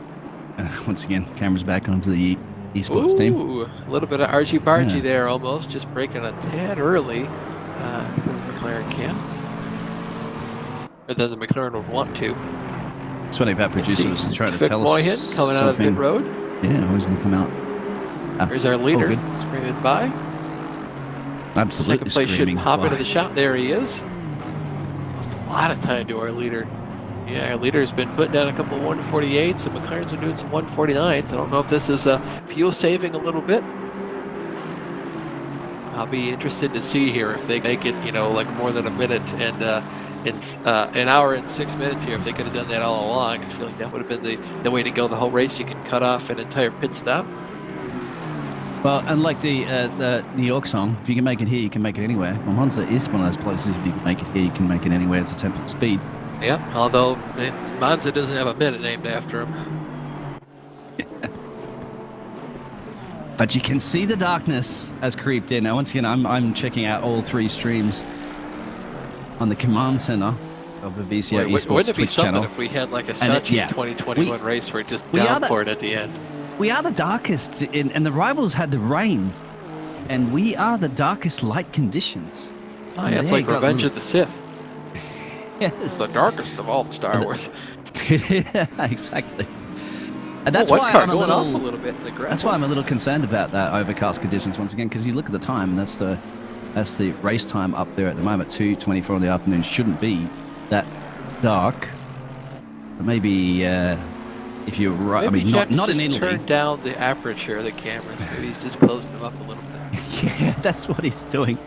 Jack is playing mind tricks, of course, our producer. It's out actually there, full sunlight out there. I'm not going to bring you any rain, perhaps, but what I'll do is I'll play tricks on you with the filters. Although, Dean, you know what happens before it rains every time? You get the chills. It's because it gets cooler. It's we've dropped a temperature degrees Celsius, so it might get some rain here in a couple of minutes. And then, but the thing is, too, wind. Generally, you get a gush of wind that picks up. So I know for a fact that I live in a country where it rains 2/3 of the year, so I can feel the temperature. You feel the chill, and then the rain, the wind picks up a little bit, and then bang, there's a rain. But unfortunately, we don't have a wind. Oh, look at all the flags outside the commentary booth. I tell you what, though, maybe if you got one of them knees that acts up every time before a storm, maybe if you let us know when that's happening, you're out there in the crowd. I wonder what happens when the marshals have to show the white flag, as they've been shown that already. Ooh. Well, everybody's going to slow down considerably, thinking there's some sort of a caution. The last late break Sebastian is there. Reinel, yeah, just really dipping down to the inside there. I believe that might have been for position. That was crazy. That's ticked. crazy in the chat. So crazy is Sebastian. That's crazy in the YouTube chat. So there you go. He did so say up one more spot there. He did say, yeah, exactly. He said that P12 is gone, but he's going to try to keep P13. Guess what, my friend? You are in P13. So yeah, pitter patter. Let's get there. You've only got what about? I don't know. Well, no more pit stops, of course, they have to do. Yeah, he has about 2 laps to gain before he can get up to 12th place. So I'm not going to say it's not in the cards. I'm just going to say, better luck next race. I bet you he's going to be thinking about doing it, of course, because he knows it's perhaps up for grabs, and you're going to put that pedal to the metal. Absolutely, just put it through the 2 floor. laps, though, is a lot to make up. But, and some of these teams, too, they've been kind of doing every single race with the same amount of their budget BOP. So if they just continue this up, at some point it's going to come back to bite all the other teams in the rear end. This car can either, if they don't end up winning, they're certainly going to have a big shot at the championship towards the end of the season. Porsche in the pit lane for the last time. Still waiting on the 98 car to come in. They should be due, if not this lap, the next one. They've been out there for 33 laps. They've already spent an hour on this stint. Well, the 147 car, yeah, they had that drive-through, so they might be able to make it to the end of this thing. The last maybe tank they're of going fuel. to Maybe they're going to just eke it out and stretch it until you get to potentially Yeah. where the tires. Boy, you know. if you're this 98 car, you got to be really careful right now getting yourself around this 999 Porsche. Yeah, exactly. That's called the That was Lesmos, close. and there's a reason why all those styrofoam boards are all smashed to pieces, because there's been adventure in the action zone there, and you don't want to be there's risking been it with some 40 minutes off-track to go. excursions. So now head down to the Ascari. Now the chat and the YouTube's a little quiet. I want to, as Frosty goes in for the Nissan for the last time, hopefully once again. In the chat, I wanted to hear from any of the drivers and engineers from race teams out there. What if they got any information about the weather forecast that we don't necessarily know? Is there any information that they do get? Run outside and put your hand out and just feel the air temperature, which It's is the 89 20. car off of the Parabolica. We'll see if he makes a dive down pit road. It looks like he is.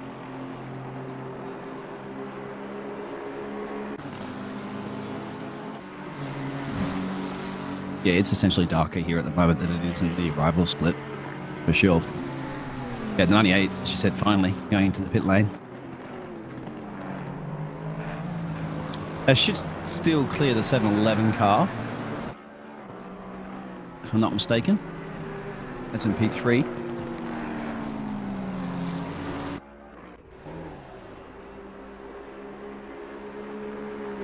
We do have you there, Winston. Yes, sir. Oh, I was just wondering if you did go outside there and started to see whether or not there was any spots of rain.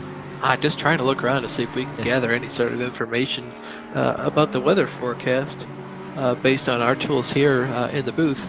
That's true. I was, well, that's why I rely on the chat out there, my friend. They can do the research for us. Fantastic. As Scrooge says, it got a lot more cloudy. Hopefully, no rain. That's what we can see in the pictures. Well, Dean, what do you say we take about a quick couple-minute break, go ahead and refuel our water, our pit stop for us, and then we'll go ahead and take this thing all the way to the checkered flag. Absolutely, because it's going to get split. Yep. All right, sure. well, we'll be back right soon. back in a couple minutes after this.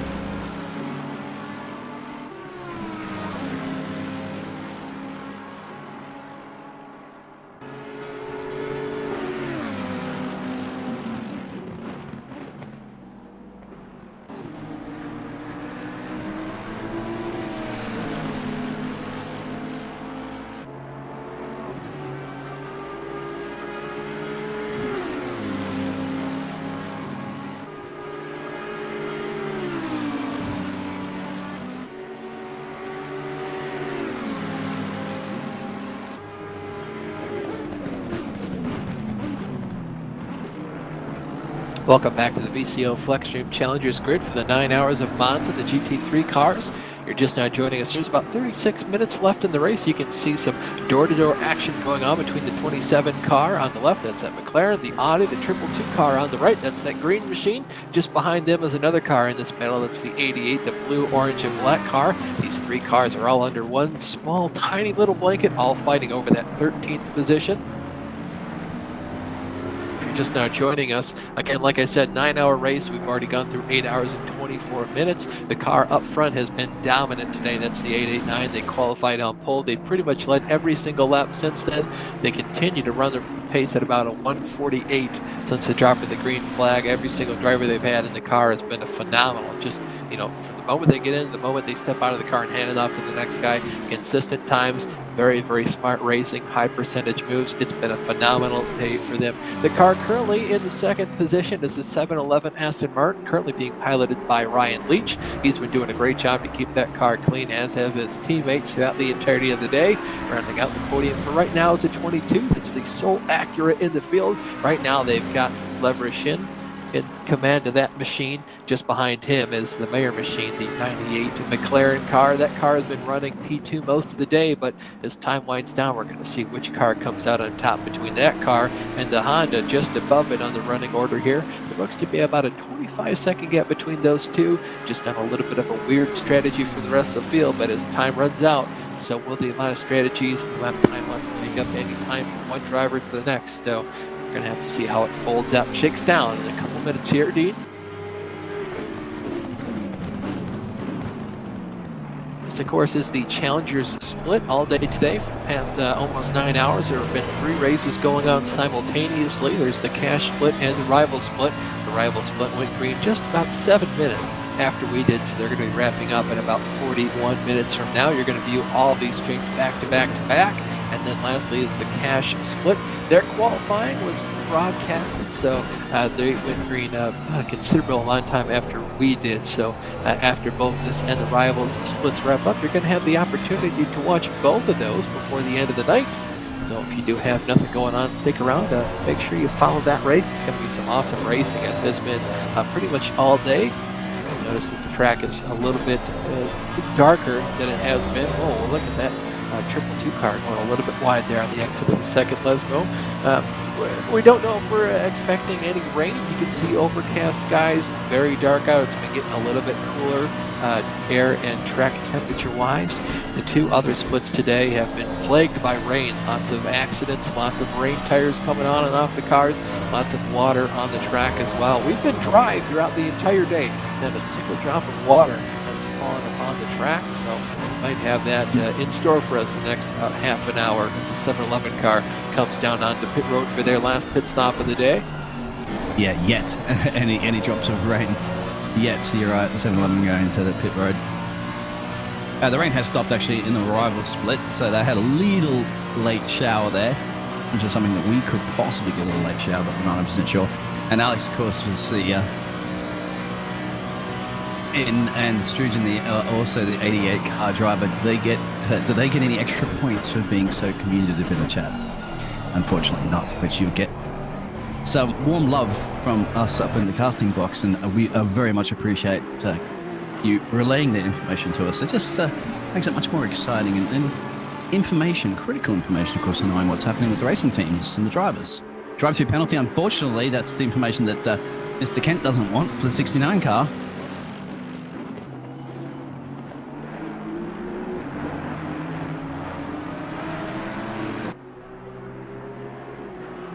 Not what Ken wanted to see for that car. Again, one of those drivers has really been in the trenches today. A lot of hard luck following that team. Looking at now the number 27 McLaren. That's one of the 3 cars here locked in this battle over 13th place. That's exactly right. That's what Struge said before. Watch out for that battle just before we went to the break between the P13, 14 and 15. That's growing right on your pictures right now. As we did say, and that was crazy in the chat earlier. That's driving the Audi at the moment, the 222. He did say it was going to be a bit of a battle for that P13, and he's certainly in the battle to keep it in P13 because he's got to keep 2 of those cars at bay behind him. And that'll be McLaren and the Soul Mercedes.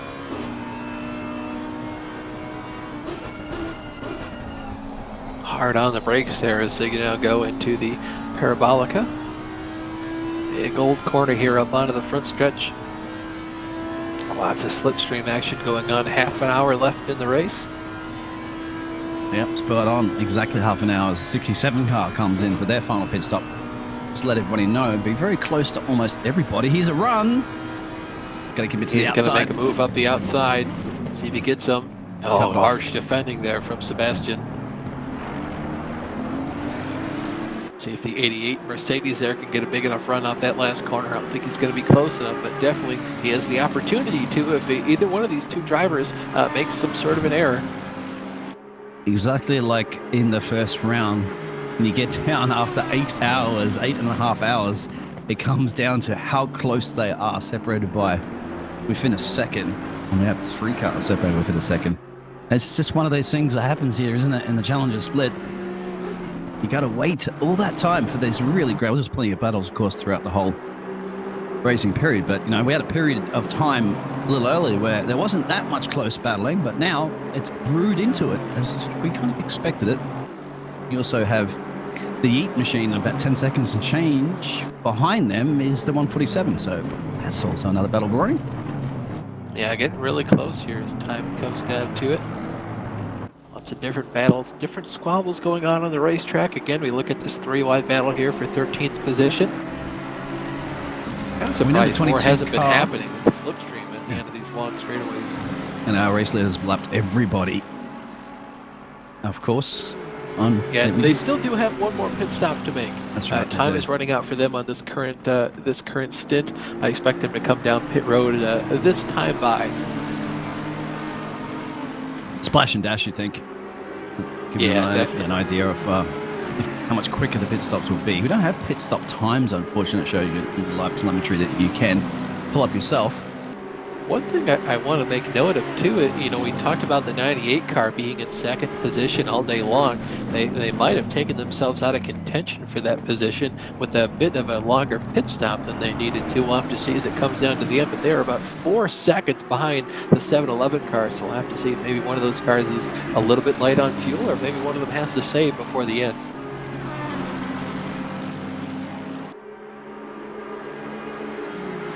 McLaren there taking a little bit of a peek to the outside, now back down to the inside. See if he can force an unforced error here onto the Audi. Not quite. They're going to be too wide, though, through De La Regia. Yep, there's a message out there in the Discord. 3 wide, look at the McLaren blocking Mercedes. Absolutely, yep. There'll be a message at the moment, so may very well be going to the... was going to have a look down to the inside there, and Lopa covered him off. Oh, Yeet come in, and the race leader comes in. That's Team Yeet in P5. Yep, the 16 car and the 889 car. So currently the leader has come down pit road. This should be a lot shorter of a pit stop for them.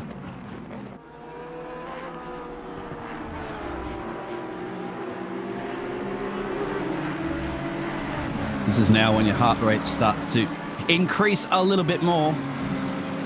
Yeah, if you're in this 3-wide battle here, your heart has been about 120 beats per minute for the entire race. If you're the teammates of that 889 machine, you still do have about a lap lead, but anything can happen towards the end of these races. This is when you start to become nervous. This is where you think, well, what if the power goes out? What if there's a flicker? What if the PC turns off? What if the wheel dies? What if any of this equipment breaks? You start to hear things, you start to feel things. You know, something just doesn't quite feel right when you come down to the end of these things and you're leading them. No, don't you go jinxing it, because, well, the lurk of the chance of that weather may have very well cleared up. As you can see, the sun started to peek back through those clouds. I'd have to say that it's starting to light up. Yeah, that probably no longer will be a threat anymore. The only threat you're going to have is 20 of those cars on the track. Yeah, when we rolled off, there was about a 28-car field since then. We've had multiple retirements, a couple of starting parks here in the early goings. 20 cars left at the end of this thing, it looks like, currently. If you were hard down on road, that 192 Aston Martin. Yeah, that's a pretty generally not a bad result, because you will always lose a bunch of cars due to that edge and all that sort of stuff that's sometimes unrepairable. Looking at here, this is that that's for the largest part of the day has been in that second position. The 98 car, he's trying to hunt down, if he can, the car just ahead of this lap car just up the road. That's that black Porsche with the green wheels. There he is right there, that bright white light blue and neon yellow car. That's that 7-Eleven machine. He's trying to get up there to see if he can wrestle himself a podium here before the end of this thing. And then he's got an additional, what about 33 seconds before he can catch up to that Honda up the road. That's a milestone this late stages of a race. But once again, you're starting to see a lot of risks taking place of some of the drivers too. So risk it a little bit too much and go off the track. Not as much. We haven't seen the, but then again, I might be jinxing it right now, the Ascari dilemmas that we had a little bit earlier, of course, in the Lesmos. Yeah, lots of cars going wide in the Lesmos, lots of cars spitting themselves out on the exit of the Ascari chicane. Just going a little bit wide in the gravel, whipping that rear end around. And if we can get our share, that's 3.2 seconds exactly. That's the battle that's brewing there. And of course, we still have that battle that's continuing further down the field there. That has spread out a little bit, if I'm not mistaken. That I think the telemetry's playing tricks on us because they were a lot closer. There they are. Which cars, sorry? 13, 14, and 15 battle. Yeah, they Spread out were a little lot closer. Must have had something happen here. But there's a ton of traffic up the road. If you look at that track map, that's it. They've grouped themselves almost into two packs now. Yeah, I'm surprised to see the 88 car has fallen so far off the rear end, as has the McLaren. There's that third McLaren in the battle here. They must have done something while we were focusing the camera on somewhere else. And we don't have the capability of replays, just with all the technical difficulties we've had. Lots of problems, even just getting the stream to go. Different computers and power outages. Yeah, 147 is actually boxing for the final time. You can check that if you're actually on the YouTube. You can actually scroll back and have a look if you want to go back and look for the specific moment. You'll have to find it in the 9-hour or 8.5-hour time zone. And hope we were showing it too. Yes, exactly but right. If we don't remember seeing it, I don't think we showed it. Yeah, exactly. But whoa, look at that big wiggle there. That looked like an avoiding. Yeah, the 999 car. I thought he was going to run over the cameraman for a second coming out. Yeah, I thought so too. I was wondering. And of course, this happens just ahead of the leader. There's a flag. That's not actually the white flag. I think he's trying to tell that some of the cars that it's their last lap. Oh, Alex just told me in the moment that my driver tells me that McLaren went wide on Ascari, so he jinxed him. Oh, I jinxed him. I did actually, because I told you that I was mentioning about. You were saying we haven't had a whole lot of Ascari issues. No, I'll tell you what. Well, here we go. Here's another one. We haven't seen the dilemma into turn 1 and 2. And there goes the 999 car down onto pit road. They've been in there a few times more than they would like to be this evening. But I like to see them still continuing. There's the gap between third and fourth position. It's going to come down to the end here. There's also a lap car in between them that has yet to come into play as well.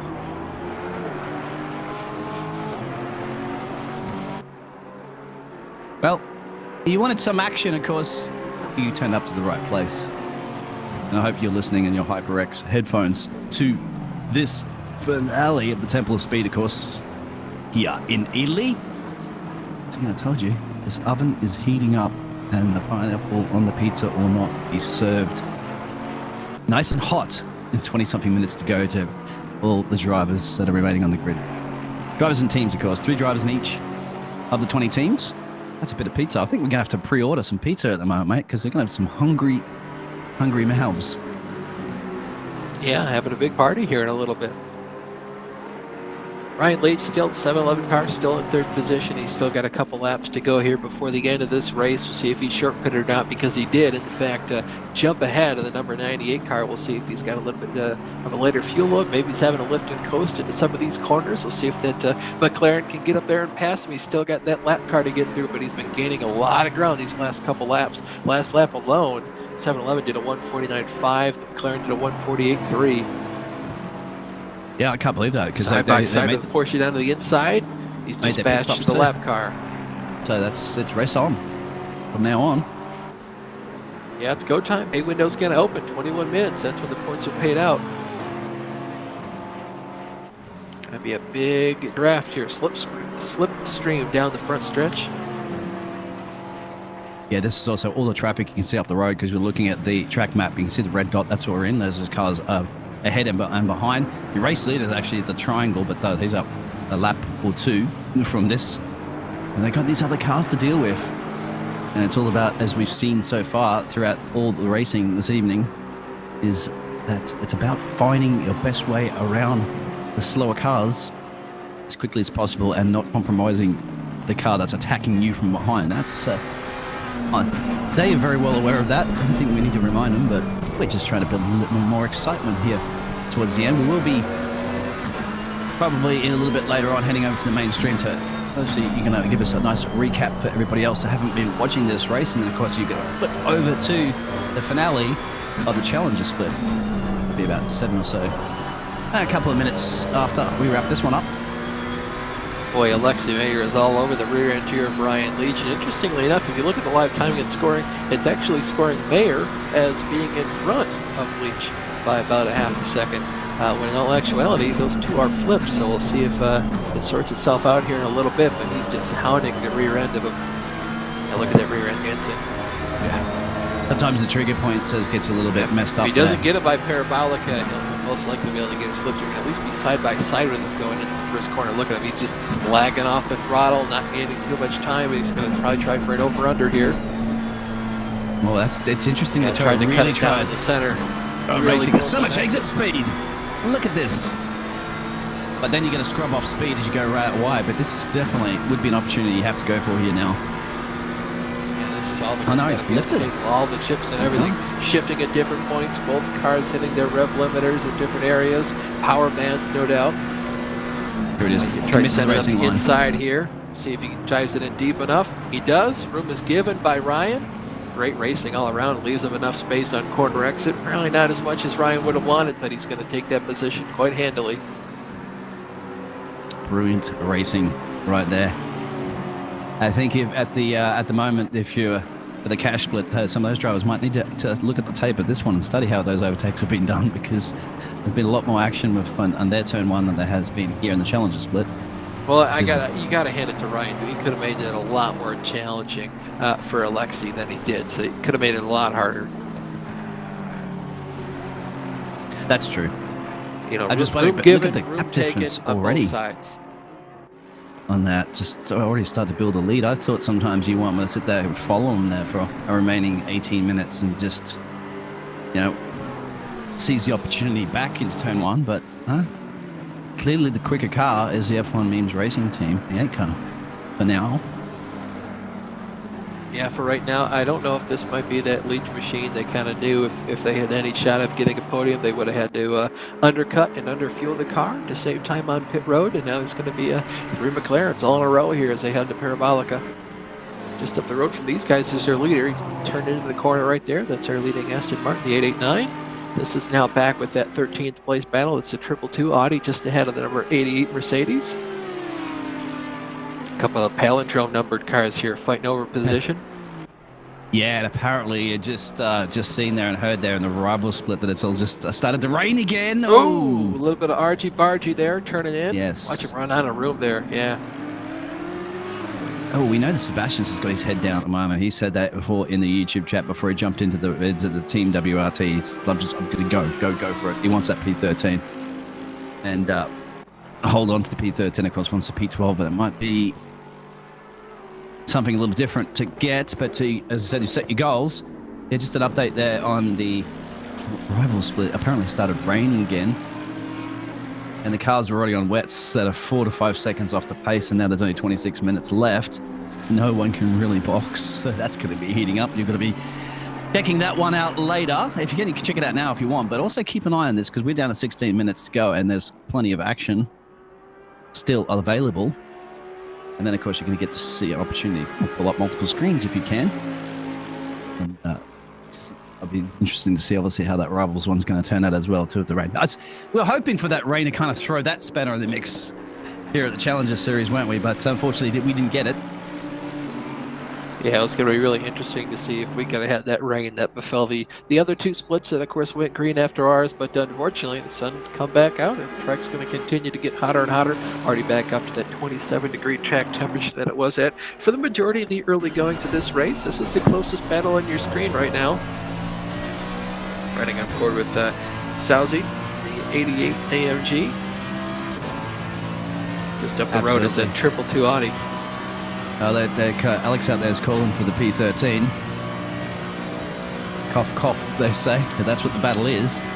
And actually, believe it or not, the 222 and the 88, well, they're the ones that have been the most active in the chat, on the YouTube chat. Thank you very much for that. And then now, the most active two drivers on the track, the closest battle, as you mentioned. They got clean air up the road too, so that you see there on the track map. So nothing between them and a few of those cars up the road. So it's game on, and you're not going to have some traffic to interfere with that for now. Yeah, for the moment being, there's not a whole lot of lap traffic just ahead of these two drivers. The leader is coming up behind him, though. That's that Aston Martin, the leading 889 car. He doesn't need to be in a huge rush. He's got a really large lead, so I wouldn't be too surprised if he just kind of lagged back and let these two drivers have at it. But at the same time, that third place car continues to be just up the road by, too large of an amount for the number 98 car to want to get him. But, if I'm that 88 machine, there's some pride to be had with finishing one entire lap ahead of your competition. Yeah, absolutely. You're right on that. I'm just wondering if the race leader, of course, as you can see just in the background there, this is the most dangerous time it is for your race leader, isn't it? Because these two are going to go at it tooth and nail. They can't afford to really lose anything. They've also got to try to be courteous and allow the race leader through. And the race leader, if I was them, and they've been doing it so well, is just follow them through the whole track as much as possible and then wait. I'd say, obviously, even you got to be very careful even doing it in the main straightaway, aren't you? Because both the cars could pull side by side to make a run in the turn one, and then of course you're in the mix, bang, you're in trouble. I'd have to say probably down out of 7, isn't it? Out of the second Lesmo, take an opportunity. They should move across there and then allow you through. That's what I would be planning, perhaps, if I was the race leader that's just behind this battle. Well, I'd be planning for it. I'd be hoping they kind of have that same thought as me. Oh, look at him force the 188 car into the grass. Yeah, that's a considerable amount. Look, he's going to run him wide. Oh, he's going to take a shortcut. And look at the race leader's got to be backing off severely here. And that Teco's another one. And this is why. See if he holds a position here against the Mercedes. You have to hold here. He's got a nice buffer anyway. He's going to have to take a shallow entry into this corner, but he might be completely clear the Audi with this run down the inside. Yeah, lift off here big time. This is just, it's too risky. If something goes wrong, you're on the fence. Oh, the Audi outbroke himself. Can we get a comeback from the Mercedes? He's going to push him wide. Lots of room being given, though. I appreciate that. Now the leader's just behind these guys. Might be able to get the Mercedes here. Wait for the second Lesmo for the leader. Wait for the second exit of the second Lesmo, and then they should yield. And again, they're going to be going. Mercedes is going to stick it in there. Take it. Oh, he hit the curb and went wide just a little bit. That's going to hurt his exit. And now, guys, allow the race leader through. He got time. If you can catch him to the Ascari. No, he hasn't. He'll have to back off. No. You can't run the risk of lifting right now. If you're the leader, lift off, get a good run out of the Ascari, and then try to hit him down the backstretch into Parabolica. Oh, the Audi got really upset. Oh, this is why he didn't want to be here. Watch out, he's coming back on track. Oh, how scary that is. As I said, this is the most dangerous moment as we're on board the race leader of when an accident like that can occur up the road there and damage you. Luckily, they have a lap, of course, almost not a lap, but 85 seconds. Yeah, not a lap anymore over the 22 car, but it was pretty close to one. Now that is scary, absolutely scary. That's the moment that look at the 214 car. They're back in the race.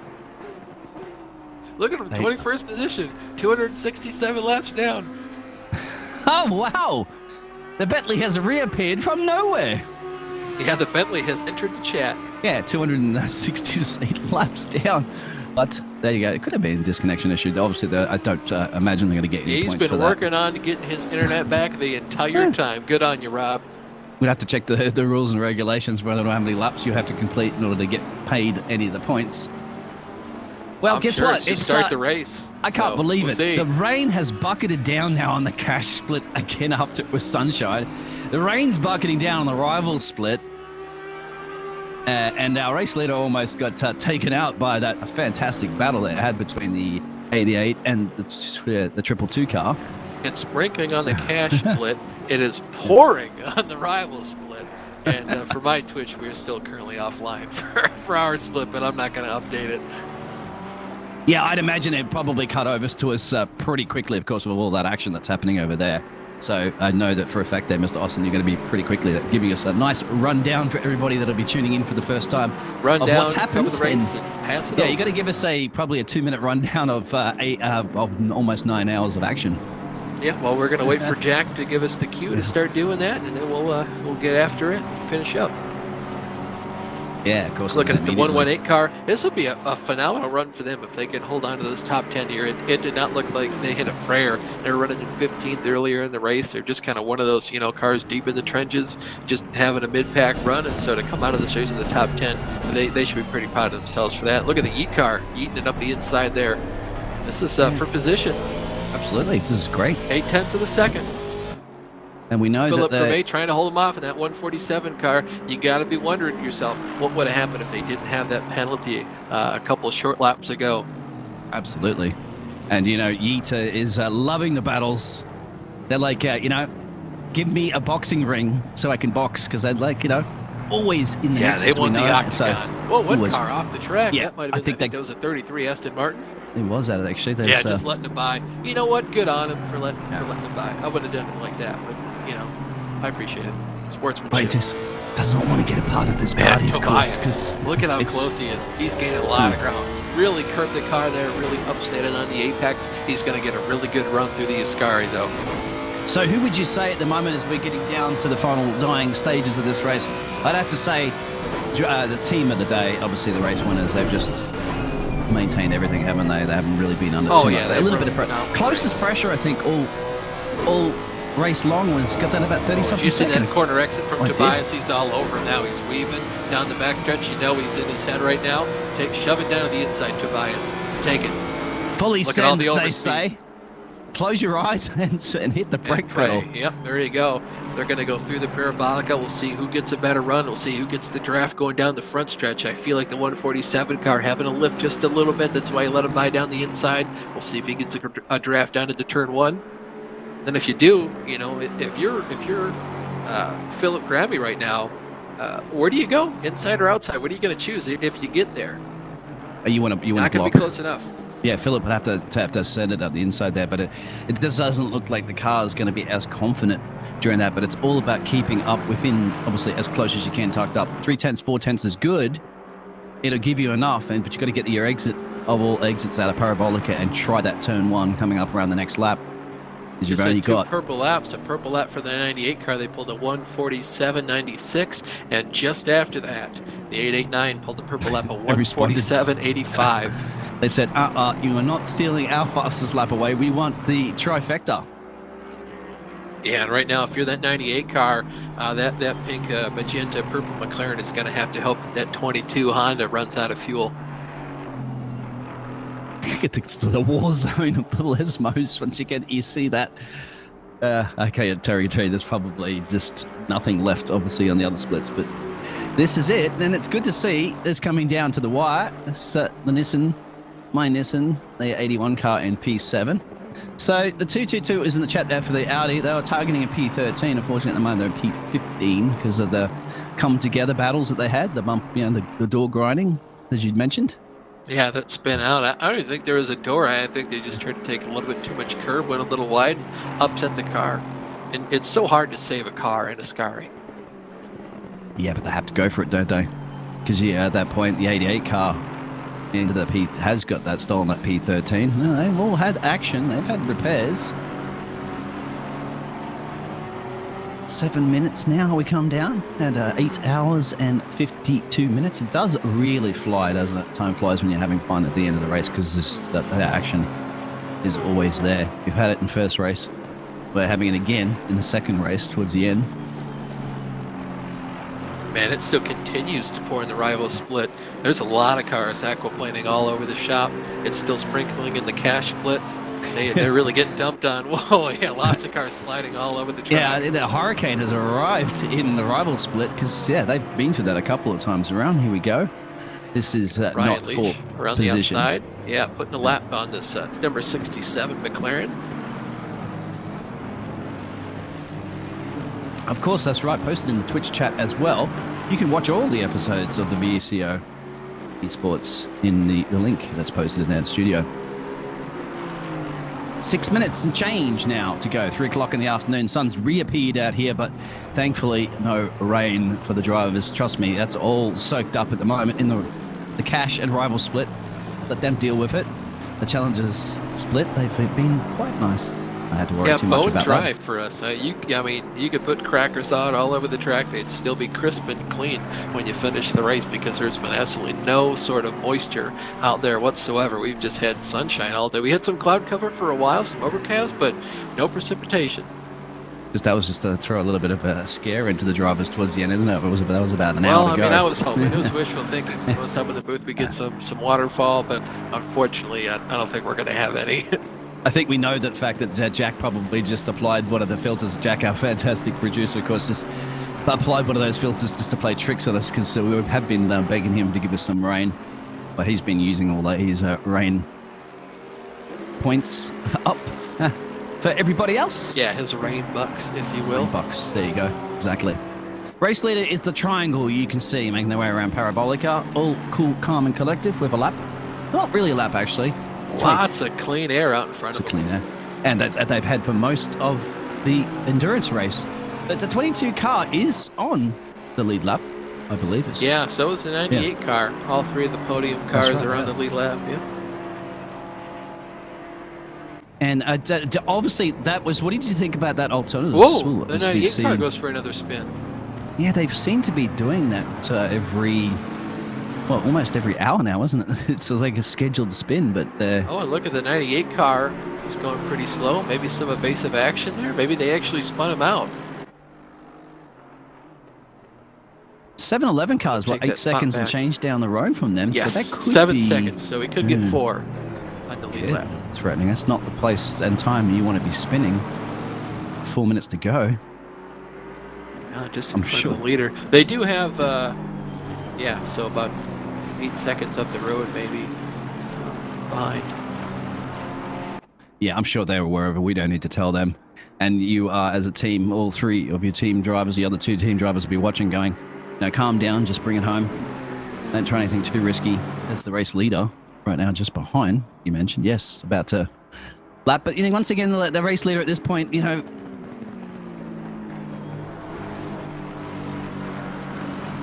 Sorry, I was just getting something from race control. Couldn't quite hear the message. Could you get that one there? Hold for a second. Okay, if you're just now joining us, this is the Challenger split. We've got 3 minutes left in the race here. The leader, the 889 car, qualifying on pole. They've been dominating the race since the beginning. This is the time for the recap, right? Absolutely. And guess what? You don't need umbrellas here in Italy. Yeah, not been raining Challenger for us split. Today. We've had beautiful sunshine. It's been dominant all day. They've been leading pretty much every lap with solid 148s. Since basically the last 20 minutes, they've decided to check their pace a little bit, go a little bit more reserve, would you say, Dean? Absolutely, yeah. It's been very, very great, clean racing, because next level racing, and they get the HyperX gear on, and they've dominated this race, essentially, covered it off. Closest the battle between P1 and P2 got down to about 30 seconds. P2 at the time was 98 car. 22 slipped in there between and stole the P2 position away from the alternative strategy. The recap you want to give us? Yeah, they've hit about half an hour into the race to set themselves kind of off strategy, so it was really hard to determine where they were, and they've been continuing to swap fast laps with the leader. They put down a lot of really good, clean, consistent 148s. They had a little bit of problem where they had to pit just a little bit early, where they incurred some damage. There was a little bit of a kerfluffle between some lap cars as they were coming back up through the field to lap them, and boy, you gotta wonder what would have happened if we didn't have that earlier on in the goings for them. You can still see a little bit of a hood separation between the rest of the front fascia and the fenders up at the front of the car, but regardless, they're going to still come home with a P2 if everything stands the way it is. They're going to be really close to running out of fuel, though. I mean, they're going to finish this thing off with an hour and 4 minutes on 1 tank of fuel. That's just about been the longest we've seen anyone stay out there on fuel. Has been exactly. I don't think it'd be pushed to 105 on one stint. But now it's really just going to depend where the leader is and when they cross the line as the checkered flag flies. Yeah, thank you everybody in the chat. Shout out some HyperX, of course, as this one will be wrapping up. 8 hours and 58 minutes have surpassed us for round 2, because the Temple of Speed has produced a lot of speed. Very great racing that we've had here. in the Challenger split. It's And been a that's exactly- phenomenal drive. It's been, clean for us. Most of the day we've had a little bit of some, argy-barginess, some kerfluffles all the way up and down through the field. But thankfully for us and these drivers, it's been a bone-dry race. Not as much rain for us. None, in fact. So 889 continues to dominate. Their closest competition is to the tune about 77 seconds behind. Yeah, that's narrowing it down now, of course, but no time on their side to do anything about it. I don't think that the This 889 should Cup be would the be. white flag lap for these drivers. They should come across to get the checkered flag this next time by. And boy, if you're Milana, any of the teammates in that 888 machine, absolute hats off. Great job on you, because that 889 has just been the class of the field all day long. They've continued to do a phenomenal job, qualified on pole. They really haven't made a single mistake all day. They've backed off when they needed to. They made high percentage moves the entire time, really just kind of reading the track, reading the different areas, the kind of attitude to the cars around them, and just adjusting themselves based on that. A perfect run from the Legion of Racers. They finished second in the first round in the Coda, and now they've replaced that too with a nice 1 on top of the podium, which is one of the best podiums you'll ever find in motor racing, as they're going to be shaking the champagne to the Tifosi audience. Yeah, Dylan Tan qualified the car on pole. Moreno Pratama brought ahead and bring them home a good 3-hour stint in the middle, and then they handed the car over to Andika Rama Milana. He's going to cross the start-finish line here, coming out of the parabolic, and take the checkered flag here in the VCO LFM. FLExTREME, 9 hours of Monza GT3 race here in the Challenger split. Hats off to those guys. A phenomenal drive all day. That'll be a hats off as well too for us in the casting, as we'll be getting ready to go over to the rival. Brilliant job there, of course. Check the Discord out, and you can watch all these streams back later on. It's been a pleasure. Now hand it Michael. over to the rival split. Yep. Absolutely. And thank you very much, everybody, for tuning in. Yeah, on behalf of myself, Austin Melky, my co-commentator, Dean Hopton, and our director, Jack Maloney, thank you so much. We're going to hand it over to them now.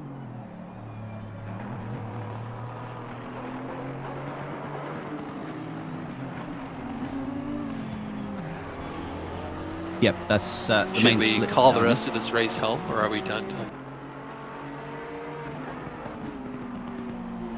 I believe we're still alive in the Challenger split, but we're on the main split because Whoa, look out. The 9 car Hey. got hit there. by the They did, and they 98. haven't gone to still the have checkered yet to flag. finish this race. Exactly. That might be a time penalty, and they're only about 6 seconds up the road from the car behind them, the 711 car. So, although they've already taken the checkered flag, so No, they have. I don't know if a time penalty could hurt them at this point. And we're still surprised about that Bentley being in there, isn't it? The 214 car that Yeah, just to come magically back at the appeared. end. That's kind of surprising. 200.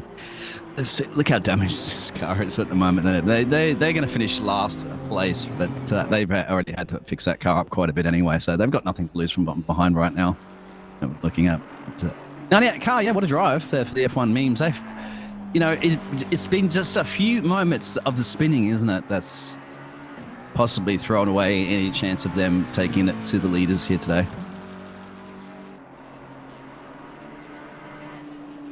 And I'm saying that I do have to depart because the race is over. So I'm Yes, sir. Race is on over. the You've got yourself another broadcast to go to. Everybody's crossed the checkered flag. Thank you very, very much. It's been a pleasure again to join the casting box with you, Yes, it's Austin. been phenomenal. We'll debrief after this one for the next one, and take care. Bye-bye.